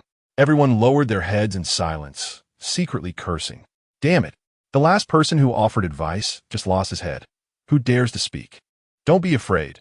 We are all of the same clan, brothers, unlike Su Xiu. Wu Xiaodu sensed their trepidation, but reassured them. I will definitely not hold it against you. He glanced at everyone, but still, no one spoke. Everyone must express their opinions. Those who don't will be executed. Wu Xiaodu slammed the table in anger. General, considering the current situation, I believe we have no hope of breaking the city on our own. Someone said, why not seek help from the Western Way and join forces to besiege Yin City? They indeed had 300,000 troops at the rear, but the emperor probably wouldn't provide Wu Xiaodu with more soldiers. After finally finding this opportunity, significantly weakening the Wu family's power, how could they still give him troops? As it stands, they could only seek assistance from other countries. The Western Way had also seized a lot of land from Great Xia in recent years and had long coveted the capital of Great Xia. If they allied with them to break Yin City and capture the capital, everyone would share the spoils. The Western Way is not to be trusted either. Why would they join forces with us? They could wait until we and Great Xia are both weakened before seizing the capital. Wu Xiaodu frowned. Now, with all countries lacking water and grain, we can send someone to inform the Western Way that there is a large supply of food and water in Yin City, and that the Great Xia army is feasting daily. If we break Yin City, we can share the food. One person suggested. In this time of famine, the temptation of land is far less than that of food. Everyone is struggling to get enough to eat, while the Great Xia army in Yin City is living indulgently. This indicates that Yin City is rich in resources. Otherwise, they wouldn't dare to eat so lavishly. What you said makes sense. I happen to know Prince Ning of the Western Way. I will write a letter to him. Wu Xiaodu nodded. Having an ally is always good. Otherwise, if Great Xia continues to hold the city and does not come out, he really has no way out. Prince Ning is the most powerful vassal king of the Western Way, with an elite army of 150,000 troops. With his assistance, we might be able to breach Yin's city. Chapter 54. Incompetent Fury Lin Xi sat in her room, excited and unable to sleep for a long time. The tunnels painstakingly dug by the barbarian army had become their grave. In this great battle, it is estimated that 60,000 to 70,000 enemies were killed. On the Daxia side, fewer than 10 died, mostly because some soldiers were overly careless while guarding the tunnel exits and were killed by barbarian soldiers. This is yet another tremendous victory. After this battle, the numbers of the Daxia army and the barbarian soldiers outside Yin City are no longer vastly different. We are not afraid of a head-on confrontation. She has already ordered people to clean the battlefield and collect the refined steel arrows of the composite bows. Such precious items will not be destroyed by fire and can be reused. Additionally, she arranged for soldiers to fill the tunnels with large stones. Even though some tunnels have collapsed due to the fire, they still need to be blocked with large stones for greater safety. Your Majesty, this time we have defeated the barbarian army, and Wu Xiaodu has only two options left: retreat or seek reinforcements, Yang Jimei said with a smile. After several battles, the barbarian army has likely lost all will to fight, while the Daxia soldiers have gained complete confidence. After 3 consecutive defeats, Wu Xiaodu certainly does not dare to attack the city again without absolute certainty. Lin Xi nodded with a smile. As for seeking reinforcements, the barbarian emperor may not grant him that. At that time, Wu Tiegu was powerful and the barbarian emperor had to show him some respect.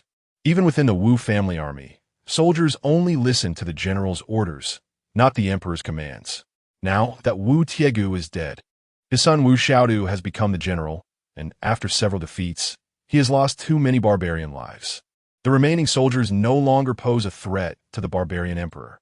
Perhaps the barbarian emperor hopes Wu Xiaodu will die at Yin City, completely eliminating this hidden danger. We can observe for a few days. If Wu Xiaodu still does not retreat, it will indicate that they indeed have reinforcements. Your Majesty, tomorrow I will challenge the barbarian camp again and inform them once more that whoever kills Wu Xiaodu will be granted the title of Marquis of 10,000 households. Xiang Long said with a smile. After tonight's battle, many soldiers will likely be even more dissatisfied with Wu Xiaodu. If someone were to cut off his head and cause internal strife, it would be a great boon for them. All right, Lin Xi nodded. As you say, whoever kills Wu Xiaodu within 3 days will be granted the title of Marquis of 10,000 households. After 3 days, it can only be Marquis of 1,000 households. Right now, Wu Xiaodu's head isn't worth that much.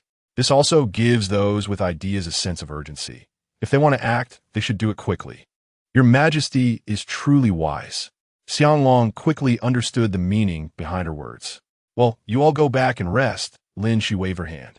Once everyone had left, she took off her battle robe, removed her soft armor, and took off her bra. She changed into a comfortable silk nightgown and wrote a letter to Su Mo, the Celestial Master. The next morning, Lin Xi ordered that the army still enjoy sumptuous meals for breakfast, lunch, and dinner. In the afternoon, the Celestial Master sent over 10,000 boxes of mooncakes. Lin Xi had them distributed, ensuring that every soldier had at least one mooncake to eat. Today is the Mid-Autumn Festival, and being able to eat mooncakes is a great comfort. Wow, these mooncakes are so exquisite. I don't even want to eat them. Yeah, I heard they were gifted by the Celestial Master, specially packaged. With the Celestial Master's protection, our Daxia will surely win and achieve great unification again. It's no problem. The soldiers discussed animatedly, many reluctant to eat them immediately. On this Mid-Autumn Festival, many soldiers fell homesick. Thankfully, there was a lavish meal today and mooncakes to eat. They felt quite content. Now, ordinary families barely manage one meal a day. During this great famine, everyone has had a very difficult time, compared to their current daily abundance. It is something that even royal families from various countries cannot enjoy. Thinking of this, they could only feel gratitude and affection for the emperor and the Celestial Master. If it were the previous foolish ruler Lin Xi, he would never treat the soldiers this well. At this time, Xiang Long, leading a team of 200 men, once again came to provoke the barbarian army 500 meters away. Barbarian soldiers, listen up. Our emperor has said that within 3 days, whoever kills Wu Xiaodu will receive the same reward as before, a bounty of 200,000, 10,000 caddies of grain. and the title of Marquis of 10,000 households. After 3 days, the reward will only be 100,000 and 1,000 caddies of grain. With the title of Marquis of 1,000 households, Xianglong shouted loudly, making a considerable commotion. Our daxia is under the Celestial Master's protection. Look, the Celestial Master has even granted us mooncakes to eat, clean water to drink, and meat to eat, with plenty of food. How can you fight us?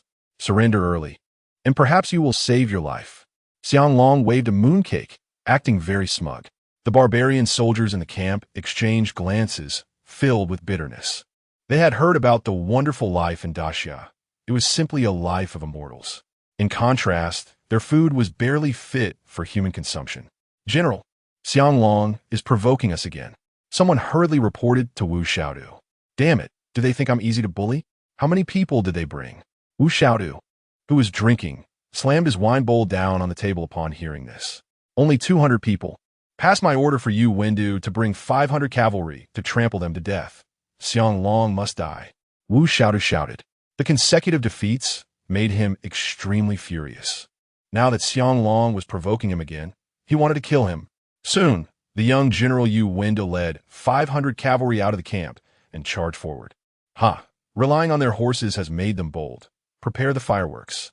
Xianglong was not at all flustered and instructed the soldiers to light the fireworks and shoot them at the cavalry.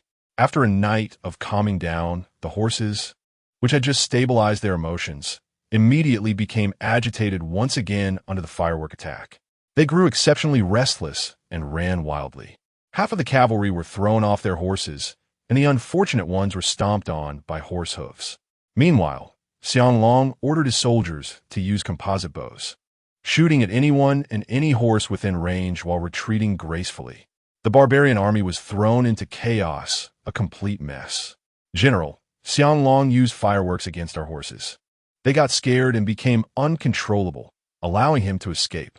Yu Wendu returned to the military tent, kneeling to report, full of fear.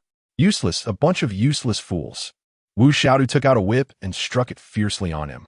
Yu Wendu gritted his teeth and allowed the whip to fall repeatedly. Crack! Wu Xiaodu was exhausted from whipping before finally throwing the whip aside. Useless trash, get out. Wu Xiaodu sat down and drank a large bowl of wine. The failure left him feeling extremely frustrated. After whipping someone, he felt much better. Yu Wendu glanced at him and respectfully withdrew. Back in his own tent, he took off his top, revealing numerous bloody whip marks on his back. General Yu Wendu, why does the general treat you this way? A subordinate handed him a towel, carefully wiping away the blood. It's just incompetent rage, Yu Wendu said softly. The military tent was filled with his trusted subordinates, so it didn't matter. He was far inferior to General Wu Tiegu. Our army of 200,000 has quickly dwindled to less than 100,000 under his command. Sigh, they are probably all dead in battle and still cannot breach Yin City. The subordinate sighed, saying that with the Celestial Master's protection, we cannot win. Yu Wendu responded with a sound, a hint of killing intent flashing in his eyes. Under Wu Xiaodu's command, he would eventually be tortured to death. Since that is the case, it would be better to strike first. After all, daxia has promised that whoever can kill Wu Xiaodu will be granted the title of Marquis of 10,000 households. Chapter 55. Does the Celestial Master exist? That night, Lin Xi enjoyed mooncakes while admiring the moon and had 5 boxes of fireworks set off on the city wall to celebrate the Mid-Autumn Festival. Today, the soldiers of the army had 3 hearty meals, and the common people in the city also had meat and fragrant rice. Qingbo looked at the beautiful fireworks blooming in the sky, feeling quite complicated. A few days ago, daxia had captured a number of traitors and internal spies, most of whom had been executed. He narrowly escaped being caught because his superior, Huang Liang, committed suicide out of fear of being held accountable. The barbarian forces have been suffering continuous defeats, especially after last night's battle, which resulted in countless casualties and severely weakened their morale. It is undoubtedly a pipe dream to think they can breach the city in a short period. Moreover, every day the emperor bestows food and water upon the citizens within the city, allowing them to live well. Life here is even more comfortable than in some regions that are not experiencing war. In this time of great famine, even the people in war-free areas consider a single meal a luxury. Qinbu deeply regretted becoming a traitor. Otherwise, he could still live comfortably in the city without guilt. But now, he was under the constant fear of execution, and he had to find a way to escape.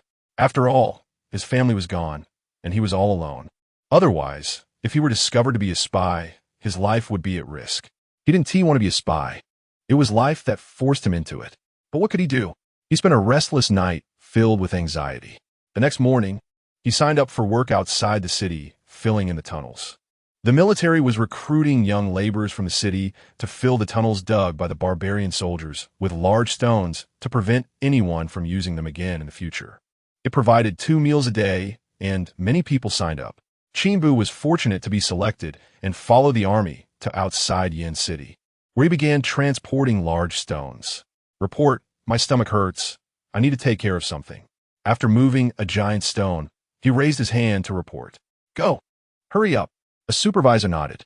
Qinbu held his stomach and ran to a secluded spot. After confirming that no one was paying attention to him, he quietly slipped away. He jogged all the way to the barbarian camp and was taken to the tent of General Wu Xiaodu. General, my name is Qinbu, a local of Yin City. I signed up today to go outside the city to fill the tunnels and took the opportunity to escape. Qinbu forced a smile, but his heart was quite unsettled. Oh, I've heard that the citizens of Yin City live well. Why did you escape today? Wu Xiaodu looked at him coldly. The Great Xia has been searching for spies recently, and many have been killed. I was afraid and took the chance to come to you. What useful information can you bring me? Wu Xiaodu chuckled lightly. If these spies were effective, the barbarian forces wouldn't have suffered such a disastrous defeat. The tunnel tactics failed miserably, clearly because Great Xia learned of their plans in advance. Yet, not a single spy passed this information along. They are all useless. Qinbu recounted the happenings within Yin City. Are you saying there are indeed divine gifts from the Celestial Lord? Wu Xiaodu frowned. Yes, many items we have never seen before, things that do not belong to our world. Xinbu nodded. I heard the soldiers discussing that every few days. The Celestial Lord bestows food, clean water, fine rice, white flour, meat, buns, and some weapons, all given by the Celestial Lord. Wu Xiaodu fell silent upon hearing this. Previously, he thought the information from the spies in the city was fabricated by Lin Xi to boost morale. Now, hearing Qinbu speak of these things made it seem as if the Celestial Lord truly existed. The composite bows, soft armor, sharp long swords, and other items in the Great Xia army were indeed things that had not existed before. It was impossible they had been hidden away all along. If there truly was a Celestial Lord helping Great Xia, why not directly annihilate us? Wu Xiaodu wondered why they were going to such lengths. Perhaps the Celestial Lord did not want to kill or did not want to be entangled in too much karma. Someone in the tent said that it could now be basically concluded that the Celestial Lord exists and can continuously produce food, weapons, and other things to support Great Xia. The people in the tent were filled with despair. The external support for Great Xia is the Celestial Lord, a deity. What are they fighting for? No wonder they have suffered such terrible defeats in the recent battles. The root cause lies here. This matter must not be disclosed externally. I do not believe the Celestial Lord truly exists, Wu Xiaodu coldly said. Originally, the morale of the barbarian forces was already low. If they learned of the Celestial Lord's real existence, their fighting spirit would diminish even further. Qinbu, have you seen the Celestial Lord? Wu Xiaodu asked. No. Qinbu shook his head. Have you heard of anyone who has seen the Celestial Lord? No. So the Celestial Lord is just a ruse of Lin Xi. She doesn't know where she got the food and weapons, but it certainly wasn't bestowed by the Celestial Lord. It's just a means to fool everyone using the Celestial Lord's name. Wu Xiaodu stated. The Celestial Lord, deities, the Heavenly Emperor, are merely myths and legends. Throughout history, it has always been people who drive the course of history, not some ethereal gods. The barbarians also have their own gods for sacrifices, but he never believed these gods truly existed or could genuinely bless them. If gods could truly manifest, no one would need to work. Everyone would just pray and wait for the gods to grant them what they wished for. General, but no one in Yin City has provided food and such. That large quantity of supplies couldn't have been delivered silently. It's beyond human capability. Xin Buadguit, at first, also didn't believe it. But later he saw that the food given to the citizens by the emperor was getting better and better, which made him believe. If there wasn't a celestial lord assisting, where would all this abundant food come from? Especially the water. When the emperor bestowed water to the citizens, it was still cool, as if it had just been drawn from a well. If it had been transported over a long distance, it would definitely be warm. I suspect there might be a secret passage in Yin City through which food and water are transported. Wu Xiaodu contemplated for a moment. Only this could explain why Yin City has such abundant supplies. But Qinbu did not believe it. All right, let's end the discussion about the celestial lord here. Wu Xiaodu waved his hand, interrupting him. Someone, bring him a vegetable cake and incorporate him into the siege team.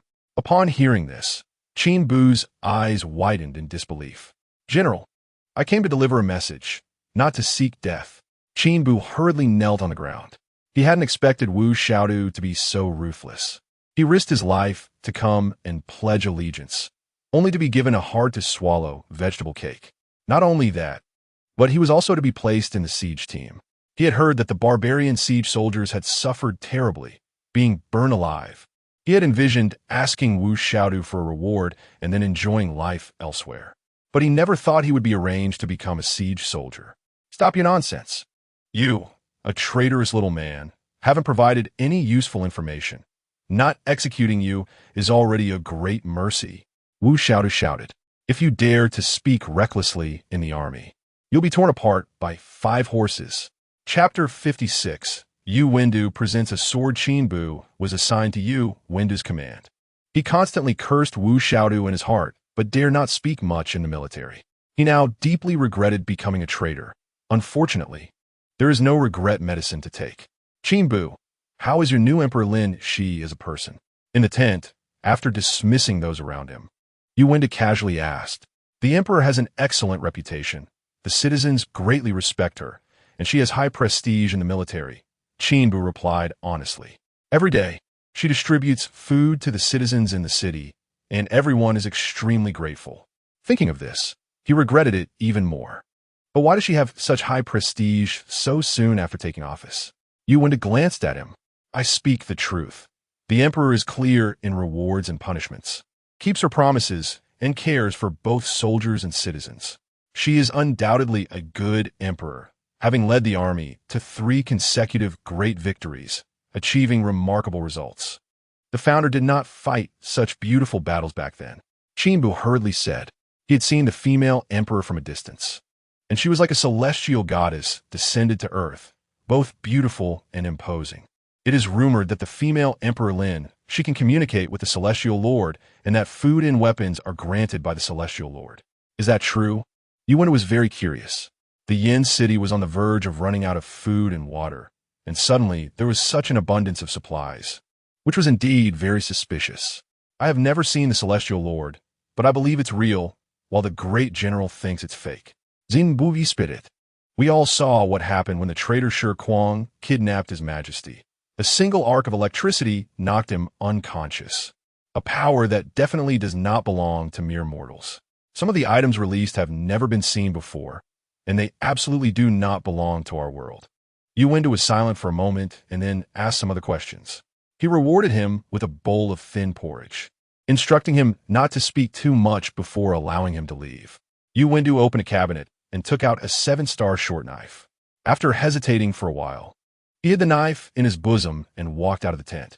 General Yu Wendu, the great general, has had quite a bit to drink. Why don't you come back later? Wu Xiaodu said softly to the guard in front of the big tent. I have important matters to report to the great general. Yu Wendu threw his sword to him and walked inside. Oh, you're here. What is it? Wu Xiaodu, reeking of alcohol, was gnawing on a large piece of meat. Great general, I have some heartfelt words I want to share with you, Yu Wendu said respectfully. Oh, that's rare. Come over and share a drink with me. Wu Xiaodu waved his hand, dismissing others. Yu Wendu walked over and filled his cup from the wine jar. Yu Wendu, did you feel unconvinced after I beat you yesterday? Wu Xiaodu asked, taking a sip and staring at him. Absolutely not. Your whipping yesterday actually woke me up. It was indeed my negligence in practice. Thankfully, that whip made me remember, otherwise on the battlefield, one lapse could cost me my life. Yu Wendu raised his cup with both hands. This cup is a toast to you. After saying that, he drank it all in one go. Haha, well said. It's good that you understand my good intentions. Wu Xiaodu also finished his cup of wine. Following that, Yu Wendu flattered him in various ways, making him extremely happy. Yu Wendu, I will take a short nap. You can do as you please. Wu Xiaodu felt quite drunk and lay back on the couch, squinting his eyes. With me guarding here, you can sleep peacefully, Yu Wendu said respectfully. Wu Xiaodu murmured in agreement and closed his eyes, soon snoring loudly.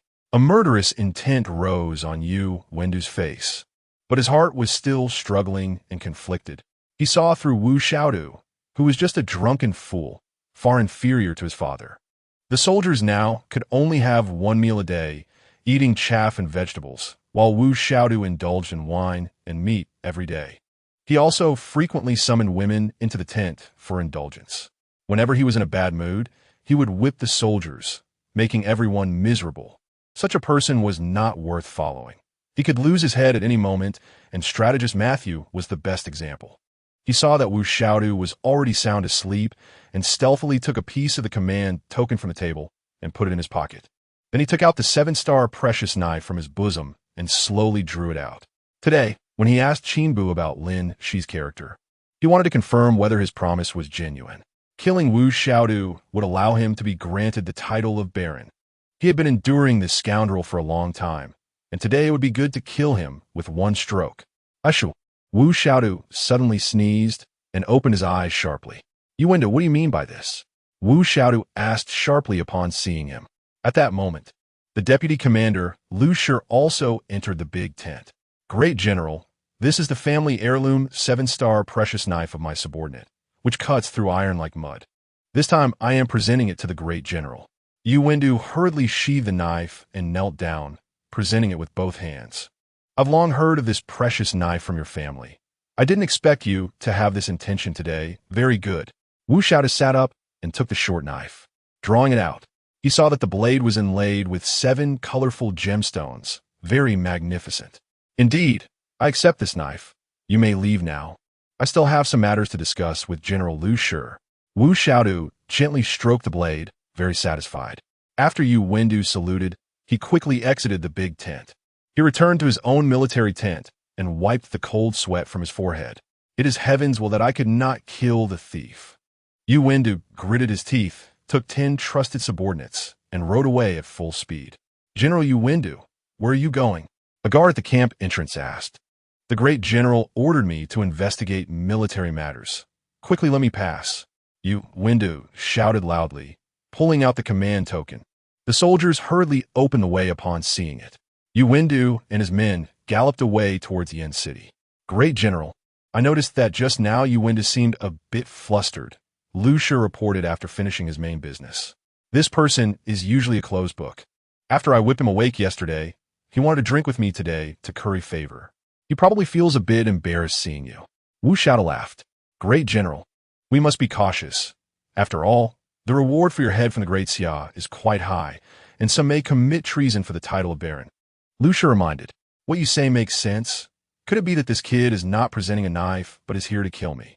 Wu Xiaodu's eyes widened suddenly, the alcohol fading from his mind. Come, let Yu Wendu come to see me. Great General, Yu Wendu said he received your orders and showed the token. He rode out of the camp with his men. My subordinate will return to report soon. What? Wu Xiaodu saw that the box with the command token on the table was indeed missing a piece. Good for you, Yu Wendu. You really came to assassinate me. Send someone to pursue and kill him. Wu Xiaodu roared in anger. Great General, Yu Wendu is heading towards Yen City, a subordinate said softly. This son of a dog. He actually betrayed the country and went to join the Great Xia. He must die. Quickly send someone on fast horses to chase him down. He must be killed no matter what. Wu Xiaodu's face was filled with rage. Chapter 57. The letter of indenture. Yu Wendu, along with 10 men, desperately fled towards Yen City. Once Wu Xiaodu reacted, he would definitely have his head cut off. Sure enough, it didn't take long for the sound of hooves to come from behind. Faster, faster. Yu Wendu's expression changed, and he whipped his horse hard. They galloped all the way, and upon seeing Yen City, he shouted loudly, do not shoot arrows. I am Yu Wendu, here to surrender and seek an audience with His Majesty. When they were 300 meters away from the city wall, he quickly dismounted and respectfully knelt at the foot of the wall. His loyal followers also knelt behind him. They were extremely anxious, not expecting General Yu Wendu to be so reckless as to lead them in defection. If the Empress of the Great Xia did not accept them, it would be the end for them, a dead end. The soldiers on the city wall aimed their bows and arrows at them. Lin Xi, upon hearing the news, personally came to the city wall. "I pay my respects to your majesty. I am Yu Wendu, abandoning darkness for light, willing to serve your majesty like a loyal dog." Yu Wendu raised his head upon seeing Lin Xi and shouted urgently. Just then, over 300 riders came chasing after them. "Yu Wendu, you traitor, you deserve to die." The barbarian soldiers, having received Wu Xiaodu's orders, were determined to kill Yu Wendu. Over 300 knights, wielding large sabers, charged forward with murderous intent. "Shoot the pursuing soldiers, but try not to injure the horses," Lin Xi said coldly upon seeing this. The warriors on the city wall, armed with composite bows, shot down all 300 charging knights. "Thank you, your majesty, for saving my life." Yu Wendu turned around and saw a ground full of corpses, bowing and kneeling in reverence. Lin Xi ordered people to bind them and bring them into the city. They also captured over 300 war horses. "Yu Wendu, why did you betray Wu Xiaodu and come to seek asylum with our Great Xia?" Lin Xi asked while sitting in the military tent. The other 10 barbarian soldiers were also separated for questioning. "Your Majesty, Wu Xiaodu is violent and temperamental, often whipping the soldiers. I was nearly beaten to death just for not pursuing General Xianglong." Yu Wendu said resentfully, "If your Majesty does not believe me, you can check the scars on my back." Upon hearing this, Lin Xi gave a look to a nearby soldier. The soldier lifted Yu Wendu's back cloth, and indeed, there were terrifying whip marks. Could it be a ploy to gain sympathy? Yang Jiumi sneered. "Absolutely not. We are extremely dissatisfied with Wu Xiaodu, and if we continue to fight alongside him, our army will likely be completely wiped out." Yu Wendu hurriedly said, "Today I went to see him with my family's treasured sword, intending to find an opportunity to kill him, but unexpectedly I was exposed and could only flee in panic." He then inquired about Emperor Qinbu's character and recounted the subsequent assassination process one by one. "You have suffered consecutive defeats and have no means to attack the city. Why not retreat?" Lin Xi asked. "Wu Xiaodu has sought help from the Western Wei Ningguang, wanting to ally with him to attack the city," Yu Wendu replied. Lin Xi exchanged glances with several generals. Western Wei was originally a vassal state of Daxia. It had openly declared that it would no longer pay tribute to Daxia since 20 years ago and had continuously waged wars, seizing many cities and lands in Western Huaxia. Ningguang was powerful, and if he agreed to cooperate with Wu Xiaodu, it would be troublesome. Huang Zhong's expression darkened. Compared to the simple and brutal warfare of the barbarian nation, Western Wei was unscrupulous and full of tricks. "Has Ningguang agreed to ally with Wu Xiaodu?" Lin Xi asked. "As of today, we have not received a reply from Ningguang," Yu Wendu quickly said. "Even if Ningguang comes, we are not afraid. With the protection of the Celestial Master, it won't matter who comes." Xianglong snorted. "Right now, the soldiers are well-fed, healthy, and full of fighting spirit. With super strong weapons and armor, we're not afraid of direct confrontation. Not to mention, we have the tall walls of Yinqing as a barrier. Your Majesty, I sincerely pledge my loyalty and hope you can give me a chance." Yu Wendu respectfully bowed again. "How can I believe what you say is true?" Lin Xi looked at him. "I have a way to burn down the barbarian army's granary." Yu Wendu thought for a moment and said, to gain Lin Xi's trust, he needed to prove himself. Having failed to kill Wu Xiaodu, it was no wonder they did not trust him. Lin Xi exchanged glances with a few generals. If he could really do it, keeping him alive might not be a bad idea. "Loosen his binds and let him stand up to speak," Lin Xi said calmly. "Bring me paper and pen." Yu Wendu quickly thanked him, and after getting up, he stared blankly at the pristine paper. When did Daxia start producing such good paper? However, he did not ask further and drew a circle on the paper, marking several key locations. "Your Majesty, please look. The granary is located to the north of the military camp, right next to the cliffs of Yinshan, which are steep and well guarded by only a few soldiers who are quite lax." Yu Wendu pointed at a triangular symbol on the paper. "We just need to go around." climb the slope to the top of the mountain, quietly kill the guard station there, and throw the Molotov cocktails into the granary. The barbarian army's granary will surely go up in flames. Lin Xi thought for a moment. It was indeed feasible. If the barbarian army ran out of food, they would be in trouble. How many people do you need? Lin Xi asked. I only need 200. Yu Wendu felt a stir in his heart. It seemed that the emperor wanted to assign him this task, giving him a chance to achieve merit and also a chance to show his loyalty. All right, I will give you 200 men and 200 Molotov cocktails. Go burn the barbarian army's granary. Lin Xi issued the command. Thank you for your trust, your majesty. Yu Wendu was quite excited. After a while, 200 fully armed soldiers followed him out of the city gate, climbing towards Yinshan along a small path. Is it possible that he had made arrangements with Wu Xiaodu, and the granary was already empty? Yang Jiumei stood on the city wall, watching their retreating figures, still distrustful of him. Your Majesty probably doesn't fully trust him either. The truth will surely be revealed within 3 days, Lu Mulan said with a smile. Burning the barbarian army's granary will surely throw them into chaos. After all, a starving person can do anything. Yu Wendu, with 200 men, spent over an hour quietly climbing the steep cliffs. During this process, the soldiers used enhanced compound bows to quietly kill 20 sentries. Below the other side of the cliff was the barbarian army's granary. Yu Wendu felt a mix of excitement and guilt. Because of his betrayal, countless barbarian brothers might starve to death. But once the bow is drawn, there is no returning arrow. Brothers, throw the Molotov cocktails at the granary. Yu Wendu's heart chilled as he softly commanded. At that moment, most of the barbarian soldiers guarding the granary were still lazily sleeping. Even after suffering multiple defeats, they did not believe that Daxia dared to attack. Moreover, the granary was backed by steep cliffs. Unless Daxia broke through the barbarian army's camp, they could not reach here. There were also several watch posts on the mountaintop. If Daxia tried to sneak around and climb the mountain, they would surely be spotted and warned by the guards. Such days lacked excitement, just boredom. Suddenly, a crisp sound exploded, followed by a burst of flames. Chapter 58. Fire in the Granary. Crack, crack, crack. One by one, the Molotov cocktails fell and exploded, and flames erupted. Soon the entire granary was engulfed in fire. Yu Wendu looked down at the barbarian soldiers frantically trying to extinguish the fire and couldn't help but feel a sense of exhilaration.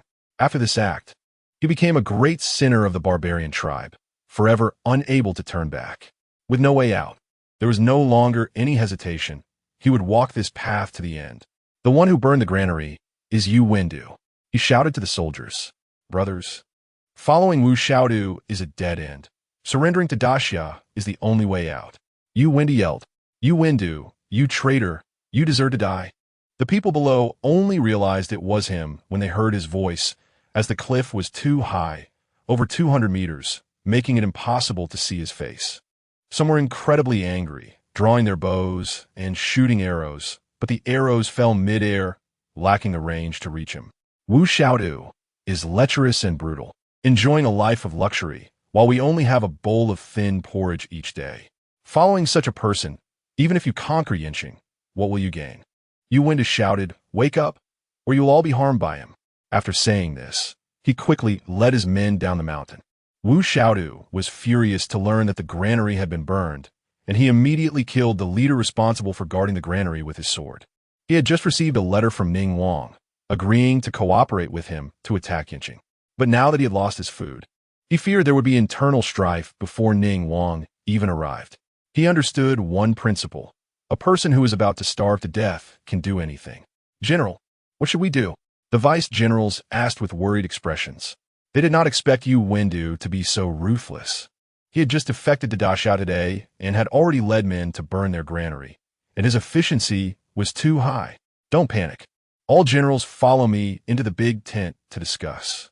Wu Xiaodu commanded, Your Majesty, I have fulfilled my mission. We successfully burned the barbarian army's granary. Yu Wendu returned to the Yinqing military camp, half kneeling before Lin Xi, respectfully saying, General Yu and all the soldiers, you have worked hard.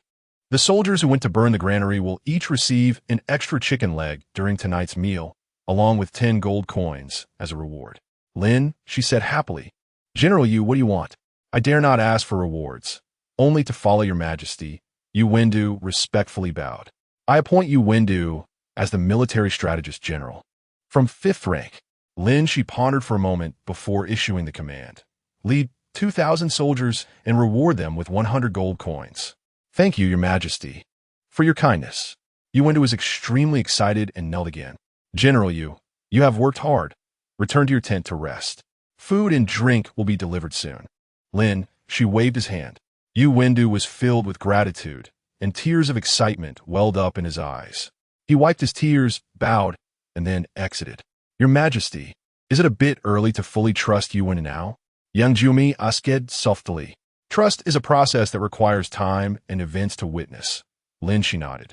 Our army has always been clear about rewards and punishments.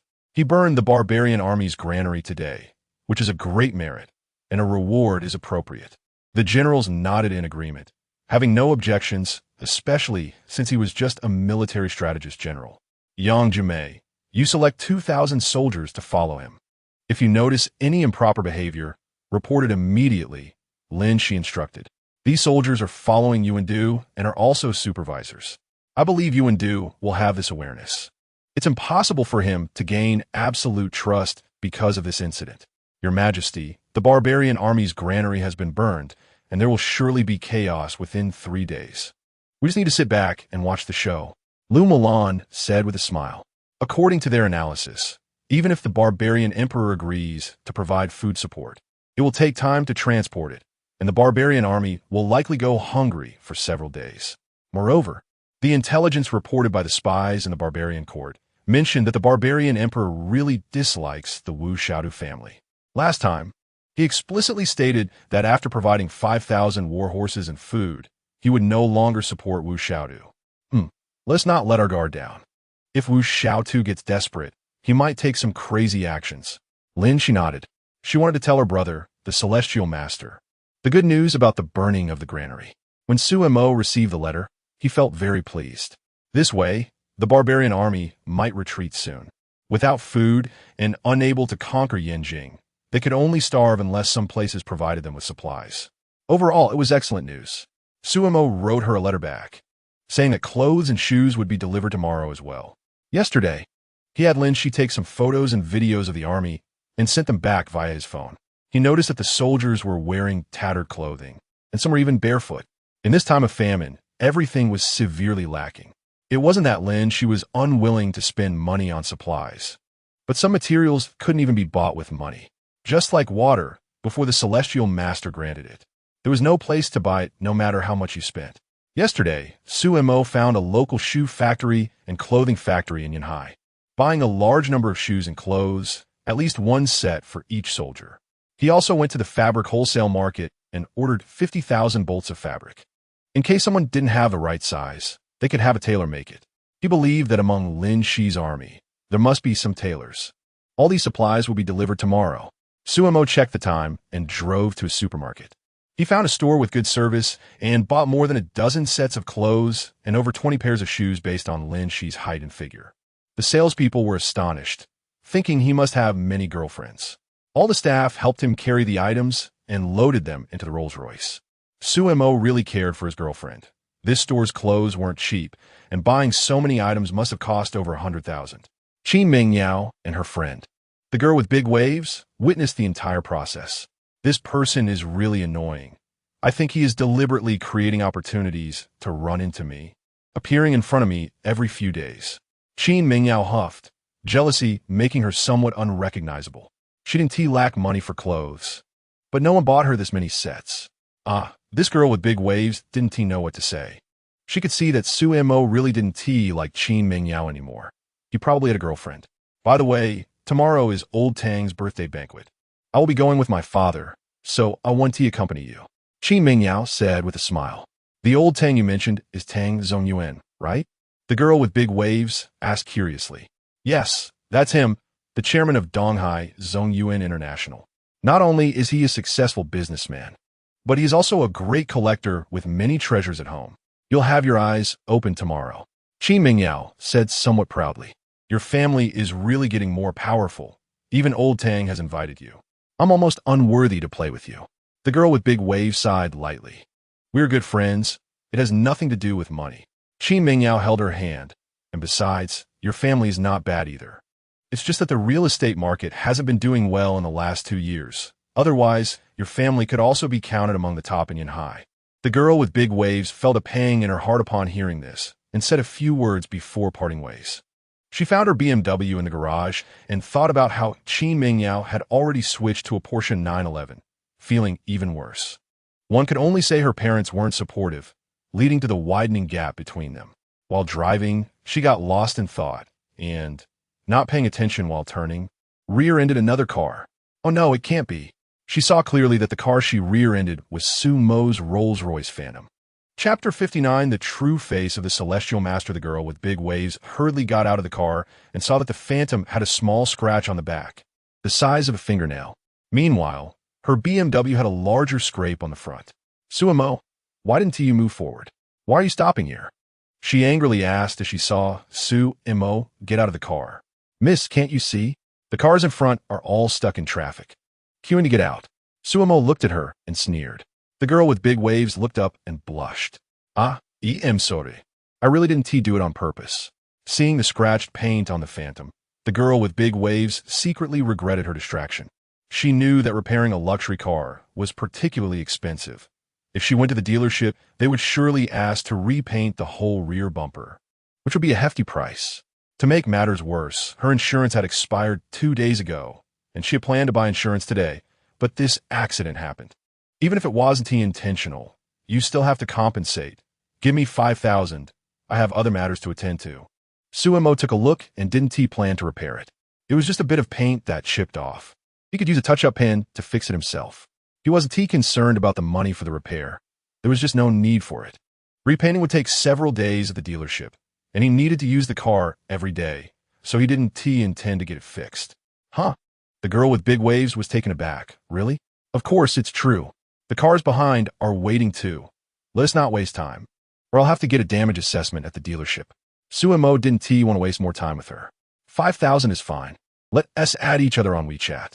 I'm Zhao Linger, a friend of Qin Mingyao. The girl with big waves said with a soft expression, taking out her phone. Her voice a bit shaky, not expecting him to be so nice. The little salary she earned wasn't enough for her expenses, and she needed her parents' support. So she didn't have much savings. It was really great that she only had to pay 5,000. She had that much money. I just don't want to waste time. Su Mo accepted her friend's request. Damn, did you see that? I said this woman did it on purpose, just to create a connection with a big shot, first playing the victim, then getting contact information, and then compensating with her body, and then getting money from the big shot. In a car behind, one onlooker had a very interesting expression. This girl looks okay, but she is too plain. It's a bit forced. The blonde in the passenger seat said. She drives a Rolls-Royce. Does she really need a woman with a better figure? Eating too much meat is normal. Sometimes you want a little dessert too. Men always like something fresh. You make a good point. If I drove a Phantom, I would change it every day, never wearing the same one in a week. You think you could drive a Phantom? You're more likely to drive a delusion. Those driving BMWs want to cling to the big shot S leg. It's really hard work. No wonder we drive Baojun. Maybe we should rear-end a rich woman next time and see what happens. With your looks, if you rear-ended a rich woman-esque Phantom, she'd probably want to send you in. Stop daydreaming and look in the mirror to see the reality. Besides, even if some rich women have unique tastes and like ugly ones, can you handle being a steel wool ball? Don't think this money is easy to earn. It's all hard-earned. While the onlookers were discussing, Su Mo received the 5,000 transfer, got in the car, and drove away. Zhao Linger pouted, went back to her car, maintained a good distance, and slowly drove off. Su Mo drove back to the food factory and delivered the clothes and shoes. If there were any that didn't fit, he would just give them to the female guards to wear. He didn't ask for Lin Xi's size. After all, as the celestial master, she should know, otherwise it would seem lacking in style. Su Mo opened the cabinet and looked at the exquisite items inside. He received a call from Old Tang in the morning, informing him that tomorrow is his 70th birthday and inviting him over to celebrate. He agreed, thinking he couldn't go empty-handed. Thanks to Old Tang buying his antiques these days, he now had the financial means to help Lin Xi and the others. He planned to give a gift as a token of his appreciation. After some selection, his gaze landed on a small porcelain vase. The vase was about the size of a regular mineral water bottle, adorned with a blue and white painting of cranes and deer in spring. Looking at the bottom of the vase, he saw the words made in the Long Lu era in traditional Chinese characters. This item was nice and had a good meaning, so it would be perfect. Suemo quickly found a box, stuffed some foam inside, placed the vase in, and wrapped it with tape. After a while, he received a thank you letter and a phone from Lin Xi. He thought the phone was out of battery, but upon opening it, he found it had plenty of charge. When he opened the photo album, his eyes lit up. Lin Xi was wearing the clothes and shoes he bought for her, and she had taken dozens of photos. The modern attire clashed beautifully with classical hair ornaments, creating a unique aesthetic. Lin Xi was truly a natural model. She looked good in anything, outshining many supermodels. Suemo was mesmerized and transferred those photos to his phone. After thinking for a moment, he found one of his own photos, edited it, and generated an image of himself in a white outfit stepping through clouds. After looking at it several times, he felt it was very handsome and elegant, showing off. Lin Xi's phone had no photo editing software, and she wouldn't know about it. So when she saw it, she would probably think he was really flying. He uploaded this image to Lin Xi's phone and then placed it in the bag. Afterwards, he called the restaurant and ordered over 3,000 yuan worth of food. This time, the restaurant owner came personally and brought a case of red wine. Boss Su, thank you for your recent support. If there's anything you don't like about the food, just let me know, and I'll have them change it. Boss Fan was very enthusiastic. Suemo had been ordering from their restaurant for several days, each time spending thousands. Such a wealthy boss had to be well served. Sound good. Thank you for the wine, Suemo said with a smile. After Boss Fan and the others left, he sent the wine and food over. Lin Xi was wearing a white dress and a pair of flat shoes that Suemo had bought for her, walking back and forth in the room. These shoes are so comfortable. Lin Xi lightly bounced a few times, her figure swaying. Seeing this, Lu Mulan envied her, thinking she would be content if she could just have half of Lin Xi's stature. Your Majesty, the phone has returned. She noticed a phone had suddenly appeared next to the bag and reminded her. Lin Xi hurriedly picked up the phone, unlocked it, and the screen showed a handsome young man in white, stepping through clouds and looking ethereal. Little Lin, she had seen the true God. Upon seeing this, Lin Xi quickly placed the phone on the table. She bowed respectfully to the photo. Lu Mulan saw this and immediately knelt on the ground as well. The two waited for a long time, but the true God remained silent. Your Majesty, is it possible that this is just a picture of the true God? Just like you taking a photo? Lu Mulan said softly. I suspect so too, but seeing the true God as true form, I dare not neglect to bow. Lin Xi said, finally feeling calm as she carefully looked at the image on the phone. Suemo, the true God brother, was indeed handsome. No wonder he claimed to be the youngest and most handsome god in the world. Lin Xi's heart stirred, and her face couldn't help but flush.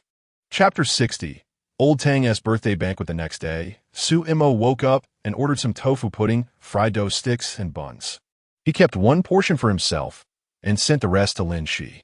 He then drove to the shop to check on the renovations, which were progressing quickly. At this rate, it would be finished before the end of the month without any difficulty. Seeing the community reminded him of Wang Hu, who was still in the detention center. It was a bit unusual that Wang Yugue and the others had come looking for him in the past few days. As the saying goes, where there's unusual behavior, there's usually something amiss. He suspected they were up to no good. He drove to Old Tang's large villa. Old Tang's secretary, Lu Yu, looked at him with a face full of grievances. Last time, after Suemo asked for the phantom car, she accompanied him for the transfer procedures and almost hinted in the car. However, this guy was completely oblivious, let alone undressing her. Do you see that I'm unhappy? Suemo said with a smile. How dare I, Boss Su? Please come in. Lu Yu adjusted her expression and put on a professional smile.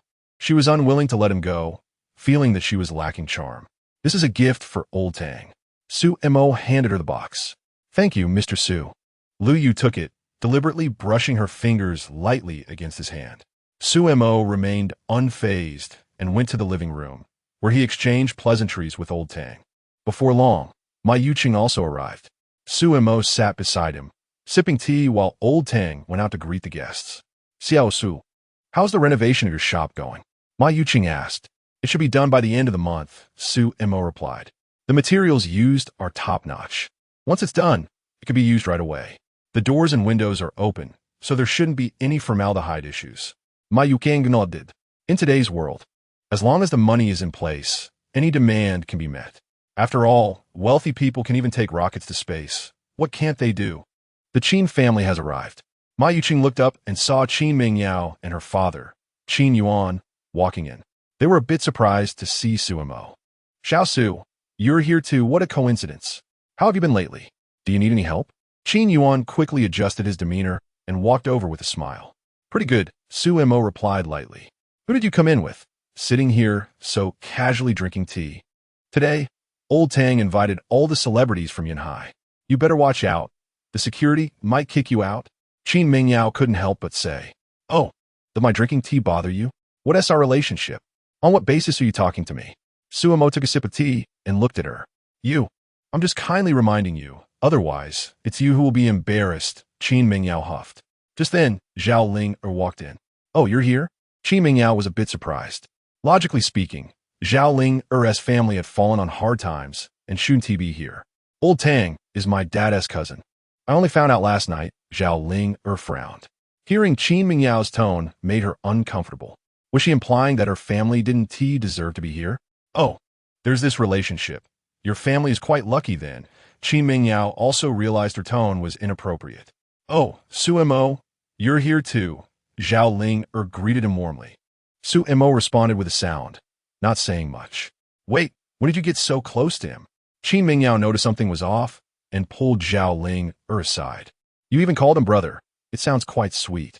Yesterday, I accidentally rear-ended his Rolls-Royce Phantom. He didn't hold it against me and just took 5,000 yuan before leaving. I think he is a really nice person, Zhao Ling said. More importantly, she confirmed that the Phantom belonged to Su-mo. If he were just a driver, he definitely wouldn't have let it go so easily. A young man who could own a Phantom, who was also handsome and handled things generously, made her feel very favorably toward him. Ah, Qin Mingyao was dumbfounded. What a coincidence. Could it be that this scheming girl had intentionally bumped into him? You would have a crush on him, would you? Qin Mingyao asked quietly. What are you talking about? How could that be? It's just a bit of admiration. Zhao Ling shook her head. You two have already broken up. You want to be angry, right? Qin Mingyao, am speechless. I'm not angry. Oh, that's good. I think canceling the wedding was a bit impulsive of you. Zhao Ling mutut. Qin Mingyao felt somewhat irritated by her words and went to the courtyard to feed the koi in the pond. Su-mo, you bastard, how did you sneak in here? Wang Yugui and his wife Geng Bei entered the hall and immediately lost their composure upon seeing Su-mo. This scoundrel caused her son Wang, who to still be in the detention center, suffering who knows how much. I was personally invited by Old Tang. What's the problem? Su-mo looked at her, urging this aunt to mind her manners and not make a fool of herself. Just you? Gungbei scoffed. What status do you have? To be personally invited by Old Tang. She didn't believe it at all, because they were only contacted by Old Tang's secretary. What status I have is none of your business, but your identities have stolen from my family. Su-mo snorted coldly. If it weren't for my mom, you two wouldn't even know where you are. Ungrateful things, and you still have the face to point fingers at me. Gangbai was momentarily speechless, and didn't dare to explode in public, fearing being laughed at.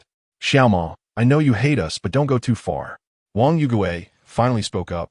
Huzi has suffered a lot in there these past few days. You've vented your anger enough. If you have other requests, we will satisfy you. After talking to Su-mo that day, he intended to take some extreme measures, but felt a bit reluctant. After all, he was his eldest sister's only child. He thought that after a few days, when Su-mo cooled down, they could talk again. Unexpectedly, he ran into him here today, which was a bit surprising. His suffering is self-inflicted, while my suffering is forcibly given by you. Su-mo chuckled coldly. I said, there's nothing to discuss. He will reform well inside, and it will definitely be better than your education. You. Geng Bei was furious. It seems Su-mo was determined to keep Wang Hu in prison. Stop arguing. Old Tang is here, Qin Yuan said in a low voice. Today is Old Tang's 70th birthday, and no one can afford to quarrel in his house. Old Tang came over to greet everyone, patted Su-mo on the shoulder, and then went out. Wang Yugui noticed this detail. unsure if it was a coincidence or if Old Tang really had such a good relationship with Su Mo. He knew that Old Tang had a good relationship with Su Mo's father back then, but it should have nothing to do with Su Mo himself. He guessed it was just taking care of an old friend's son, nothing more. Su Mo. At this moment, Li Yunran walked in and saw him, smiling as she approached. Everyone looked over and saw she was 7 meters tall, with 2 long, straight, snow-white legs, exuding an extremely strong aura. She was extraordinarily beautiful, with a very good figure, curvy in all the right places, a rare beauty. Qin Mingyao recognized her as the female boss she encountered at the sales office that day. Could she be Su Mo's new girlfriend? Chapter 61. Gifts from each family. Qin Mingyao had to admit that Li Yunran was much better than her in both looks and figure. Watching her chat happily with Su Mo made her feel sour. Thinking about how Su Mo bought a lot of clothes and shoes yesterday, which should all be for Li Yunran, she felt even angrier. She had been engaged to Su Mo for several years and had never seen him buy her so many clothes at once. Zhao Linger was also burning with anger. She had just confirmed that Su Mo was a good boyfriend candidate yesterday, and today he dealt her a blow. Not to mention anything else. Just the fact that Li Yunran had an extra pound of flesh on her chest compared to her was enough to make comparisons. She looked down at herself and couldn't help but pout, feeling extremely frustrated. You want to open an antique store? Old Tang is a big collector. You can learn a lot from him. Li Yunran said with a smile. Of course. Su Mo nodded. Did you come by yourself? My parents are busy, so they let me come to broaden my horizons. Li Yunran nodded. I heard you smashed the walls in your house. Our decoration standard is very high. What a waste. Do you have money to burn? Their project is a high-end improvement project, and the materials used for decoration are all top luxury brands. It's okay. I just smashed one wall. The rest of the place wasn't damaged. I plan to put a large fish tank where the wall used to be. Su Mo said, do you know any reliable sellers of fish tanks? He smashed the wall just to annoy Wang Hu, but didn't expect this guy's temper to be so explosive that he smashed the front door, which also got him into the detention center. The value generated from smashing the wall far exceeded his expectations. It was worth it. The two were chatting animatedly in low voices, making Qin Mingyao and Zhao Linger very angry. Qin Yuan blinked upon seeing this. Could he have misjudged? The Li family's influence in Yunhai is not small and has a significant impact, not something he and Wang Yugui can compare to. The Li family only has one daughter, Li Yunran, who will inevitably inherit the company in the future. Su Mo has latched onto the Li family, and his future is limitless. So you two know each other, chatting so lively. Fang Wei walked into the hall and came over after seeing the two. Sister Wei, we are college classmates. How do you know him? Li Yunran was even more surprised. She had known Fang Wei since childhood. They were good friends. Fang Wei's grandfather is Old Tang. I'll tell you later. Fang Wei smiled and poured a cup for Su Mo. Mr. Su, have some tea. Wang Yugui and Qin Yuan couldn't help but frown. This kid Su Mo, who had been so quiet, had actually climbed up so many connections. The Fang family's influence is even stronger than the Li family's, with extensive connections and tremendous power. Coupled with the relationship with Old Tang, they can rank among the top 3 families in Yunhai. Seeing Fang Wei's respectful attitude towards Su Mo left them puzzled. I think he's living off a woman, Qin Mingyao whispered. In her eyes, Su Mo's family assets have been drained by Wang Yugui, and he probably had no money left. He must be living off a woman to live so comfortably. He does have the capital to live off a woman, being handsome. Zhao Linger said softly. Qin Mingyao saw her infatuated look and felt a bit speechless. Half an hour later, Old Tang returned to the main hall, and everyone also came in. Thank you all for coming to celebrate my birthday, this old man. Since we all live in Yunhai, we should help each other in times of trouble.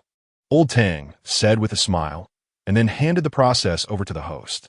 A famous male comedian came over with a microphone, first making some small talk, then announcing the beginning of the birthday celebration. The staff had already set up the gifts from each family, with each item labeled with the family name and congratulatory words already written. Old Tang holds a significant influence in the Yunhai business community, and many people want to get close to him. The gifts wouldn't be too cheap, otherwise they wouldn't be presentable. Li family's gift, coral tree. The staff uncovered the red cloth on the box, revealing a transparent glass box containing a red coral tree. The tree is about 60 centimeters tall, shimmering all over. Incredibly beautiful.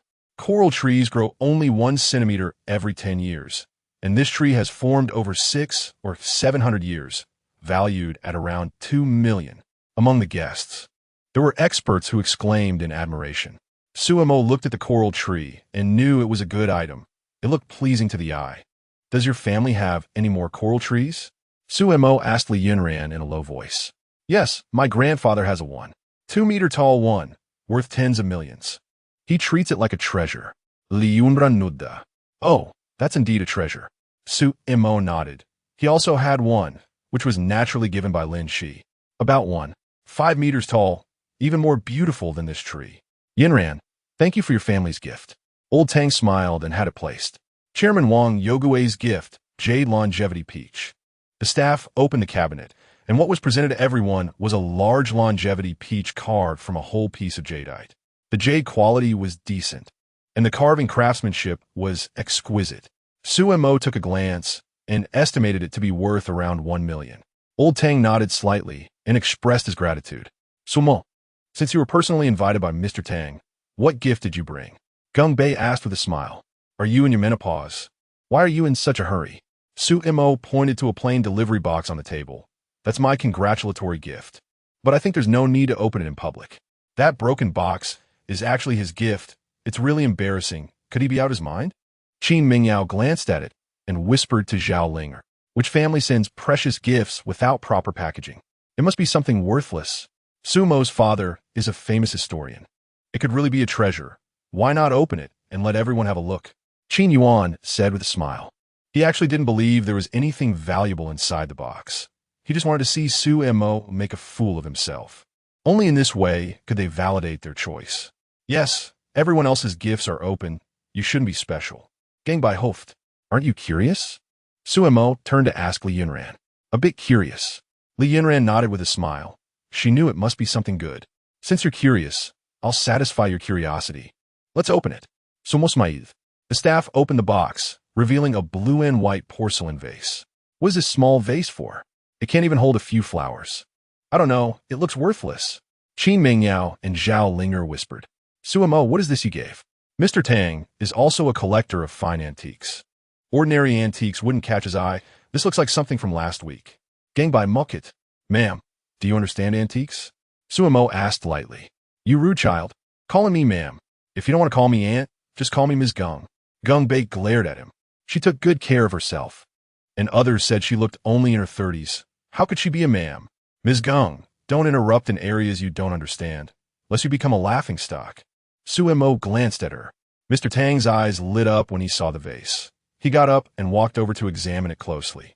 When he saw the 4 traditional characters Chang'e Nian Ji on the base, he trembled. Chang'e, the reign title of the 3rd emperor of the Great Xia Kingdom. Mr. Tang was quite excited, holding the porcelain vase tightly, afraid it would drop. Chapter 62. The girlfriend is the Empress. Mr. Tang received an antique from the Chang'e period for the first time, and combined with the other antiques, Suemo sold him. The existence of the Great Xia Kingdom was slowly being confirmed. Good stuff. What a beautiful blue and white crane and deer spring scene. Top quality. Mr. Tang exclaimed. The vase is definitely an old piece, just like the previous 2 blue and white vases, all made in the Great Xia Kingdom. The painting, colors, and craftsmanship are all top-notch. Grandpa, is this vase very expensive? Fang Wei asked curiously. It could easily buy a luxury car and still have enough left for a Ferrari. It's worth millions. Mr. Tang laughed. Thank you, Sue. This gift is too precious, and I truly like it. Not only is it a good item, but it also fits the theme of today's birthday celebration. A fine piece. Gung Bei was left dumbfounded, her face turning red with embarrassment. She thought it was a fake, but unexpectedly, it was $1 million antique. She was just very curious about where Suemo had gotten it. Wang Yugui was even more puzzled during these 3 years. He tried to figure out all of Suemo's family's assets. Several antiques in Suemo's father Su Long's study had been secretly taken by him. When he drove Suemo out of the villa, he confirmed that he had not taken any valuable items. Could it be that Su Long hid the antiques in a secret place that only Suemo knows? Qin Mingyao and Zhao Linger were both stunned. They thought Su Mo was living off a rich woman, but unexpectedly, he was so wealthy that he gifted $1 million antique. Qin Mingyao glanced at her father and vaguely felt that canceling the wedding was too hasty. Qin Yuan sighed inwardly, realizing that he was too anxious at that time. Thinking that Su Mo had nothing, he hurriedly wanted to sever ties. Today, he realized that this kid is not simple. Being able to take out $1 million antique as a gift means his family background must be substantial. Everyone, Su Mo is Professor Su Long's son, and his antique shop will open at the end of the month. There must be plenty of good items, Mr. Tang said with a smile. Anyone interested can go support Su's shop when it opens. Definitely, Mr. Su. Let's add each other on WeChat, and please be sure to send the time and place. I must go and broaden my horizons. Yes, a tiger father will never have a dog son. I've heard of Professor Su Long's great name. Please notify me when your new shop opens. Some people were very enthusiastic and added Su Mo as a friend. With Mr. Tang backing him up, they surely wouldn't be fooled by fakes. Wang Yugui and Qin Yuan were stunned to hear this. He was going to open an antique shop? They had thought Su Mo was just trying to get closer to Mr. Tang, using the blue and white vase as a congratulatory gift. But now it seemed otherwise. To dare to open an antique shop indicates there must be plenty of good items. Gung Bei glanced at Wang Yugui, feeling puzzled. Could it be that Su Long really had a lot of good things hidden that they hadn't found? This would explain where Su Mo got so much money. It turned out he was selling antiques. Qin Mingyao bit her lip, realizing she had misjudged him. She had said that Su Long was a history professor and a senior consultant for an archaeological team. How could he not have some antiques? When will it open? You must let me know, Fang Wei said with a smile. She didn't study antiques, but since a big client was opening a shop, she would definitely go to send a flower basket or something to celebrate. Wait, what relationship do you two have? Li Yunran asked, puzzled. He is my client. He has placed several 100 million orders with me, Fang Wei said in her ear. Huh? Li Yunran immediately felt it was nonsense, but then thought of something. Her expression becoming strange. The hundreds of millions of business you mentioned, is it legitimate? Is Su Mo your boyfriend? She had encountered Su Mo buying lingerie at a high-end lingerie store the other day. Could it be for Fang Wei? Their relationship must be established for that to be the case. Thinking about it this way, everything clicked. Fang Wei's face darkened, finally realizing, Ran, you are really something? It's a legitimate business, she said angrily, wanting to bite Li Yunran's ear off, but we signed a confidentiality agreement, so I can't say what he bought. Up to now, there are still some items like bulletproof vests and helmets that haven't been delivered. Oh, it's a secret? Is it Victoria's secret? Li Yunran smiled, knowing she was teasing her. Oh, you're gonna die, don't say that. Fang Wei's face turned red. Su Mo watched the two whispering to each other, their voices so low that outsiders could hardly hear. But his hearing had become exceptionally good, and he could still hear them clearly. He didn't expect Li Yunran, who looked pure and innocent, to have such impure thoughts. After the congratulatory gift segment ended, Mr. Tang arranged for everyone to go to the restaurant for dinner. After Su Mo had eaten and drunk his fill, he wandered around the yard. Do you still hate me now? Qin Mingyao followed him. What are you talking about? I didn't really like you that much in the first place, so canceling the wedding is good for both of us. Su Mo threw fish food into the fish pond, attracting a group of chubby koi. I know you're still angry. The cancellation of the wedding was decided by my parents, and I couldn't help it. Qin Mingyao sighed. Su Mo glanced at her and chuckled lightly, with a hint of sarcasm. You finished eating so quickly? Li Yunran walked over, leaned against Su Mo, and took the fish food from his hand to throw it out. Qin Mingyao saw her completely ignoring her, the two behaving intimately, and angrily turned away. Your ex-fiancée, he saw that you're not a broke loser and regretted it. Huh? Does she want to get back together? Li Yunran smiled. Not really want to get back together, just want to make up for it. Su Mo looked at her and said, I still have to thank you for pretending to be my girlfriend. It made her give up. It's just that I can't stand the Qin family style, Li Yunran said. Who is your girlfriend anyway? That day I saw him buying lingerie, and it wasn't for Fang Wei, so there must be someone else. She's an empress, Su Mo said lightly. You mean an empress from the two-dimensional world? You guys are quite playful. Let me see what she looks like. Li Yunran leaned over to look at his phone. Su Mo had a black line on his face. She saw me buying lingerie, and if I don't admit to having a girlfriend, it would be troublesome to explain. So he pressed a button on his phone and handed it to her. The screensaver was a historical photo of Lin Xi. Is this your girlfriend? Li Yunran's eyes widened when she saw it. She's so beautiful. I have to say, she really has an imperial aura. This woman is very beautiful. Based on her analysis, this photo hasn't been edited. Not to mention Su Mo likes her. Even she likes looking at her. Dashing and charming. She could attract both men and women. She looks young. Is she still in school? What's her name? Is she our junior? Li Yunran reluctantly returned the phone to him. This one isn't. Su Mo shook his head. Are you worried your girlfriend will be taken away? You don't say any information. How boring. Li Yunran huffed and was about to turn and leave. But her foot slipped, and she was about to fall into the fish pond. Su Mo reacted quickly and grabbed her hand, pulling her back. But he slipped too and fell, and Li Yunran ended up on top of him. Their eyes met, both a little flustered. What, are you guys that thirsty? Zhao Linger happened to walk out and saw this, getting furious. Chapter 63. Are you teaching me how to do things? Zhao Linger was already in a bad mood. After bumping into Sumo's car yesterday, she had been fantasizing about the two of them having something happen. She secretly felt happy about discovering a treasure boy. Anyway, since Qin Mingyao broke up with Su Mo, it didn't matter. She wouldn't be criticized for stealing her friend's boyfriend. But today, reality slapped her in the face. Su Mo was richer than she thought, and he had a girlfriend who was extremely beautiful. This made her very frustrated and in a bad mood. She had wanted to look at the fish, but saw the two hugging on the ground. Su Mo instinctively wanted to push Li Yunran up, and as he reached out, what are you doing? Li Yunran was also confused. She knew Su Mo didn't mean it, but she indeed felt taken advantage of. Zhao Linger saw everything clearly. These two were really shameless. Li Yunran hurriedly struggled to stand up, unsure of what to say. Su Mo got up, patted his clothes, and chuckled to cover up the awkwardness. What did you just say? He changed the subject, looking at Zhao Linger. I said this is Tang Lao's house. It's not good for you to hug and touch here, Zhao Linger said with a cold face. Oh, what does that have to do with you? Su Mo looked at her. I just happened to see it, just a reminder. Zhao Linger angrily left. Looks like she has a crush on you, Li Yunran smiled. There are many who have a crush on me. Su Mo didn't care. Don't talk about her, what about you? What should we do about the situation we just had? Li Yunran didn't want to suffer this loss. Although Su Mo felt to save her, leading to what happened later, that was one thing, and now he had a girlfriend. So it needed to be made clear. Su Mo scratched the back of his head. Why don't you touch back? Have some dignity. Will you have a touch? Li Yunran skufa. What type of antiques do you like? I can help you keep an eye out for them. Is that okay? Su Mo thought for a moment.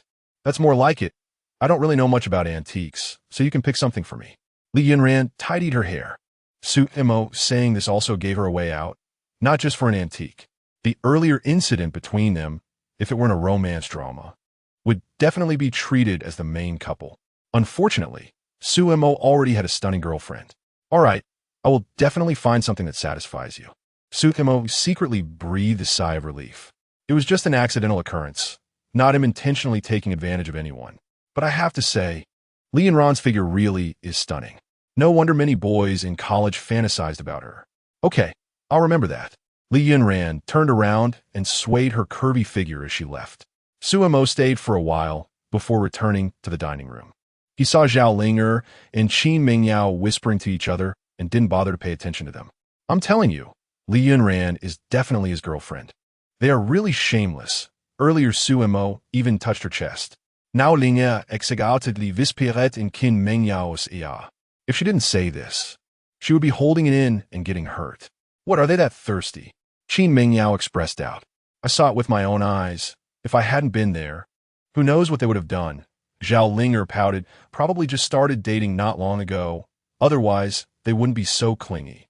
Only new couples act like this. Those who have been dating for more than 6 months generally don't. Qin Mingyao fell silent.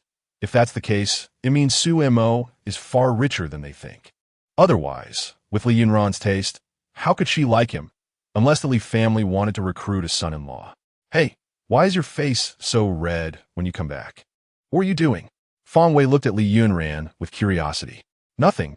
Nothing at all, Li Yunran hurriedly said. Su Mo also went out just now. Did you two have something going on? Fang Wei teased. Finally, she found the opportunity to make fun of her. What nonsense, He has a girlfriend, Li Yunran said. Oh, who is she? Fang Wei was very curious. I only saw a photo. She's so beautiful, she doesn't seem like a person from this world. Her aura is unique, but Suemo won't share any other information. Very stingy, Li Yunran complained. Is she really that beautiful? Fang Wei was even more curious. Li Yunran herself was a great beauty, and if she could give such a high evaluation, it meant the girl was truly good-looking. She really is beautiful. Suemo is really lucky, Li Yunran replied. Suemo heard the whispers of the several women and felt a bit speechless. He looked at his hand, reminiscing about the feeling from earlier. Soft, warm, and bouncy. Just as Li Yunran looked up at him, her face instantly turned red. This guy really has no shame. Fang Wei noticed her change and seemed intrigued. It was obvious the two had something going on. This little girl didn't tell the truth earlier. Xiao Montak, as long as you let go of Tiger, I will give you anything you want as long as I can provide it. Wang Yugui sat down beside Suemo with a wine glass. What I want, you used to have, but now you don't. And you won't have in the future either. Suemo glanced at him. There were many warm moments from his childhood with his uncle. But he didn't know if Wang Yugui truly cared for him, or if it was just for his mother to see.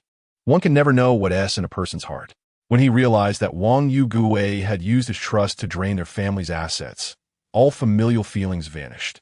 This was what he wanted the most, but it was impossible to have it again. Xiao Mo, your aunt only has one child, Tiger, if you go too far. You know your aunt's temper, and I can't control it either, Wang Yugui said in a deep voice. Are you threatening me? Suemo snorted coldly. Whatever means you have. Just bring it on. Wang Yugui saw that he was unyielding, darkened his face, swallowed a glass of white wine in one gulp, and left. Xiao Montak, I've also heard about your situation with Wang Hu. Qin Yuan leaned over and said, Wang Hu is not a bad kid. He's just impulsive. He didn't hit you. He just broke the door. It shouldn't be like this. Oh, it has nothing to do with you, right? Suemo looked at him. It's my concern. I'm just doing this for your own good. Leave some room for others. Qin Yuan awkwardly replied. Huh, are you teaching me how to do things? Suemo scoffed. When they were robbing my family's property, did you think about leaving some room for others when your family publicly declared to cancel the wedding with me? Qin Yuan's face turned red from being retorted, and he left without saying a word. Ladies and gentlemen, if you're interested in antiques, please follow me to the exhibition hall. Tang Lao had drunk quite a bit of white wine and was looking rosy. Everyone had mostly finished eating and got up to take a look. In the adjacent exhibition hall, various antiques were displayed on the shelves. Everyone look, these are two super good items I recently acquired. Tang Lao pointed at two blue and white porcelain vases inside a glass case. One is a fishtail vase with floral and bird patterns, and the other is an olive vase with peach and bat patterns. Both are top-notch pieces in terms of painting, colors, and shape, definitely old. But I can't tell which dynasty they're from. An elderly man with silver hair among the guests, clearly an antique enthusiast, exclaimed in admiration. From the Great Xia Kingdom, Tang Lao said with a smile. Huh, old Tang, please don't joke around. The existence of the Great Xia Kingdom is still not settled in history. The silver-haired elder was taken aback.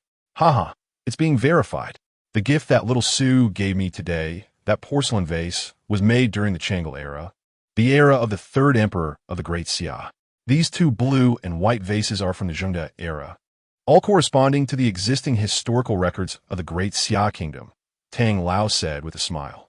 We'll discuss this later. These two treasures are indeed remarkable. If you're willing to part with them, I am willing to pay 200 million for the fishtail vase with floral patterns. The silver-haired elder's eyes widened.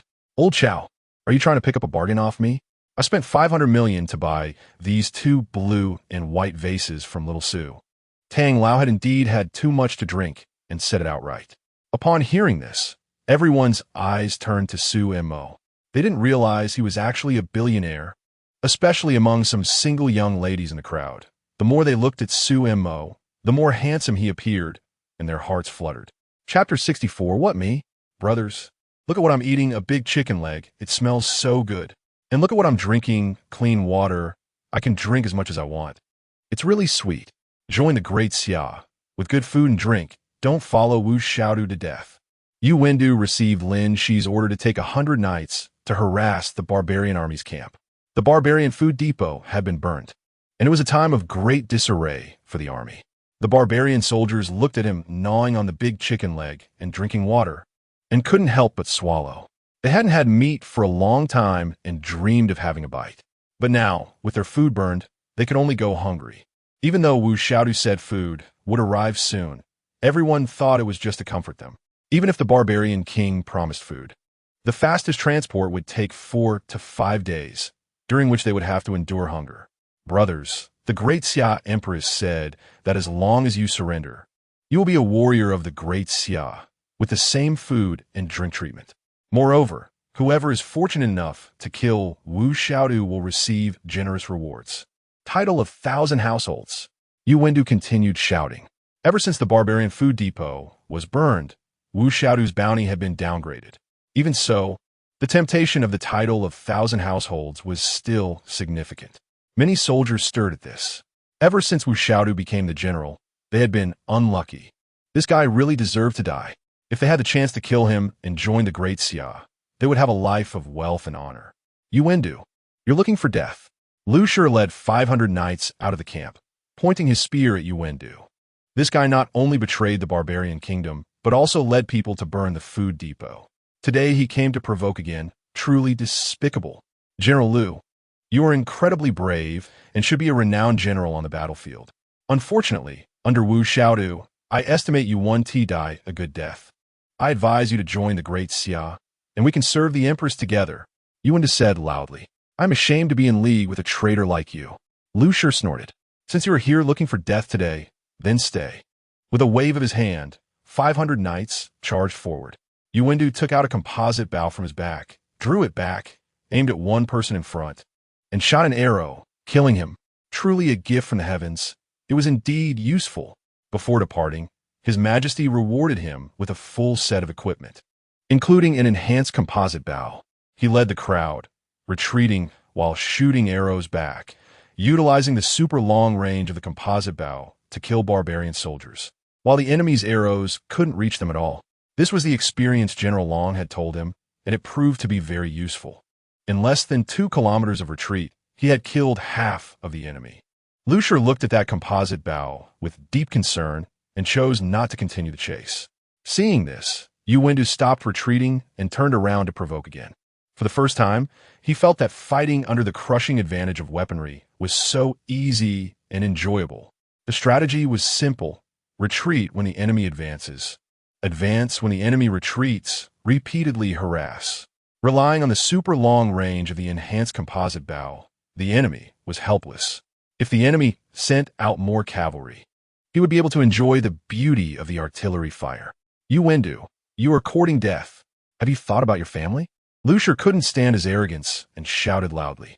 Born in a chaotic world, I have no control, Yu Wendu replied. Moreover, my closest relatives have already passed away, and I have no attachments left. As for other relatives, the relationships are not good. I can't care about their lives or deaths. Lu Shi was somewhat speechless. When a person has no weaknesses, it is indeed hard to handle. General Lu, I have personally seen many things in the Great Xia army that are definitely not of this world. Absolutely a gift from the heavens. With the protection of the heavens, the Great Xia will remain undefeated. I advise you to abandon the darkness and embrace the light. It's best to kill Wu Xiaodu and come over. The treatment will definitely be much better than mine, Yu Wendu said with a smile. Don't talk nonsense, Lu Shi shouted. In fact, he himself was conflicted. The future was indeed bleak now. If Wu Xiaodu retreated with the army, it would be better, returning to the barbarian kingdom. At least there would be food to eat. But dragging on like this, there was no hope in sight. Now, while Wu Xiaodu could slaughter horses and eat meat, the soldiers were still starving. He rode back to the camp, and outside the big tent, threw his sword to the guards. General Lu, according to the command of the general, everyone entering the big tent must be thoroughly searched. Please forgive us. 2 guards carefully searched him up and down. Lu Shi had no temper, as the assassination attempt on Yu Wendu had made Wu Xiaodu extremely insecure. The number of soldiers guarding outside the big tent had doubled, and anyone entering had to undergo strict searches, almost to the point of squeezing everything. Yu Wendu was shouting outside the camp, riding on horseback with that long-range bow, making it hard to chase. Lu Shi reported truthfully. Damn you, Wendu. Wu Xiaotu's face was filled with anger. What else is he saying? He said that as long as one surrenders to the Great Xia, there will be good food and drink. And whoever kills you will be granted the title of 1,000 households. What the hell? Has my head dropped in price? Wasn't it always the title of 10,000 households before? Wu Xiaotu cursed. General, right now we are short of food, and the morale of the army is already unstable. With you, Wendu, shouting outside, I worry that some soldiers might not be able to withstand the hunger and may rebel, Lu Shi said with concern. I do have a plan. Why not send someone with 3,000 soldiers to pretend to surrender, find an opportunity to open the city gate, and we can directly charge in. A great deed can be accomplished. Wu Xiaotu pondered for a moment. This is indeed a good plan. But what if these people enter the city and are ambushed by the Great Xia? Lu Shi asked. After all, the Great Xia currently had 60,000 soldiers, and 3,000 people would be like sheep entering a tiger's mouth, with no ability to resist, only to be slaughtered. When the brothers see that the result of surrendering is death, they will no longer consider surrendering. The morale of the troops is solid, and dying with 3,000 men is worth it. Wu Xiaotu smiled. Kindness does not command troops. There can be no sacrifice on the battlefield. He never wanted to retreat, as he didn't want to waste his efforts. After finally capturing 13 cities in a row, as long as Yin City falls, they can strike directly at the heart and accomplish a great feat. He hadn't received a reply to the letter he sent to the barbarian emperor for assistance. What if the barbarian emperor agreed to provide more food supplies? Moreover, Prince Ning of the Western Wei had already led 100,000 elite soldiers towards this place, and they would arrive in 3 to 5 days at most. If he retreated at this time, he would regret it for the rest of his life. If the plan goes smoothly, they can take Yin City from the inside and outside, and there will be no need to share the fruits of victory with Prince Ning. The risk is great, but it's worth a try. El Shi thought for a moment about whether to call everyone in to discuss it. No need. The fewer people who know about this, the better. Tonight, you will lead 3,000 men to defect to Yin City, claiming it's a failed assassination attempt against me. I will send someone to chase you to increase credibility, Wu Xiaotu said. What? Me? El Shi was stunned and cursed inwardly. This is sending him to his death. Yes, I have high hopes for you. If you succeed this time, you will be one person below me and above 10,000 in the army, Wu Xiaotu said with a smile. El Shi bitterly smiled upon hearing this, while inwardly cursing Wu's ancestors. This move was a near-suicidal gamble. He might get beheaded as soon as he entered the city. General, I don't think I'm suitable. I'm not good at pretending, and I'm afraid I'll mess up your plan. El Shi still wanted to negotiate. I've already thought it through. You're the most suitable, Wu Xiaotu shook his head. You select 3,000 trustworthy men and act tonight. Chapter 65 Tang EE 2 vases sold for 500 million. Wang Yuguwei and Geng Bei exchanged glances, unable to understand where Su Mo's antiques came from. Could it really be that Su Long hid them away without telling them? Always on guard against them? That Su Long brother-in-law must be very scheming, even distrusting them? Qin Mingyao pouted, feeling quite unwilling. This ISNT just 500 million in assets. It's real cash. Among those present, the amount they could take out Wu Ti exceed a handful. The concept of net worth and the amount one can actually produce are completely different. It's like Qin Yuan claiming to have assets worth hundreds of millions. But his personal bank account definitely doesn't have 10 million. The key is that Su Mo not only has these antiques, but also plans to open an antique store. So he must have a lot of good stuff. Thinking about it this way, this guy is definitely wealthy. Qin Yuan pinched his thigh, and saying he didn't regret it would be a lie. No wonder Su Mo had such confidence in rejecting his offer to repay the food factory's debt. However, thinking about how Qin Mingyao could marry young Master Yi, Su Mo's money didn't seem like much. In China, just having money isn't enough. One also needs power. Without influential people behind you, what future is there? The Yi family is a super rich family with deep roots, possessing both money and power, something Su Mo can't compare to. I told you, he must be rich. Zhao Ling Mutut. It's just a pity that he doesn't look at him. Why do men always like big breasts and big butts? What is so good about that? Running away is a burden.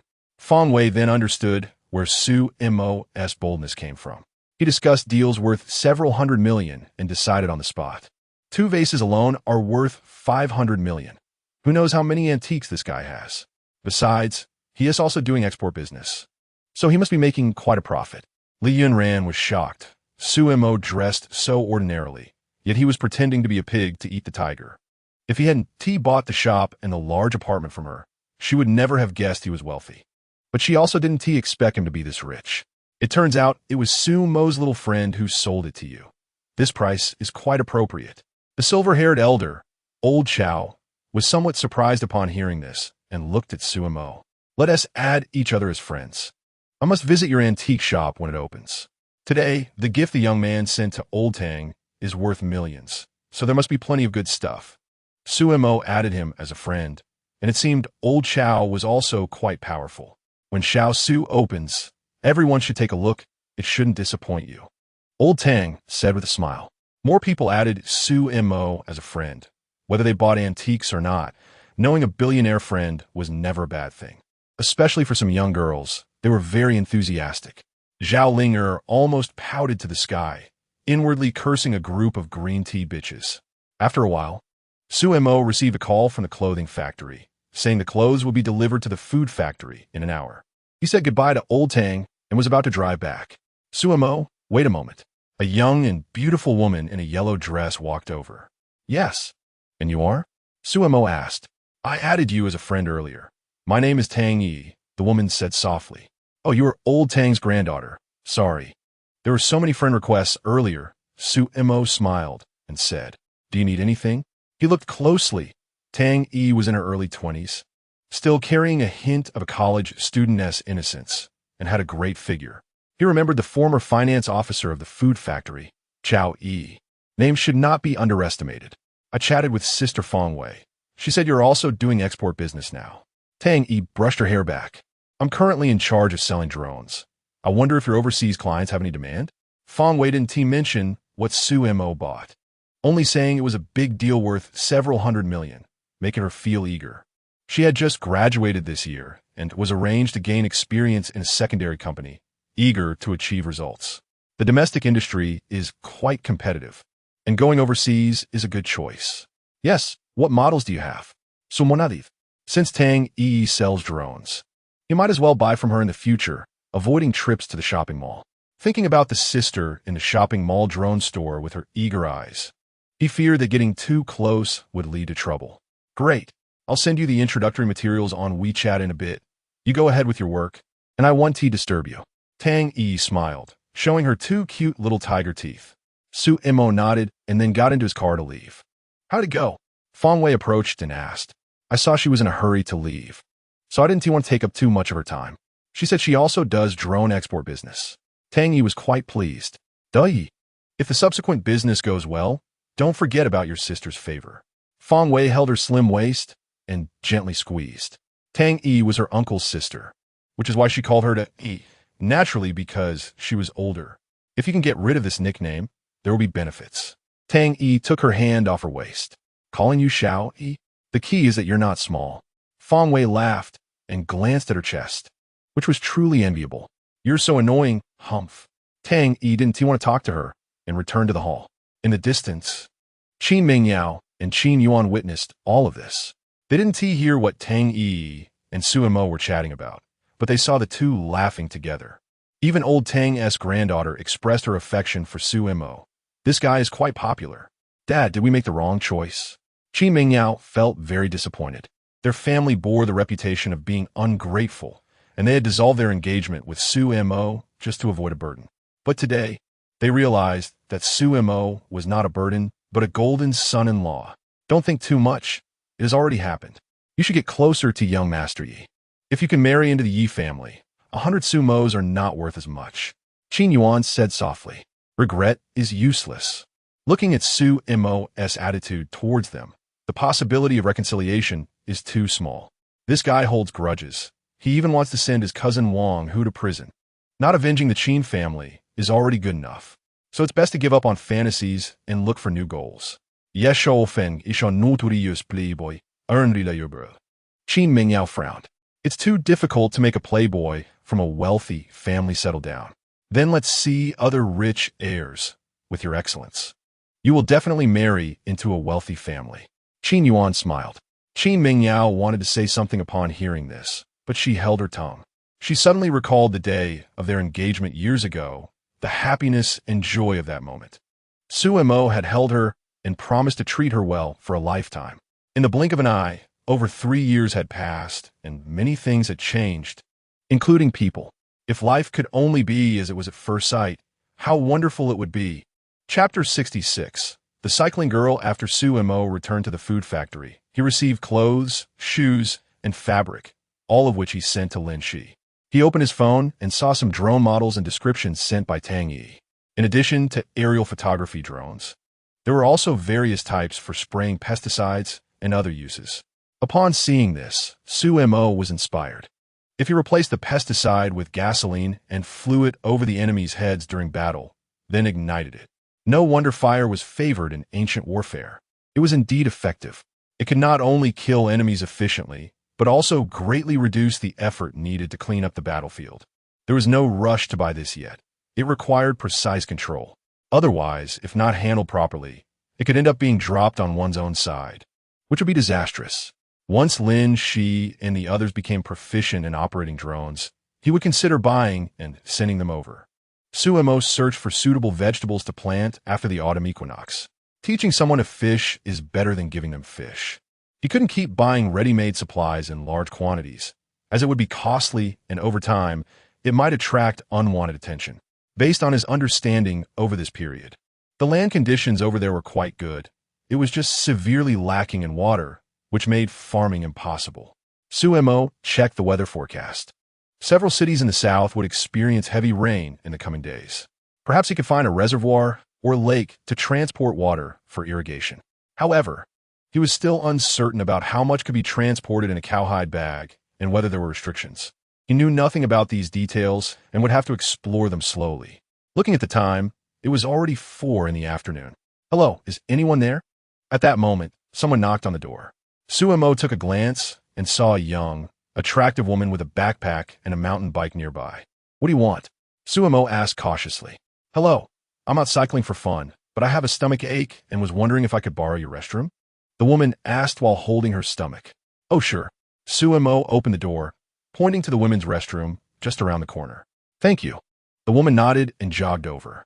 Not long after, she came out wearing tight, cycling gear that accentuated her figure.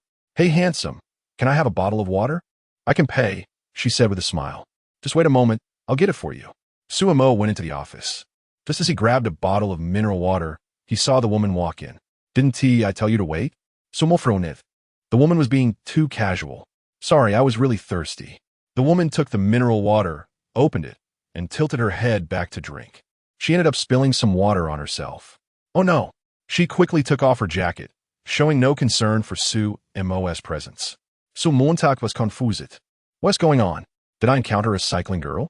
"Hey, handsome, you're really handsome and kind for giving me water," she said, placing her clothes on the back of a chair and walking over. "Why you shouldn't come closer?" Su Mo stepped back a few paces, feeling something was off. This woman was quite attractive, especially her long, beautiful legs. If she worked in the escort industry, her income wouldn't be low. She probably wasn't here looking for a job. "Relax, I'm just a little girl. How could I eat you?" She laughed and sat down. "You've used the restroom, had your water, and it's getting late. You should head back," Su Mo said. "Handsome, you're really nice. I just want to give you a little kiss." She laughed and leaned forward. "What?" Su Mo didn't feel excited, but rather alarmed. He believed that there was no such thing as a free lunch. It was unrealistic for such a beautiful woman to show up uninvited. Since it wasn't a gift, it must be a trap. "What are you afraid of? I'm not scared," the woman said, kicking off her shoes. No, what are you doing? "I don't like women. So mojeridis. How do you know if you don't try? You want to know how good the food is until you eat it." She laughed and walked toward him. "Stop right there," Su Mo said urgently. "Don't be nervous. You're just really handsome. I have no other thoughts. Just relax." The woman didn't expect his firm rejection and was somewhat impressed. If it were someone else, she could easily lure them in with a simple gesture. "No, I have a cleanliness obsession. So moquickly respondeth. I'm very clean. If you don't believe me, come smell me. I smell good." If you go against a woman's will, that's a crime. She leaned closer. Su's expression darkened. What the hell was she talking about? He wanted to run outside, but hesitated at the thought of the antiques and cowhide bags in the office. He shouldn't have been so kind. He should have just refused her entry from the start. He expected this woman to be so crazy. At that moment, the woman ran over and hugged him. Get off me. Sumo pushed her away with force. He then quickly picked her up and threw her out of the office, tossing her bag, clothes, and shoes after her. I don't know what your intentions are. Put your clothes on and get out. He said coldly. You assaulted me. I'm going to call the police. The woman took out her phone and dialed 110. Sumo saw how quickly she turned against him and knew she had ulterior motives. The woman sat on the ground without her clothes, waiting for the police to arrive. More than 10 minutes later, a male and female police officer arrived. Officer Tang, it's you. Sumo recognized the female officer as the one who arrested Wang Hu, smiling as he greeted her. What happened? Officer Tang glanced at the woman sitting on the ground. Police officer, you have to help me. I came in to use the restroom, asked for a bottle of water, and then he had impure thoughts and tried to take off my clothes, attempting to assault me. The woman pointed at Sumo, tears streaming down her face. Wow, this acting is impressive. Did she used to work in Hungyan? Sumo thought, somewhat impressed. Her tears fell just like that, better than some popular stars' performances. Did he succeed? Officer Tang asked. No, when he was about to take off my underwear. I took the chance to run out of the office and called you. He didn't dare touch me again. The woman wiped her tears. What do you have to say for yourself? Officer Tang looked at Sumo. Attempted rape can still result in several years in prison. Moreover, this kind of thing is hard to verify unless the man can provide strong evidence to prove his innocence. After all this, Sumo finally realized that her intention was to get him locked up. So it turns out your goal was to send me to jail. Wang Yugui or Gung Bei must have hired you. Sumo looked at the woman, finally understanding what she was trying to do. Chapter 67. Lu Shirlai arrives. They want to use this matter to save Wang Hu from prison. They might even take advantage of his arrest to search for antiques at the food factory. What a clever tactic. Their plan is truly well thought out. If it weren't for his strong will, they would have succeeded. The people you mentioned, I don't know them. It's you who want to come in, not me who want to send you in. The woman felt quite wronged. Clearly you wanted to go in, and I find it dirty. I told you I have a cleanliness obsession, yet you still insist on tempting me. Sumo snorted. It's you who want to force your way in. If I don't let you in, you just want to assault me. The woman's tears flowed again. What's all this about coming in and going out? You two should just talk nicely. Tang Wan found it inexplicable. The male police officer beside her couldn't help but laugh. She kept taking off her clothes, saying she had a sex addiction and wanted to have relations with me, but I explicitly refused. Sumo shrugged his shoulders, feeling quite helpless. He was the victim, almost getting in trouble. Tang Wan glanced at him, then looked at the woman, her expression strange. This woman was quite decent looking. How could she be so desperate? However, based on her experience in handling cases, sometimes the more outrageous the story, the more likely it is to be true. Because writing novels requires logic, while reality doesn't.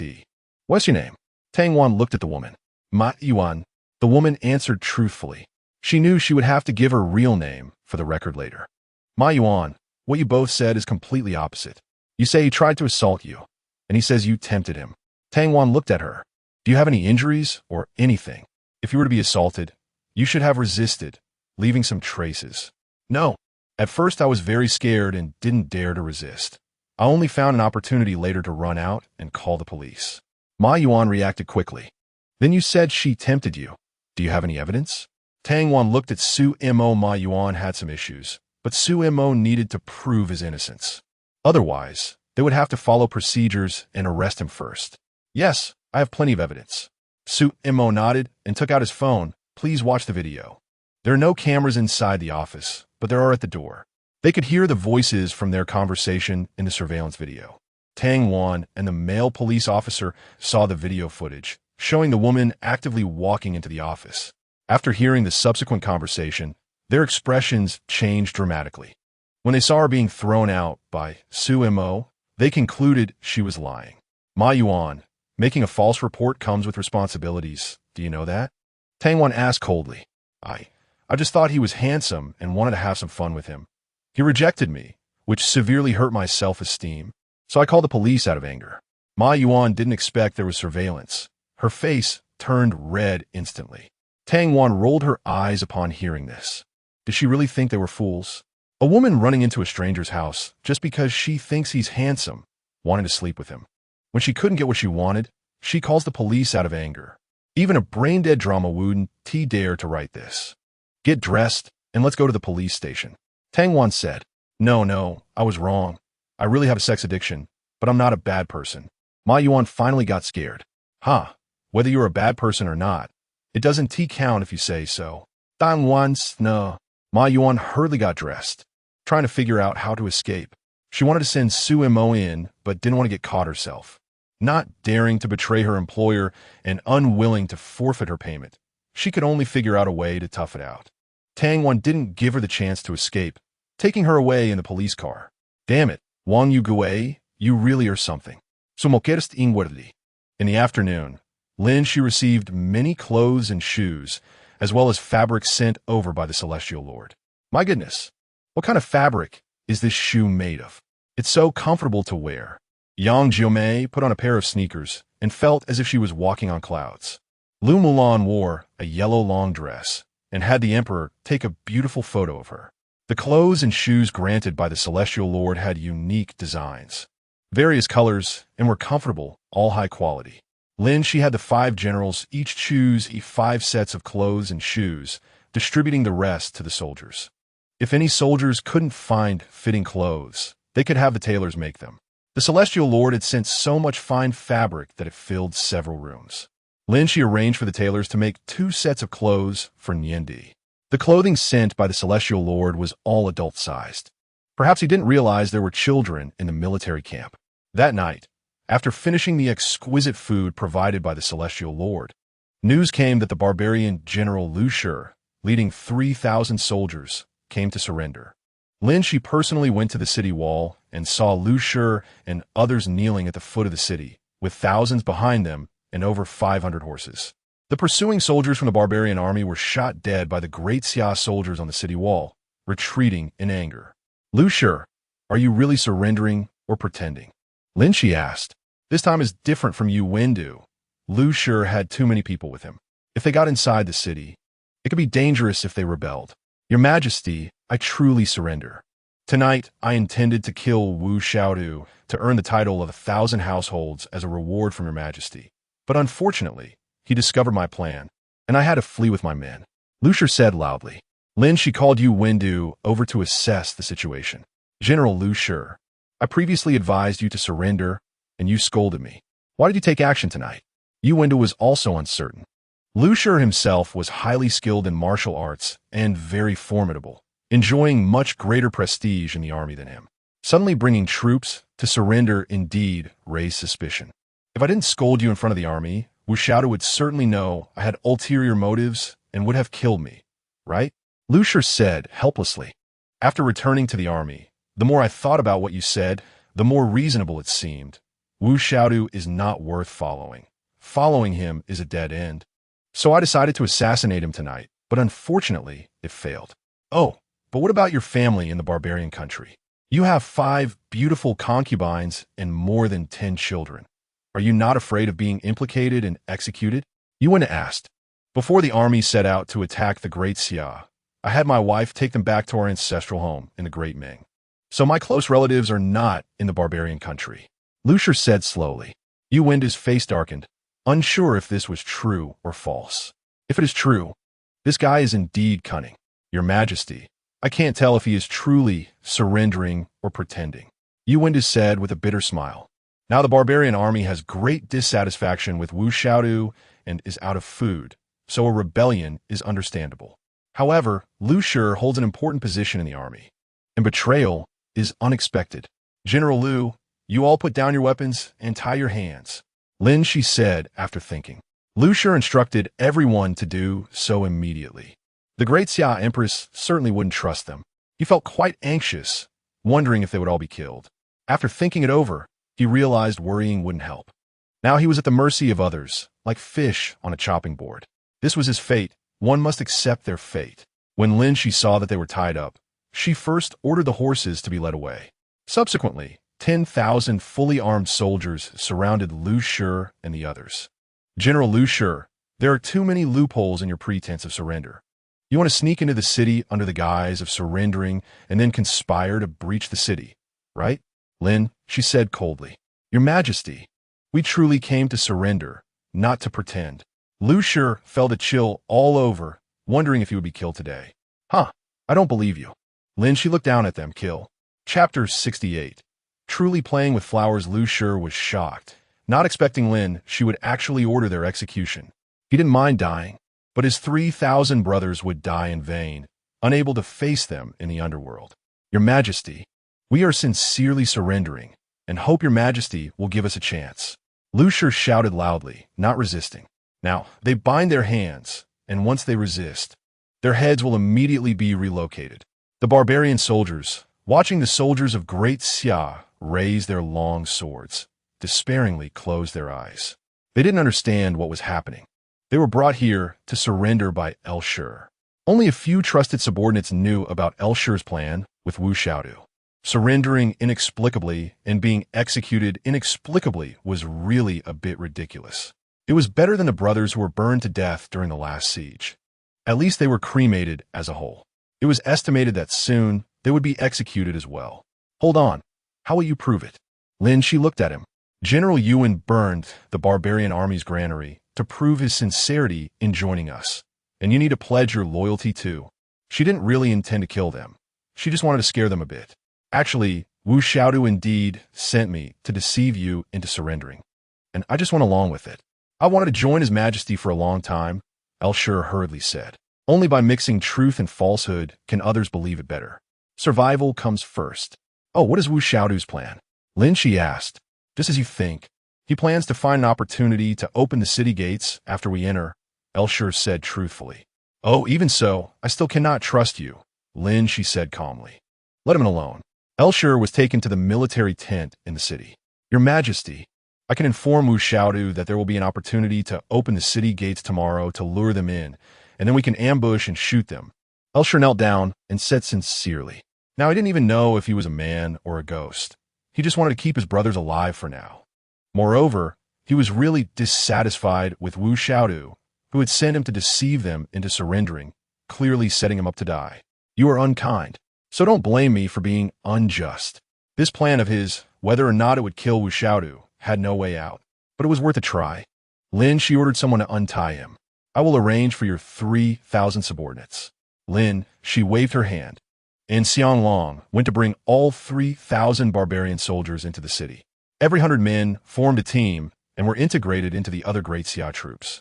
They were not given any weapons, and there were always people supervising them. However, they provided them with meals that night, each person getting a bowl of pork stew with vermicelli and 2 large steamed buns. The barbarian soldiers gobbled it down. It was so delicious that they almost ate the bowls. Lin Xi was provided with a separate military tent, and in addition to the same meals as the ordinary soldiers. He also received a small plate of beef and a bottle of beer. Are the supplies of Great Xia this abundant? Lin Xi couldn't believe it, drooling. He hadn't eaten so lavishly in a long time. This is a blessing from the Celestial Master. Great Xia soldiers usually eat this, and even better. Yuan smiled and said, pointing to the beer. This is called beer, and it's very good. Lin Xi took a sip of the beer, and it was indeed very refreshing. Looking at the bottle, he didn't know what material it was made of. It was transparent and beautiful. Definitely not like anything from their world. As Lin Xi ate and drank, his eyes became moist. This is so damn good. If he could eat like this every day in the Great Xia army, it wouldn't take long for all 3,000 soldiers to completely surrender. Compared to the meals now, the life of the barbarian army was simply not human. Even though they had captured some food after conquering 13 cities, vegetables and meat were basically non-existent. During the drought and famine, people had to save water, let alone have extra to irrigate vegetables. Does a Celestial Master really exist? Lin Xi still felt it was a bit ridiculous. Of course, look, these are the shoes blessed by the Celestial Master today. Yuan raised his foot, revealing his black and white sneakers. These shoes are really nice. The soles are so thick, and the upper has holes. They must be breathable. Lin Xi looked on with envy. He was wearing leather boots, which were unbearably hot, and after wearing them for a day, his feet were blistered. Only commanders were qualified to wear leather boots. Ordinary soldiers wore straw sandals, which fell apart after a short distance. Very comfortable. Every soldier has them, Yuan said. Brother L, with the protection of the Celestial Master, we cannot be defeated. Surrender early and enjoy the blessings. Just think about the recent battles. The weapons used by Great Xia soldiers. Have they ever appeared in this world before? Elshur fell completely silent. Everything he saw and heard after entering the city completely overturned his thoughts. If there really was a Celestial Master, what was the point of the barbarian army fighting? Your Majesty, why not just kill them all directly? Why keep them and waste food? Xiang Long asked in the military tent. What we need to do is not only repel Wu Xiaodu and his men, but also reclaim lost territory and even expand our domain. Lin Xi looked at him. Should we be like the barbarian army, slaughtering everyone in our path? Xiang Long fell silent. If so, what was the difference between them and the barbarian army? If we kill Elshur and the others, the barbarian army will see that surrender also means death, and their morale will solidify, fighting us to the end. Lin Xi continued, by accepting them, the barbarian army may see many people continuing to surrender. Of course, we won't support them for nothing. We will let them lead the charge in the future. A counterattack from Great Xia is inevitable, and casualties are also inevitable. There are no wars without deaths. To achieve unification again, we must balance kindness and power, not slaughter indiscriminately. Your Majesty is wise. Xiang Long was very impressed upon hearing this. According to his nature, he would have killed them all without hesitation. Your Majesty, when will we strike?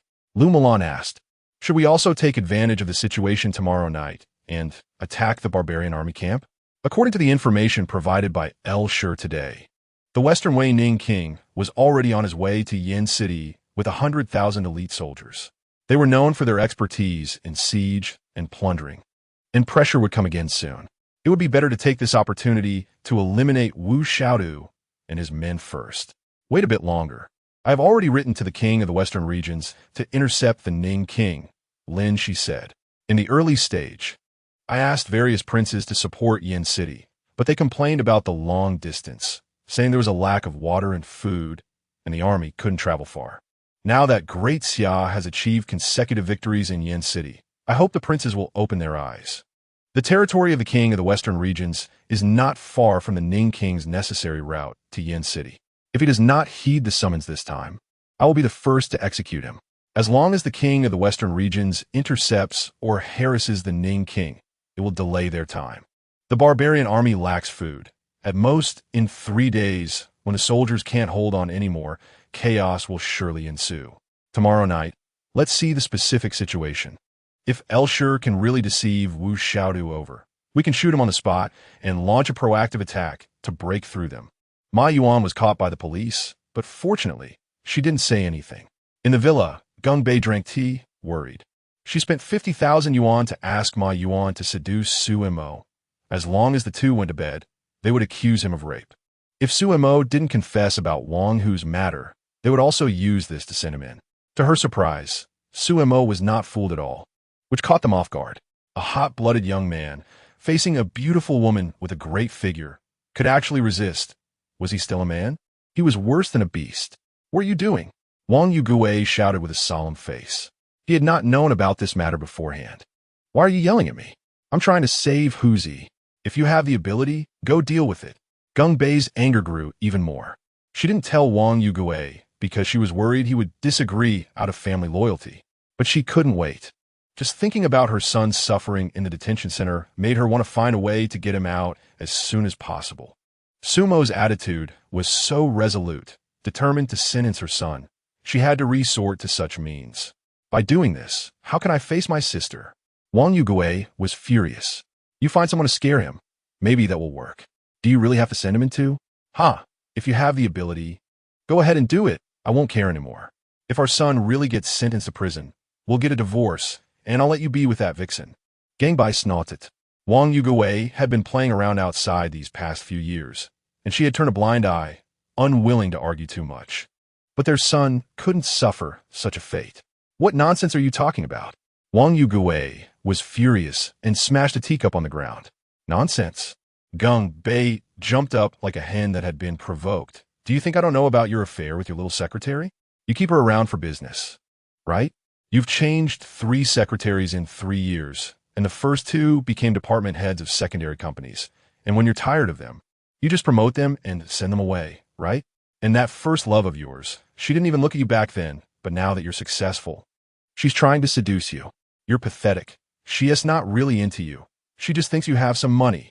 Be careful. Don't let her husband catch you, or he might chop off your little thing. And you, go to nightclubs every few days, you've probably been drained dry by those vixens. It's been over a year since you've touched me. 3 months ago, you secretly kept a female college student. You better pray she doesn't get pregnant, or else, humph.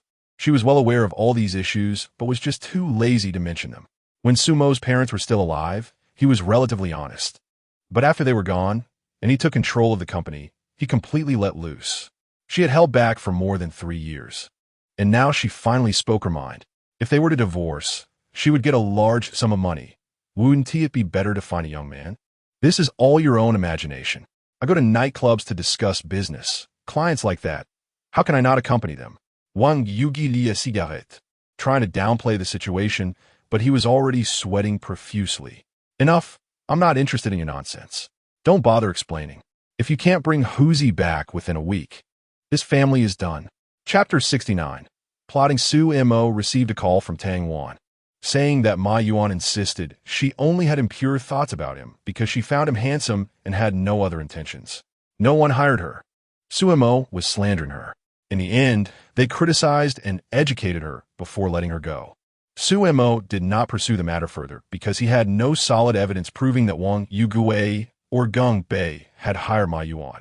This incident served as a reminder that this couple would definitely not give up easily to rescue Wang Hu.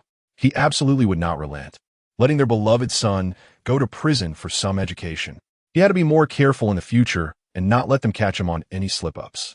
Sumo called Di Wei to ask about his sister's health and whether he could come to work. The antique shop was about to open, and the food factory also needed someone to oversee it. Di Wei said he could come to work anytime, but for now, he could only work the night shift since he needed to take care of his sister during the day. A few days ago, he contacted a comrade named Li Wu, who was very reliable, had been a special forces soldier, and was 27 years old, so he could work the day's shift. Su Mo asked him to send a WeChat message and to come for an interview the next morning at 10. The next morning, at 9:50, a man about 7 meters tall, with a buzz cut appeared at the entrance of the food factory. You must be Brother Li Wu. Su Mo opened the door and asked with a smile. Yes, it's me. Hello, you, boss Su, Li Wu hurriedly replied. Su Mo brought him to the conference room, had a brief chat, and said he was hired. The monthly salary is 8,000 after deducting 5 insurances and 1 fund. From 8 in the morning to 6 in the afternoon. Do you have any other requirements? Su Mo asked. There is a security room at the entrance of the food factory, which has air conditioning and a simple bed. There is a cafeteria inside with everything you need. No, that is fine. That is great, Li Wu said. Finding a job with a higher salary in Yanhai was very difficult, and Su Mo offered a good amount. With the 5 insurances and 1 fund, it would be over 10,000 a month. All right, when will you come to work? Su Mo asked. I'll come in the afternoon. I need to go back and pack my things, Li Wu replied. Good, come by in the afternoon to change the door. I'll show you how to use it. Su Mo said. The old food factory had a large iron gate with a lock, not the kind of retractable doors commonly seen now. The new door Su Mo installed was a sturdier double-opening copper door with a motor and pulley that could be operated remotely. In the future, trucks could enter and exit, and security could use a remote control to open and close it. At the same time, a small door would be installed next to the main gate with facial recognition for employees to enter and exit. The food factory would eventually reopen, and he was already surveying the most advanced equipment, aiming to use automated production lines as much as possible to reduce the number of workers. This was not just to save on wages, but because having too many people around could lead to complications. After Li Wu left, he drove to the antique shop and saw that it was in the final stages of completion. The decor was elegant and atmospheric, looking very comfortable. In a few days, it would be ready for opening. There were several cabinets of antiques in the food factory that would be moved here later. Sure had not slept well last night, dreaming that someone had chopped off his head.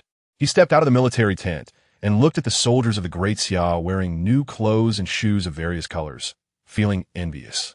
The 3,000 soldiers he brought had been split into various teams. He fully understood Lin Xi's approach, but as a result, he was left with nothing. General LV, His Majesty invites you to breakfast. Xianglong walked over coldly. He secretly looked down on Sure, but His Majesty wanted to keep him. Sure was surprised and entered a large tent where Lin Xi and several generals were present. Usually, they ate in the courtyard, but the courtyard was not something Sure and the others could know about, so they moved the meal to the military tent today. General LV, Here are fried dough sticks, buns, stuffed pancakes, soy milk, tofu pudding, and egg soup. Choose what you like and help yourself, Lin Xi said, pointing to a table full of food. Thank you for the meal, Your Majesty. Sure knelt down in gratitude. At the same time, he was secretly shocked at how well the Great Xia ate. There were so many varieties for breakfast. Get up and eat, Lin Xi smiled.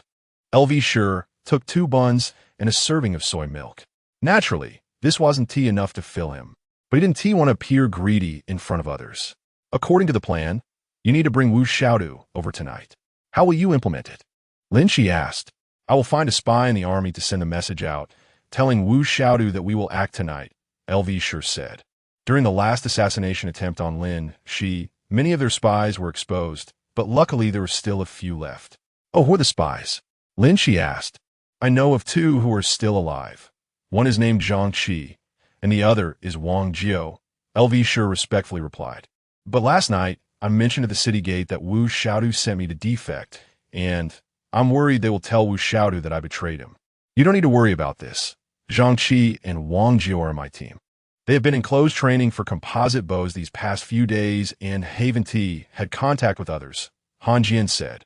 I can end the closed training today, so you'll have a chance to contact them and let them send the message out. These 2 were usually the ones taking turns guarding the city, and Han Jian did not completely trust them, so they had not been equipped with composite bows or soft armor in the early stages. They had also not been sent to guard the city walls in previous battles against the barbarian army. That's great. Sure's worries vanished. Perhaps he could really trick Xiaodu into coming. Well, you and General Han Jian discussed the details carefully. If you can kill Xiaodu tonight, it will be a great achievement, Lin Xi said. She left the large tent and returned to the courtyard, seeing a letter from the Celestial Lord. It stated that tomorrow they would be granted unified warrior uniforms, 2 sets for each person.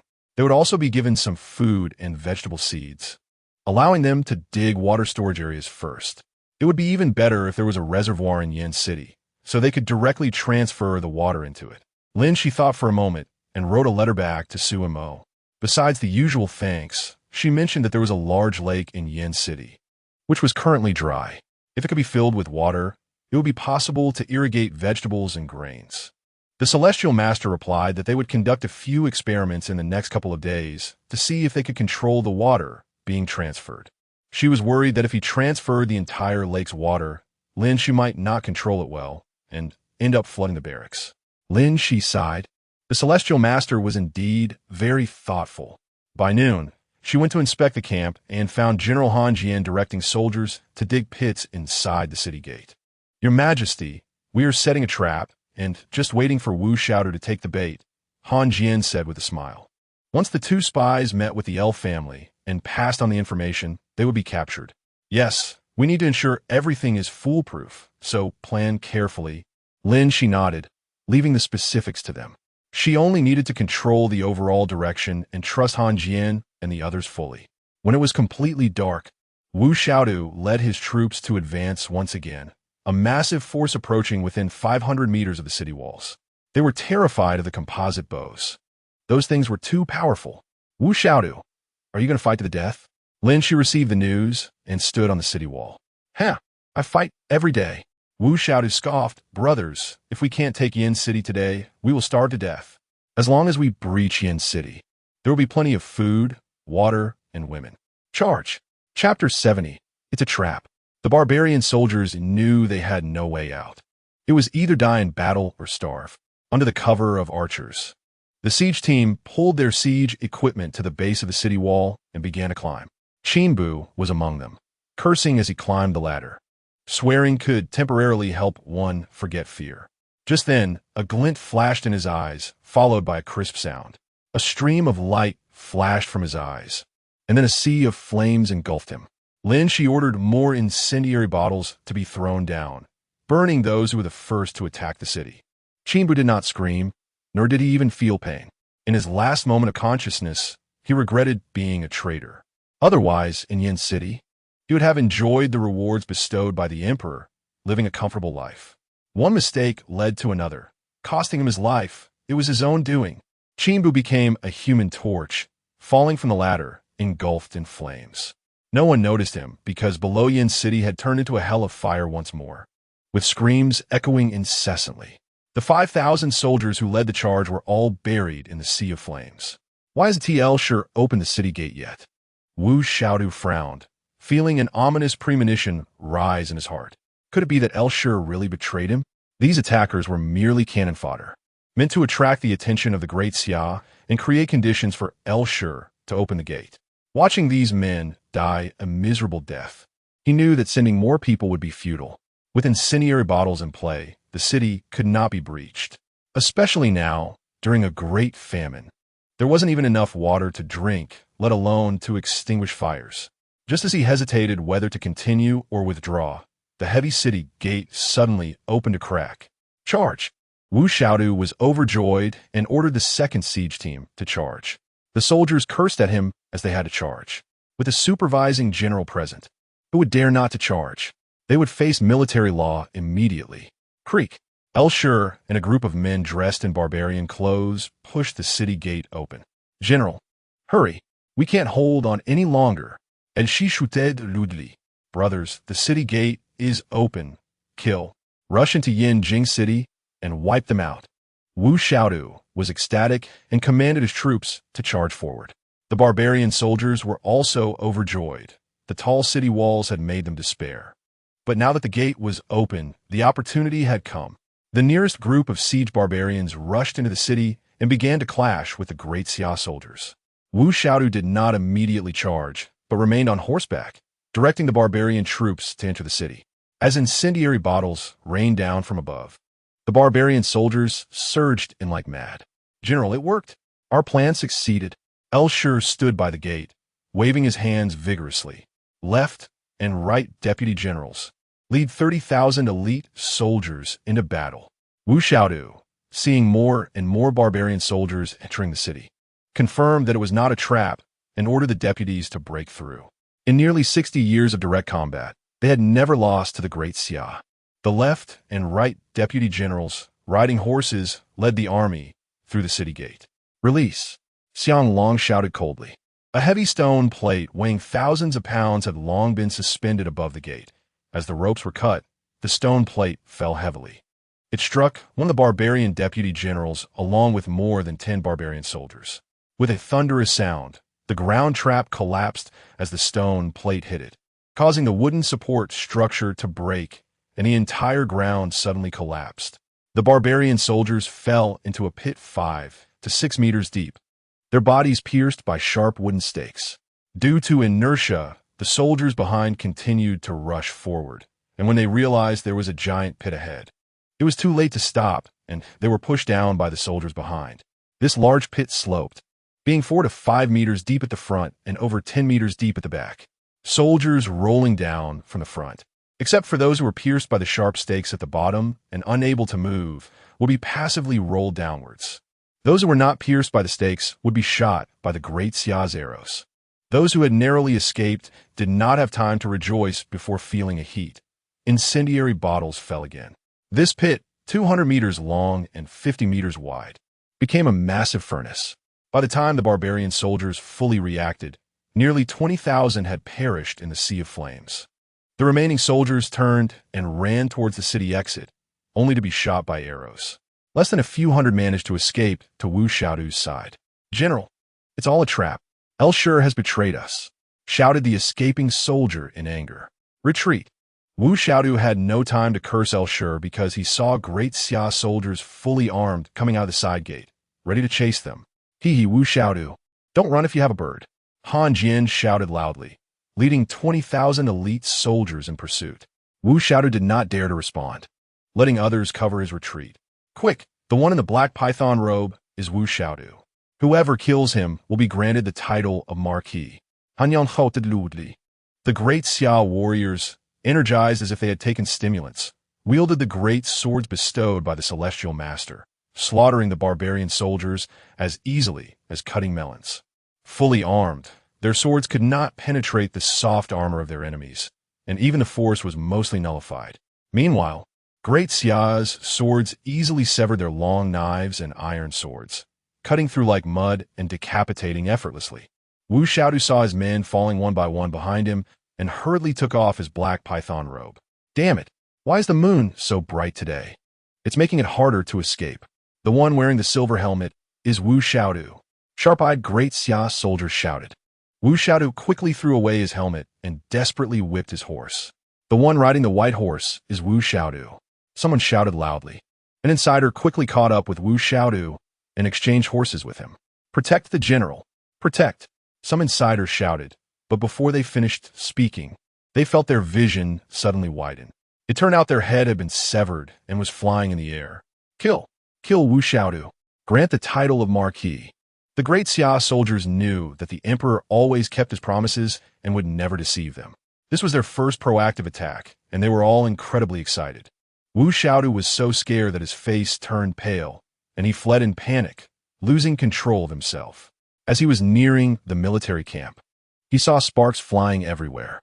Ha! Wu Xiaodu, Grandfather Yuan has been waiting for you for a long time. Yuan rode a horse, leading 5,000 men. Exuding a mule. When Lu Mulan saw Wu Xiaodu leave the military camp with a drone, Lin Xi sent him to quietly lead his men out of the city to circle around, arriving at the barbarian army's camp. After shooting dead thousands of barbarian soldiers guarding the camp and looting valuable goods, they set fire to the camp, burning it to the ground.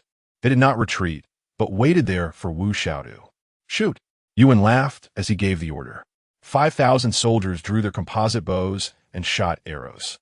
The barbarian soldiers immediately fell in droves, letting out wails as they died. Retreat! Retreat to Lin City. Wu Xiaodu felt his scalp tingle and shouted loudly.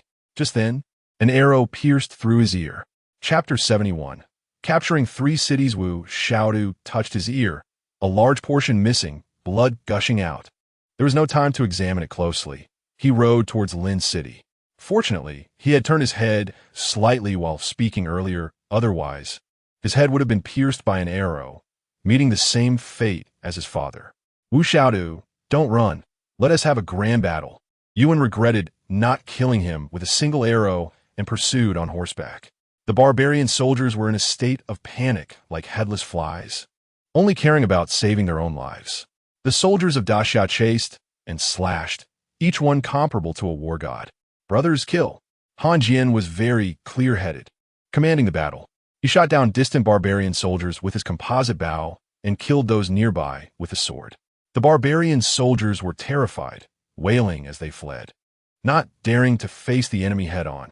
After finally reaching Lin City, they hadn't even had time to close the city gates when the Da Xia army came crashing in. Wu Xiaodu, feeling helpless, could only continue to flee. Meanwhile, inside Yin City, the large pit inside the city gate was still ablaze, emitting a foul odor. Elshir stared blankly, watching. The barbarian soldiers who had opened the city gate with him were, of course, Da Xia soldiers disguised in barbarian clothing. Lin Xi had intentionally allowed them to open the gate to lure Wu Xiaodu into the city and then kill him. Unfortunately, Wu Xiaodu was very cautious. He only allowed 2 deputy generals to lead the elite troops into the city, while the main army fell into the deep pit and met a tragic end. Elshir watched as these comrades, who had fought alongside him, were consumed by the flames, feeling immense sorrow. He knelt on the ground, unsure if the moisture on his face was sweat or tears. But then he thought, if Wu Xiaodu had deceived someone else into surrendering, perhaps he would have been among those in the fire pit today. War is inherently cruel and leads to death. When the flames had finally burned out, Lin Xi ordered the pit to be filled and compacted. The next morning, Han Jian returned to the city with the army. Although the soldiers were covered in dirt and grime, their faces were filled with excitement, many stained with the blood of enemies. Your Majesty, we chased Wu-Xiaodu all the way, reclaiming Lin City, Shui City, and Song City consecutively. Nearly 30,000 barbarian soldiers were killed, and Wu-Xiaodu fled to Peak City. The walls of Peak City are tall and sturdy, and we have no siege equipment, so we have to pause for now. I ordered 10,000 soldiers to guard Song City and return to report to you. Han Jian reported his achievements to Lin Xi in the courtyard. Good. General Han and all the soldiers have worked hard. First, arrange for the soldiers to eat, 1 roast chicken each, and the food will be plentiful. After they're full, let these soldiers get a good night's sleep. They have worked hard. Send someone to immediately deliver food and water to Lin City. We cannot let the soldiers go hungry. General Han, after you wake up, tell me what rewards you want. Lin Xi was very pleased to hear this. They had killed over 30,000 barbarian soldiers, both inside and outside Yin City. Han Jian had led the pursuit, killing nearly 30,000 enemies. By this calculation, Wu-Xiaodu was left with only over 20,000 men, unable to make a significant impact. After reclaiming 3 cities, they would prepare siege equipment to attack Peak City and gradually recover the remaining 10 cities. They might even push on to retake the 15 cities in Yanbei that have been occupied for decades. Where is Yuan? Lin Xi asked. He followed me to chase Wu-Xiaodu and even shot off one of Wu-Xiaodu's ears. Now he is waiting in his tent to hear the announcement, Han Jian replied. Without the emperor's order, no one is allowed to enter the courtyard. That's right. Let us go to the army's main tent. Lin Xi took a few sips of Red Bull and stood up to leave. She had slept much last night, either, and felt somewhat excited. After arriving at the main tent, she called for Yuan and Elshur. General Yuan, last night you fought bravely. General Han has informed me, and I now appoint you as the guarding general, rank 5, with the ability to command 5,000 troops, Lin Xi stated. The reason for sending him to take down the barbarian army's camp was that he was most familiar with the military camp. Thank you, Your Majesty. Long live Your Majesty. Yuan kneeled and bowed deeply, grateful to the emperor. Your Majesty, at the barbarian army camp, we found some gold and silver treasures as well as exquisite utensils. The soldiers didn't dare to touch any of it and brought back 5 large boxes. We also found over 20 women who were originally Daxia people, chosen by Wu Tiegu after the siege, and I brought them back as well. These women are quite beautiful, but unfortunately, they have been terribly mistreated by Wu-Xiaodu. Good. You did well. Let General Lu Mulan handle the follow-up matters. You fought all night and are tired. Go back to rest. Food and drink will be delivered soon. And get a good night's sleep. Lin Xi nodded. Those women were pitiful and could be kept as part of the military support staff. They could sew clothes and such, at least ensuring they had food and drink every day. As for the gold and silver treasures, she would go select some later to send to the heavenly sovereign. Thank you for your great grace, Your Majesty. Yuan bowed again before exiting the main tent. Elshur watched with great envy, not expecting that Yuan had only joined Daxia a few days ago and was already promoted. General L, what are your plans now? Lin Xi asked him. I am willing to serve the emperor in Daxia with all my strength. Elshur knelt on the ground, respectfully bowing. After last night's battle, the barbarian army suffered heavy casualties, and Wu-Xiaodu was no longer Lin Xi's opponent.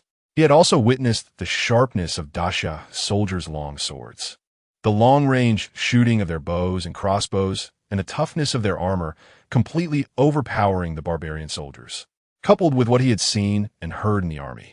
He was convinced that Daxia had the protection of the heavenly sovereign.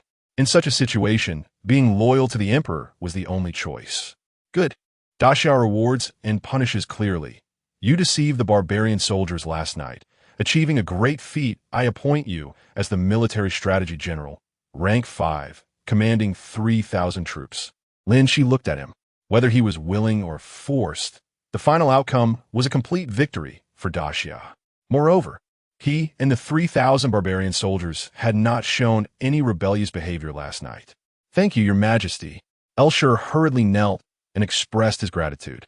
He was 1 rank lower than Yuan and had no objections. After all, Yuan had burned the barbarian army's granaries and almost killed Wu-Xiaodu last night, proving his sincere allegiance to Daxia. As for him, he had not yet fully gained trust. Being appointed as the military strategy general was already unexpected. Well, go back and rest. The 3,000 brothers you brought will now be under your command, Lin Xi said. Thank you for your great grace, your majesty. Elshur was extremely grateful. This was a sign of some trust in him. To gain more trust, he needed to achieve more merits on the battlefield in the future. After Elshur left, Lin Xi discussed matters with Yang Jiumei and others. Now that Yin City was secure, they would begin a counteroffensive. They could start planting some vegetables in Yin City. After all, with so many people, they couldn't rely on the heavenly sovereign to grant food every few days. The autumn equinox has passed, and it's time to plant some vegetables suitable for this season. But water is a big problem, Yang Jiumei said. Without water, it's all in vain to plant anything. The issue of water will be solved by the Celestial Master. Lin Xi smiled and said, then there is no problem. The people in the city are idle. We can call on them to plant, and then just provide them with food.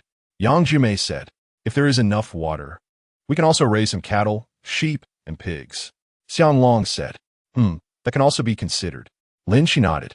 There are so many empty spaces in Yin City that anything can be raised.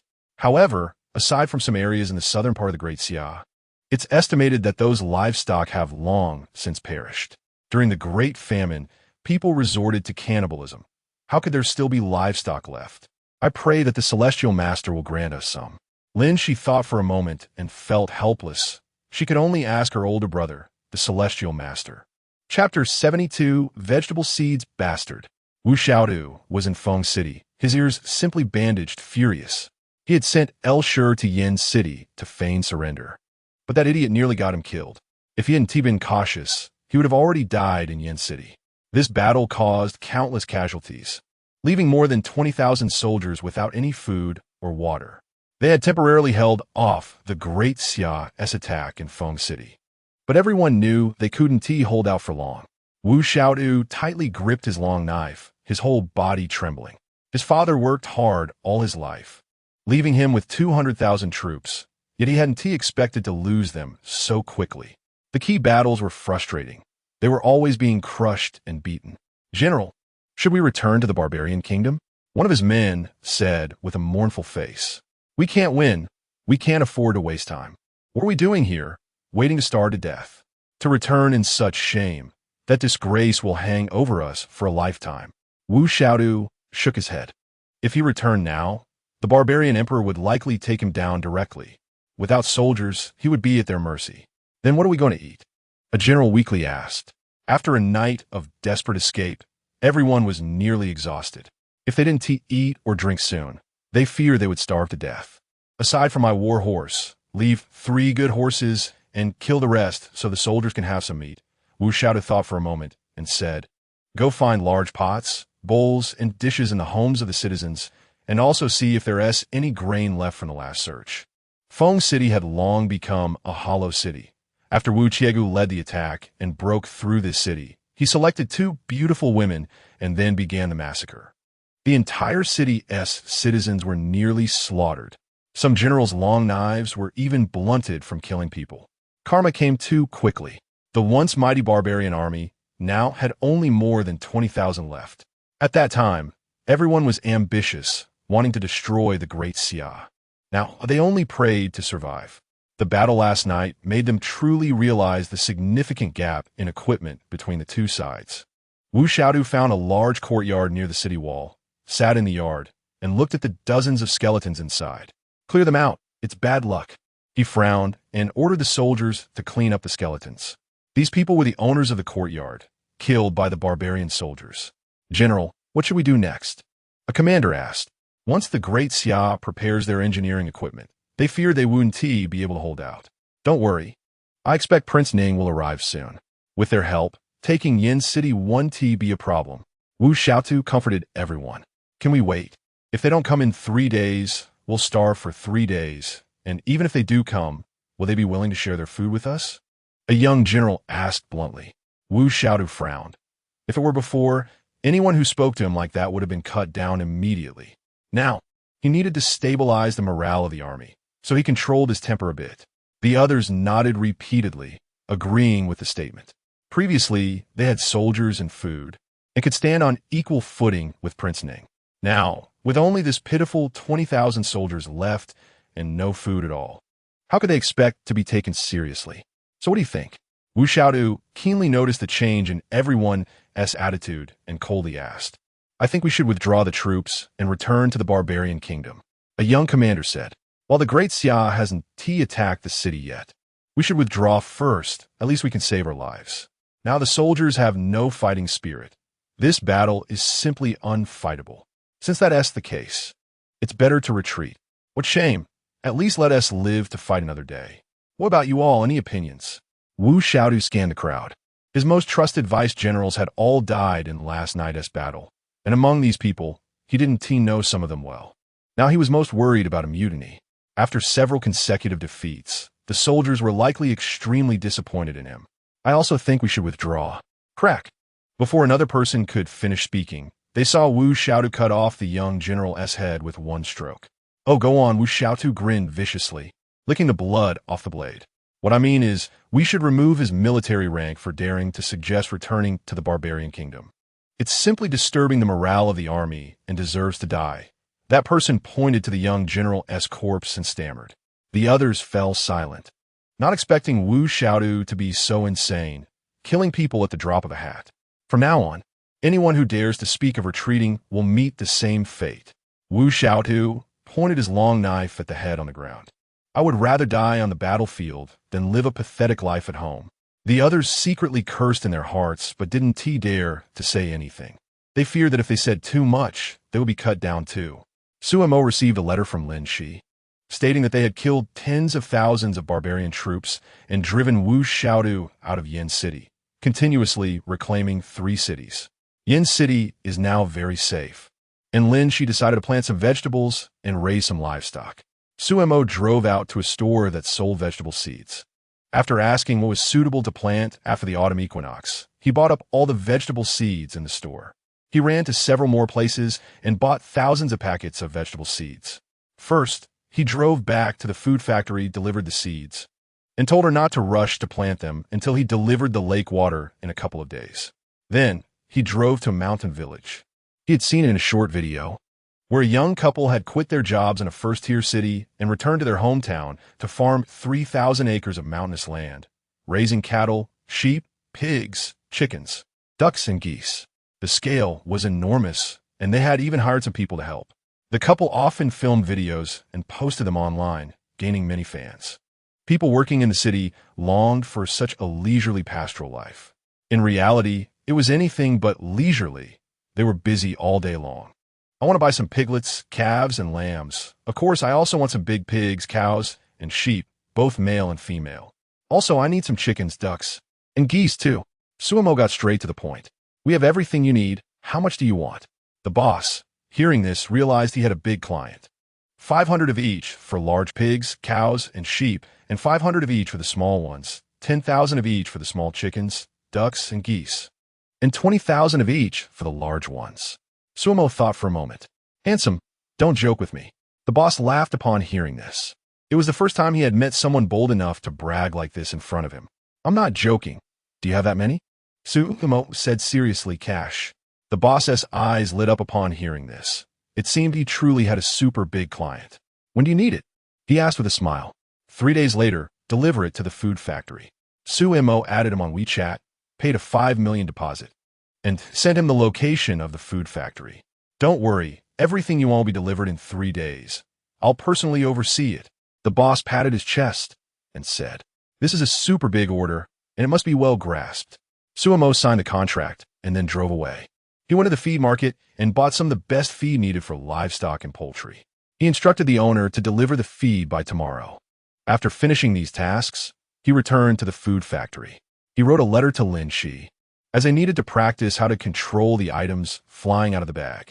Once prepared, he placed the bag next to a basin of water, intending to only transfer the water inside the basin. With a thought, the water in the basin disappeared. Chapter 73.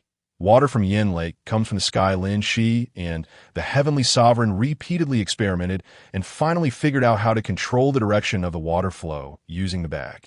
After opening the leather bag and folding a flap, the water would flow out in the direction of the flap.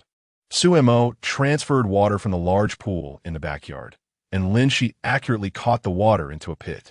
Suemo checked the weather forecast and told Lin Xi to prepare to receive a lake of water tonight. He would write a letter to remind her before sending the water. Then, he called Di Weiwa to inform him that he would not be at the food factory tonight and reminded him to keep an eye on the gate, especially to prevent anyone from entering the backyard and his office. He then took the leather bag and drove to the high-speed rail station. After more than 3 hours, he arrived at Jingcheng High-Speed Rail Station, where a storm was raging. Suemo put on the prepared raincoat and walked into the downpour.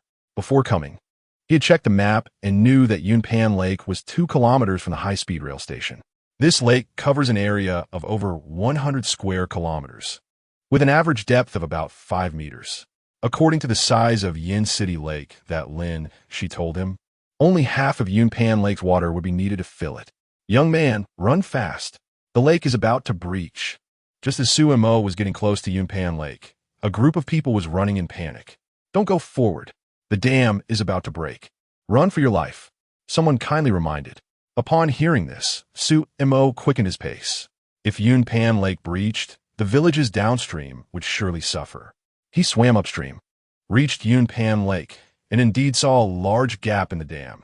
It was only a matter of time before it breached. The rain was pouring heavily, and the impact from the rushing water upstream was overwhelming. The dam could barely hold on.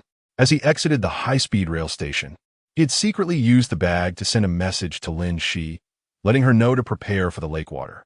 He placed the leather bag by the lake, slowly closed his eyes, and silently chanted to transfer 1/10 of the lake water. Whoosh! When he opened his eyes, he could visibly see the water level drop. It really worked. Suemo was overjoyed, although he felt a bit dizzy. Without time to think, he transferred half of the lake water several times. Watching the water level in the lake drop by half, he couldn't help but smile. The dam was now safe. He packed up the leather bag and left quickly. His head felt like it was about to explode, and he worried he might faint there if he didn't leave soon. It was likely due to the excessive consumption of mental energy from transferring too much lake water. More than 10 minutes later, the dam rescue team arrived. Seeing that the water level was only halfway up the dam, they looked at each other in confusion. Could it be that a deity showed mercy and couldn't bear to see the people suffer from the flood? Moving some water away? Quickly fix the gap. One person pointed at the dam's breach and said, they didn't know what had happened, but it was a good thing, giving them ample time to repair the dam. Suemo, feeling dizzy, decided to find a hotel near Jingcheng High-Speed Rail Station and collapsed in a bed to sleep. Lin Xi was thrilled to see that Yin City Lake had been filled to the brim. With this lake of water, there would be enough for irrigating crops and raising livestock for a long time. After the autumn equinox, the weather became a bit cooler. The next morning, she sent people to call all the citizens to Yin City Lake. When the citizens saw that the long dry lake was suddenly full of water, they couldn't believe it. I passed by here yesterday, and there wasn't a drop of water. It didn't rain last night. Where did this water come from? Yeah, it's so magical. I'm not dreaming, am I? No wonder His Majesty wanted us to come. This is a tremendous surprise. The water of Yin Lake, I guess, must have come from the sky. An old man said excitedly, yes, this is a miracle, surely the lake water bestowed by the heavenly sovereign. The citizens exclaimed. Splash! Some jumped into the water and swam joyfully. Splash, splash. Those who could swim jumped in, while those who couldn't found a shallow spot to soak in. Everyone had not bathed for months and were finally able to wash properly. Haha, this feels great. Thank you, Heavenly Sovereign, and thank you, Your Majesty. The citizens played in the water, all extremely excited, under the care of the Heavenly Sovereign and the leadership of His Majesty. The Great Xia army had achieved several consecutive victories, not only repelling the barbarian army, but also recapturing 3 cities. Thus, Yin City was safe and sound. The tense nerves of everyone could finally relax. Now, with a lake of water bestowed upon them, it greatly alleviated everyone's anxiety about water usage. Everyone, please pay attention to safety. His Majesty's decree states that this lake water was bestowed by the Heavenly Sovereign last night, to be used for irrigating vegetables and raising livestock in the future. After Yang Jimei arrived, she did not stop but pointed to a nearby stall, saying that those skilled in growing vegetables and raising livestock could come to sign up, with 2 meals provided per day and an extra 2 copper coins daily. Upon hearing this, the citizens jumped out of the water to sign up. Whether for money or not didn't matter. The main thing was that they would be provided meals. Yuan-Du and Elshur looked at the full lake water, utterly shocked.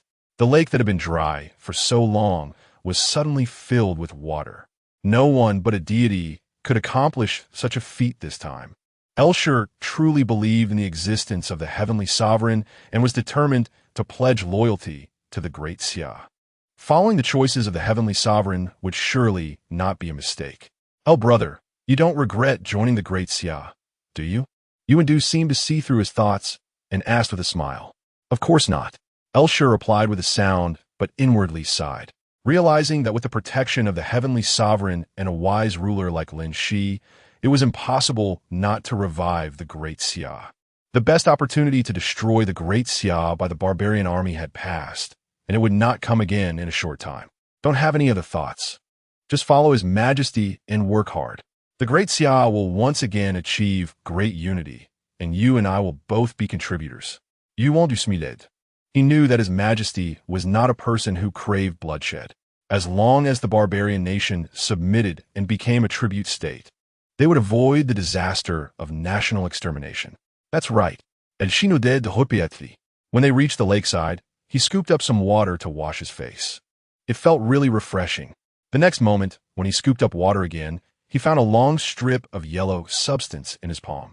Damn, which little brat defecated in the water? Elshur quickly moved his hand away and saw several long pieces of poop nearby. A few boys, around 7 or 8 years old, swam away laughing. "You little rascals, if you dare to defecate in the water again, I'll crush your eggs." Elshur hurriedly ran to a distance and repeatedly washed his hands with clean lake water. Yang Jumei couldn't help but smile upon seeing this. Last night, she had accompanied His Majesty here and witnessed the endless water pouring out from the bag in front of His Majesty, filling the entire Yin Lake. They had witnessed the heavenly sovereign bestowing items multiple times and had long been deeply convinced and revered the existence of the heavenly sovereign. With the help of the heavenly sovereign, the Great Xia would undoubtedly get better. This was beyond doubt. Now, the barbarian army had taken refuge in Fengcheng, and the roles of offense and defense had swapped. The city walls of the sealed city were far less tall and solid than those of Yin City. Once the siege equipment was ready, they would surely be able to take Fengcheng in one go and slay Wu Xiaodu. Chapter 74. Explosives Tubes. Su Mo slowly woke up.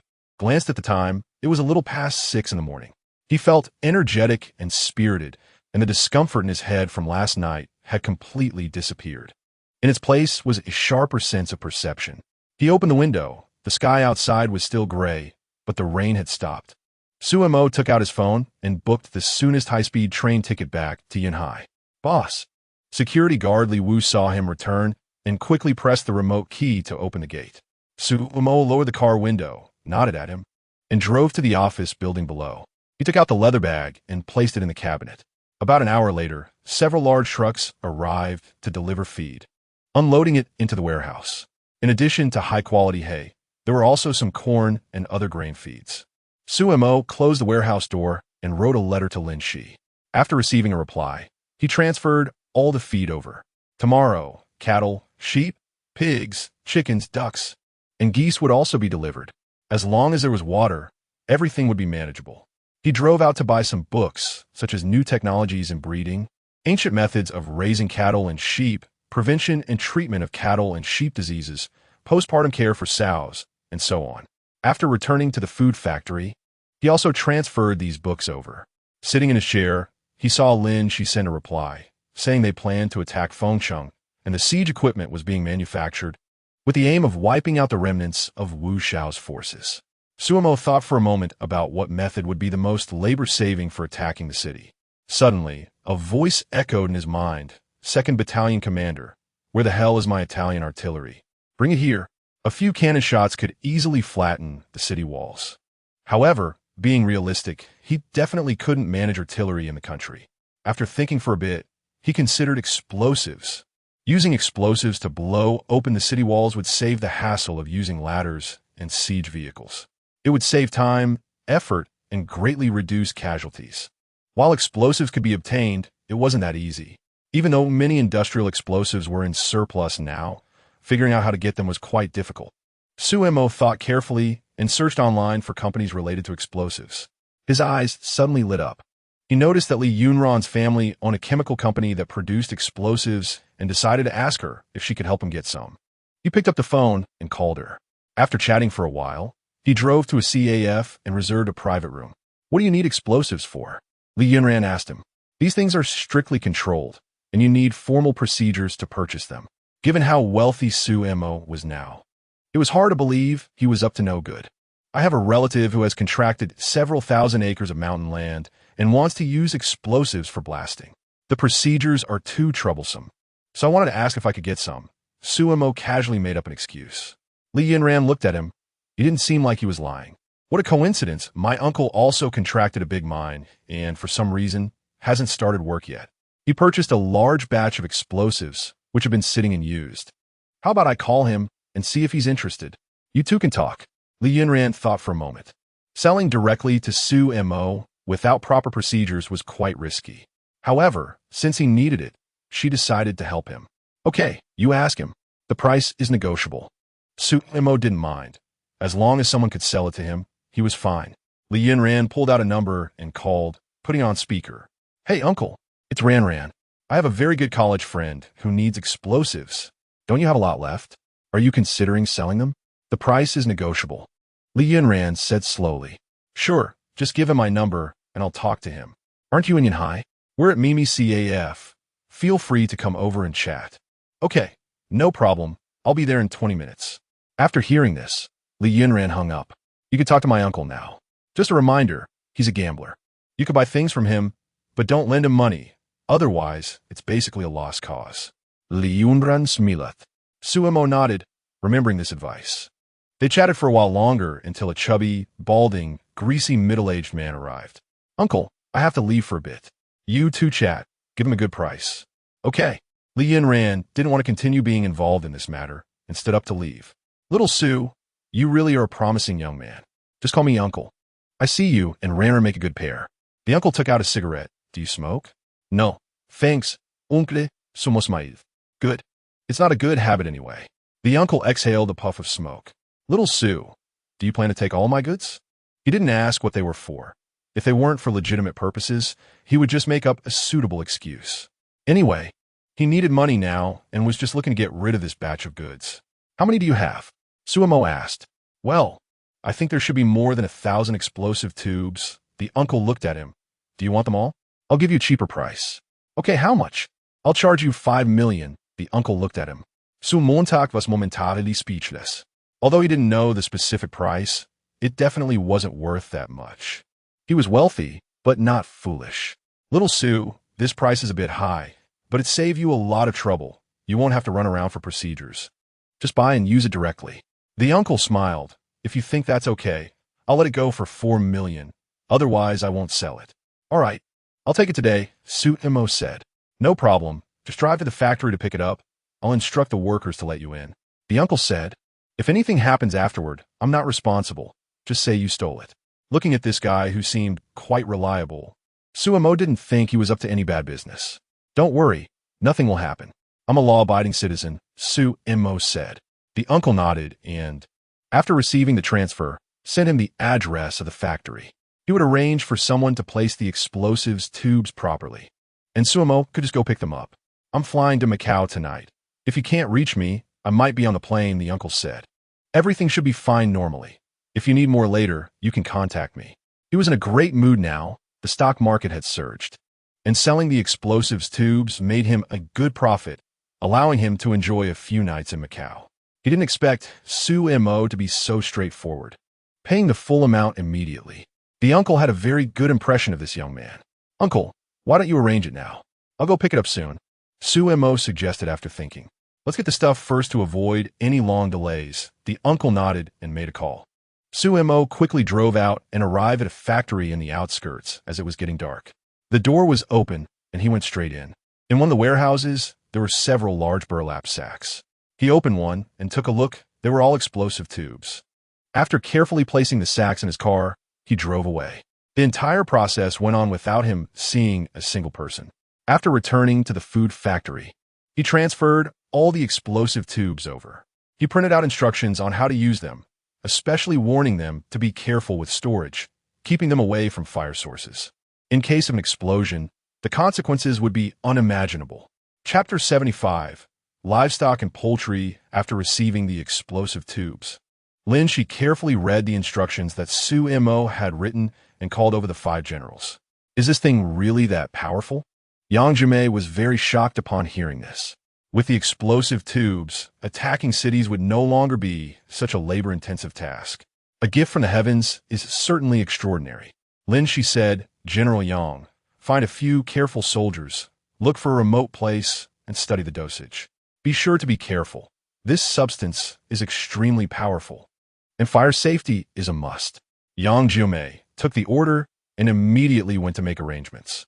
Lin Xi selected more than half of the exquisite items confiscated from the barbarian army's camp, along with a letter of thanks, and sent them to the Heavenly Sovereign. In recent days, the Heavenly Sovereign had bestowed many items, indicating that more would be granted, including poultry and livestock. The Great Xia Kingdom was in dire need of these things as it sought to revive itself. She was immensely grateful to the Heavenly Sovereign. Not only could she send items, but if needed, she would even be willing to send herself. Your Majesty, a letter has arrived from the capital. A female soldier presented a scroll. Lin Xi glanced at it and passed it to the other generals. The officials in the capital were excited to learn that they had not only successfully defended Yan City, but also recaptured 3 cities. The common people celebrated in the streets. This was the first time in decades that the Great Xia Kingdom had regained its confidence. Some officials and prominent families voluntarily offered food to support the army, and the Ministry of Revenue would soon send people to transport it to Yan City. These old foxes loved to add the finishing touch. Lin Xi snorted. When they were at an absolute disadvantage, not a single grain of rice had been sent from the capital. Now that they saw victory, they all began to express their loyalty. Those noble families that had persisted for hundreds of years were nothing but fair-weather friends, siding with whoever won. Xiang Long snorted. Now that they had the Heavenly Sovereign's blessings, food and drink were sufficient, and food would no longer be a problem in the short term. These people did not extend a helping hand when they needed it most, and now they acted as if they were immensely loyal. It indicated that these wealthy families still had ample food reserves. A trace of coldness flashed in Lin Xi's eyes.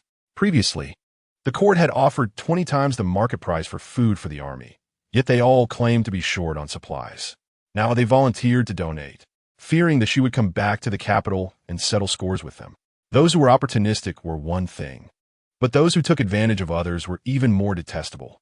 Lu Mulan smiled. Your Majesty, when we return to the capital, let us first arrest those officials who suggested bringing Lin Xi back. They fought desperately against the enemy, while these people colluded with the barbarian nation to hinder them. If it weren't for the Heavenly Sovereign's favor, they would have long since turned to bones.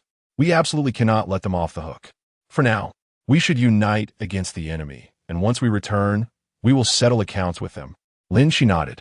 If they were to settle accounts with them now, it would inevitably cause internal panic and lead to unrest.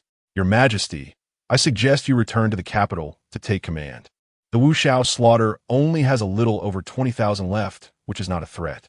Moreover, with the help of the explosives, I believe we can breach Feng City in one fell swoop and eliminate them. Han Jian said. The emperor had come to the battlefield shortly after ascending the throne to lead the troops and boost morale.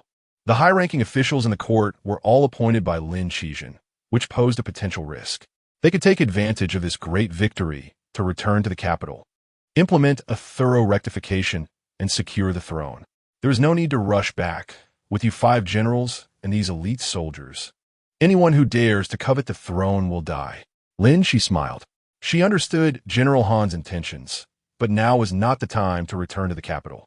Firstly, they had not yet fully recaptured the 13 cities, so they could not claim complete victory. Secondly, if she returned, some of the war supplies granted by the Heavenly Sovereign would have to be sent to the front lines again, which would be quite troublesome. She currently had 60,000 elite soldiers and was not afraid of others attempting a coup. because these 60,000 elite soldiers could rival 100,000 troops. The last confrontation had shown that with the weapons and equipment granted by the Heavenly Sovereign, they held absolute advantages in both ranged attacks and close combat, allowing them to wreak havoc. Although ascending to the throne was not her choice, now that she was there, no one could force her to abdicate. Anyone daring to usurp the throne would have their head on a pike. Moreover, with Zhang Taijing in charge, the court remained relatively stable. Lin Xi thought for a moment. Although Lin Xi was incompetent, he was still adequate in appointing the prime minister. Zhang Taijing was a talented and intelligent individual who knew what to do. The generals, seeing that the Empress had said this, ceased their persuasion. With the Empress present, it indeed greatly boosted morale. Many soldiers were more invigorated upon seeing the Empress than after being given a shot of adrenaline. Your Majesty, a spy has reported that the king of the Western regions and Prince Ning of Western Wei only fought once and fled in defeat, never engaging again. Prince Ning will arrive at Feng City in 2 days. Someone reported. Lin Xi's face turned cold. The king of the Western regions truly thought she was easy to fool. Clearly, just going through the motions to appease her while pretending to fight with Prince Ning. These vassal kings had become a hidden danger that could undermine the foundation of the Great Xia. The king of the Western regions was being duplicitous, which was detestable. Xiang Long said, I estimate he didn't know we had driven Wu Xiao 2 out of Yin City. Otherwise, he wouldn't dare to play such tricks. Regardless, we must first unite against the foreign enemy. Lin Xi sneered. Prince Ning of Western Wei sought to benefit from the conflict, but he was likely making a miscalculation. If he dared to come, he would pay a heavy price.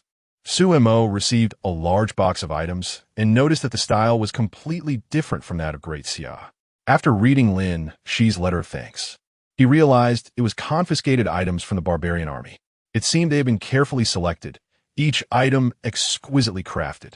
The next day, cattle, sheep, pigs, chickens, ducks, and geese were delivered and sent to the front lines. Li Wu sat in the security booth and had seen trucks delivering items to the factory over the past few days. The boss hadn't asked him to help unload anything, and he hadn't taken the initiative to do so. Today, seeing truckloads of poultry and livestock, as well as some piglets and chicks, he became quite curious about what they were for. Were they planning to turn the food factory into a breeding farm? He buried this curiosity deep in his heart, focusing on his job and not asking too many questions. The salary and benefits provided by the boss were excellent, and there was very little work to do. In the few days since he started, he had only seen trucks arrive, asked about the situation, and opened the gate with a remote control. He had plenty of free time and had already finished several TV series. Such a leisurely and well-paying job was hard to find, so he naturally appreciated it. Su Mo drove to the antique shop to conduct a renovation inspection. Overall, the renovation was very good, and some minor details were also resolved on the spot. He called Di Weigua to ask if he knew any reliable comrades. He needed 2 more security guards to oversee the antique shop. Although the police station was right across the street, it was still better to be cautious, as each item was quite valuable.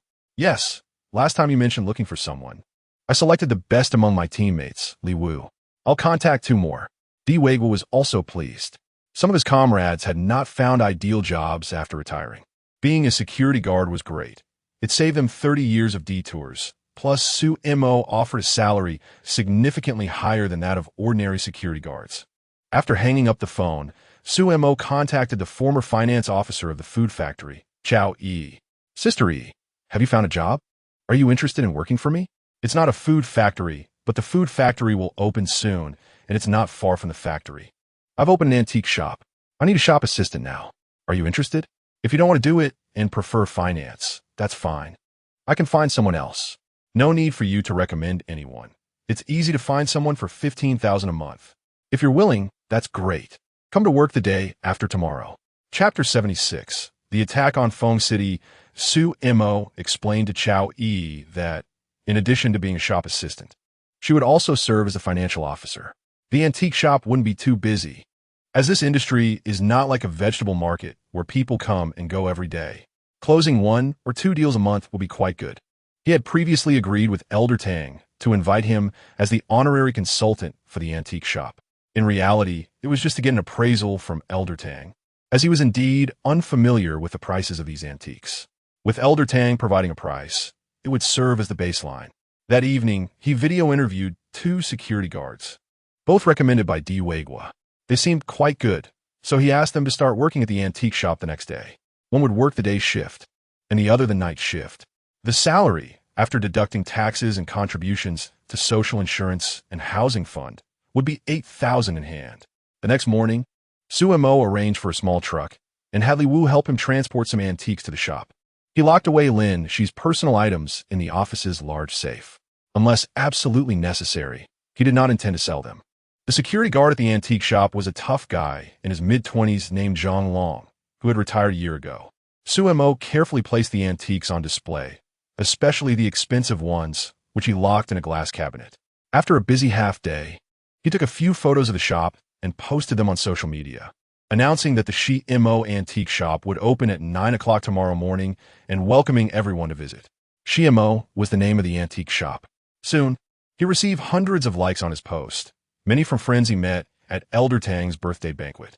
Recently, he sold 2 vases for 500 million, and now that he had spent most of it, he hoped to close some deals on antiques tomorrow.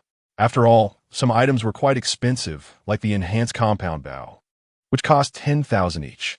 If every soldier in a 60,000-strong army were equipped with one, it would require 600 million. Therefore, not all soldiers under Lin Xi's command could have a compound bow. Only a little over 10,000 were granted. If Su Mo wanted to purchase 50,000 more, he would need 500 million. There were also other supplies, making the total cost quite substantial. Now he understood what it meant to spend money like flowing water. It was indeed a constant stream of expenditure. Fortunately, transactions could now be done via mobile phones. If he had to carry cash, it would be exhausting with so much money. He was grateful for the advancements in technology, which made things so much easier. Su Mo noticed that Qin Mingyao had actually liked his post, which made him realize he hadn't T-blocked her. After thinking it over, he decided to let it be. After all, she was someone his parents had saved, and as long as she didn't T-disturb him in the future, that would be fine. Boom! A thick, long-abandoned city wall suddenly exploded, creating a large hole. Yang Jiomei was first shocked, and then ecstatic. With this explosive tube, attacking cities would become significantly easier. Just find a weak spot in their defenses and blow a big hole in the wall. This thing was truly powerful. If a person was nearby, they would probably be reduced to nothing but bone fragments, Yang Jiomei lamented. She had already had people try it a few times and had a rough idea of how much explosive was needed to breach the wall. After a while, she invited Lin Xi to see the results. Your Majesty, look at this hole over 2 meters high. It was blown open using the explosive tube bestowed by the Heavenly Sovereign. With this, we won't even need to craft siege equipment. Yang Jiomei said with a smile.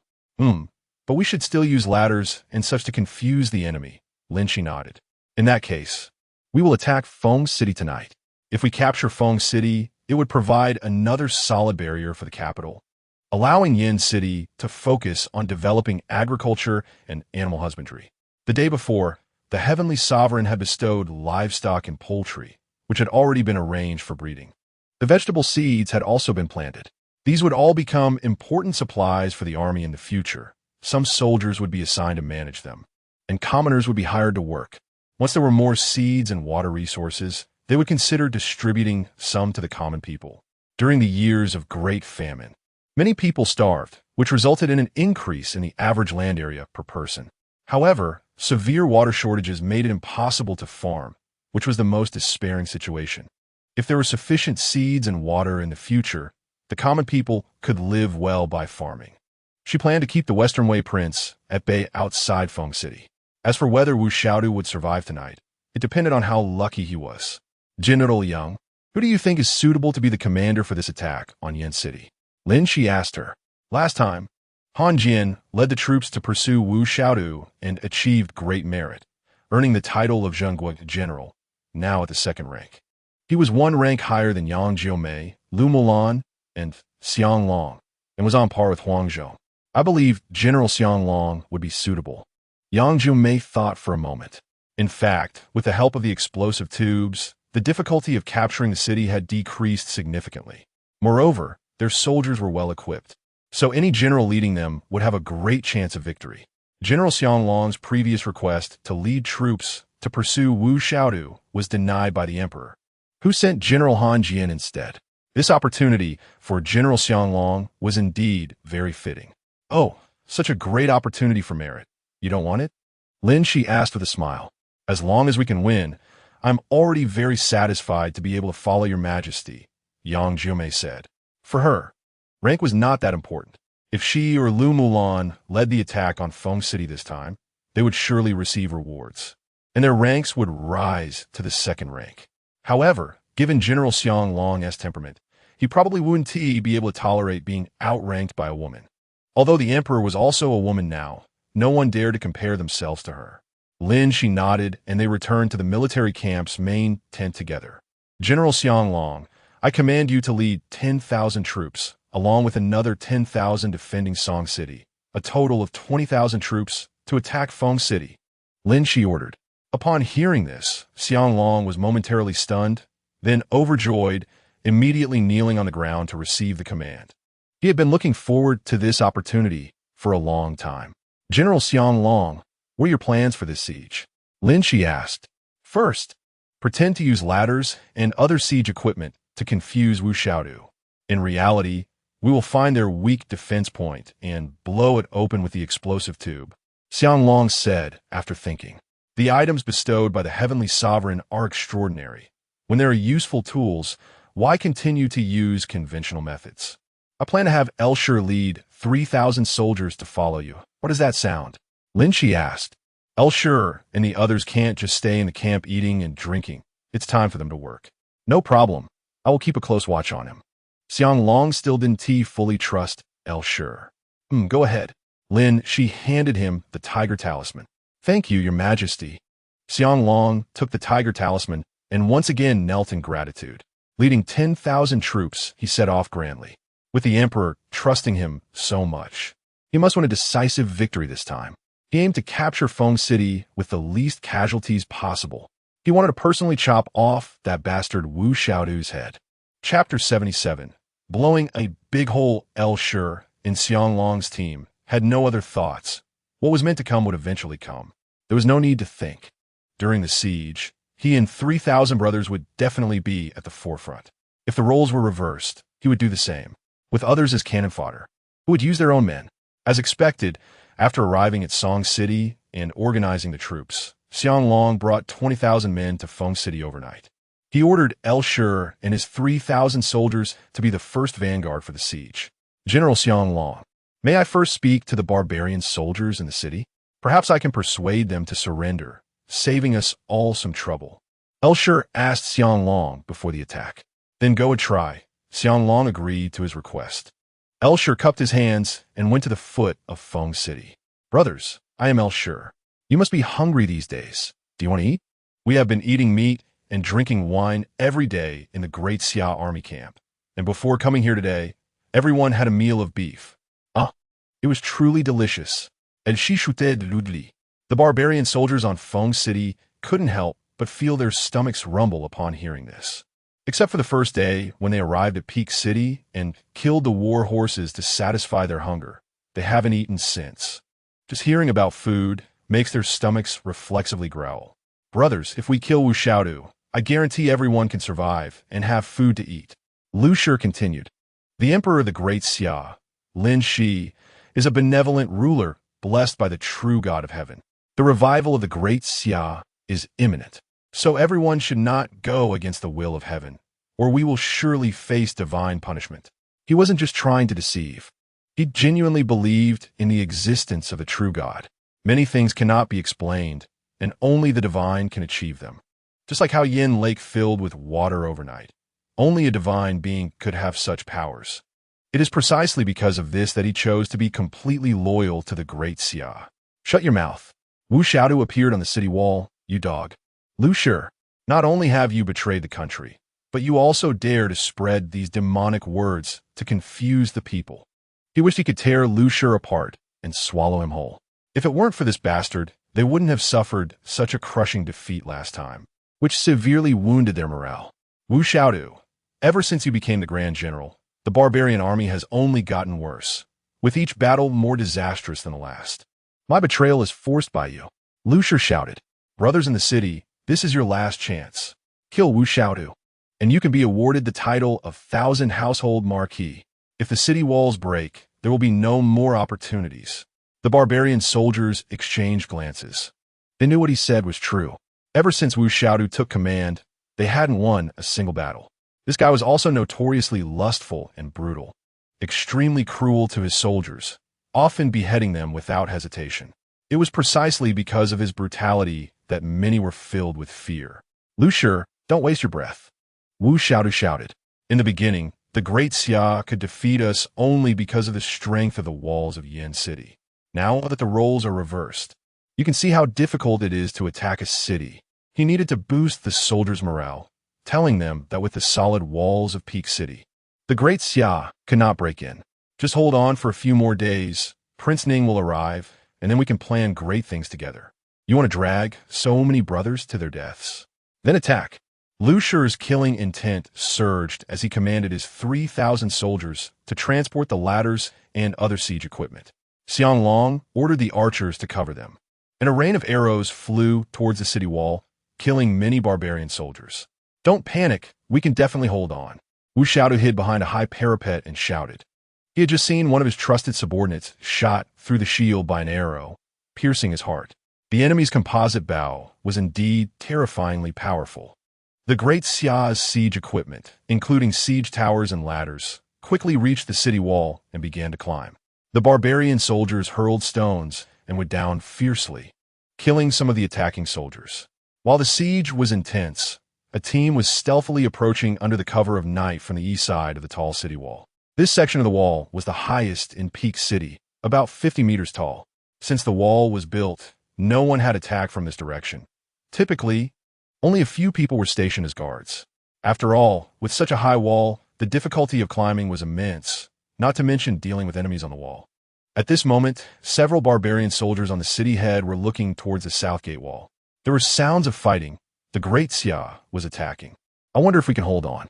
If the city breaks, what will we do? A soldier sighed deeply. That bastard Wu Xiaodu won't let us retreat back to the barbarian lands. He insists on dragging this out. They hadn't eaten for days and had little strength left. If Peak City fell today, they would likely be doomed, because aside from Wu Xiaodu's horse, all the others had been killed for food. They had been hungry for days, and their strength was gone. They couldn't outrun the Great Xia soldiers' pursuit. Just thinking about this made them feel a sense of despair. If it breaks, we'll be dead. I'm so damn hungry. Can I just take a bite? Just one bite. Another soldier, starving, looked at the others, wanting to bite a piece of flesh to eat. Get the hell out of here. Do you want to eat my hemorrhoids? I can cut them off and feed them to you. This soldier cursed loudly, but before he could finish, he was shot through the neck by an arrow. Another soldier was startled and felt a chill in his heart. Looking down, he saw an arrow had pierced a hole in his heart. Barbarian soldiers on the wall were being shot down by the Great Xia soldiers using composite bows. Soon, someone brought explosives and placed them against the wall, pulling the long fuse and lighting it before quickly retreating. Boom! The explosion sounded, and a hole over 3 meters high was blown open in the wall. Kill! 5,000 fully armed Great Xia soldiers rushed through the big hole. Follow me to the east wall, Xiang Long shouted to the 10,000 soldiers behind him upon hearing the explosion.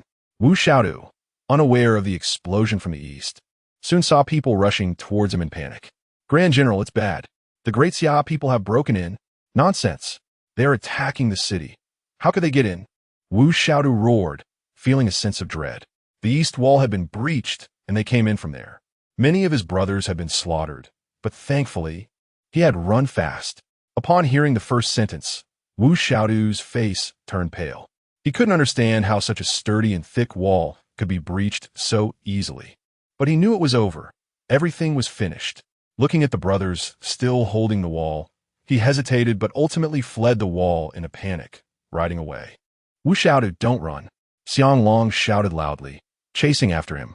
The Great Xia soldiers hacked at the barbarian soldiers, and the city gate was soon opened. While Lu Xi swung his sword to fight, he urged the barbarian soldiers to surrender. Wu Xiaodu has run away. Why are you still foolishly throwing away your lives? Drop your weapons, and I can spare your lives. Lin Xi shouted. Some barbarian soldiers, hearing this, dropped their long knives and knelt on the ground. More and more people began to surrender, led by one. The Great Xia soldiers, seeing this, became anxious and rushed to kill those who had not yet surrendered. They hoped the barbarian soldiers would have some backbone and not surrender, allowing them to kill to their heart's content and earn military merit.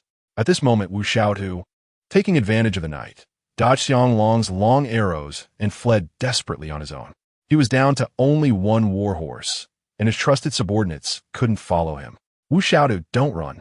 Xianglong led the cavalry in hot pursuit. Chapter 78, Killing the Surrendered. Wu Xiaotu ran wildly, but suddenly his horse collapsed, throwing him off. The horse hadn't eaten for days and had reached its limit. Ha! Wu Xiaotu, now you can't run anymore. Xianglong slowly rode up and surrounded him. Damn it! Wu Xiaotu struggled to get up from the ground, spitting out blood mixed with shattered teeth. That almost killed me. Xianglong, do you dare to fight me one-on-one? Wu Xiaotu said fiercely. He knew he couldn't escape. It was all over. But before he died, he wanted to struggle one last time. What if he could take Xianglong hostage? That might give him a chance to live. It was his only opportunity. Is it really necessary? Xianglong sneered. I've already won. Why bother with such a move? Ha! You're scared. Aren't you little rat? Then come shoot me. Wu Xiaotu taunted, standing with his arms outstretched. Is this psychological manipulation? It's useless against me. Xianglong drew his composite bow, aiming at his head. There were many things to do. He wasn't in the mood for a one-on-one fight here. Wu Xiaotu was indeed a man, showing no fear in the face of death. It was rare to see. Thud! Seeing that Xianglong was really going to shoot, Wu Xiaotu immediately knelt on the ground. General Xiang, please spare my life. I request to see the Empress of the Great Xia. I am still useful. Wu Xiaotu threw aside his curved knife and bowed repeatedly. Even ants cling to life, let alone humans. When truly facing death, he still flinched. Xianglong was speechless upon seeing this, feeling somewhat at a loss. The others looked at Wu Xiaotu in disdain. He had just appeared fearless, but now he was kneeling and begging for mercy. The contrast was too great. Coward! Xianglong snorted coldly and put down his composite bow. He had originally thought Wu Xiaotu was somewhat of a man, but it turned out he was just a softy, which was truly contemptible. General Xiang, I know many things about the barbarian nation. They are confidential matters, but I can only tell the Empress, Wu Xiaotu said. Oh, then I'll take you to meet Her Majesty, Xianglong replied with a smile. Thank you, General Xiang. The Great Xia and the barbarian nation are like one family. It's all a misunderstanding. Wu Xiaotu felt relieved and smiled broadly. He had just finished speaking when he suddenly felt a chill around his neck. Xianglong flicked the blood off his sword and sheathed it. Bang! Wu Xiaotu's head rolled off, his eyes wide open in death. I keep my word. I will take you to meet Her Majesty.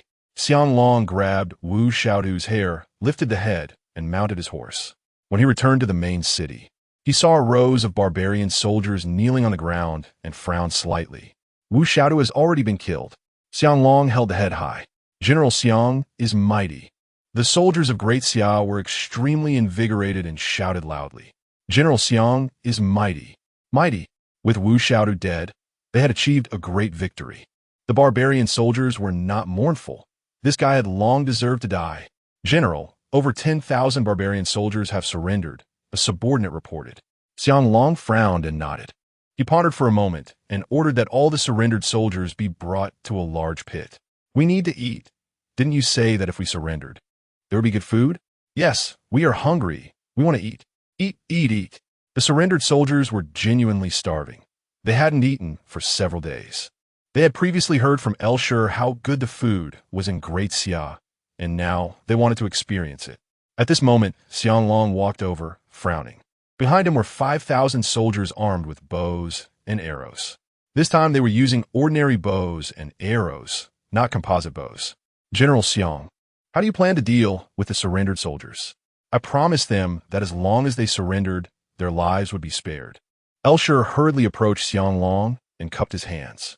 He had a particularly bad premonition. In the army, do you call shots?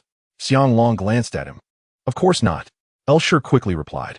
General Xiang, keeping them alive will be useful in the future, just like our siege today. Over 3,000 of his brothers had died in this siege. Xianglong had used them as cannon fodder to attract attention, resulting in a huge hole in the eastern wall. To this day, he still didn't know how that hole had been made. The matter of the explosives was also a military secret, known only to a few. Naturally, these barbarians couldn't know either, having lost more than half of his brothers. He didn't dare say much. After all, Xianglong had done what he could. He had provided cover and couldn't be accused of deliberately sending them to their deaths. But now, facing over 10,000 surrendered soldiers, he had to say something. It was precisely because of his promise that these people had laid down their weapons and surrendered. It's still different. You had 3,000 men, but they have over 10,000. Xianglong shook his head. We may have food bestowed by the Celestial Lord, but that food is not for them. Rather than share food with these over 10,000 barbarian soldiers, it would be better to give more to the common people of Yinqing. Besides, these over 10,000 people are hard to control. If they rebel, it will be a big trouble. It's better to kill them directly and be done with it. General, what do you mean? Do you want to kill the surrendered? Elshir's face turned pale. When did I say I wouldn't kill surrendered soldiers, Xianglong looked at him coldly. You and Yuan are both specially pardoned by Her Majesty. That's your good fortune, but they don't have that fortune. Why? I promised them. Elshir hurriedly said. You should at least consult Her Majesty about this, right? Xianglong was really bold, wanting to directly kill over 10,000 surrendered soldiers. This time, Her Majesty appointed me as commander. I have full authority. Xianglong looked at him. If you dare to say more, I will take you down with them. General, why are you so determined to kill them? Great Xia has the blessing of the Celestial Lord. We don't lack these people for a meal. Elshir was puzzled. Why? Xianglong looked at him. Then let me ask you, Lin City, Song City, Feng City, and the other 13 cities of Huaxia, where the common people once lived in peace and prosperity, bustling markets, why is there no one now? Whenever the barbarian soldiers breached a city, they would massacre it. Corpses littered the ground, turning it into a hell on earth. These were all common people of Huaxia, living beings who were brutally killed. Beautiful women suffered the worst. They were first ravaged and then tortured to death. So, in Xianglong's eyes, barbarian soldiers are beasts that deserve to be killed 1,000 times. He wanted these over 10,000 surrendered soldiers dead today, and no one could stop him. The order to massacre the cities came from Wu Tiegu. We were just following orders. Elshir suddenly felt a chill all over. He understood why Xianglong was so determined to kill the surrendered soldiers. It was for revenge over the massacres. So what? Shouldn't they die? Xianglong sneered. You think it's cruel for me to kill over 10,000 comrades. But was it cruel when you killed hundreds of thousands of my comrades and common people? To stop the killing with killing, to use violence against violence. This is the principle I, Xianglong, uphold, and it is also the best comfort and tribute for the dead. Elshir lowered his head and couldn't say a word. Archers, prepare. Xianglong shouted coldly. Shoot. Chapter 79.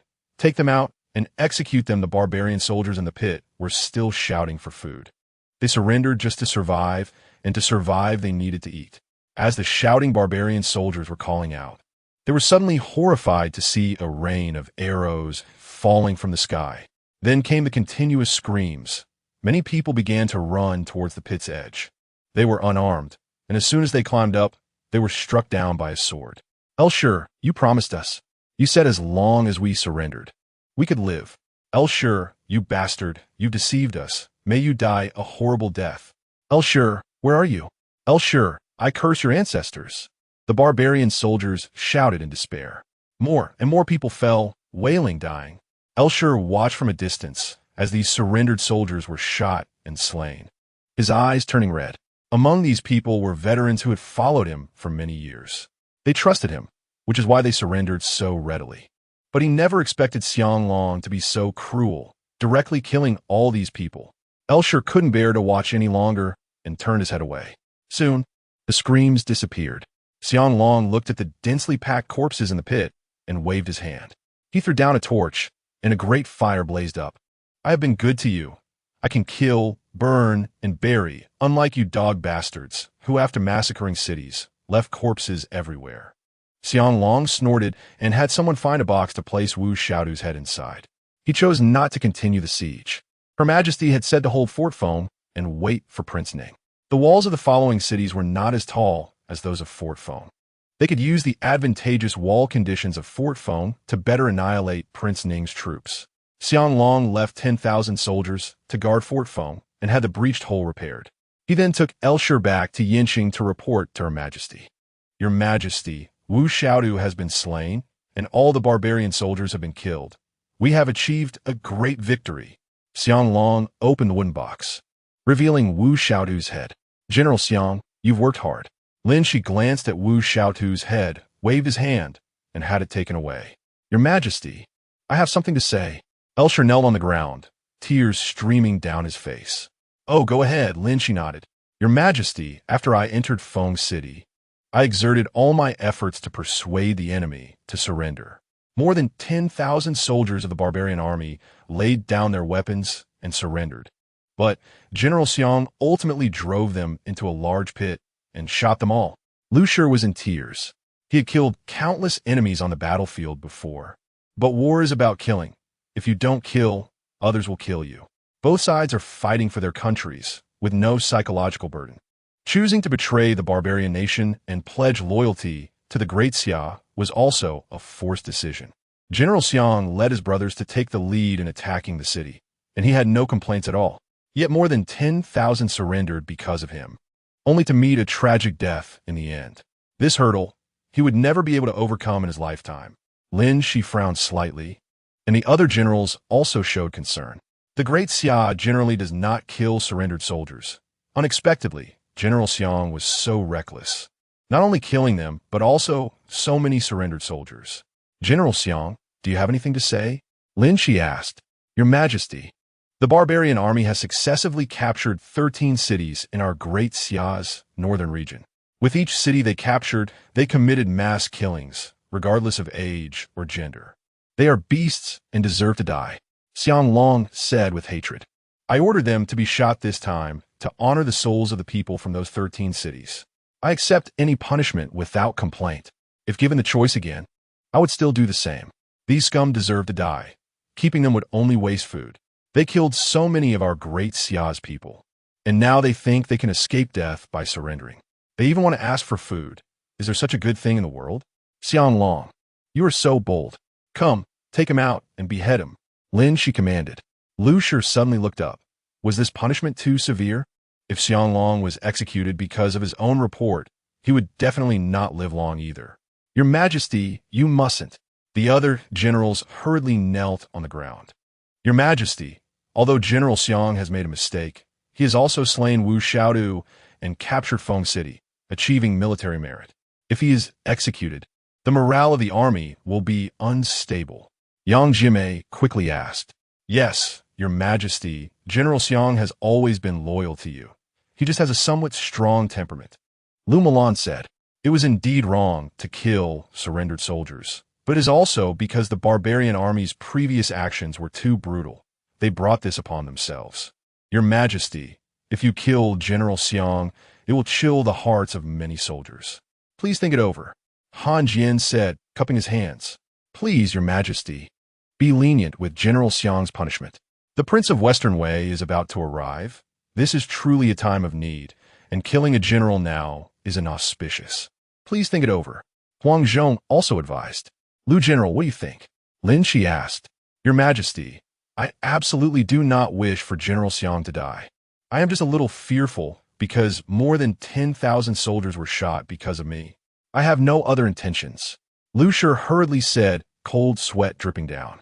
Xianglong, your execution of Wu Xiaodu and capture of Feng City should have been rewarded with the title of General of National Defense, Lin Xi said. However, your reckless killing of surrendered soldiers is a grave mistake. The merits and demerits cancel each other out. So I have decided not to grant you any rewards and punish you with 3 days of reflection in the army. Do you have any objections? I have no objections. Thank you, Your Majesty, Xianglong said while kneeling. Get up. You have fought hard overnight. Go back to your camp and rest. Lin Xi waved his hand. Lu Shi opened his mouth, but didn't know what to say. Xianglong did not get promoted, but they lost more than 10,000 lives. However, upon further thought, they were the monarch and minister, Could they really expect the emperor to execute Xianglong? That was impossible. Because of his report, Xianglong did not receive any rewards. It was likely that a grudge would form. Lu General, your performance in this battle has merit. I will reward you with 1,000 gold. For every soldier you led who died in battle, I will compensate you for their losses. How does that sound? Lin Xi asked. Thank you, your majesty, for your great kindness. Lu Shi bowed and then exited. Your majesty, did we perform well just now? Yang Jime asked with a smile. She knew the emperor would not really kill Xianglong. It was merely for Lu Shi and others to see. It was well done, no matter how you look at it. Since Lu Shi has sided with us, he is one of our own. If I had ignored his appeal this time, it would have been discouraging for him, Lin Xi said with a smile. In the future, if we want to efficiently conquer the barbarian nation, we still need to rely on Lu Shi, Yuan, and these barbarian generals. They are more familiar with the situation in the barbarian nation, which is their advantage. General Xiang was impulsive, but it is good that those barbarian soldiers were killed. More than 10,000 people would consume a lot of food if kept alive. Yang Jime said, after this killing of surrendered soldiers, who would dare to surrender again? They would have to fight us to the death. Lin, she rubbed her brow. This time, sending Xianglong to attack Feng City was meant for him to achieve great merit and be promoted, but she did not expect him to be so impulsive. Personally, she felt that Xianglong did nothing wrong. Those barbarian soldiers killed so many of their people. They deserve to die. But as an emperor, one must consider long-term plans. Initially wanting to execute Xianglong was not only to show Lu Shi, but also to send a signal to the outside world that the Great Xia generally does not kill surrendered soldiers. General Huang, you and General Han take 2 boxes of beer, 3 packs of sauce beef, and 3 roast chickens to comfort General Xiang. Lin, she said after a moment of thought. Chapter 80. The antique shop opened. Su Mo was at the antique shop, welcoming guests from all sides. He did not expect so many people to come today, far beyond his imagination. At this moment, Old Tang and Old Chow were standing in front of the Great Xia Golden King Cup, both with shocked expressions. This is the legendary Great Xia Golden King Cup. It really exists, Old Tang murmured. The ancient book once recorded that the Great Xia's founding emperor, in appreciation of the contributions of 20 founding heroes, bestowed upon them the Golden King Cup. Anyone holding this golden cup can be spared from death once. However, later, most of these heroes did not take care of the aftermath. After all, the emperor said it only spares you once. If he wants you dead, he can grant you death twice. Therefore, some things are indeed useful when the emperor acknowledges you. But if he wants to kill you, there are 100 ways to do it. Old Tang, this Golden King Cup is too beautiful. It's made of gold and inlaid with pearls and various gemstones. Luxurious and extremely exquisite. Each individual gem is worth a lot. What a good thing, truly a good thing. Old Chow's eyes lit up upon seeing it. Such a high-level antique, even placed in a national museum, would not be inferior at all. Little Su really has deep, hidden treasures. Old Tang sighed internally. If it weren't for his recognition of Su Long's character, he would suspect that Su Long had stolen from the Great Xia imperial tomb and the graves of many nobles. Otherwise, how could he have so many exquisite items? Old Tang, do you think this Golden King Cup could be bought for 800 million? Old Chow's eyes couldn't move away. Having played with antiques for a lifetime, today was truly eye-opening. If it weren't for the Golden King Cup being in a glass cabinet, he would have hugged it tightly. What are you thinking? If it really costs 800 million, I would buy it on the spot. Old Tang shook his head. Such a magnificent and exquisite antique is already a work of art of super high skill. Not to mention its extraordinary historical value. The price is definitely more than 800 million. Don't compete with me. Old Chow was getting a bit anxious. How about we call Little Su over to ask about the price? Wait a moment. There's still people coming. Let's let everyone open their eyes first, Old Tang said. Such a top-notch treasure hasn't appeared for many years. There's also a painting over there, which is also rare. Let's go take a look. He forcibly pulled Old Chow over to the Jiangnan landscape painting. The entire painting was fully opened, lying quietly in a long glass cabinet. Wonderful. I see this painting is on par with the Qingming scroll. Old Chow's eyes lit up as he looked at the painting. Yes, the painter has meticulously depicted the vast rivers and the towering mountains, forming a beautiful Jiangnan landscape painting. Tang Lao was full of admiration. The entire painting was majestic and grand, with an overwhelming presence. Thousands of mountains and valleys, vast and boundless, stars scattered like chess pieces, rich in a strong sense of rhythm. Distant mountains and nearby waters, fishing boats and passenger vessels, flying birds soaring in the sky, living and working, all exuded a rich atmosphere of life. This painting has extremely high artistic and historical value. It could be as high as 100 stories. Mr. Su, may your business prosper and you make great wealth. Ma Yuqing brought over a large flower basket. Thank you, Brother Ma. Please come in, Su Mo said with a smile. Ma Yuqing walked into the store and was stunned. Various antiques were displayed on shelves, on display stands, and in anti-theft glass cabinets.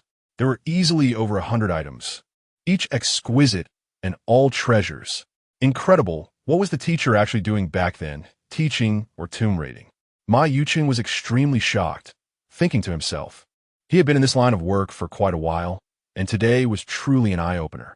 Su Mo, may your doors open to great fortune. And congratulations on your wealth. Li Yunran walked over and presented a set of high-end tea utensils. Thank you, President Li, Su Mo said with a smile. We are all old classmates. No need to be polite. You go ahead and busy yourself. I'll just take a look around. Li Yunran walked inside. Although she didn't understand antiques, she could tell that these items were definitely good stuff.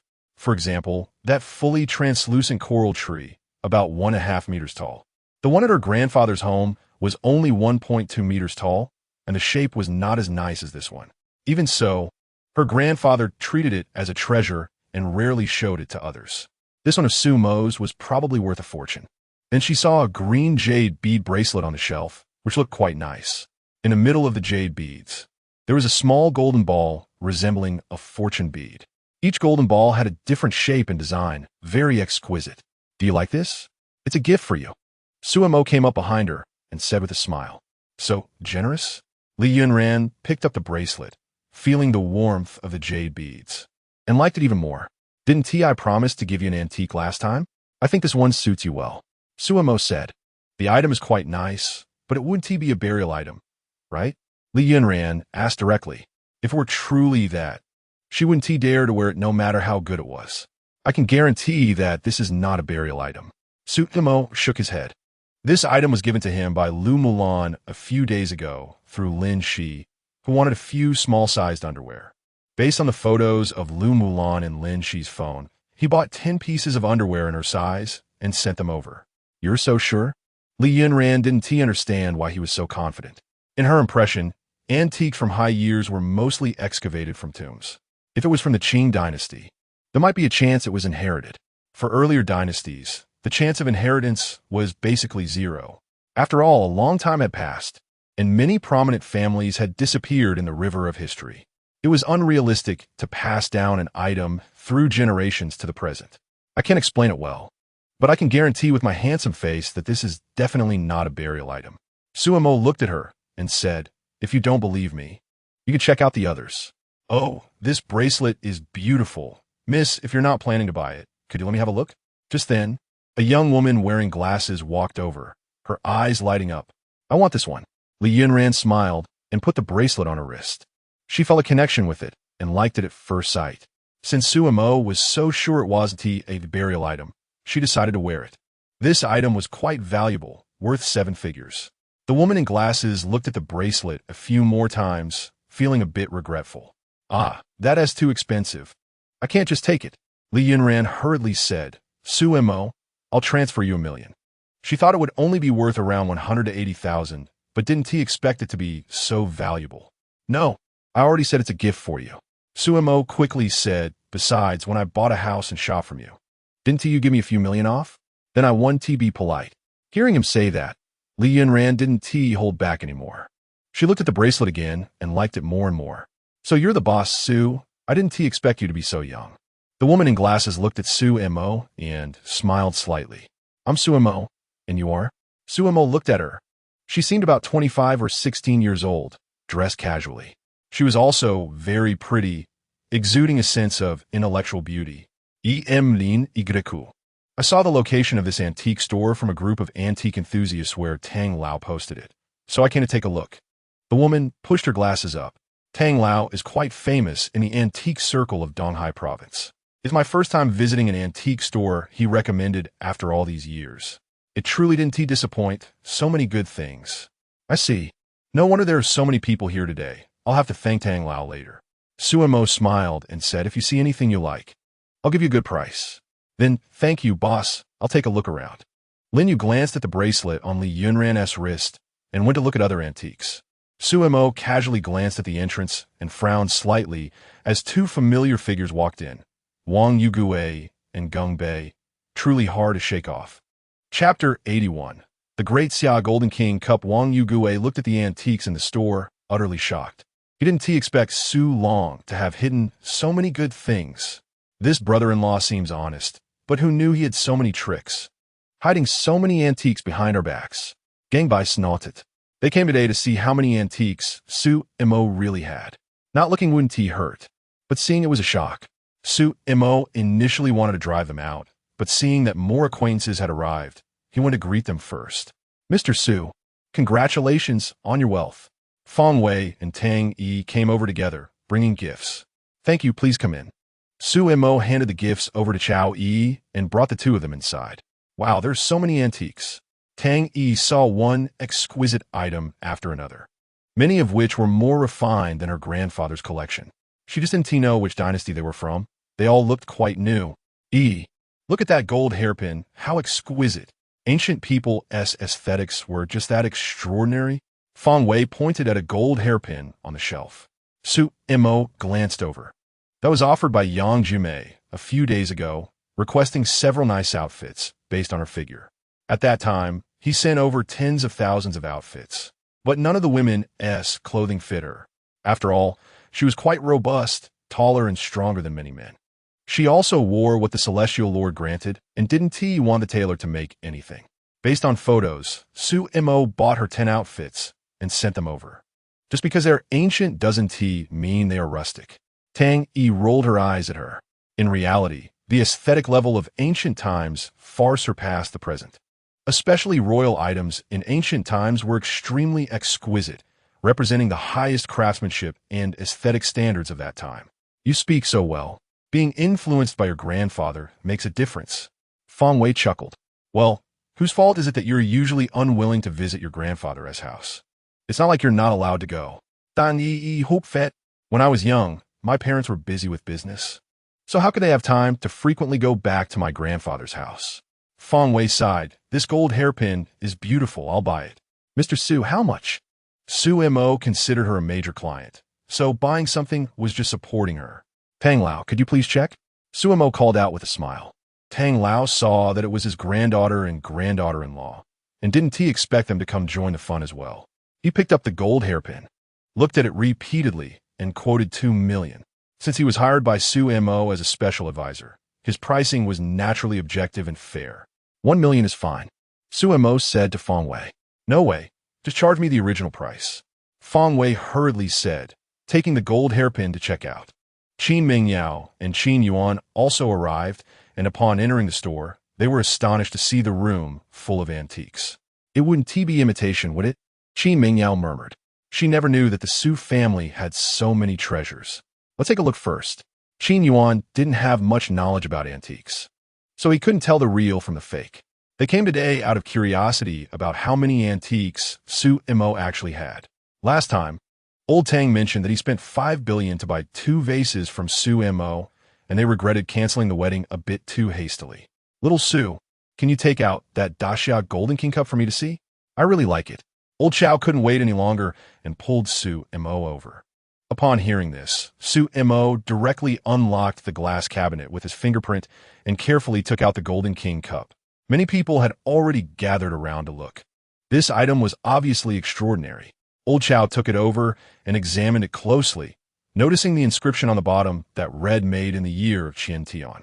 It was indeed the Golden King cup granted by the founding emperor of Daxia to the meritorious officials, and Qiantian was the era name of the Daxia founding emperor.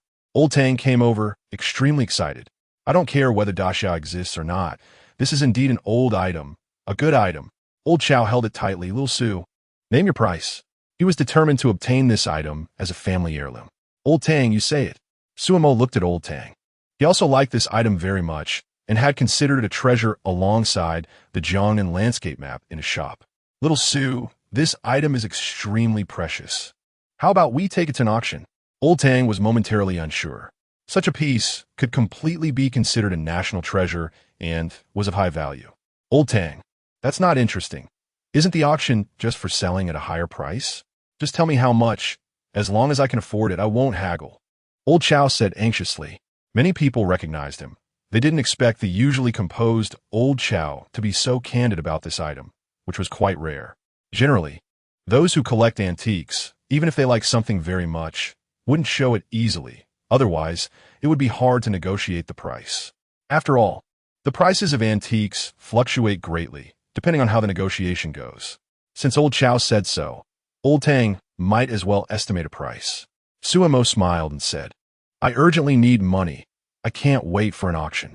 I can only objectively estimate the price based on my understanding and ability. If I sell it for too little, you can't blame me later. Old Tang sighed. Little Su trusted him so much, he felt a lot of pressure. It's okay, just say it. Sumonadith. This item was the life-saving golden cup granted by the Daxia founding emperor to 20 founding officials.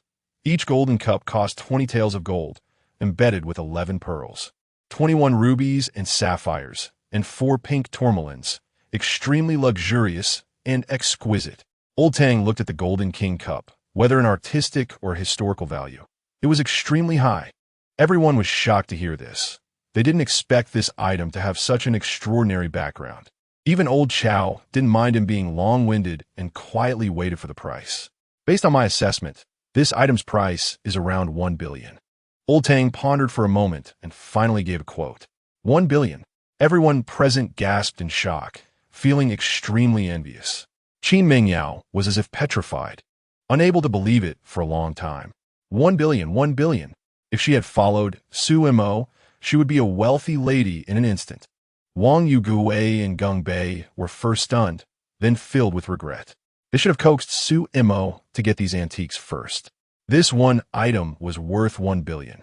How much would all the antiques in the room be worth? 1 billion. Old Chow hesitated for a moment, then nodded. 1 billion it is, I want it. Everyone was shocked again. This was too extravagant. Old Chow, please don't rush. Old Tang became anxious upon hearing this.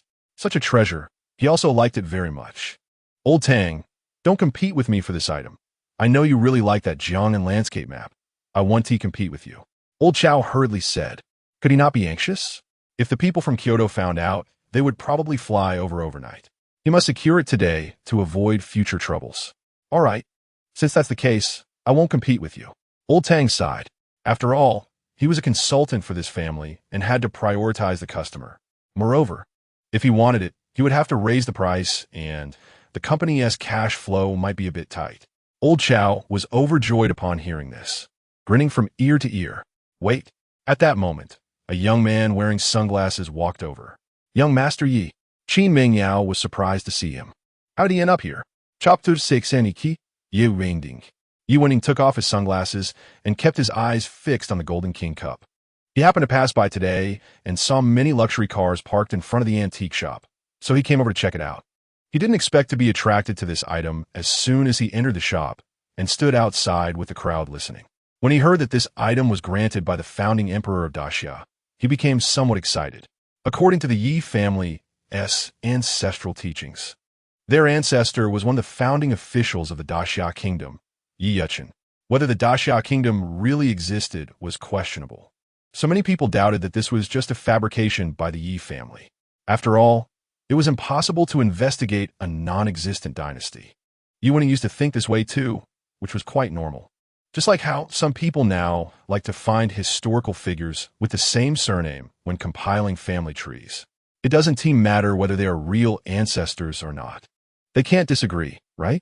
But now, he truly believed that his ancestor was indeed a founding official of Daxia. Young man, we have a deal for this item. Old Chow looked at the young man with an extraordinary demeanor, not knowing where this young master came from. You haven't paid yet. The transaction isn't complete. Yet vending simidet. Boss, I'm willing to add another billion, 11 billion, how about that? The family tree mentioned that the Yi family also had a Golden King cup.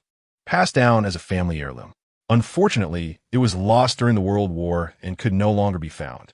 If he could recover the Da Golden King Cup, it would be of extraordinary significance to the entire Yi family, and he believed his father would be very pleased. The more people who support him, the greater the chance of rising to power. Sorry, handsome, I've already made a deal with old Chow. People should be honest, right? Suemo smiled and said, I'm also quite regretful, as that S1 billion less. He wondered why someone suddenly became so interested in this Golden King Cup and offered such a generous price without him even finding a buyer. It seemed necessary to have Lin Xi keep an eye on this item, as one was worth more than 1 billion. Boss Su, I'll add another billion, 12 billion. Yi Wenning continued to raise the price. Wow, the Golden King Cup is so valuable. The onlookers were stunned. They were also shocked by young Master Ye's financial power. Adding billions at such a young age, he was really wealthy. Who would he like to make more money? Suemo smiled and said, Please don't raise the price anymore. Otherwise, my heart will bleed with regret. Since he had already agreed with old Chow, 10 billion was 10 billion. The people around couldn't help but give a thumbs up. This boss was truly impressive and respectable. If it were someone else, they would have probably agreed long ago. This wasn't just a few extra million. It was 2 billion. Little Su, you really are something principled. Old Chow hurriedly called the finance department to transfer the money to prevent any changes. Excuse me, sir. Can I take a look at the bottom of the Golden King Cup? Young Master Yi approached Old Chow politely. Old Chow turned the Golden King Cup to show him the bottom. Young Master Yi carefully examined the 3 feet. Zhao. He squinted his eyes. This is the Golden King Cup of the Zhao family. Old Tang also came over and indeed discovered a small Zhao character written on the bottom of one of the feet. If one and looked closely, they would never see it. Young man, you've done your research. You're also an admirer of Daxia culture? He was somewhat surprised. I have some understanding. It's said that my ancestor from a Yi family was a founding official of Daxia. The family once owned the Golden King Cup granted by the emperor, but it was lost during the chaos of war and has long been unknown where it went. Yi Wenning said slowly, but today, with the Zhao family's Golden King Cup emerging, I believe the Yi family will too. Since this item belongs to the Zhao family, Yi Wenning compete for it. Old Tang and Old Chow exchanged glances. It turned out to be someone from the Yi family. No wonder they were so arrogant. Did you see that?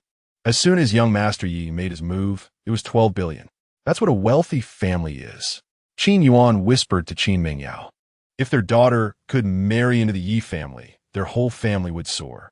The Yi family could casually provide some resources, enough for them to live comfortably. Dad, you know about his rumors. He changes girlfriends several times a month, Qin Mingyao huffed. You're already an adult. Be realistic. Don't expect to find a man who is rich, handsome, and devoted all at once. It's impossible, Qin Yuan said. Although he had many girlfriends, no one had ever said anything bad about him, which meant he was still a decent person. Unlike some who always want to take advantage, expecting a woman to pay even for a hotel room. It's no surprise they get dumped. Qin Mingyao held her forehead. Her father's thoughts were suffocating. Is life over if one doesn't enter a wealthy family? Xiao Su, I've transferred the money. I'm heading back now. Old Chow carefully held the Golden King Cup and got into a Maybach, instructing the driver to drive back. He was even happier thinking about saving 200 million. What great treasure. Old Chow really got a good deal. Old Tang sighed. Xiao Su, I quite like that Jiang and landscape painting. Could you get someone to appraise it? He wanted to buy it, and it wouldn't be appropriate to appraise it himself. You can appraise it. I trust you completely. Otherwise, I wouldn't have asked you to be my consultant, Su Imo said, understanding his concerns, which were unnecessary. Moreover, as it stands, the person here who knows the most about the history of the Great Xia is indeed Old Tang. In that case, I want to be polite, Old Tang said. I'll offer 600 million for this painting. Everyone was shocked again. 2 antiques sold for a total of 16 billion today. Among so many listed companies in the country, few can make that much profit in a year. Qin Mingyao bit her lip. This money far exceeded their family's wealth. Wang Yugui and Geng Bei's expressions darkened. They originally planned to settle with money, but now it seems that won't work. Su Mo didn't lack money at all now. He needed to use extraordinary means. Otherwise, his son would really face sentencing. Okay, so Monadith. This price was about what he expected. With so much money at once, he would need to equip Lin Xi and the others with more weapons and gear. After all, these antiques were also offerings from Lin Xi. It was a mutual return. The others began looking at other antiques, fearing that good ones would be snatched away. But many lost interest as soon as they heard the prices. The items were good, but the money was tight, making them expensive. "Boss Su, can I have a word?" Yi Winning asked. "No problem. Let us go to the tea room upstairs," Su Imo nodded. The two went to the tea room and closed the door. "Boss Su, I'll get straight to the point. If you can get the Yi family's Golden King cup, I'll pay 12 billion. No less," Yi Winning said directly. He noticed that many of the antiques in the shop were from the Great Xia. It seemed that this place was the only one in the country with so many Great Xia antiques. This indicated that Su Imo had connections. If he wanted to find the Yi family's Golden King cup, seeking him was the best hope. "I'll give it a try," Su Imo said after thinking. He could only do his best, but whether it could be found depended on fate. After all, it had been over 200 years since Lin Xi's ancestors received the Golden King cup. It might not be easy to find. Chapter 83. Building Materials. Yi Winning didn't have high hopes that Su Imo could find the Yi family's Golden King cup. But what if he really could? Then he would be a great contributor to the Yi family. That's a honor that money couldn't buy for the family. The family tree might even open a page just for him. After adding Su Imo on WeChat and leaving his phone number, he went downstairs and bought a top-notch inkstone for over 2 million, thinking his father would appreciate it since he liked calligraphy. "Young Master Yi, what a coincidence. You also like antiques?" Qin Yuan pulled Qin Mingyao over. "Hello, Uncle Qin, I just happened to come and take a look," Yi Winning replied, glancing at Qin Mingyao. "Sister Mingyao, is there anything you like? I'll buy it for you." He only had one way to pursue women, throwing money at them. Simple, efficient, and worry-free. He had experienced love and romance, and it wasn't that interesting. It was more enjoyable to have deep exchanges. Talking about feelings was too exhausting. Talking about money was much easier. "I'm just wandering around. I don't particularly like anything," Qin Mingyao hurriedly said. She was shocked by the prices of the two antiques. Everything here was too expensive. If young Master Yi bought her something, she would have to serve him well. But she didn't want to do such things for money. "As long as it's not the best, I won't feel indebted. So there's no need to demean myself.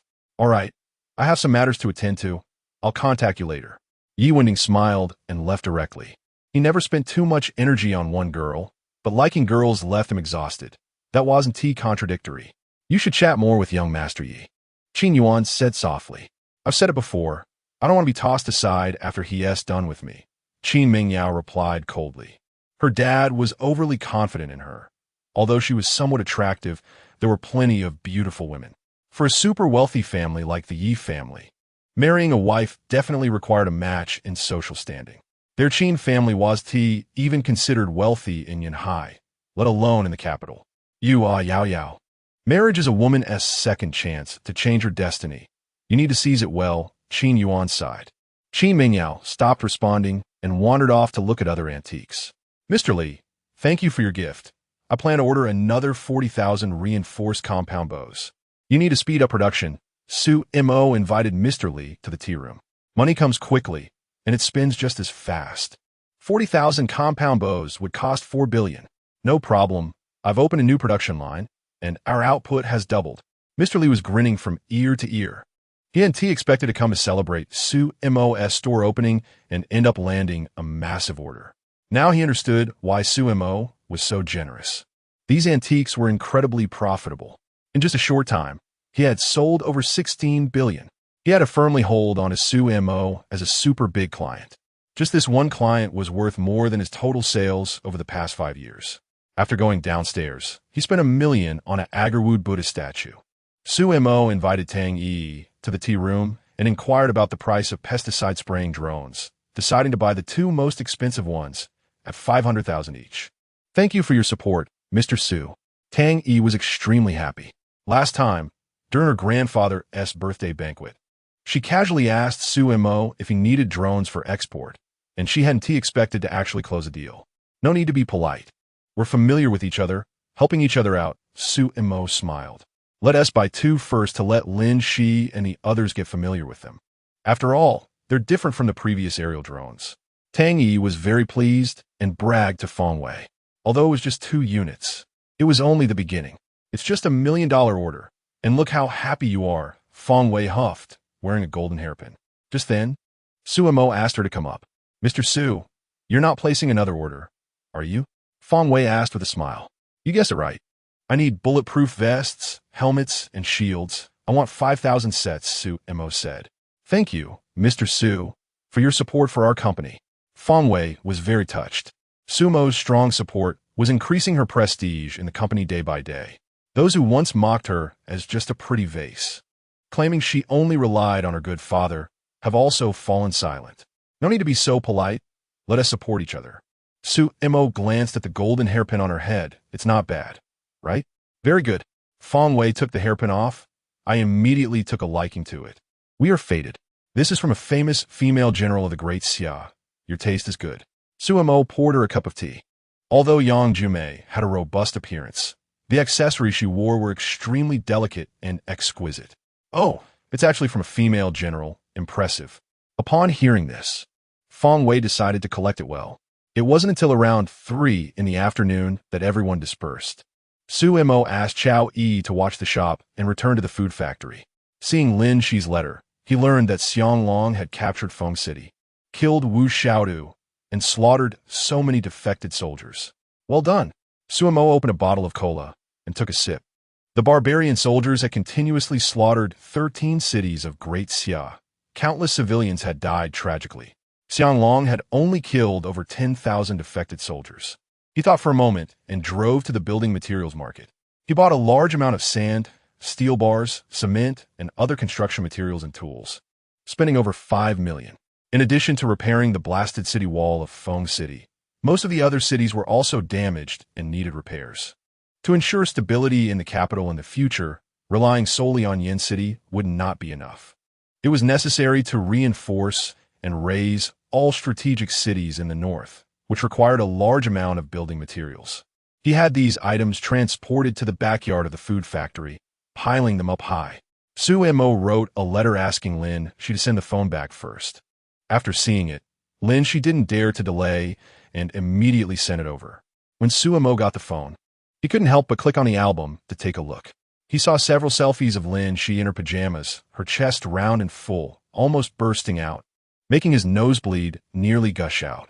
He hurriedly shifted his attention and downloaded some instructional videos on wall construction from the internet, such as the ratios of cement, sand, and gravel, etc.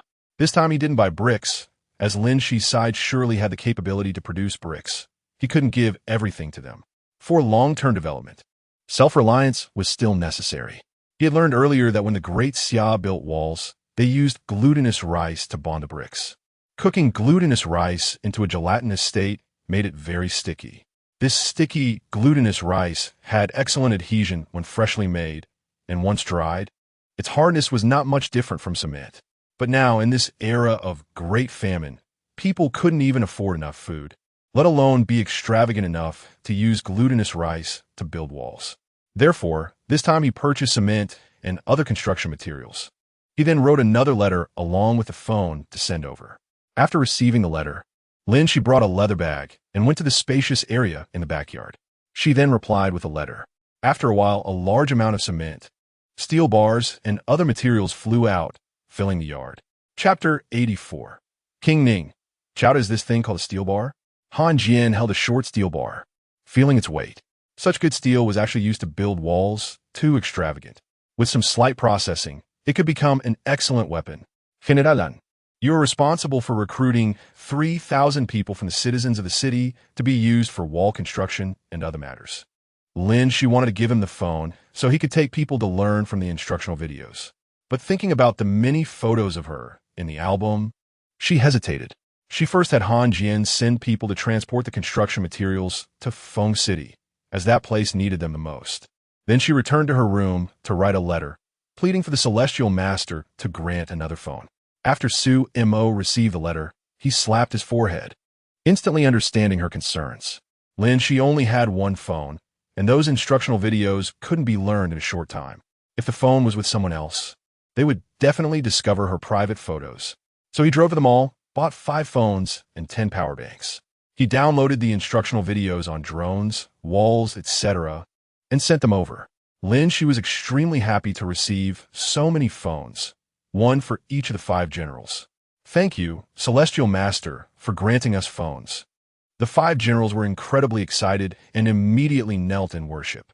They had long envied the miraculous device they saw the emperor use. They didn't expect the Celestial Master to grant them each one this time, which was a great surprise. Your Majesty, this is a small token of my appreciation. Please give it to the Celestial Master. Xianglong took off a short dagger inlaid with gems from his waist and handed it over. Although this dagger was not as sharp as the one given by the Celestial Master, it was crafted by a master blacksmith and was his favorite short dagger, especially with 3 gems inlaid on the sheath, which was quite valuable. Wait a moment, I have a superb incense burner in my account. I will present it to the Celestial Master. Lu Mulan hurriedly went out. Shortly after, she entered holding a purple-brown incense burner. The other generals also took out items and presented them to the Celestial Master. After Lin Xi wrote a thank you letter, she sent all these items over. Then she taught them how to use the phone.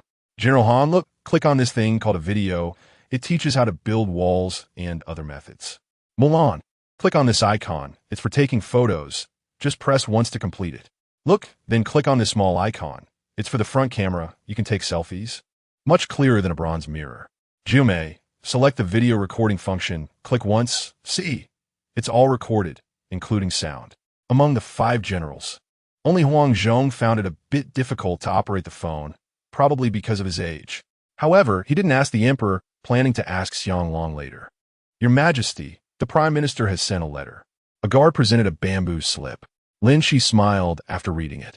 They had captured Feng City, beheaded Wu Xiaodu, and annihilated the barbarian soldiers.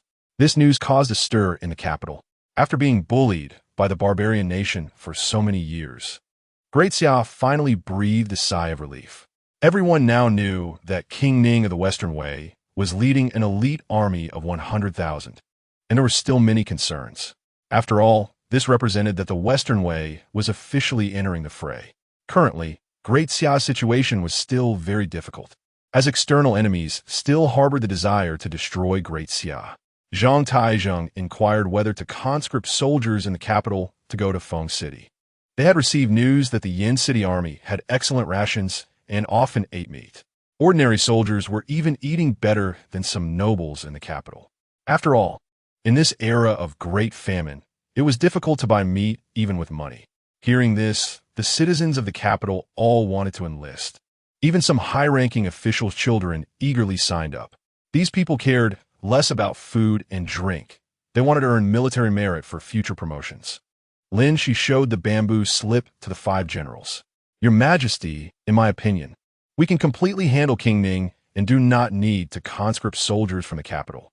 Huang Zhong said. They had annihilated an army of 200,000 barbarian soldiers. Could they not deal with King Ning's 100,000 troops? Moreover, with the Celestial Master's help, defeating King Ning's army was only a matter of time. Yes, these people are not here to fight, but for the merits. Xianglong snorted. Back then, when conscription was carried out, no one came, and they had to forcibly draft to gather enough 20,000 men. As a result, 15,000 died in battle against the barbarian soldiers. If it weren't for His Majesty Lin Xi personally overseeing the battle and moving the Celestial Master, the remaining 50,000 would have either died in battle or starved to death. There's no need for conscription now. Having so many people come would only consume food. Moreover, if truly needed, they could directly conscript soldiers in Yin City. You all make sense. Lin Xi nodded. Relay my order. Do not conscript soldiers in the capital for now. And also tell Zhang Taizheng to send someone to keep an eye on the king of the Western regions and the king of Yu. This time, if the king of the Western regions dares to play both sides and does not stop King Ning, his heart can be punished. The king of Yu, who also found an excuse not to come to Yin City for support, deserves to be punished as well. These bastards really don't take her, the new Empress, seriously. Once we repel Prince Ning and recapture the remaining 9 cities, it's time to take action and establish authority. The internal situation needs to be stable. Otherwise, there will always be significant hidden dangers for future military expeditions. The next day, Lin Xi received 2 large drones for spraying pesticides. Besides the user manual, there was also a special note from the Celestial Lord. After reading it, She became a bit excited. The Celestial Lord's idea was to fill the drone's containers with gasoline, control them to fly over the enemy, spray it, and then set it on fire. Lin Xi decided to use this method against Prince Ning and let Lu Mulan try to control the spraying drones. The next day, she ordered 5,000 people to guard Yin City while the others headed to Feng City. Your Majesty, Prince Ning is still 30 miles away.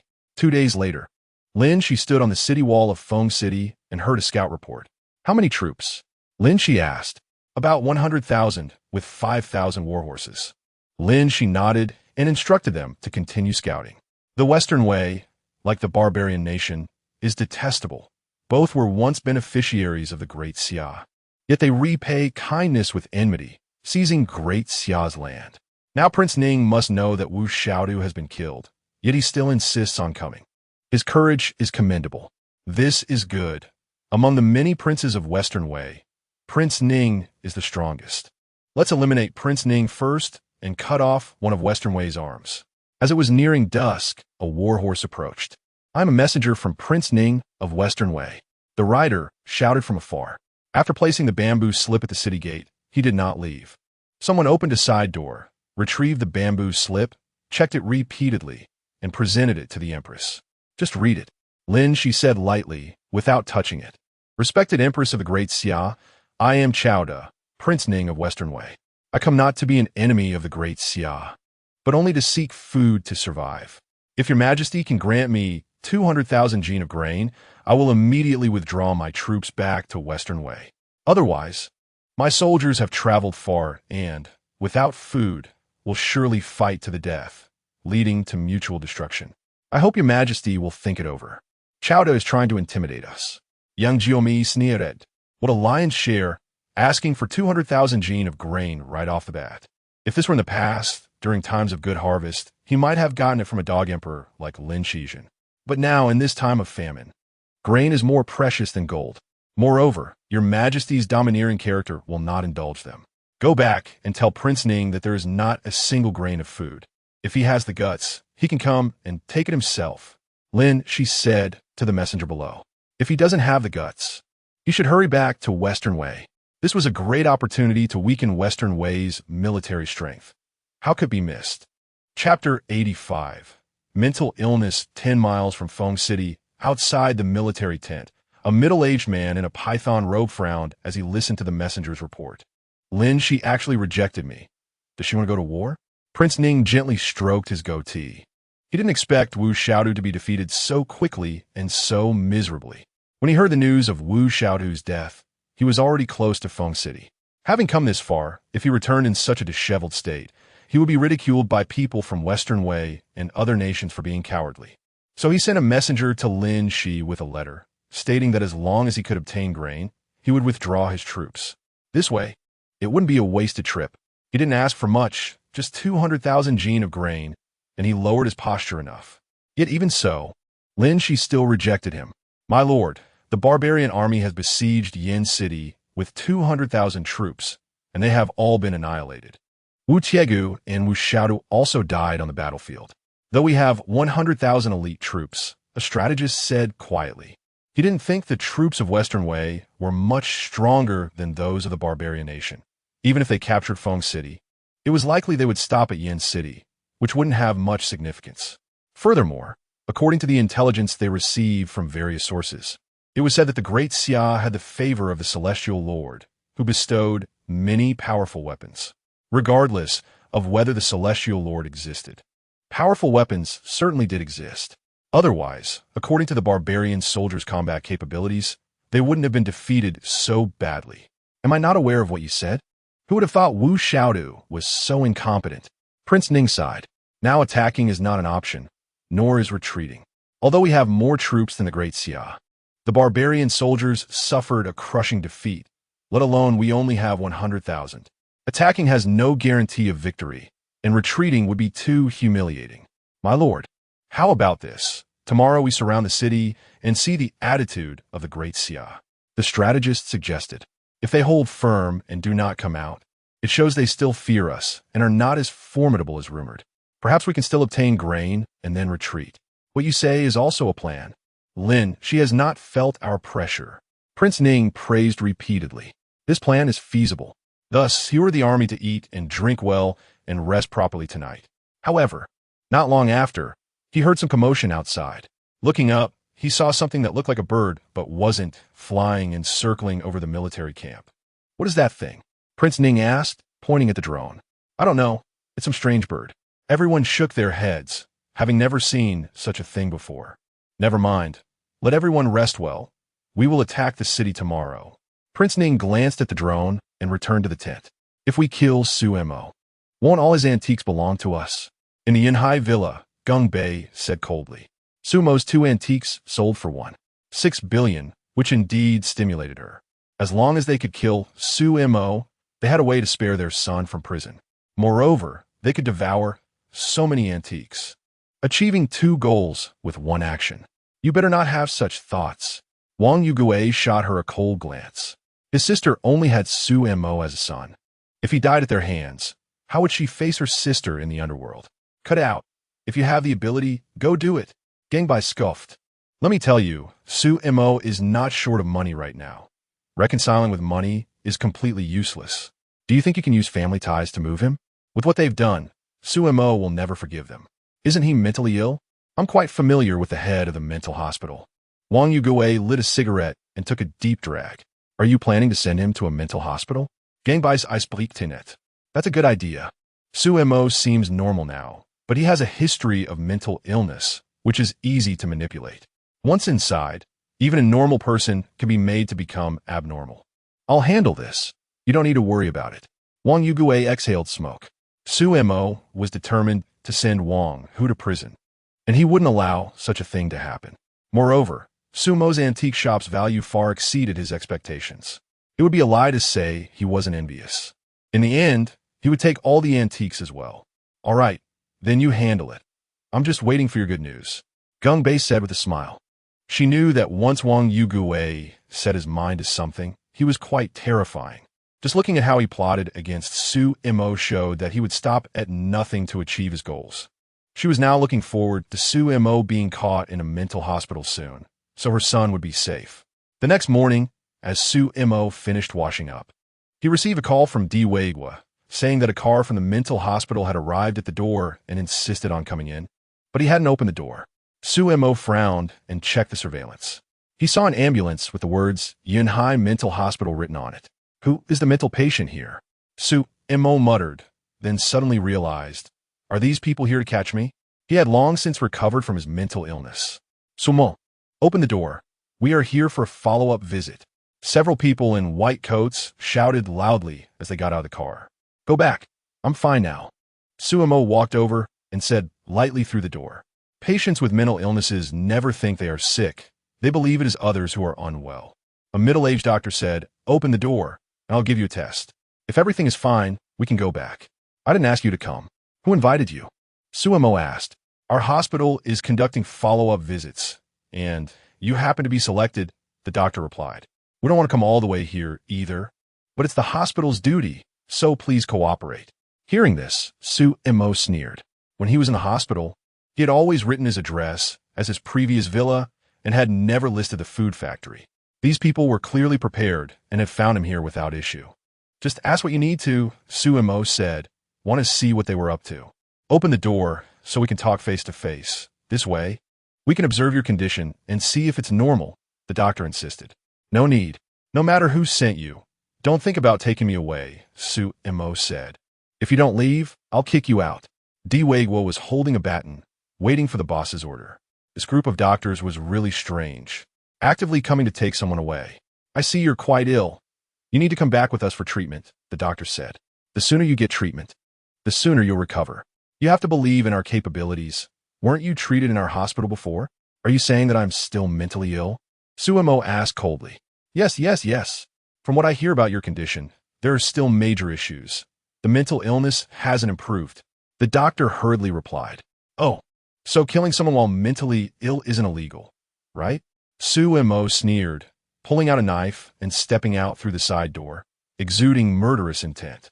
Chapter 86. Strange big birds. Seeing this, the doctors from the mental hospital scrambled into their vehicles and fled in a hurry. They knew very well that killing while mentally ill was not a crime, so it was better to slip away first. After all, life is the most important. Boss, why can't I deal with them? Wagwa lowered his baton. I'm mentally ill. It wouldn't matter if I killed them. But you're not. Mo glanced at him. Just call me by my name. That won't do.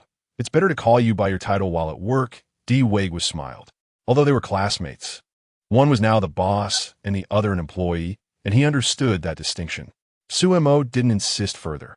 As long as he was happy, that was enough.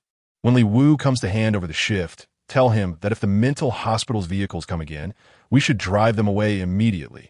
If they don't leave, call the police. Got it, boss. Mo returned to his office, contemplating what had just happened. The mental hospital wouldn't come here for no reason. Someone must have instigated it. After thinking it over, besides Wang Yugui, it seemed no one else would do such a thing. Last time they tried to use a cyclist to lure him away, without success. It seemed this time they wanted to be more aggressive. They planned to have him directly taken to the mental hospital. What a good plan. He thought for a moment. Since Wang Yugui wanted to use the issue of mental illness for his own ends, he could do the same. He called Old Tang to introduce him to a reliable lawyer. Mo met with the lawyer and detailed how his assets had been gradually seized by Wang Yugui. He was now unable to swallow this anger. Besides wanting Wang Hu to go to prison, he also wanted to find a way to leave Wang Yugui and his wife with nothing, even in debt. If you were a normal person, there would be basically no way out because all the documents have your signature and are legally binding, Lawyer Zhang said, pushing up his glasses. However, since you have a history of mental illness and a certificate issued by the hospital, you actually have a chance to recover your family's property, according to relevant legal provisions. If a party is a seriously mentally ill patient who cannot fully recognize their own behavior, the contracts they sign will be considered invalid. It can be said that Wang Yugui specifically chose to have you sign documents when you were unwell, many of which are not valid. He could start from this point to sue Wang Yugui. Sumo's actions were not only to reclaim what belonged to him, but also to vent his anger. Mr. Su, we will do our utmost in this matter. There's still a chance of winning, Lawyer Zhang said. Well, I'll leave it to you, Sumo said, standing up to shake his hand. Your Majesty, this time we were deceived by young Master Wu and had no choice. Under the city wall of Fengcheng, King Ning led an army of 100,000, marching majestically. At this moment, Lin Xi stood on the wall, watching them with a hint of excitement in her eyes.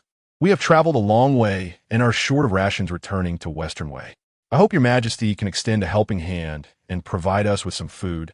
Enough for our journey, King Ning said loudly. If your Majesty also lacks food, we only need 100,000 pounds. Previously, they had asked for 200,000, and now he had taken a step back, asking for half. It was all about face. A little bit from Great Xia would suffice. We have plenty of food, but not a single grain can be given to you. It can only go to the people of Great Xia, Lin Xi said, looking at him. If King Ning and his soldiers surrender to Great Xia, not to mention 100,000 pounds, even 10 million pounds would be fine. And there would be meat every day. You should consider it. She had already made up her mind. Even if King Ning did not initiate war, she would not let them escape easily. Western Way and the barbarians were equally detestable. Such a good opportunity to weaken Western Way's military strength must not be missed. Lin Xi, you have such a big mouth. King Ning roared in anger upon hearing this. This was simply an insult to him. He, King Ning, was a man of iron and steel, the most powerful prince of Western Way. How could he surrender to Great Xia? Oh, is that your attitude? Are you looking to start a war? Lin, she squinted her eyes. I have an army of 100,000. Do you think I would fear you? King Ning pointed his whip at Lin Xi. Today, you insult me like this, and you will surely regret it. At this point, not fighting would be too humiliating. The walls of Fengcheng were not as indestructible as those of Yinqing. They could be attacked. Chowda, 3 years ago, you led troops to capture my Great Xia Shilong city and killed 30,000 of my soldiers. Lin, she said coldly. Today, let's settle this score. I don't know where you get your confidence. Today, I will definitely break Fengcheng and capture you alive to make you my princess. King Ning also made a fierce declaration. Since they had already torn their faces, there was no point in saying anything further. Yang Jumei rolled her eyes. Anyone daring to speak to Her Majesty like this would not have a good ending. Look at the tragic deaths of Wu Tiegu and young Master Wu. That is the best proof. Attack the city. King Ning issued the order. The soldiers pushed the siege equipment forward, including large catapults. The siege equipment was indeed much stronger than the barbarians, but unfortunately, they wouldn't be able to utilize it. Lin Xi snorted. The range of the catapult was within 200 meters, and it was powerful. However, their enhanced composite bows had a range of 500 meters, which would not give them a chance to approach the city walls, not to mention that they had other trump cards. Archers, prepare. Young Jiumi Mandet. 5,000 fully equipped soldiers from Great Xia stood on the walls, drawing their composite bows. When the soldiers of King Ning entered range, they directly shot arrows to kill. King Ning, Great Xia's archers are truly extraordinary. Those beside King Ning changed their expressions upon seeing this. The 500-meter range could even penetrate the leather armor of soldiers. It was truly terrifying. No wonder the barbarians were defeated so miserably. The gap in weaponry was too great. Iron Shield troops, cover the advance. King Ning frowned and shouted. Soldiers holding iron shields rushed forward to cover the siege equipment's advance. Whoosh! An arrow pierced through the iron armor and struck a soldier. What? King Ning's eyes widened in disbelief. Had Great Xia's archers become this powerful? Their iron shields were incredibly sturdy and had always easily blocked enemy arrows. But this was the first time they encountered such a situation. Let them get a little closer. Just then, Lin Xi whispered, Don't scare them away, that would be bad. Switch to regular arrows. Yang Jumei shouted. Look, Your Highness, Daxia has changed arrows. These arrows can't penetrate the shield. Someone shouted after noticing. It must be that the special arrows have run out. I said so. Such arrows can't be abundant otherwise. How could Daxia have fallen be bullied by various countries before? Ningvang lauket. Watching the siege equipment advance to less than 300 meters from the city wall, just 100 more meters, and the trebuchet could unleash its power at that time. Let Lin Xi taste their might. Ning Wang was a bit excited. Maybe today they could really break through Lin City and capture Lin Xi alive. Your Highness, look. What is that? A general beside Ning Wang pointed at a strange large bird that suddenly appeared in the sky. I don't know. Yesterday in the military camp, I saw a much smaller strange bird. These birds look really weird. Hey, is it raining?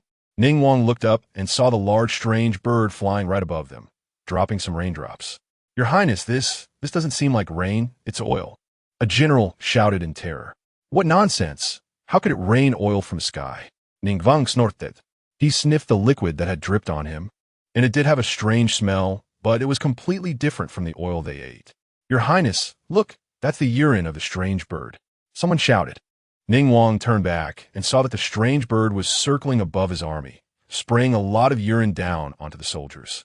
What the hell kind of bird is this, urinating so much? Ning Wang frowned, vaguely feeling a bad premonition. He looked up and found Lin Xi drawing a bow, aiming a fire arrow. Whoosh! The fire arrow streaked through the air, and before it hit the ground, a great fire erupted in the sky. That was part of the gasoline sprayed by the drone evaporating in the air, just meeting the fire arrow and exploding.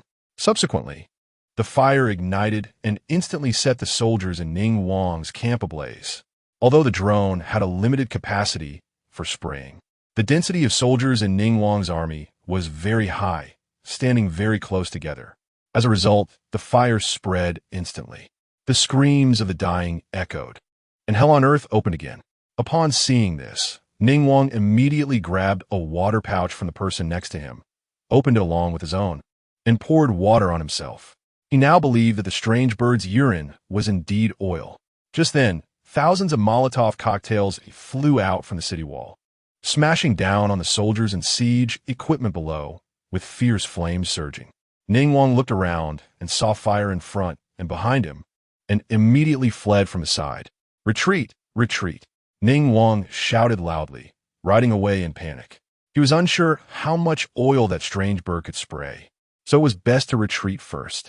At that moment, Xiang Long, Han Jian, Huang Zhong, and Yang Jumei each led 10,000 soldiers in pursuit. Meanwhile, Lu Mulan controlled the drone that had finished spraying gasoline to return and then operated another aerial drone to fly above Ning Wang. Quick, shoot down that strange bird. Ning Wang saw this one was much smaller than the last one, but still frightening. Many soldiers drew their bows and shot arrows, but unfortunately, they were out of range. Ning Wang looked back and saw the army was already in a complete mess. Daxia soldiers were chasing them down and cutting them. "Don't panic, don't panic," he shouted loudly. Tiger Camp and Leopard Camp soldiers, follow orders, face the enemy, kill. They had lost some people to the fire, but still held a numerical advantage. If they just fled in a frenzy like this, they would only get slaughtered. The 30,000 soldiers of Tiger Camp and Leopard Camp, upon hearing this, braced themselves to intercept the Daxia soldiers. However, in one encounter, they fell by a small half. The accuracy of Daxia's composite bows was extremely high, and their penetrating power was very strong. Their arrows struck the soft armor of the Daxia soldiers, but the opponents were unharmed. In close-quarters combat, it was even more desperate. The long swords of the Daxia soldiers were incredibly sharp, directly cutting their swords in half and cleaving heads and helmets in two. Their swords struck the helmets of the Daxia soldiers, and the opponents were completely unharmed. The 30,000 men couldn't hold out for long before being slaughtered. With the comprehensive backwardness in weapons and defense, they were only left to be slaughtered. Ning Wang turned around and saw more Daxia soldiers chasing after them, and he was completely panicked. Now he understood why Wu Xiaodu had been defeated so miserably. This was simply not a battle of the same level. Ning Wang didn't even have time to take the grain stored in the military camp, desperately fleeing towards the direction of Western Wei. He regretted coming here, and even more so for provoking Lin Xi. He should have returned to Western Wei as soon as he received the news of Wu Xiaodu's death. Instead, he was unwilling and afraid of losing face, insisting on trying it out, only to end up in such a situation. "Chao to the old thief. Leave your life behind." Xiang Long roared as he chased after him. Last time he had killed Wu Xiaodu, he didn't get a promotion because of killing a surrendered soldier. This time, if he could capture Ning Wang alive, it would be a great achievement. His Majesty has ordered that he can be captured alive. But do not kill Ning Wang. This increased the difficulty a bit, because on the battlefield, killing was often easier than injuring. Ning Wang looked back from a distance, desperately spurring his horse to escape. Lin Xi stood on the city wall, watching the Western Wei soldiers die tragically in the raging fire, and the densely packed corpses shot down not far away, her gaze becoming even more determined. She must complete the great unification, otherwise more people would die. Especially during the years of Great Famine, wars would become even more frequent. 2 hours later, the 4 great generals returned one after another, reporting to Your Majesty. "This time we killed over 80,000 people, but Ning Wang was not captured. Please punish us, Your Majesty." Xiang Long knelt on the ground to report. He was responsible for chasing Ning Wang, while the other 3 generals went to hunt down the fleeing soldiers. Ning Wang's horse ran very fast, and he indeed couldn't catch up. "Get up. We originally didn't intend to kill Ning Wang. Letting him escape is fine," Lin Xi said with a smile. Their short-term goal was still to reclaim the cities occupied by the barbarian soldiers, and it was not yet time for a full-scale war with Western Wei. Having killed so many people of Ning Wang this time had already achieved the goal of weakening his forces. If the Emperor of Western Wei knew about this, he would probably be happier than she was. Ning Wang held a high prestige in Western Wei and had an elite army of 100,000, which was a great threat to the Wei Emperor. With so many losses this time, Ning Wang's threat had been greatly weakened. If they had killed Ning Wang this time, the Wei Emperor, for the sake of his royal family's face, would have to go to war with Daxia. Now that Ning Wang was not dead, according to the Wei Emperor's character, he was probably going to wait and see. After all, Daxia's primary enemy was still the barbarian nation. This time the generals have made meritorious deeds. Huang Zhong and Han Jian are promoted to the generals of national stability. Lin Xi said, Xiang Long, Yang Jiumei, and Lu Mulan are appointed as the generals of national defense. "Thank you, Your Majesty." The 5 generals knelt down to express their gratitude. Since following Your Majesty, their ranks had risen quickly. "Everyone has worked hard. Return to the tent to rest first," Lin Xi said. The Battle of Feng City this time would also serve to deter other countries. Anyone who dares to have any ideas about Daxia would surely pay a heavy price. "Your Majesty, we have received news that the barbarian soldiers stationed in Ling City, Guang City, Yu City, and other 6 cities have retreated.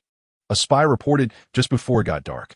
Initially, the barbarian army had consecutively captured 13 cities, and they had already recaptured 4. The remaining 6 cities. The barbarian soldiers simply gave up defending, probably after hearing the news of Ning Wang's defeat. They knew they couldn't hold on, so they just abandoned them. The barbarian soldiers in these cities were only a few hundred, and once the Daxia army attacked, they would only be slaughtered. In fact, after learning about Wu Xiaotu's defeat and death, they had wanted to slip away. But upon hearing that Ning Wang of Western Wei was coming, they had heard rumors that this guy was very powerful. They waited for a while, not expecting to hear the news of Prince Ning's devastating defeat. Since that was the case, it was pointless for them to hold on to the city.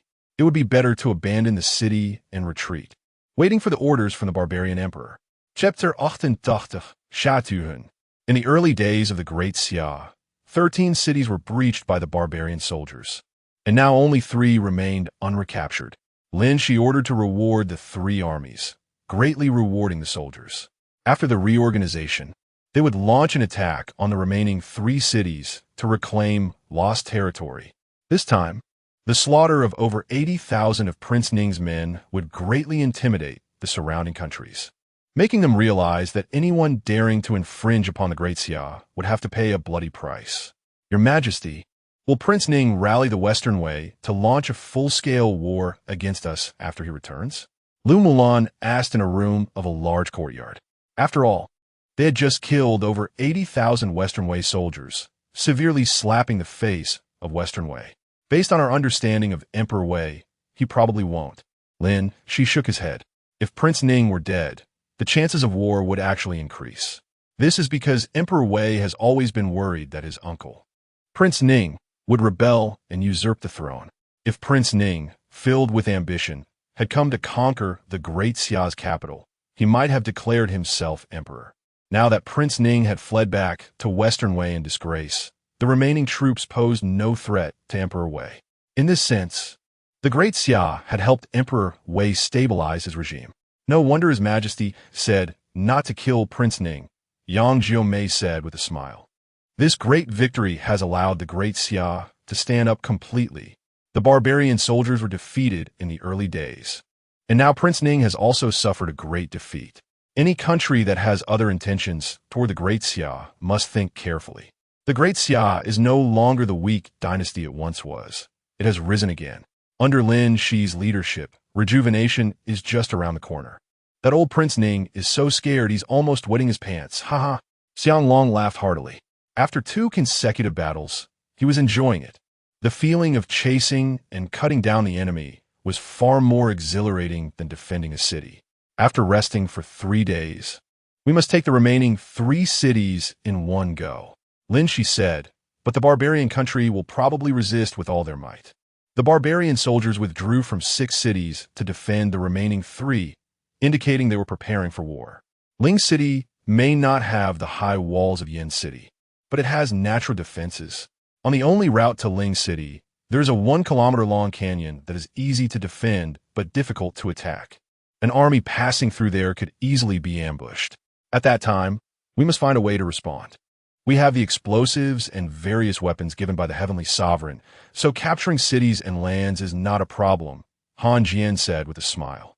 Yes, if anyone dares to defy us, we will beat them into submission, Xiang Long said fiercely. The soldiers now believed in the existence of the Heavenly Sovereign and fought with incredible bravery. They believed that even if they died in battle, they would not fear it, as the Heavenly Sovereign's favor would ensure they would be reborn into good families. Well, let the soldiers rest well and strive to capture Ling City in one go. Lin Xi nodded.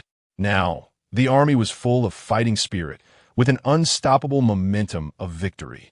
Continuous victories were also building up the soldiers' confidence and bravery. That drone is so useful, so amazing, Yang Jiomei exclaimed. This time, Lu Mulan did not lead the charge because she was operating the drone to spray oil. The drone played a significant role in this battle against Prince Ning. Otherwise, they would not have won so easily. In future battles, countries would likely be wary of such strange big birds. The items given by the Heavenly Sovereign are indeed miraculous. Lin Xi had a female soldier take a photo with her phone to commemorate their victory over Prince Ning. Your Majesty, the Great Xia has won, killing over 80,000 of Prince Ning's troops and achieving a great victory. In the land of Baima, within the barbarian court, someone hurriedly brought military news.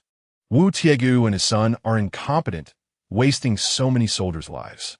I didn't expect Prince Ning to be such a fool, a minister scoffed. Over the years, their barbarian army had been undefeated, and wherever they went, it all became barbarian territory, rapidly expanding. They had thought Wu Tiegu could destroy the Great Xia and achieve an unprecedented feat, but unexpectedly, they couldn't even capture Yin City. And both he and his son ended up dead, with all their soldiers slaughtered by the Great Xia. This time, they had given Prince Ning the opportunity to battle the Great Xia. Little did they know that in just one battle, Prince Ning would be defeated so thoroughly, fleeing back like a lost dog. Wu Tiegu is not a fool. Prince Ning could become the most powerful prince of Western Wei, so he is not either, someone said. We must recognize the strength of our opponents. The current Great Xia is definitely a formidable enemy, so we must not be careless. With such a good emperor, the Great Xia is destined to be rejuvenated. The best opportunity to destroy the Great Xia has passed, and for the next few decades, it will likely remain so. Once Lin Xi became the emperor of the Great Xia, it would no longer be the Great Xia of the past. The young barbarian emperor frowned. The next actions of the Great Xia would undoubtedly be to reclaim Ling City, Ji City, and Yun City. He had ordered the soldiers to abandon the 6 cities to defend these last 3 cities. Once these 3 cities fell, the Great Xia would set its sights on the 15 states of Yanbei. These 15 states had already been barbarian territory for decades and could not be allowed to be reclaimed by the Great Xia. Therefore, they must find a way to intercept and eliminate the Great Xia army at Ling City. When Wu Xiaodu first failed to capture the city, he secretly sent General Shadahan to lead 80,000 troops to garrison Ling City. With you as our emperor, the barbarian country will be even more powerful. A minister took the opportunity to flatter. The strength of our barbarian country relies on soldiers who dare to fight and kill. The barbarian emperor smiled. The rapid expansion of the barbarian territory over the years has relied on the bravery of the soldiers. Wu Tiegu was originally the first fierce general of the barbarian country. But unfortunately, he was shot dead by Lin Xi with an arrow. Shadahan's position in the barbarian army was originally on par with Wu Tiegu. This time he was bestowed the title of General of the Dragon and Tiger, becoming the highest-ranking figure in the army.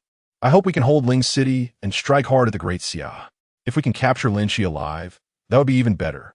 They say that the Empress Lin, she is the most beautiful woman in the world.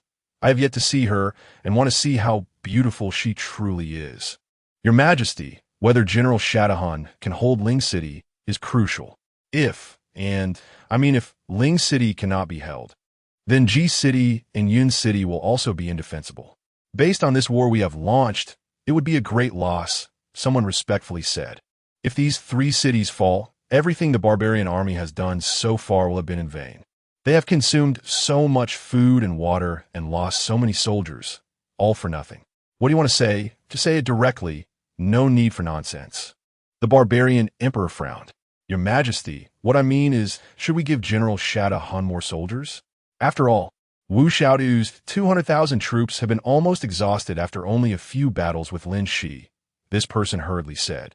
It's not that I doubt General Shada's abilities, but the Great Xia is indeed not to be underestimated. Chapter 89, Parachute. Su Mo received a letter from Lin Xi and felt happy for them. He bought some large plastic water tanks and various grains and meats to send over, and that night he delivered water to them. In a few days, when the equipment at the food factory is upgraded and debugged, he will be able to hire employees and start operations. The products he ordered are still compressed biscuits, bread, and military canned food. The offerings of antiques and other items from Lin Xi have brought him considerable wealth. He is even more determined to help Lin Xi achieve unification and realize the revival of the Chinese nation. After capturing the subsequent 3 cities, and then taking the 15 cities of Yanbei, all the lands occupied by the barbarian army will be reclaimed. Of course, war is incredibly brutal. Unless one possesses more advanced weapons, casualties are inevitable, especially now that the Great Xia is the attacking side. The mortality rate will be higher than that of the defending side. According to the news, the one guarding the Spirit City this time is Shatahan, who has the most powerful knight order under his command. To break through the Spirit City, the army must pass through a very narrow valley. This place is easy to defend but hard to attack, and historically, many wars have occurred here, all extremely brutal. Suemo was thinking about how to help Lin Xi better capture the Spirit City and wanted to understand the specific situation. It turned out that besides this narrow valley road, the rest was all cliffs and steep walls, making it impossible for the army to pass unless they flew over. Considering this, he thought carefully. Buying an airplane wouldn't work, as flying a plane is not that simple and the operation is quite complex. Given the understanding of people in Lin Xi's world, they would probably not be able to manage it in a short time. Moreover, there isn't even an airplane runway, so that idea was discarded. However, they could buy parachutes and jump from the cliffs, catching them by surprise and landing directly in the city. With this thought, he took out his phone and started searching. He looked at several online stores that sold parachutes with good sales records and 0 negative reviews. After reviewing, Suemo contacted them. Upon learning that they wanted tens of thousands of parachutes, the other party became extremely enthusiastic after confirming he was not joking. They said their parachutes were of very good quality and could be used with confidence. They had been selling for so many years without a single customer complain about issues. Suemo thought about it. If there were problems with the parachutes, it would be impossible to complain. After adding a customer service representative on WeChat, he requested the manufacturer's address and contact information. Seeing that the manufacturer was only 100 kilometers away from Inhai, he scheduled a visit for the next day. After making the arrangements, he fell into a deep sleep. Early the next morning, he drove to the factory.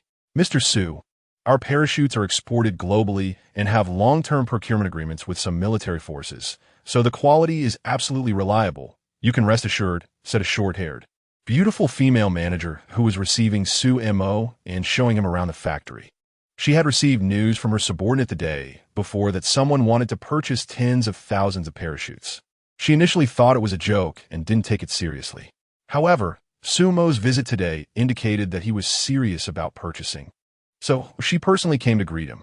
Our parachutes are easy to operate and come with a sensing device that will automatically deploy when the speed exceeds a certain value, preventing accidents caused by anxiety or inability to pull the